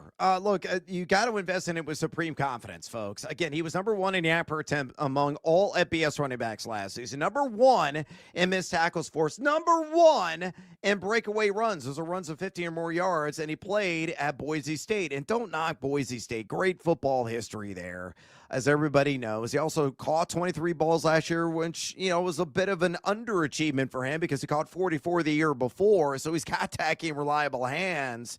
I'll go on record right now, minimum 1,500 combined yards and minimum double-digit touchdowns as well for Ashton Jeanty. He is going to at least get your money back or turn a slight profit at a back-end RB1 or back-end round 1 ADP. Let's go to Ricky Pearsall, another guy whose arrow is pointing due north right now. You look at his ADP, it's really climbing. Over the last week, it's now up to our wide receiver 35 at 70.33 overall. Clay's got him projected at ESPN for 67 catches, 964 yards, and 4 touchdowns. Only wide receiver 43. But we know that Juwan Jennings isn't 100% dealing with that tender calf. You look at some of the other options here. I think it's going to be Pearsall as WR1 to start the season, and they got George Kittle there as well. But this guy's got supreme speed, excellent route runner. He had a 116.2 passer rating when targeted a year ago, number 26 in fantasy points per target last season. Where do you see Ricky Pearsall finishing on the year and in the wide receiver pecking order when the dust settles on the 2025 season? Do you think it's going to be top 30, maybe even higher, like a top 20 guy? What do you think about the immediate future for Ricky Pearsall? Little bit higher than where Clay has him projected, man. I think top 35, top 30 is realistic, especially if Brock Purdy's able to stay healthy. I mean, he looked damn good. 5 of 7 completed passes, 66 yards. And with Brock Purdy, you know he's going to push the ball down the field. Short sample size, there was only one drive for Ricky Pearsall, but he caught 3 balls for 42 yards, all 3 targets. And he's coming into the season healthy. He had the unfortunate situation where he was shot before the year. He was only a rookie. It's a tough, complicated offense. They're ready to learn. Pretty high on him, man. We don't know what Ayuk's even going to look like when he does come back. I love Kittle, but there are games, especially when they struggle with their protection, where they have to use him more as like a glorified tackle. So I love Ricky Pearsall, and I think he could be a top 30 receiver this year in fantasy. Yeah, he's inching up my ranks at thegamingjuice.com. You can view all my ranks absolutely free. I got him wide receiver 33 right now. But, another strong performance. I could be convinced that he'll finish as a top 30 wideout this year. What about Rub-a-Dub-Dub in the Chubb Club? Is he back open for business? Impressive 5 yards per carry. In his last preseason game, showing vintage power. A lot of people were really questioning the burst coming off the pair of gruesome injuries, especially the knee. I look at the ADP last week, only RB 52, 168.10, but we have no stinking idea when Joe Mixon is going to be back on the field. I think it's a long shot. He's going to be available for week 1. So what do you make of Nick Chubb? And what do you think the workload looks like for him in the opener? Like a 10 to 12 touch guy, maybe even more than that. So give me your general expectations for Chubb in the early season. Man, that's a great question, right? Like, he's definitely going to be running back 1, the lead back. I mean, Dameon Pierce, I don't know how high they are on him. And then it's Woody Marks, who's a rookie. Woody Marks? Yep. Yeah. And like you said, he looked pretty good. 5 carries, 25 yards, 5 yards per pop. Caught his only target for 4 yards. And like you said, we have no idea what's going on with Joe Mixon. So I'll buy low on Chubb, right? You're not expecting him to be the player that he was 3-4 years ago. But he's going to get probably 15 to 20 touches at least the first couple weeks of the season. That defense is so good. They're projected to win over 10 games. So they're going to run the ball a lot. I'll buy low on Nick Chubb. I don't want to get too crazy, but I'll buy low on Chubb, even at his age. Yeah, I mean, he's got some flexi-sexy appeal in like 12-team and deeper leagues to begin the season. The schedule's kind of tough, though, the first 3 games. At the Rams, Tampa at home, and then at Jacksonville. So it is not going to be a walk in the park, to say the least. All right, what about Jackson Dart? Let's squeeze in one more here real quick. The guy's just delivering. I know it's against second and third stringers, but 14 to 16, completed 87.5% of his passes. He's rarely missing so far through 2 preseason games. He also threw a touchdown against the Jets in that battle in New York. I mean, the guy is looking like the real deal, but Dable's already come out and said, hey, Russ is the starter. He's already being questioned about that. How long will Russ be the starter? Let's say the Giants start off the season like 0-4, 0-5, which is a distinct possibility. Will the crowd be yelling for Dart there in the Meadowlands? I think they absolutely will. Yeah, man. If it's a 1-3, 0-4 start, we will see Jackson Dart because of how he's performed this preseason, right? With his legs, with his arm, he could make the throws. He's looked damn good. The problem is, though, Russ, right? He had that moon ball And I was like, yeah, Russ isn't going anywhere until at least week 6. So if it's a dynasty league, Dart makes sense. They obviously like him. Dayball likes him, but they're going to give Russ the shot because that could be a pretty damn good pass rush and defense. There's a lot of vets in that locker room that do want to win.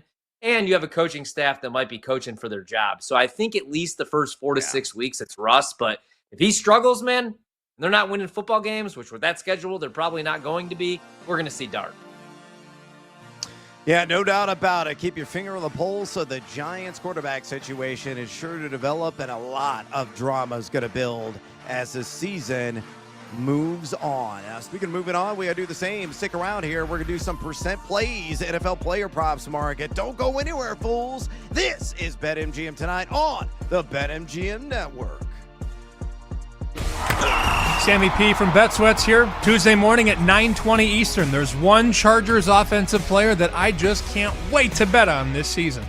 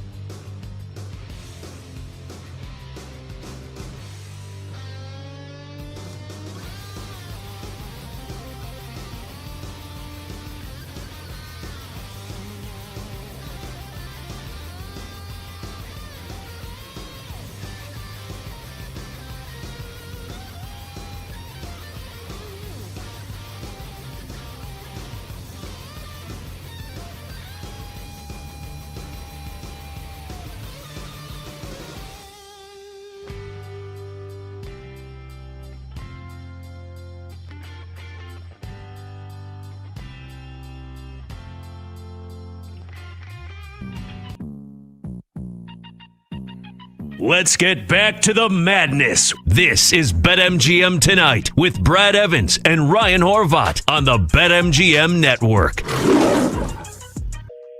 Welcome back to BetMGM Tonight. Brad the Big Noise Evans with you. Ryan Horvat in the house on this Manic Monday edition of the show. For the reminder, folks, phone lines wide open. If you want to talk fantasy football with us, maybe you're talking a little bit of strategy with yourself, trying to debate certain players here or there, maybe some keepers.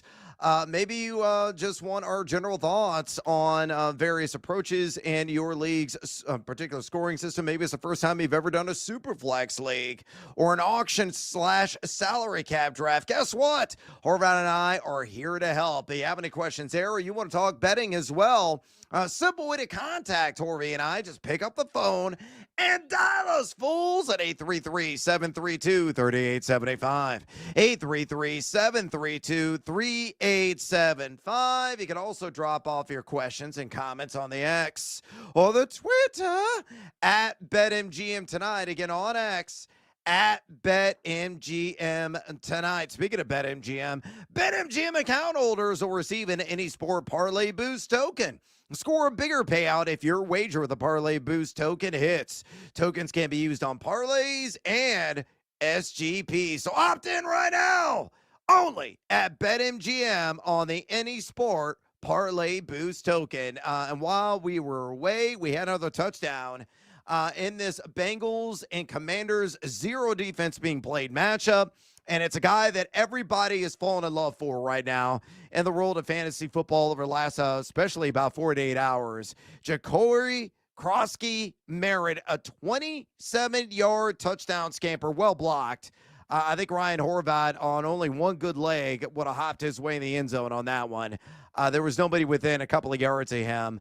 But still a guy whose overall fantasy ADP absolutely skyrocketing, especially on the news that broke today, that Brian Robinson Jr., who, Horvey, you said is not even there to see the game along with Terry McLaurin. B-Rob right now on the trade block could be on a one-way ticket out of town if the organization can find a proper suitor. So let's speak in hypotheticals. Let's say Brian Robinson is dealt Jacory Krosky Merritt. What kind of workload do you see for him in week one? Is it going to be greater than like a 15 touch per game guy out of the gate, or is he going to work in synchronicity with Chris Rodriguez, who also had a really nice run on the opening drive in this game? It's a really good question, man. If he continues to perform like this, and you could tell his teammates absolutely love him. Everybody from Deebo Samuel, everybody on that sideline ran over to give him a hug. And then because it was his first touchdown in the preseason, he chucked the ball, and Jaden Daniels ran back out on the field to make sure that he was able to get the ball back for him. So they're falling in love with him. I don't know what he really brings like to the pass game, but I think he could be an absolute stud. I really do. So I'm pretty high on him. I think they're going to work him in to the equation, but maybe by week 4, week 5, he could be the guy, right? Because they're going to make some moves here, and, man, he's looked damn good. Short sample size, and it's the preseason, and it's also the Bengals, so you got to pump the brakes a little bit. But looks pretty damn good, man, and obviously they really like him right now in D.C. Yeah, I think fantasy managers out there, if they're going to be participating in a draft this weekend, they're going to snap tendons on the reach to try to get his services. Now, I think Jacory Krosky Merritt, at what point is it going to be too much? I would say I wouldn't extend the go gadget arm outside of round 8. I think that's probably the tip-top point. I'd be willing to invest in him right now, given some of the unknowns that are still at play. I mean, Brian Robinson, technically still on this roster. So they got to find a proper trade suitor for him to exit stage left. He's still got Austin Eckler there. I got Rodriguez going to be part of the mix. Like, it's no sure thing he's going to get a vigorous workload in week 1. So I think he outlined that. I think patience will have to be exercised for Krosky Merritt. But, yeah, he could be pretty damn good and maybe, at minimum, a strong RB3 come mid-season. But I still wouldn't spend any more like a round 8, round 9 draft capital on him at this current moment in time. All right, let's get to percent play. New segment that we introduced last week. Horvat absolutely loved it. And I said, hey, let's go ahead and run it back. So the premise of this, what percentage chance does the following bet hit? That's it. I got a master's degree in geoscience with an emphasis in meteorology from Mississippi State University. So I got to actually use my college education on occasion. So this is me kind of flexing my inner weatherman, so to speak, and same with Ryan Horvat. So that's how we're going to play this. And let's start off with Bear Down, Chicago Bears. Luther Burden. Yeah, there it is on the over 450 and a half receiving yards at a minus 115. Juice saw a lot of action, extended action with the twos last night. But Luther Burden, who has generated quite the buzz at Bears training camp this summer, again, the over 450 and a half receiving yards, minus 115. What percentage chance do you believe this bet hits? I want to go higher, but I'll go 35% just because he didn't really run with the ones with the first teamers, man. But he did, have 3 receptions, 49 yards. But you have Rome, who did drop his only target. And right now, it looks like him and Caleb are kind of working on their chemistry. But I'm pretty high on Robodunze, obviously. DJ Moore is still there. He's wide receiver 1. Colston Loveland, even though he's a tight end, kind of showed his skill set. Great route runner. So I'll go 35%. The knock on him was he doesn't like to get physical, especially in the run game. But I don't know, man. On that touchdown run on the goal line, threw a pretty nice block. So I could see him, getting some more run as the season goes on. But I'll go 35%, which may be too low. I'm going to go 62%, quite frankly. Damn. I think Luther Burden's going to be a very active and, a guy that's going to be generating a good deal of action and underneath and intermediate routes. I mean, he's a dirty worker, right? He's kind of a short field specialist. He's a poor man's version of Amon-Ra St. Brown.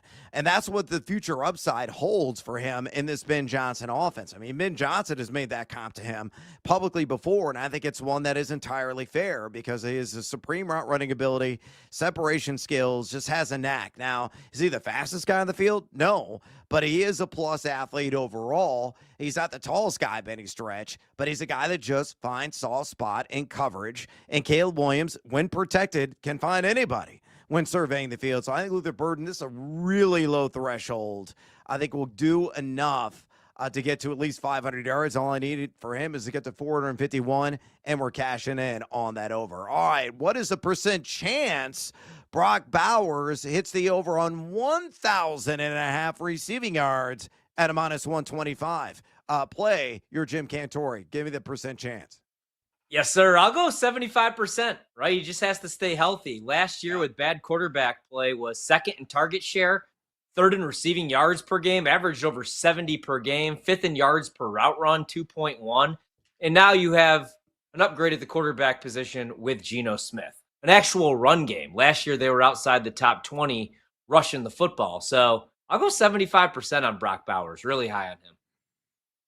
I'm going to go 80, even higher, man. I absolutely think this is a low-hanging fruit number at 1,000 and a half. That's why it's used up at minus 125. Mike Clay's got it projected for 1,133 yards, 6 touchdowns at tight end 2. Last season, 112 receptions, 1,194 yards. He's got a more accurate quarterback. I mean, Geno Smith for the Seattle Seahawks last year was top 10 and adjusted completion percentage according to Pro Football Focus. You look at Bowers, 9.0 targets per game is what he averaged last year. It's going to be similar vicinity this year. He's number 1 in total air yards among TEs, number 1 in total yak, number 1 in deep ball targets. He's a man that can do a little bit of everything. And it's all about pump up the volume, dance. That's what's all going to be about. It is a targets play, and he's going to see a plethora of those. So Brock Bowers is going to make you some bank. That's why I love the over on 1,000 and a half receiving yards at a minus 125. Let's go with an aforementioned guy who I compare to, Luther Burden, who I compare it to, and Amon-Ra St. Brown. 10 or more touchdowns at plus 135. So give me a percent chance that one cashes. I'll go 65%. Usually it would be higher, man, but you have a new play caller. But the other thing is they're going to have a rough defense, I think. So they're going to be in a lot of shootouts.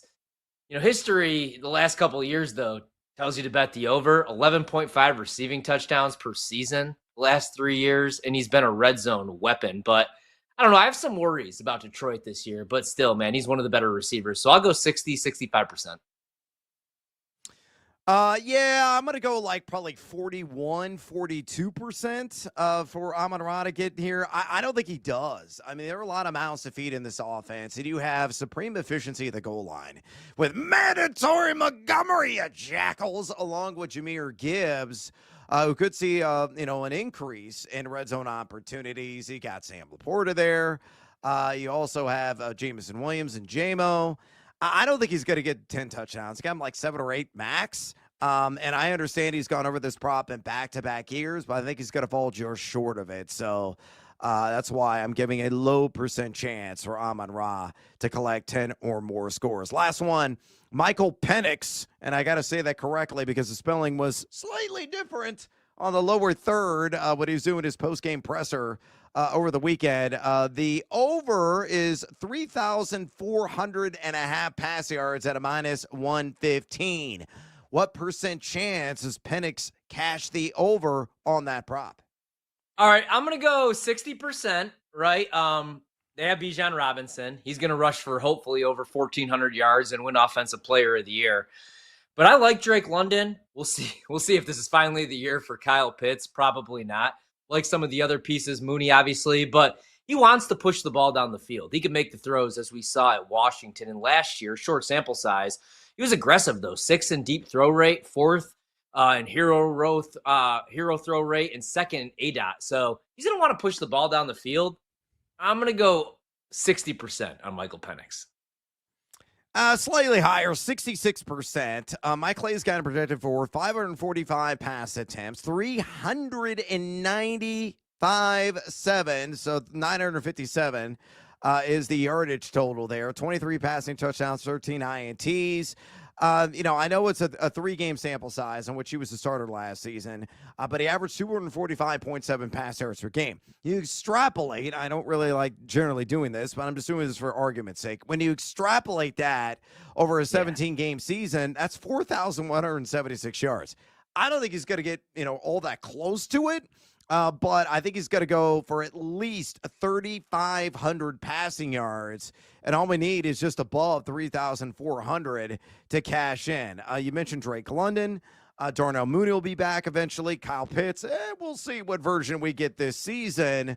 There's some weapons. We got Ray McLeod as well, and he's got the second easiest fantasy quarterback strength of schedule, and a guy that averaged 10.2 air yards per attempt a season ago. So there's a lot to like about Michael Penix. I know it's been a bit of an up and down, reportedly, training camp for him, but I think he will exceed 3,400.5 pass yards this season. Horvat, 14-7 right now, 14:50 to go in the first half between the Bengals and the Commanders. We'll give you an update on that when we come back. But right now, we got to take a little siesta. We come back. We're talking Broncos with Brandon Cristal. Don't you go anywhere. This is BetMGM tonight on the BetMGM Network.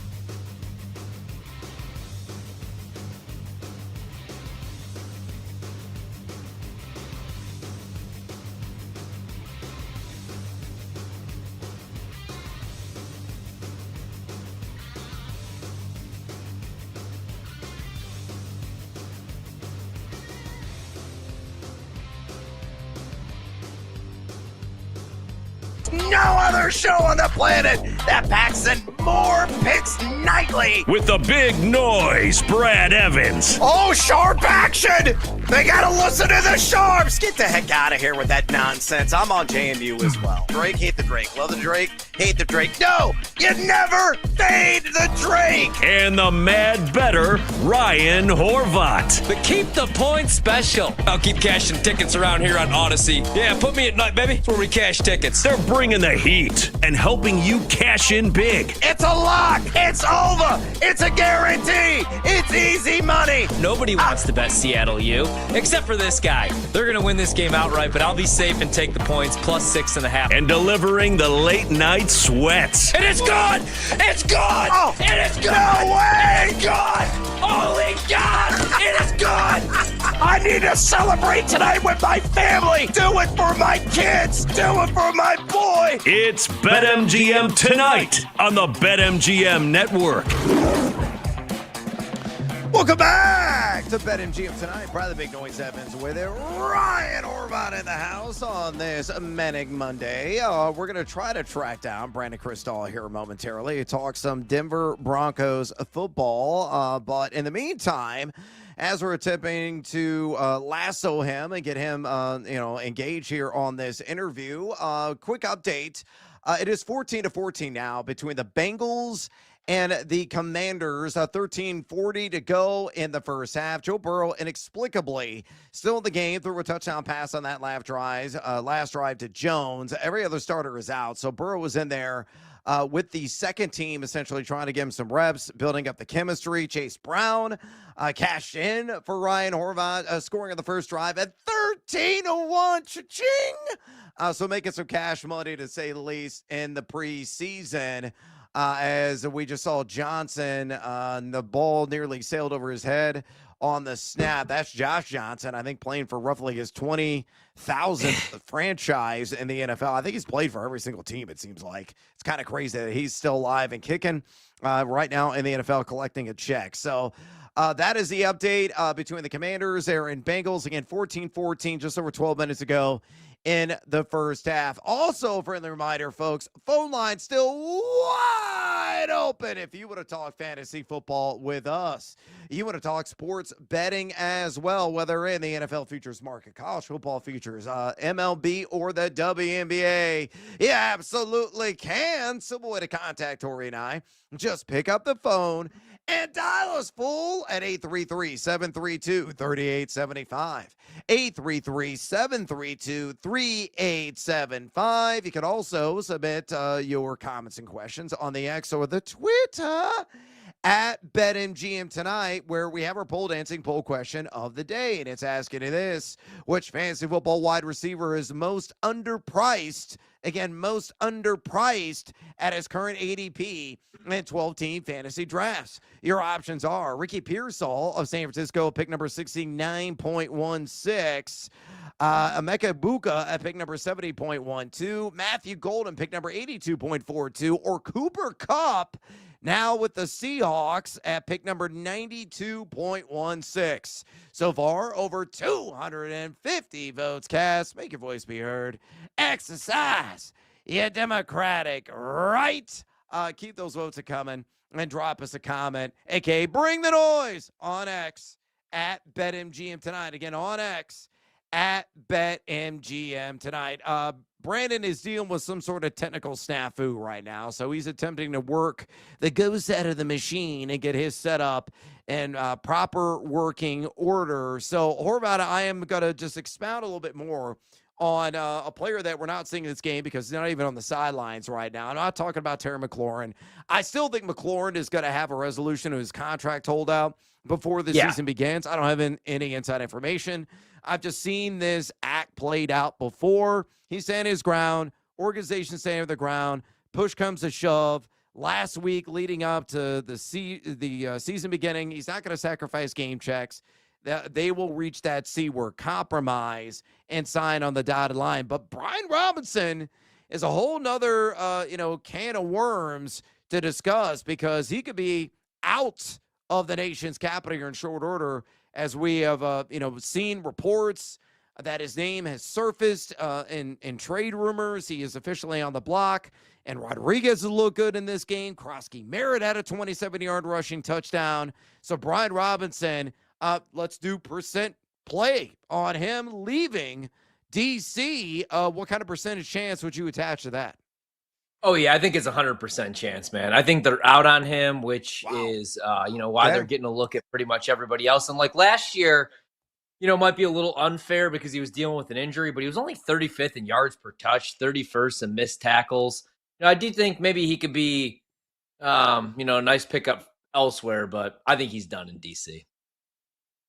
All right, we tracked down Brandon Cristal. Let's bring him on right now and live animated picture and sound. Make sure you follow his excellent reports for Gorilla Sports on the Denver Broncos and on X, where he's always giving it to you there at BK Denver Sports.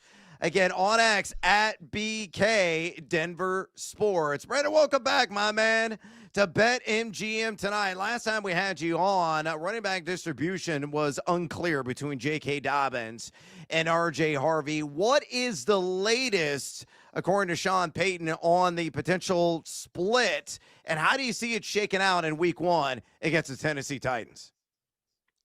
I know I kind of went the political route last time, just saying they'd both get a lot of work. I thought Dobbins would get more work early. It's been really hard to tell because Dobbins hadn't played in the preseason. They know what they have in J.K. Dobbins, and with his injury history, he's always one bad play away. Not that they're banking on that, but they just don't want to, I guess, put him in harm's way. Although we'll see if he plays a couple snaps, because Sean Payton said that they see 8 to 10 snaps from the starters. And I guess I'd have to go back and look because I was listening to the start of the game against the Niners. I just remember seeing R.J. Harvey carry the ball. But regardless, I don't remember Dobbins doing much. They really like R.J. Harvey, and they want him to contribute in the run game and in the passing game. And he's a 24-year-old rookie. He was a high school quarterback. I think we talked about that last time, Brad, that he threw 40-something touchdowns his senior year. That's not an accident. He went to Virginia to play quarterback. He's just not very big. And so he's a running back that kind of understands the offense. So I still think, I don't say he's being overdrafted, but it feels like you're not going to receive the true R.J. Harvey value early in the year. So week 1, it feels like it'll probably be close to a 50-50 split. It'll be a question of how quickly Harvey becomes the guy that gets the bulk of the work, with Dobbins kind of being his tag team partner versus him coming in for Dobbins.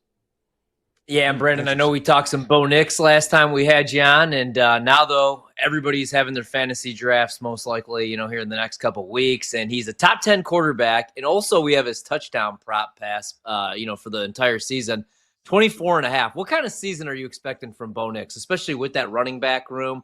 Do you think he goes over this number, throws close to 30 touchdown passes? Do you think he could be a top 10 quarterback, or do you think maybe, there's some year 2 regression for him? Well, and Sean Payton's brought this up a few times, beyond saying he'll be a top 4 or 5 quarterback in the league in the next couple of years, which is, I don't know if Bo minds that smoke or not, but he's going to get it now thanks to his head coach. But he had 29 touchdowns as a rookie, and the thing Sean keeps bringing up is, give me the long list of guys who had good rookie years and then had that sophomore slump. Last year, C.J. Stroud, there was a bit of regression, but it turns out that he and Bobby Slowick didn't really get along very well, and that's maybe as big a reason as anything, is that CJ and Bobby were never on the same page, and that's why Bobby Slowick is no longer the OC. They're calling plays in Houston. And so 24.5 feels like one of those that you might want to even bet up if you can get anywhere. I don't know if BetMGM will do it or not. That'll let you bet it up to 26, 27, 28.5. Because if he throws 29 as a rookie, adds Evan Ingram, these other receivers are coming on in their second year, like his old college teammate Troy Franklin from Oregon, who had a rough rookie season, but had the lone touchdown against Buffalo and has looked great in camp, had 2 touchdowns the other night.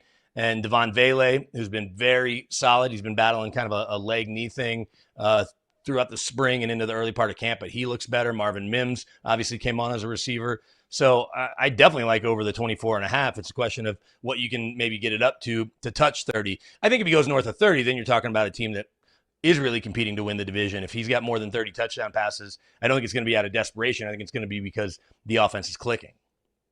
Yeah, love it. And so also wanted to hit on the defense a little bit, man, because I hear a lot of people making the case against Kansas City, which is hilarious because last year they lose in the Super Bowl. Now everybody's out on the Chiefs. Right. I feel like if anybody is going to dethrone them, in the West, man, it's most likely going to be Denver because of that defense. I look at the depth chart and I look at the preseason, and I don't really see a weakness. Is there one on the defensive side of the ball? And do you think this is the best defense in the league? I guess it's hard to truly quantify that, but you've got a second-team All-Pro in Zach Allen, who led the league in pressures for interior linemen. Then you got two guys that had double-digit sacks on a team that led the league in sacks, and Nick Benito and Jonathan Cooper that both touched double digits. Obviously, Benito at 13 and a half, I think, was fourth best in the league, and who knows when Trey Hendrickson is going to play. So he's right now one of the top 3 pass rushers, although we know Aiden Hutchinson will have something to say about that, number 2. And then you look in the middle, you get Alex Singleton back. He's a tackling machine. And then you add Dre Greenlaw, obviously both dealing with an injury history, but you saw where Jeremy Fowler from ESPN polls coaches and front office types, and they ranked Dre Greenlaw as the 9th best linebacker, even though he hasn't played really since that Niners Super Bowl loss to the aforementioned Chiefs. And so you're solid there. And then on the back end, you bring over his tag team partner in terms of, head knocker in Talanoa Hufanga to go opposite of Brandon Jones at safeties. And you've got the best corner, best defensive player in football in Pat Surtain Jr. with Riley Moss and Jaquan McMillan inside, taking notice of the Jahdae Barron draft pick and saying, hey, I get you draft this kid in the first round, but we're going to come out and show you we belong on the field. And Riley Moss and McMillan both have had great training camps. Barron's presence has upped their game. That doesn't always happen. Sean Payton says you see that. I asked him that the other day. I was like, has he raised their game? He's like, you see that every time. A linebacker comes in. Well, players don't always rise to the challenge. They get beaten out. They lose their gigs. It's really solid top to bottom. If they can stay healthy, they'll have a chance to be right up there as one of those top defenses. They were top 3 in a bunch of categories already. And also, they'll make life easier for Bo Nix in the offense and vice versa. If Bo Nix in that offense can score points, then they can really pin their ears back and get after it. We're talking to bring Chris Stahl right now, host and reporter for Guerrilla Sports. Make sure you follow BK on X, where he's always giving it to you there, at BK Denver Sports. Again, Brandon on X, at BK Denver Sports. Brandon, our mutual friend Sean Drotar shot me a text during the Cardinals-Broncos preseason game over the weekend, stating, quote, Pat Bryant's hands are legit, impressed, end quote. The former Illini standout finished with a team-high 4 receptions for 70 yards in that contest. Thoughts about what you've seen with his development this summer, and what snap percentage are you forecasting week 1 for him? Week 1 is going to be the trickiest, and here's why. Because he's a rookie. So it's not because he hasn't done anything really well, but he also doesn't contribute on special teams yet. They've had him working as a gunner. But they went and signed Trent Sherfield, who's looked like a better receiver, had maybe the best catch of week 1 of the preseason against the Niners at toe tapper on the pass from Jarrett Stidham where he bobbled the ball. But Sherfield is a core special teamer. So he's playing and Cortland Sutton are playing. Marvin Mims is the best punt returner in football. So he's playing. That means 2 spots for 3 guys week 1. You're not going to dress 6 receivers in week 1 unless there's some crazy package you want to run against the Titans. So Devon Vele, Troy Franklin, Pat Bryant, 3 guys for 2 spots. Now, Vele did play a little bit of special teams, not a lot. Neither Franklin nor Bryant contributed on special teams. Bryant is a better run blocker. As I think we talked about what he told us draft night was his motto is you got to block to get the rock, and it's shown up. You would say that he's been the most impressive receiver of training camp had Troy Franklin not gone off the way he has every single day making a play. Similar to what Vele did a year ago as a 27-year-old rookie or whatever he was.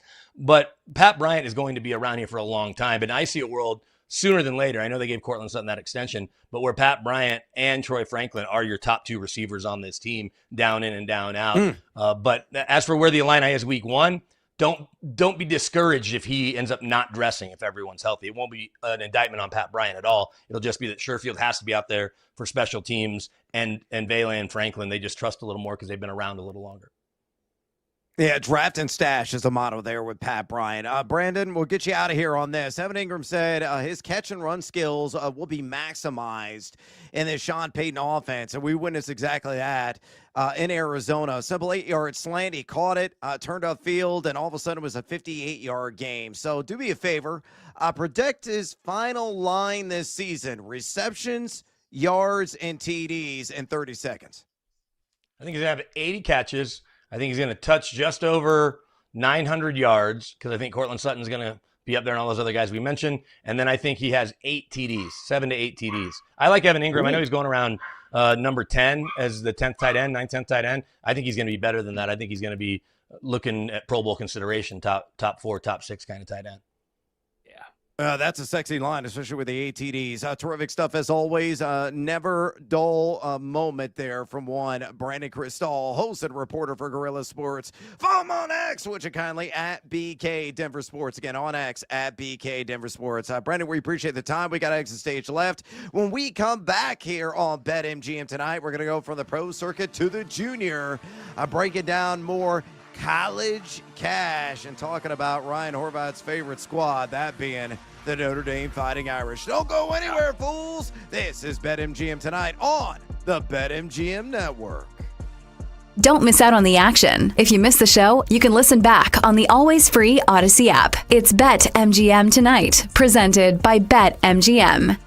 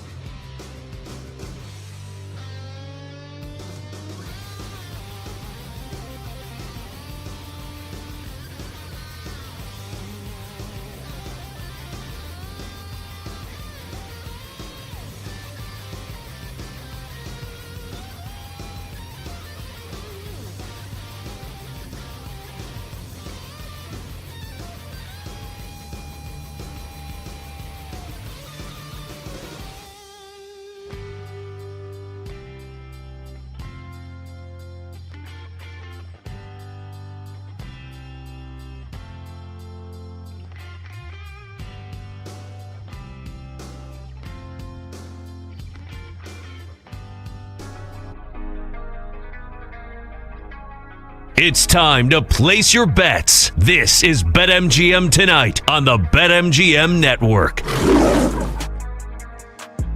Welcome back to BetMGM Tonight. Brad the Big Noise Evans with you. Ryan Horvat in the house on this Manic Monday edition. Your boy is sweating out meaningless football right now. I'm watching Jake Browning convert it. Oh, Jesus. He didn't. Wow. Misses open receiver, that being Jones. It is now 4th and 11. I'm going to lose this bet. I'm not going to win jack nor squat in my betting tonight unless somehow, some way, Yoshi Yamamoto can come through on K's. Spencer Strider stinks. I'm done with that guy. Yep. He needs to shave the mustache and just hang up the mitt for the season, recalibrate, and get right again. He came back from that injury. He's just not been himself really for much of this season. So that was a stinker. I also had the Bengals -2.5 on the first half line. That ain't going to come through unless I get like a pick six or scoop and score or something stupid here in the final minute 46 of the first half. And, Zach Taylor, as you mentioned, was trying to do me a solid. I mean, he kept Joe Burrow in way too long in this game. He was out there spinning spirals as second and third stringers. And ended up guiding them to a touchdown score on that drive and not up at 14. But I think it's going to be deadlocked at that number at halftime, barring something just completely unforeseen and out of left field. So, yeah, it could be a bad night for your boy in the world of sports betting, but them's the breaks. Not every night is going to be profitable, to say the least. But what could be profitable is your fantasy football draft this year. And our phone lines are wide open if you want to talk to us. A little fantasy draft strategy, sleepers, busts, maybe some shocker specials, guys available late in the draft that we're high on that could pay a monster dividend and possibly guide you to the second season of your league. Or you want to talk some sports betting with us, simple way to contact Horry and I. All you got to do is pick up the phone and dial us, fools, at 833-732-3875. 833-732-3875. You can also drop off your comments and your questions on the X, so the Twitter at BetMGM Tonight. Again, on X at BetMGM Tonight. Actually, we did get a question on X from BZ at ZMan1005 is the handle, and he asked this, Horvey, so let's give him an answer. Do I keep Sam Laporta as a 14th round keeper or go Ricky Pearsall as a 15th round keeper? So Laporta in the 14th round or Pearsall in the 15th, who gets your vote? Oh, man, that is tough, right? Because Ricky Pearsall might be, by default, wide receiver number one very soon in San Francisco. But I'll go Laporta. I think it's going to be a bounce-back season for Laporta, and he's going to be a top 10, maybe even a top 5 tight end. I think they're going to be chasing points a lot, not really sold on the defense. He's just got to stay healthy. But when he was, to close out the season, looked like Sam Laporta from his rookie year. So I'll go Laporta. Slightest of edges I would give to Sam Laporta as well. I think he is the L word, the G word inside the top 10 among tight ends. Got to flirt with top 5 numbers at that position. I think he will rebound slightly this season, but, I know tight end has some depth, but we always say that every year. It's like, oh, man, this is the deepest I can ever remember tight end being in fantasy football. And then, halfway through the regular season, we're like, what happened to tight end, bro? It's horrible outside of 5 guys. And that's how rocky that position could be. So Sam Laporta, I think, is a highly dependable, reliable guy. I love Ricky Pearsall as well. And you're right, it could be one of the fastest starters in fantasy, but Laporta is going to be a king of consistency for you. And they're virtually the same price, 14th or 15th rounder. So 14th rounder for Laporta. Yeah, I would hold on and retain him in fantasy drafts this season. We appreciate it there, BZ. And again, if you have any questions, pick up the phone, dial us 833-732-3875, 833-732-3875. Also, friendly reminder, listen to the BetMGM Tonight podcast, Apple Podcasts, Spotify, or wherever you get your podcasts. Awesome interview with Brandon Cristal. And the last segment, breaking everything down, Denver Broncos. We've also talked to Bill Bender earlier in the show about college football, getting his thoughts about the Week 0 matchup, the meaningful one across the pond between the Kansas State Wildcats. I think that is a scoop and score. That was live scoop ball. And score for Washington. I thought it was an incomplete pass. I got to see it again. Yeah, I'm seeing it right now. The arm is moving. No, that's a live ball. It's dislodged, I think, before. Yeah, it's got to be really close because the arm about to go forward. Defender slaps at it, dislodges it, and then the arm goes forward. Not quite empty hand, still in his. Wow, man, that might be actually a forward pass because it was still in his hand. Right? Looks forward to me. Yeah. I think that's going to get reversed, but I don't know, Jack, nor squad. They might just say screw it because it's the preseason. The preseason. Yeah, exactly. If there's a regular season game, I think that definitely comes back. But with it being preseason, they may just roll with it. And if they do, that means the Commanders will have a touchdown lead, likely heading into halftime, though Browning is coming back out, so it looks like that call was reversed, and indeed it was. So bravo! My bet's still alive and kicking right now. So, again, the sweat is on. Yeah, the sweat is on. I need the Bengals to kick a field goal and go by 3 or score a touchdown here so I can cash my first half bet. Betting preseason stinks much like it does Major League Baseball. I can tell you that right now, but that's losing.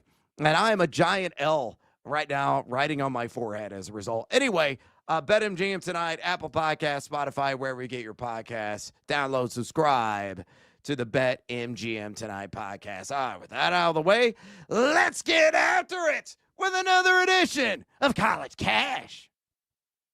It's time for chaos. They're back now to the 30. They're down to the 20. All the band is out on the field. It's time for tradition. It's time to make the College Cash. All right, we're doing a little bit of a variety pack of teams because we've covered all the major leagues, to be honest with you. So there's one team that is a wonderful independent, and it's the favorite squad of one Ryan Horvath. So it's only appropriate that we start off with the Notre Dame Fighting Irish. The Rudy Rudigers. So here's how this is going to work. I'm going to give you the total available right now on BetMGM. I'm going to give you the associated juice on the over and on the under. Then I'm going to play a little numbers nerd and give you a statistical profile of some of the advanced analytics that are out there. Then I'm going to kick it to Horvath. He's going to break the team down, and he's going to give an answer on the over or the under. So let's start off with Notre Dame. That total right now, 10.5 at BetMGM. Juice the under a minus 140, plus 115 on the under, or the over, excuse me. So the numbers near coming out. Notre Dame, number 6, according to ESPN's Football Power Index. 9.8 wins is the ESPN projection, so well under the 10.5. A 55.6% chance, a hefty one, on making the college football playoff. They have a 12% chance of making the national title game. Number 41 when it comes to overall strength of schedule. Not too intimidating there. Number 6 in projected offensive rating, CoreyTheAnalyst.com. Number 7 projected defensive rating. One of the most well-rounded teams in college football entering the season. So what's your take here, Horvath? Bury the bias. Over or under 10.5 wins on your Fighting Irish? Again, juice the under at minus 140. Yeah, I think they're a 10-2 team, man. So actually, I would lean under. Just the schedule gets a little bit tougher. Miami to start the season scares me.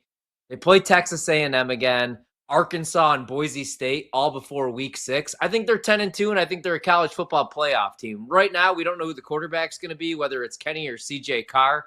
I do like the wide receivers more than I did last year. Jaden Greathouse is coming back, and they get Malachi Fields from Virginia. He had 113 receptions the last 2 years, and he's a big target at 6'4". I bet a little Jeremiah Love to win the Heisman. Last year, 1,125 rushing yards, 17 touchdowns.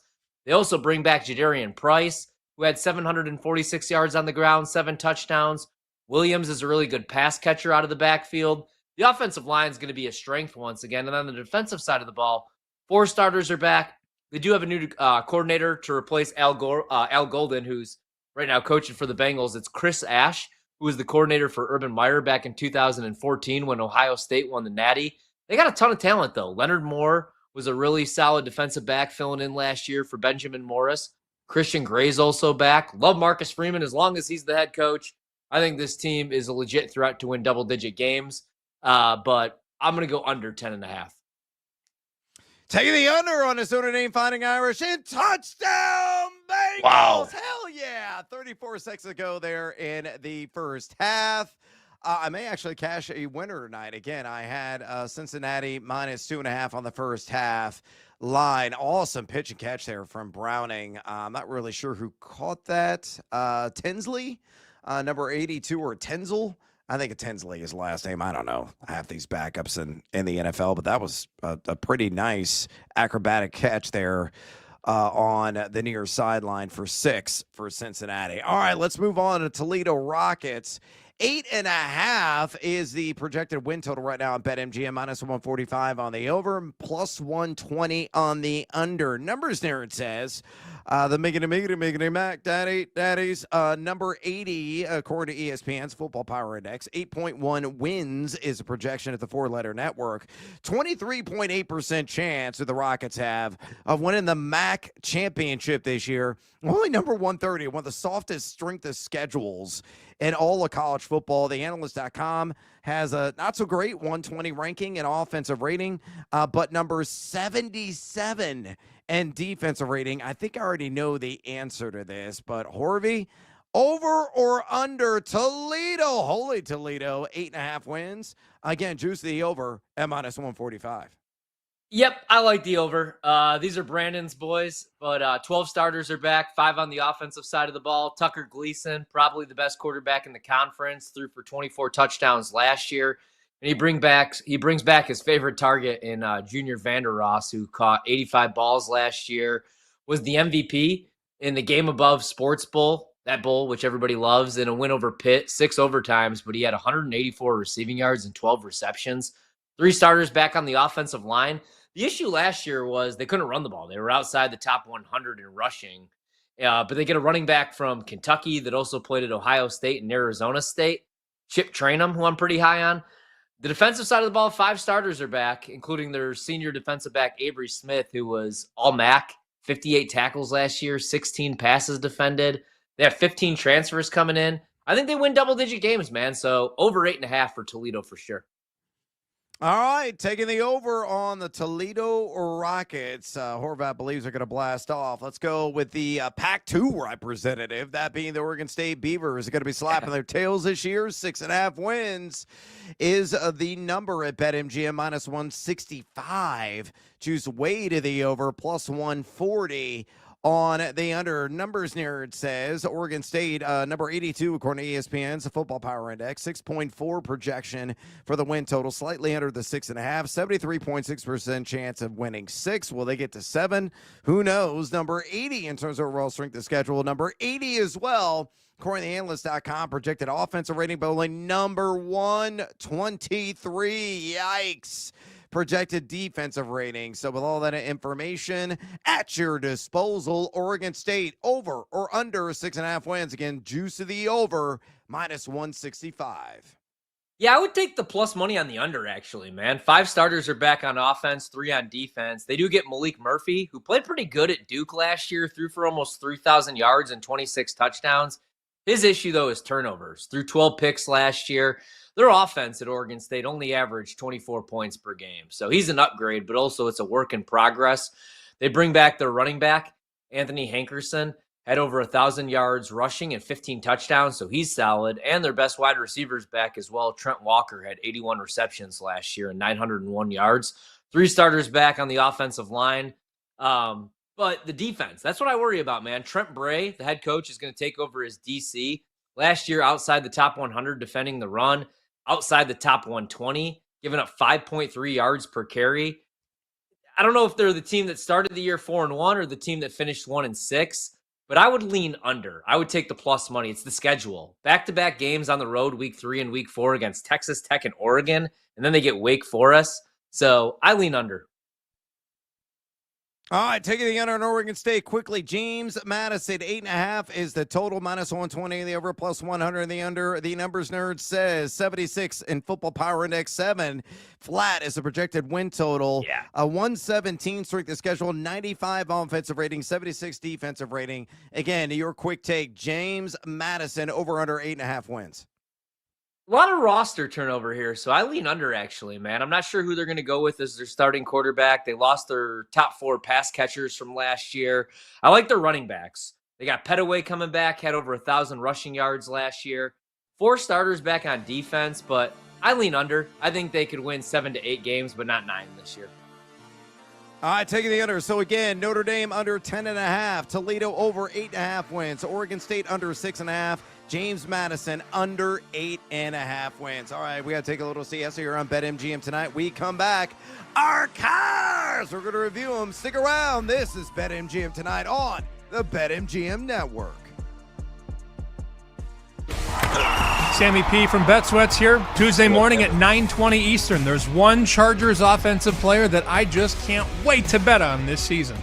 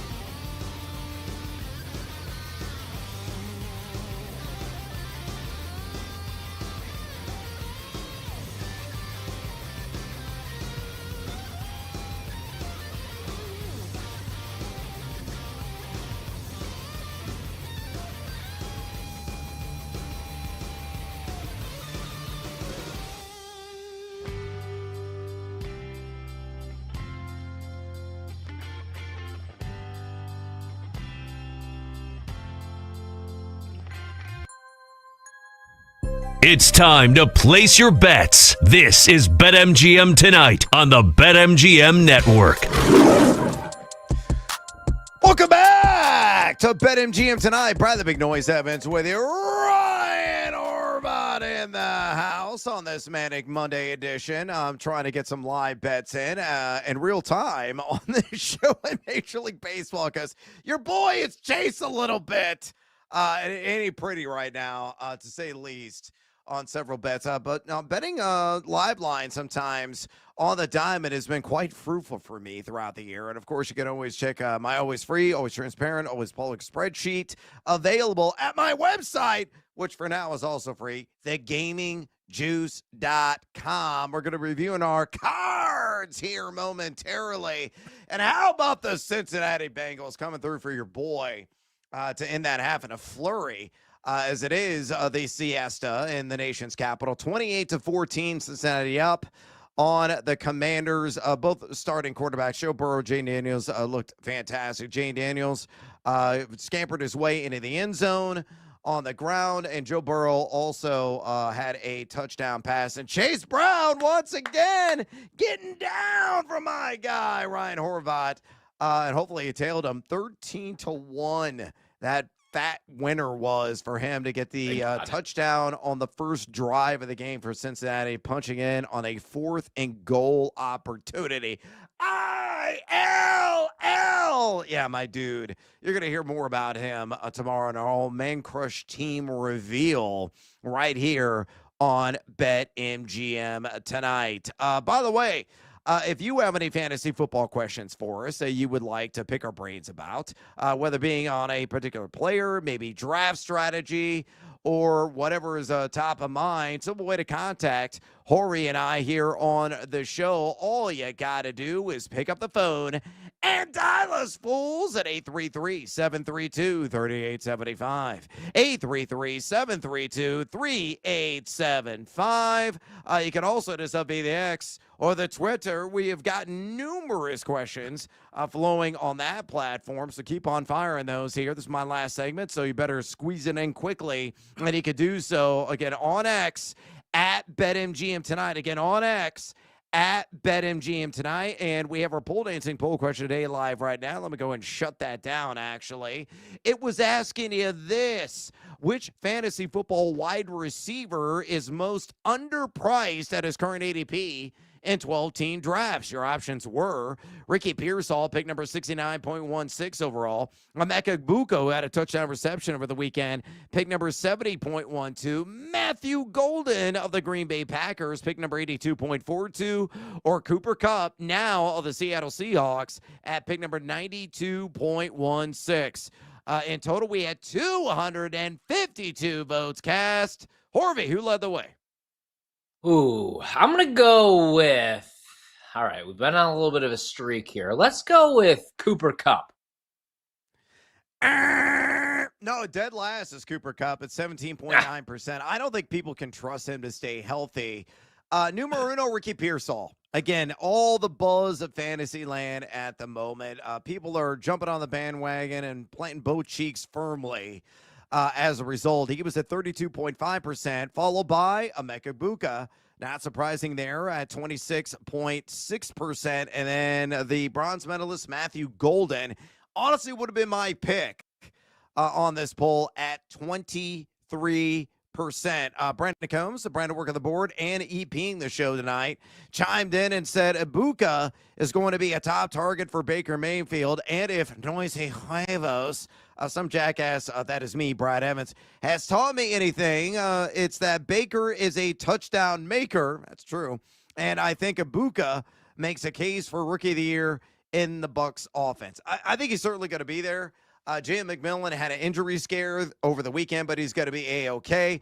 Chris Godwin, man, we have no flipping idea exactly when he's going to be back.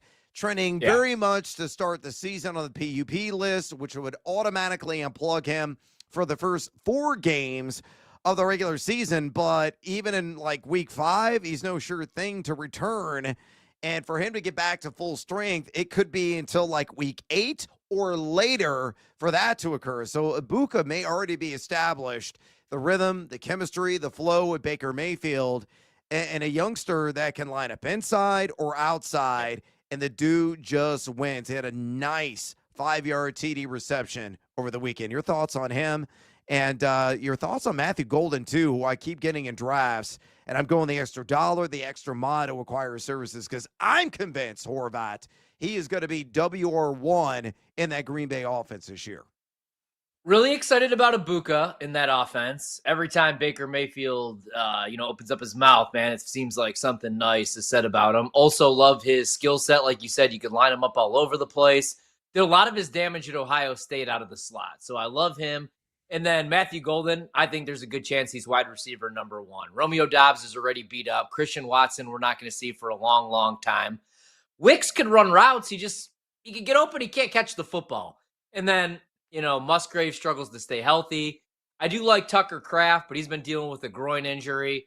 And Jordan Love back at practice today. I wasn't expecting that. I wasn't really all that worried because they were always saying he was going to be ready week 1, and it was an injury on his non-throwing hand. But as long as they can protect Jordan Love, he plays 14 to 15 games, and we don't have a whole season of Malik Willis. I'm really high on Matthew Golden. Unfortunately, I don't think I'm going to get those 2 preseason touchdowns from him. But I do think once the regular season kicks off, man, he's going to have a monster rookie year. If Green Bay's using a first-round draft pick on a wide receiver for the first time in 2 decades, they saw something that they liked with his skill set. And I've gotten him and Ibuka in a couple of auction/salary cap drafts. I was in the Kings Classic a couple of weeks ago in Canton, Ohio. Those were 2 guys that I grabbed because there were 3 flexes in that league.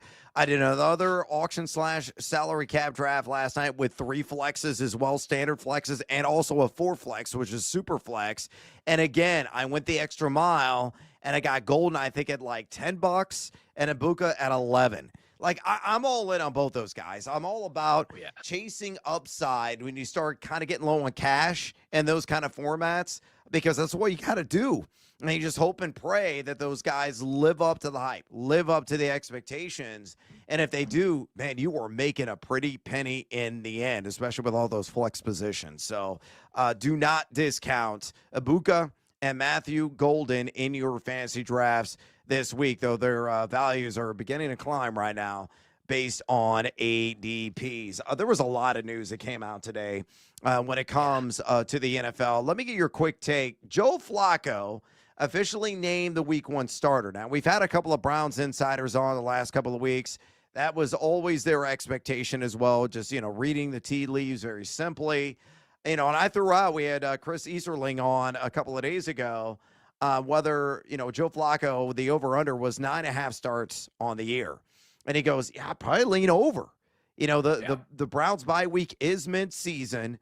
They'll reassess. They're going to be terrible, but there's no guarantee that Shedeur Sanders is going to be ready. Maybe at that point they say, screw it, let's just go out and see what we got with him or Dylan Gabriel or maybe Kenny Pickett. But I think Flacco is going to be the starter the majority of the season. How does that benefit Jerry Jeudy, Cedric Tillman, and David Njoku, in your opinion? Yeah, I think this is best case for all 3 of them, especially Jerry Jeudy and David Njoku, man, because I'm all the way out on Kenny Pickett. Dylan Gabriel's a rookie. Shedeur Sanders is a rookie. I don't know how good either of those guys is going to be. I don't care what I've seen in the preseason.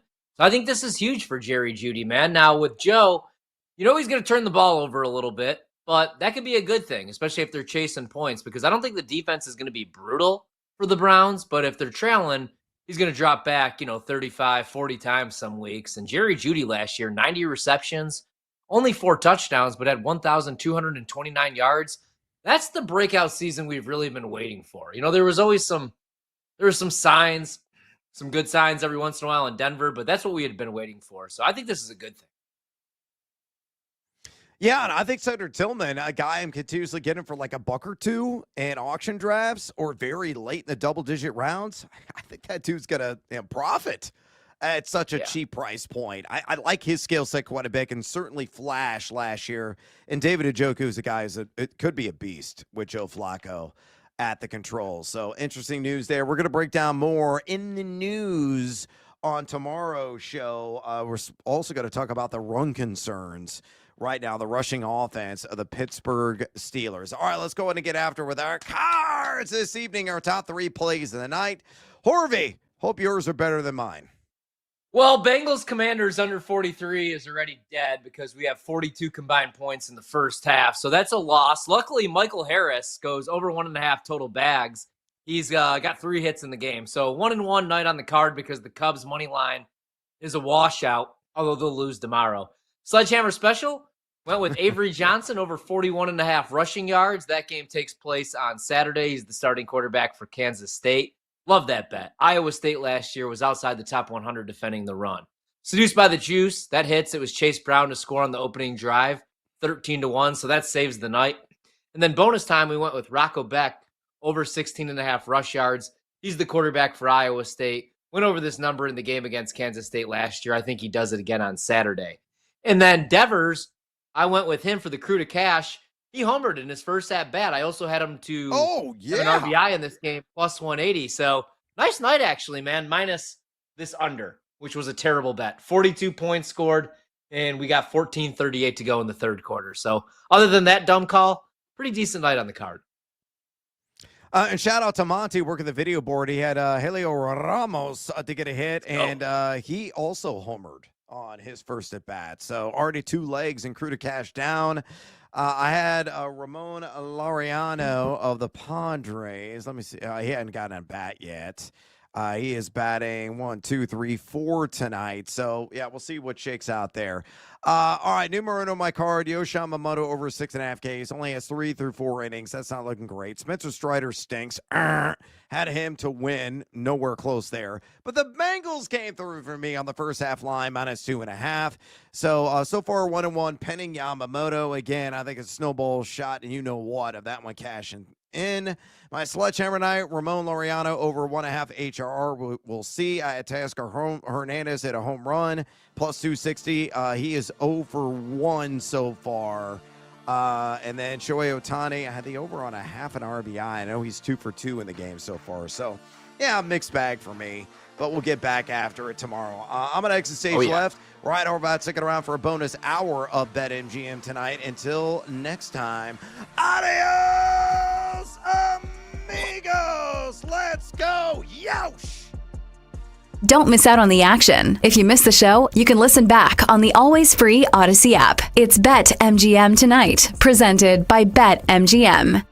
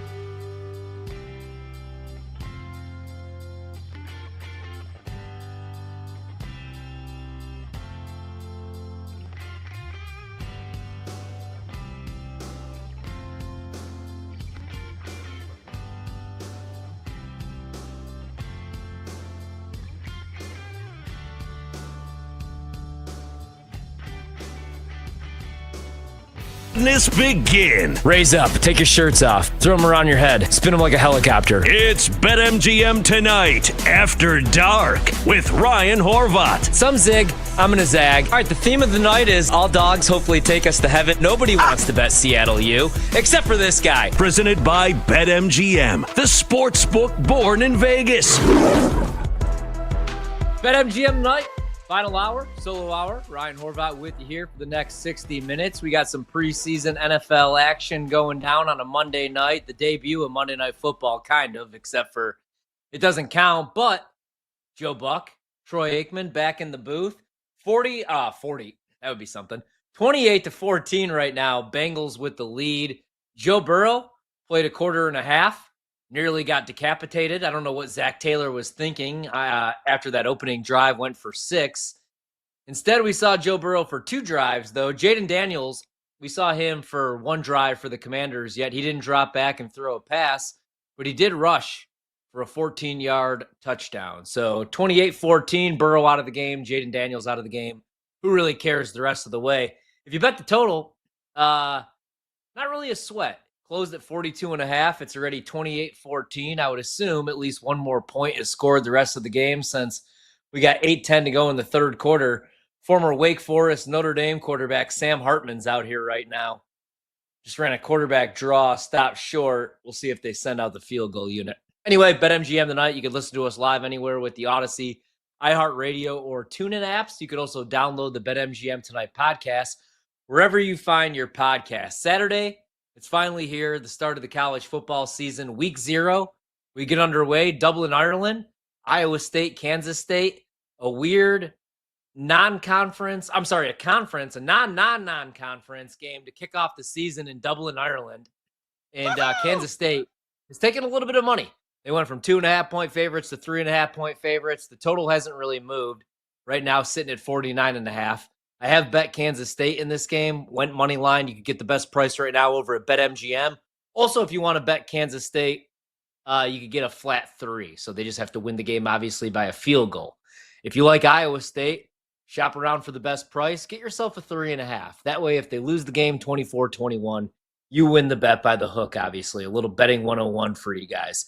But with the season right around the corner, I figured this is our last opportunity to do some Heisman bets. And I've placed 8 bets in this market.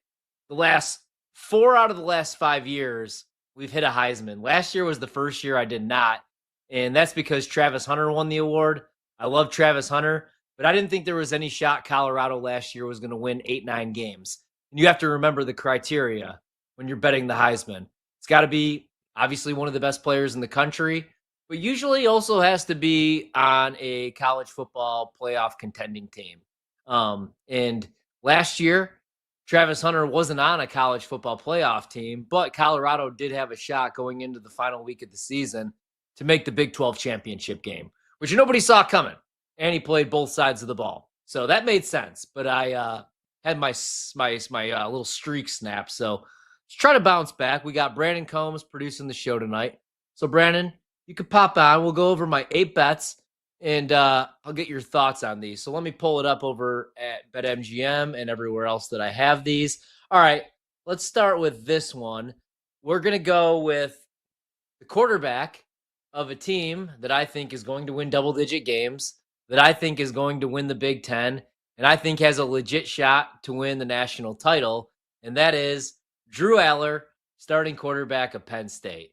Penn State right now to win the Big Ten, plus 220, getting better than a 2-to-1 price. 7 starters back on the offensive side of the ball.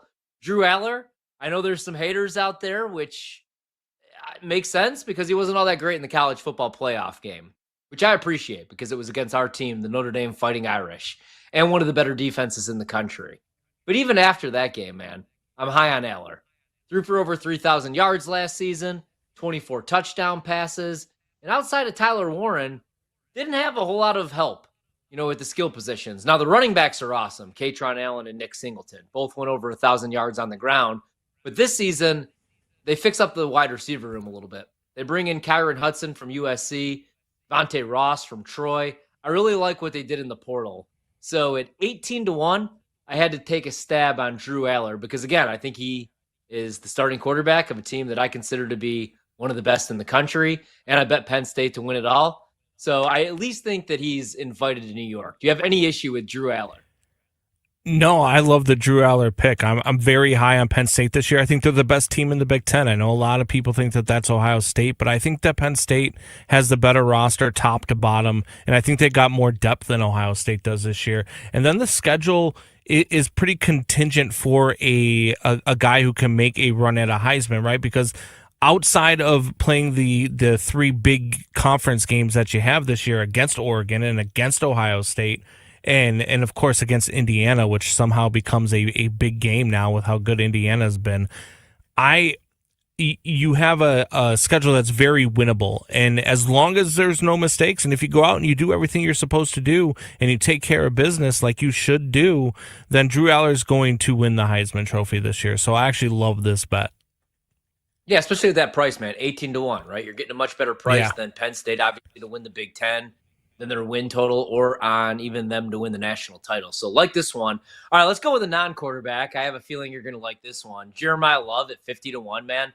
Last year, 1,125 rushing yards, 17 total touchdowns.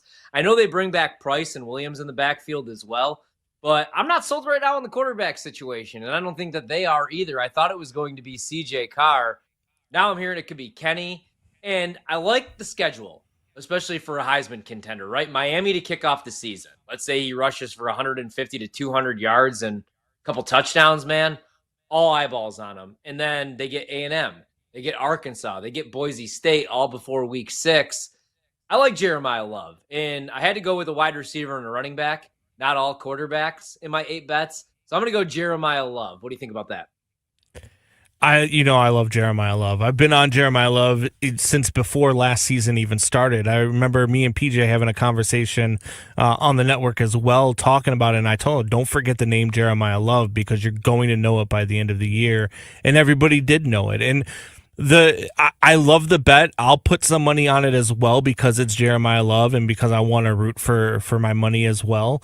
And you watch him. The thing with the running back too is you don't necessarily have to go undefeated.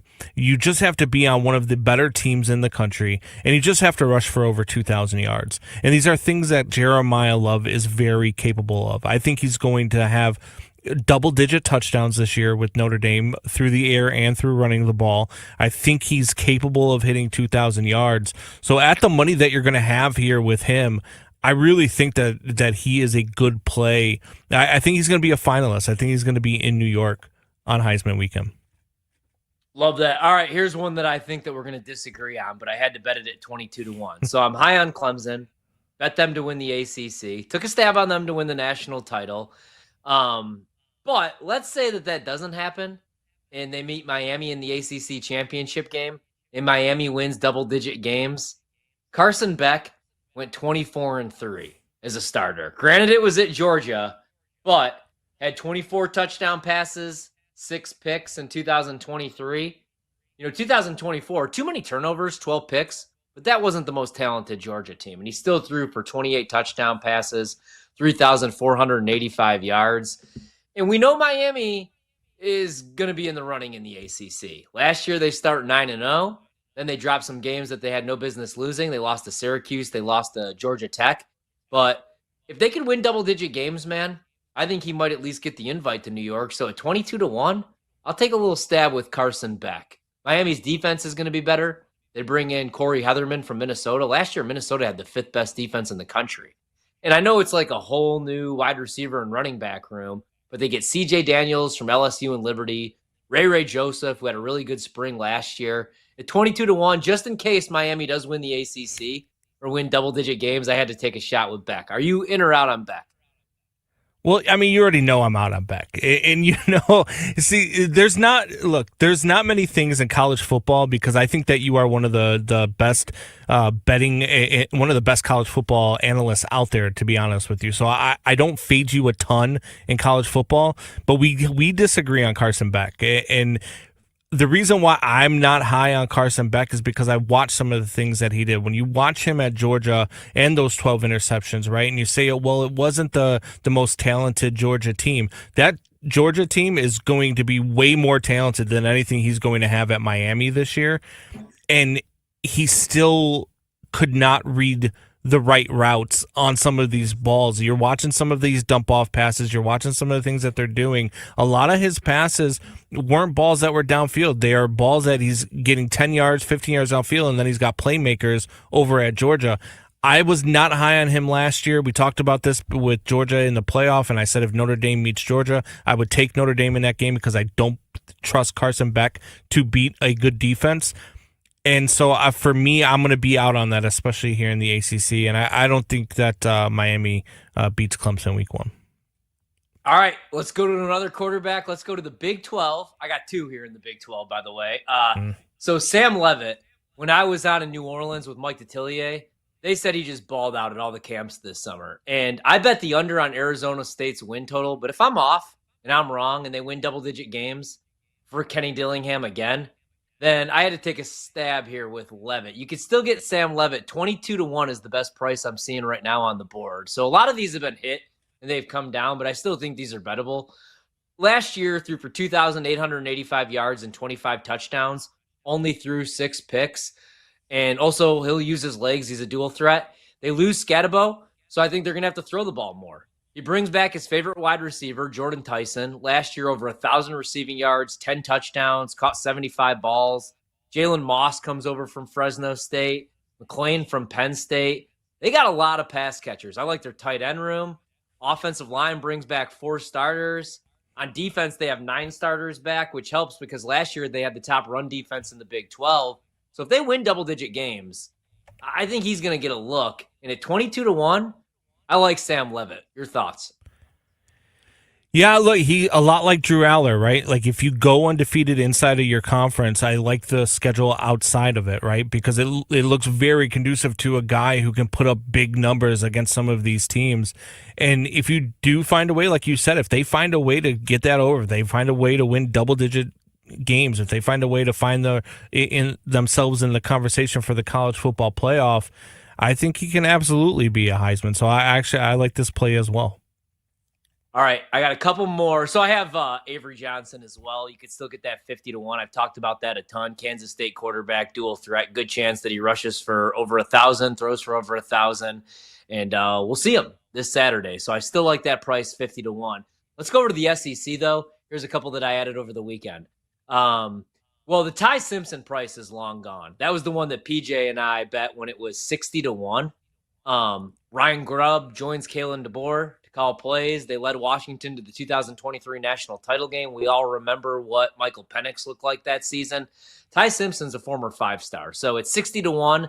I love that bet. Now it's only 20-1, 22-1. So I don't like it as much. I would rather bet Ryan Williams at 33-1. He's a star, man. Average 18 yards per catch. Only 48 receptions. That number would have to go up. But we saw Devontae Smith win it at Bama. So I had to take a stab with him at 33-1.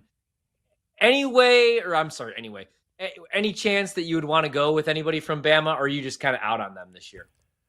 No, I love Bama this year. I'm with you. I like Bama to win the SEC. I like Bama to win the national title this year. I think it's a great bet. So I could take either one of those guys from Bama and be okay with it, because I do think, and look, the East Coast bias, the Bama bias, the down south, Southeastern Conference bias in the college football, it's never a bad play to play one of these big teams players. So I like anything you can take off of Alabama this year, because I really do. I think that they are one of the best teams in the SEC, and I think people are sleeping on them because they had a bad season. All right, so those are all the ones that I've recently added here. So again, I'll go over the whole list. No Tucker Gleason? So we got 8. No, but I do like Tucker Gleason a lot. I would rather just bet Toledo to win the MAC or go over 8.5 wins, but he is an absolute stud, so I do like that call. All right, so we got Carson Beck, we got Carson Beck right now, 22-1. You could still get that price. Quarterback for Miami, 24-3 as a starter at Georgia. Good chance his teammates hate him. and he just went to Miami to get the bag and to follow his now ex-girlfriend. But at 22-1, I'll take a shot on Carson Beck. John Mateer, 25-1, quarterback from Oklahoma, comes over from Washington State with the OC, Ben Arbuckle. Oklahoma, the defense is going to be good, and it's going to have to be good because if they don't win double-digit games, there's a good chance that they're going to have to hire a new head coach. So Mateer at 25-1, I like that bet. He could throw for over 3,000, rush for over 1,000. Last year, tied the nation's lead with over 40 touchdowns. Jeremiah Love went from 50-1 to 40-1, but I still like it. Stud running back from Notre Dame, should rush for over 1,200 yards.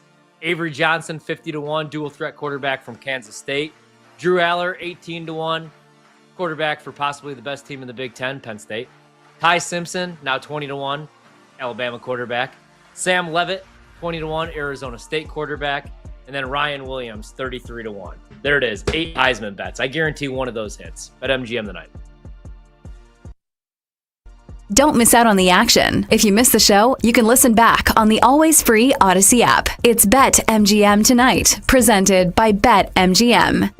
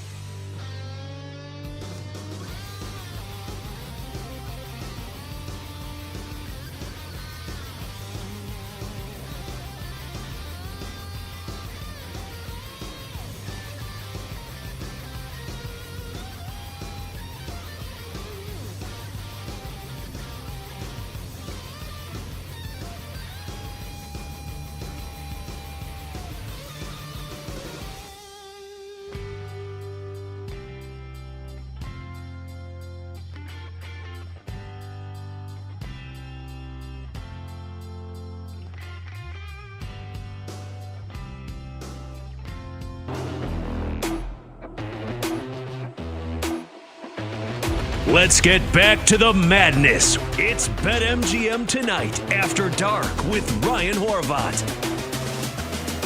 Yes, it is. It's BetMGM Tonight After Dark with myself. I'm Ryan Horvat. We got Brandon Combs producing the show, doing a little bit of everything tonight, running the board out in Chicago as well. Monty running video, doing a great job as well. And we're almost there, guys. Preseason football going down tonight between the Bengals and the Commanders, but we are officially Monday of game week. 4 days, 14 hours, 38 minutes, and 28 seconds until week 0 of the college football season kicks off in Ireland with Iowa State catching 3.5 in a revenge game. Kansas State, Iowa State won that game last year. Kansas State with revenge on the mind. Now, 3.5-point favorites, 3 in some shops, minus 150 on the money line. I like the Wildcats. With the college football season 4 days away, again, Heisman bets. And then we're going to talk a little NFL preseason. I was trying to locate all these, make sure I didn't leave any out. So once again, all 8 of these, and then we will not speak of them until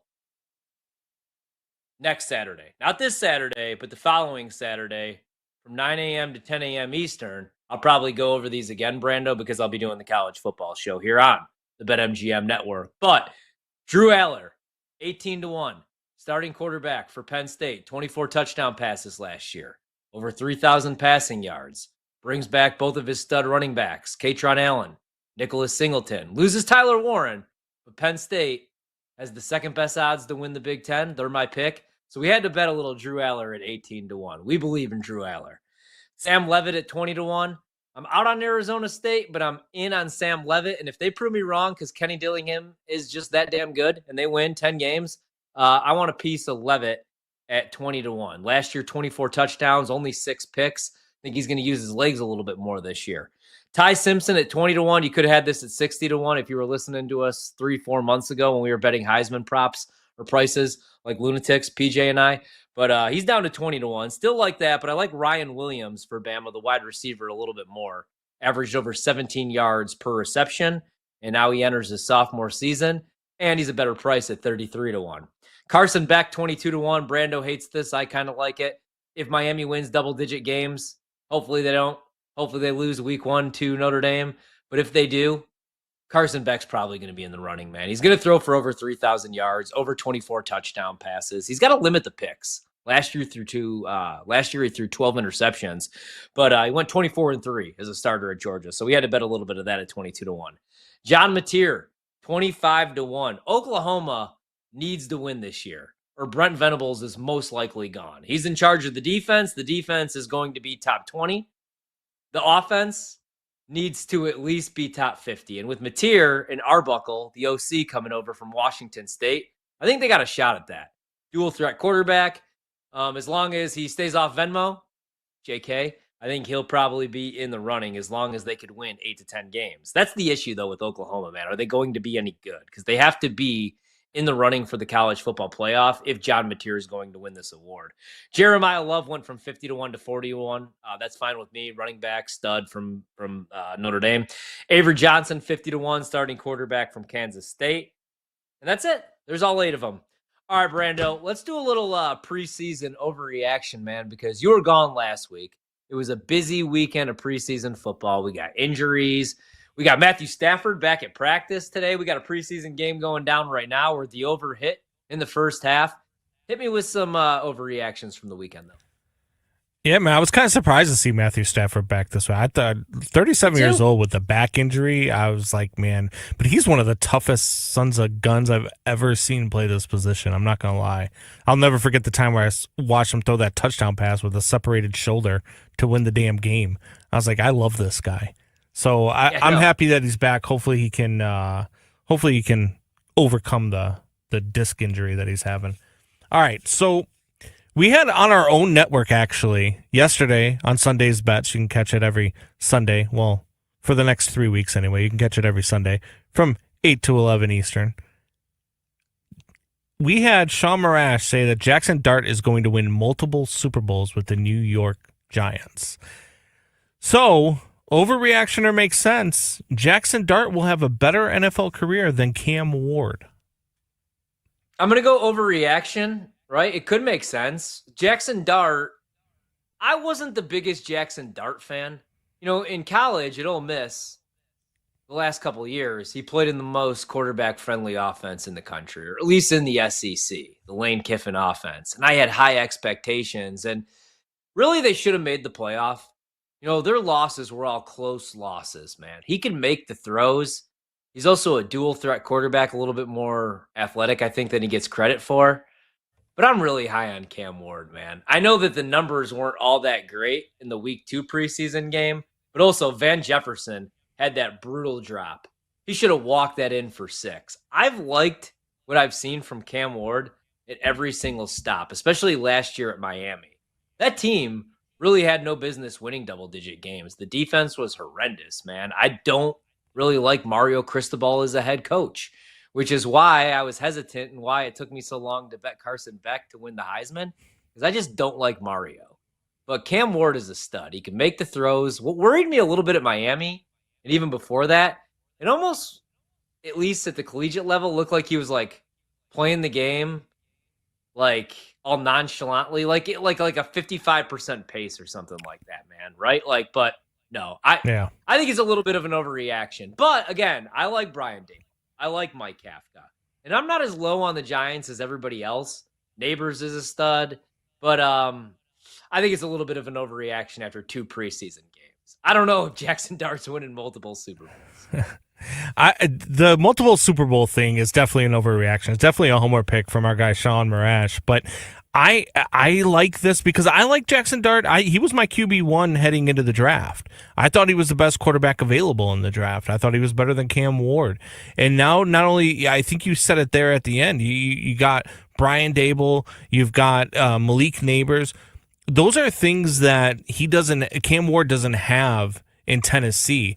He's got, you're giving Jackson Dart an elite wide receiver to start his career with in Malik Neighbors, and he proved that in his rookie season last year. So that's why I don't think this is such an overreaction. I think he could have a better career than Cam Ward, and I think it's going to be because of the situation that he's in compared to where Cam Ward's at. Now, Cam Ward's going to get a chance to start well before Jackson Dart's going to get a chance to start, but I think in the long run, I think that you're going to have more of an opportunity for Jackson Dart to just put up better numbers and have a better career. Yeah. All right. That's the other thing, dude. Tennessee doesn't have a whole lot of talent. All right, let's hit the next one. Oh, yeah. No, so there's a lot of hype here in Chicago now. After last night, and the first drive come out, and you go 92 yards, and you throw a touchdown, and you had Caleb Williams throwing darts all over the field. It was nice. It was fun to watch. It was fun to watch. It's hard for me to get excited right now, but I'm getting excited about this football team, and it scares me a little bit. So, overreaction makes sense. The Bears will win 10-plus games this season.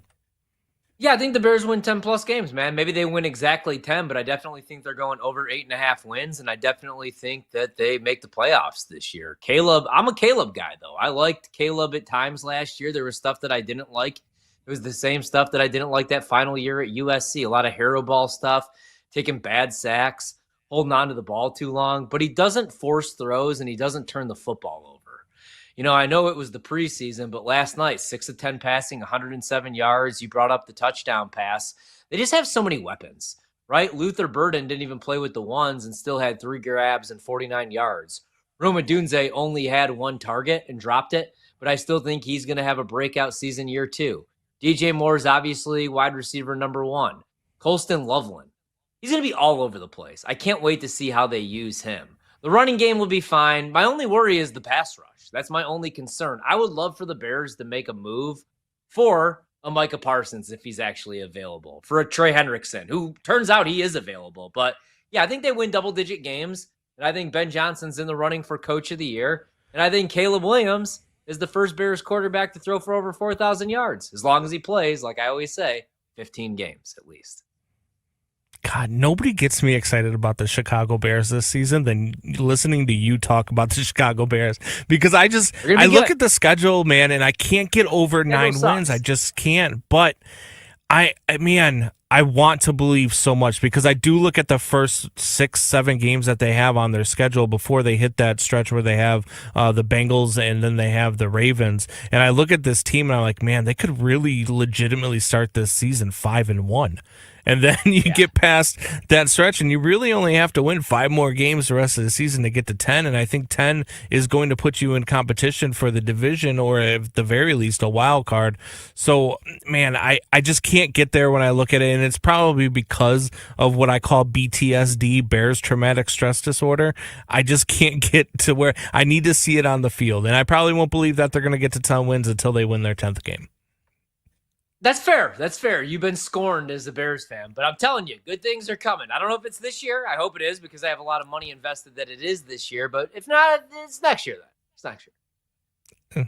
This is what we say every year. I'm a Cubs fan and I'm a Bears fan, man. I'm heartbroken every year. Yeah, no Cubs talk this hour. I can't stand them right now. They're on the list. They've made the list. Like Chris Jericho. They've made the list. Yeah. All right, here we go. Here's another one. He looked really good this weekend, too. Ashton Genty will make a bid for the rookie rushing record. Overreaction or make sense? 1,808 yards, by the way, is the rookie rushing record set by Eric Dickerson in like 1802. Yeah, the best rookie season I remember, dude, for a running back was Saquon. But yeah, I think he's going to be an absolute stud. I'm glad that he balled out in the preseason game number 2 because game number 1, I thought there was a ton of overreaction. Oh, he was just a Boise State running back, Mountain West running back. No, he's the real deal, man, right? Like, look at all the numbers. He was 1st and 3rd in yards after contact per attempt and 1st and 2nd in elusive rating. He's going to break a ton of tackles, as you saw when he was dragging the entire San Francisco 49ers defense for like 10 yards down the field. He could also catch balls out of the backfield, man. Not that matters, in this conversation. But, yeah, I think Ashton Genty is going to be the real deal. The only concern I had, Raiders' offensive line, dude. They were outside the top 20 last year in run blocking. But, again, that comes back to him breaking all those tackles. So, I think he is the real deal. And I think that he's got a legit shot to break every rookie rushing record. What about you, though? I mean, look, 1,808 yards is a lot of yards, especially for a rookie. And I was looking at the numbers in over the last 25 years. So since 2000, only 5 guys have rushed for over 1,400 yards in their rookie season. Ezekiel Elliott in 2016. Stop me if you even remember these names. Alfred Morris in 2012 with Washington ran for 1,613 yards. You had Clinton Portis in 2002 ran for 1,508 yards. Washington, right? Denver. And then another Portis Denver was, running back. Yeah, another Denver running back was Mike Anderson, ran for 1,487 yards in 2000. And then Doug Martin with the Tampa Bay Buccaneers in 2012, 1,454 yards. So you look at some of these, it's just so hard. But Pete Carroll does love using his running backs unless he's on first and goal in the Super Bowl. And then he tries to get too cute. Chip Kelly, too. It's Chip Kelly drawing up the plays, too, dude. Yeah, I'm in on Genty, but you're right. That is a big number. I feel like, man, like does he have the most pressure on him? Like out of all these rookies, because Travis Hunter, especially because Jacksonville moved up to pick number 2 to get him, and people are trying to figure out what he is, and he's like, "No, I'm a unicorn. I'm going to play both sides of the ball." I feel like if he can't, right? Like if Ohtani was just, let me ask you this: we might have to take this into the next break, but if Ohtani was just a really good hitter and had an ERA like over 9, just wasn't always hurt all the time, would he have been a bust? Or vice versa. No, I don't. Really good pitcher, but he couldn't hit. Like a 248 hitter. I mean, people don't consider him a bust right now, right? And he hasn't really pitched much because of all the elbow injuries. So the injury. So I don't think that you could necessarily consider him a bust because, I mean, he's still crushes the ball. He's still doing everything that you would want out of any power hitter that you see around the league. So I don't think that you could consider him a bust, but for Ashton Genty, man, when you're taking 5th overall, like I've told people before, and people think that I'm crazy for saying it, if I'm in the draft right now and I'm picking in the first round, I don't take any running back. I don't care if it's Barry Sanders. I don't take him in the first round of the NFL draft because the production you can get out of guys in the second round is not going to be that far off of the guys you're going to get in the first round. So that's true. Yeah. I mean, dude, Genty might not even have the best rookie running backs, the best season for all the rookie running backs is what I was trying to say, dude. It could be, obviously Omarion Hampton, right? Travion Henderson, who's an stud so far in the preseason.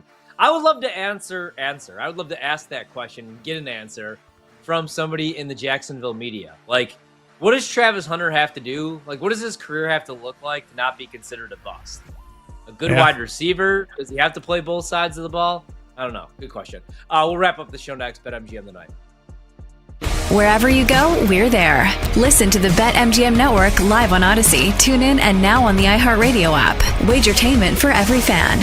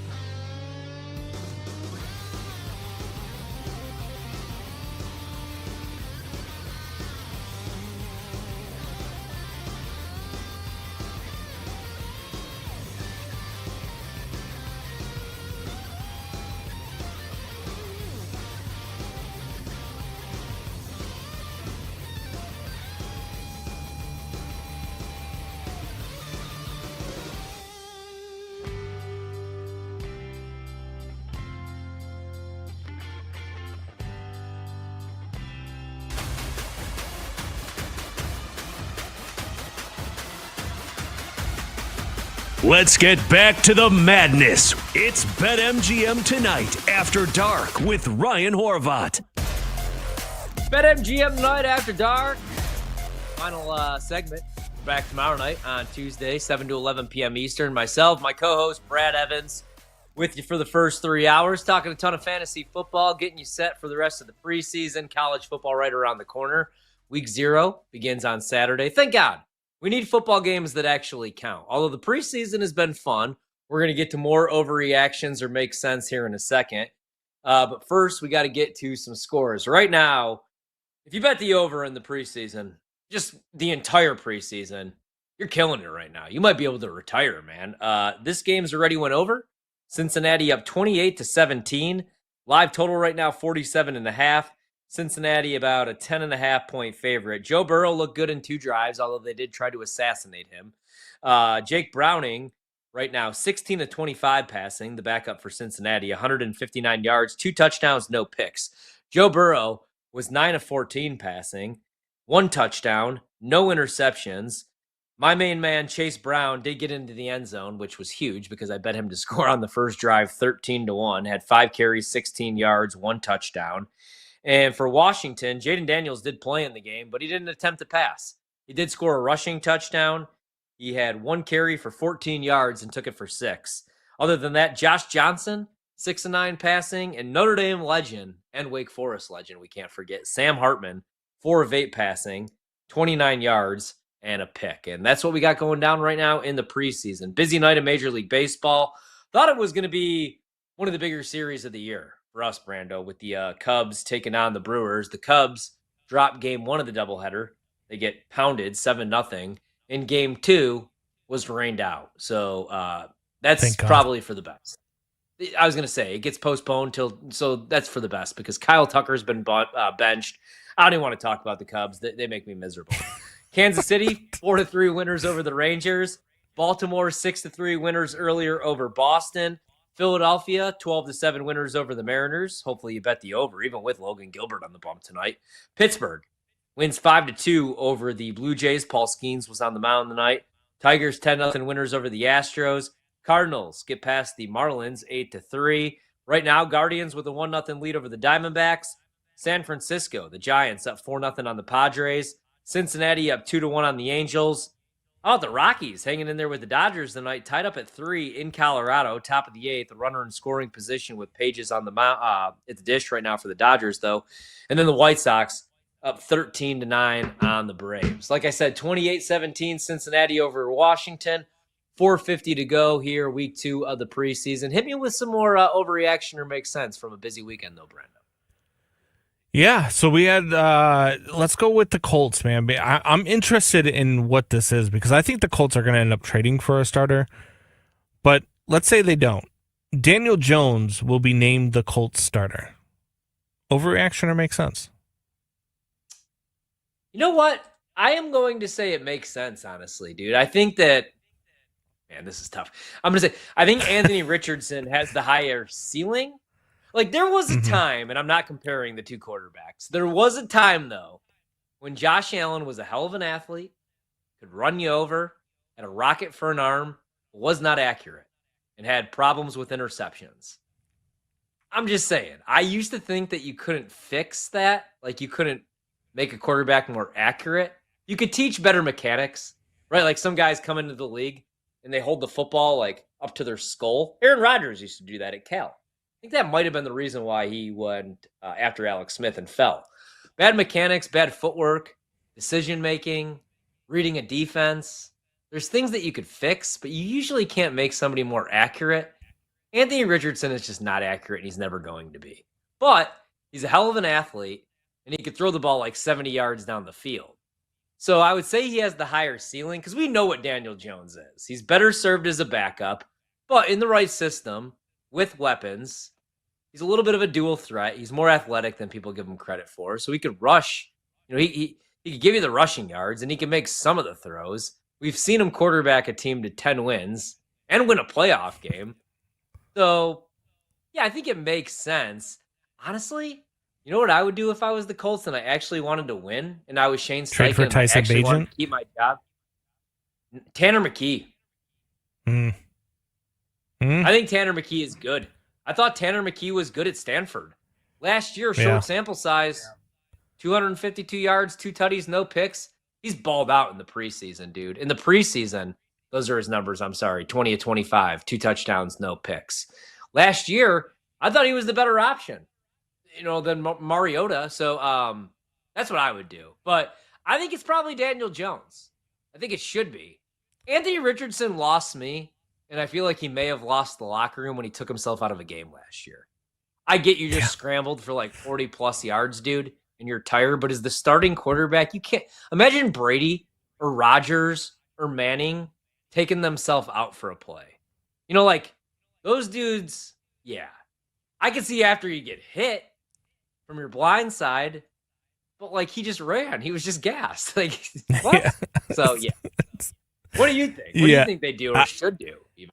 I said it last night on my podcast. Actually, I if I'm them, I would try to make a play. I'd give a 3rd-round pick to the Bears to go get Tyson Bagent. He runs the same style that Anthony Richardson does. You wouldn't have to change much with the game plan, and the kid can play ball. Look, he's not a guy that's going to come out and just all of a sudden you're going to watch Tyson Bagent. He's going to be in the MVP conversation. But he's at least a guy that can throw a pass down the field and hit a guy in the chest. And that's not something that the Colts have right now on their roster. So I would make that play. I do like the McKee call. That's a good call too. But if they're going to, out of their 3 that they currently have, I would say Daniel Jones is probably the better option, unless they go with our guy out of Notre Dame. Riley Leonard might be the best option. At times, he's looked the best, and that's not a good thing. That's a sad thing. I love him. That's a bad.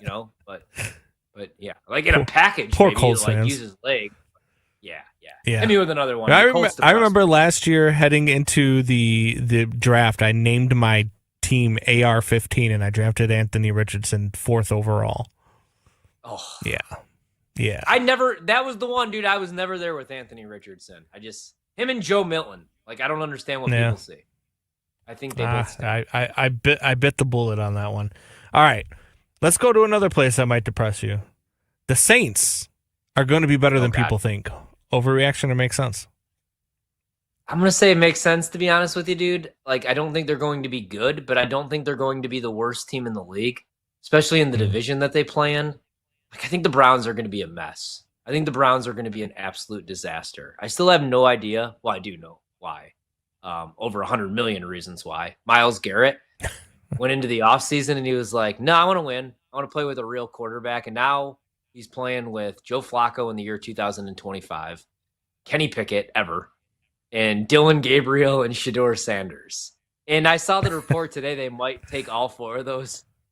They might take all 4 of those guys into the regular season on the active roster. So, I don't know, though, dude. The Saints are going to be really bad as well. Well, look at their quarterback situation. I'm not a Tyler Shuck guy. I am not. I think the goal for the Saints should be to be the worst team in the league. I feel like for them, for the Browns, this is the year I want to suck. If you guys, if the Bears didn't have Caleb 2 years ago, this would be a year where if we won 7-8 games, I'd be like, this is football hell. I want Cade Klubnik, Lenora Sellers, maybe Carson Beck, probably not. Maybe Arch Manning. I think he comes out 2026. But you know what I mean? Garrett Nussmeier. This is the year if you need a quarterback to suck. So maybe the Saints are just as bad as we predict. But I don't know. Everybody's making the case for them to have the worst record in the league. And who knows? I don't know what Kellen Moore is as a head coach. So I'm going to say they might. You know what? No. Let's go make sense. I just think they're going to suck, dude. The team I think that I've talked myself into might be good, or they just might be awful because of that schedule. Brandon, wouldn't be shocked if the Giants were an 8-win football team. Oh, no. Dude, that pass rush, let me tell you why. The pass rush could be top 5 in the league. If the defense is good, and Brian Daboll is not a bad head coach, and Russell Wilson looks like he did in that preseason game, or maybe it's Jackson Dart. I'm just saying they have talent. Malik Neighbors, Abdul Carter. I don't know. I said, I don't oh think the no, Giants because are as bad as everybody. Because my take is that the Saints aren't going to be great, but I think they can win 4 or 5 games, and I think that the Browns and the Giants are going to make a case to be the worst 2 teams in the NFL, because I look at, man, that schedule that the Giants have is a gauntlet, and I'm not a Russell Wilson guy, and I don't know, because when you look at this schedule, short of playing against the Saints in the middle of it, where do you put your rookie quarterback with the defenses you're playing against? Right after they play the Saints, even if you say, hey, that's where Jackson Dart's coming in, they've got 2 times in 3 weeks where they see that Eagles defense.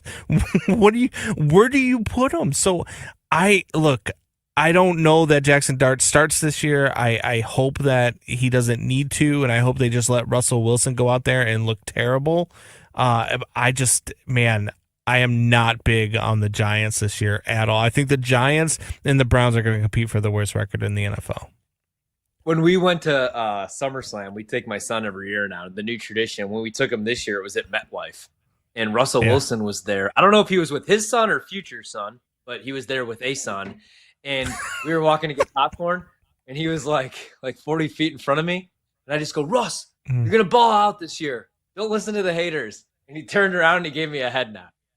True story. I should have came back with that one when we did the reaction, but I was like, no, I don't want to seem like a loser. But I got should have asked him to throw you a moon ball. I told my wife, I kind of want to bet them. I want to go over the win total, and she's like, well, what is it? You think they're going to be good? And I said, oh no, the win total's 5.5. They just have to win 6 games. She's like, how many games do they play now? 17. All they have to do is go 6-11. And it's been a successful season for them, according to the market. No, they're probably going to stink because of the schedule. And because, Russ can still throw the moon ball, right? He just can't play football for multiple weeks. That's the issue. But, they're probably going to be a disaster, just like the Saints are and just like the Browns are. I think the teams that we think are going to suck are just going to suck. We're back tomorrow night on a Tuesday, 7 to 11 p.m. Eastern. It's BetMGM tonight on the BetMGM Network. If you missed anything tonight, check out the podcast wherever you find your podcasts. That's a wrap. Come back for more Wagertainment on BetMGM tonight, Monday to Friday, 7 to 11 p.m. Eastern on the BetMGM Network.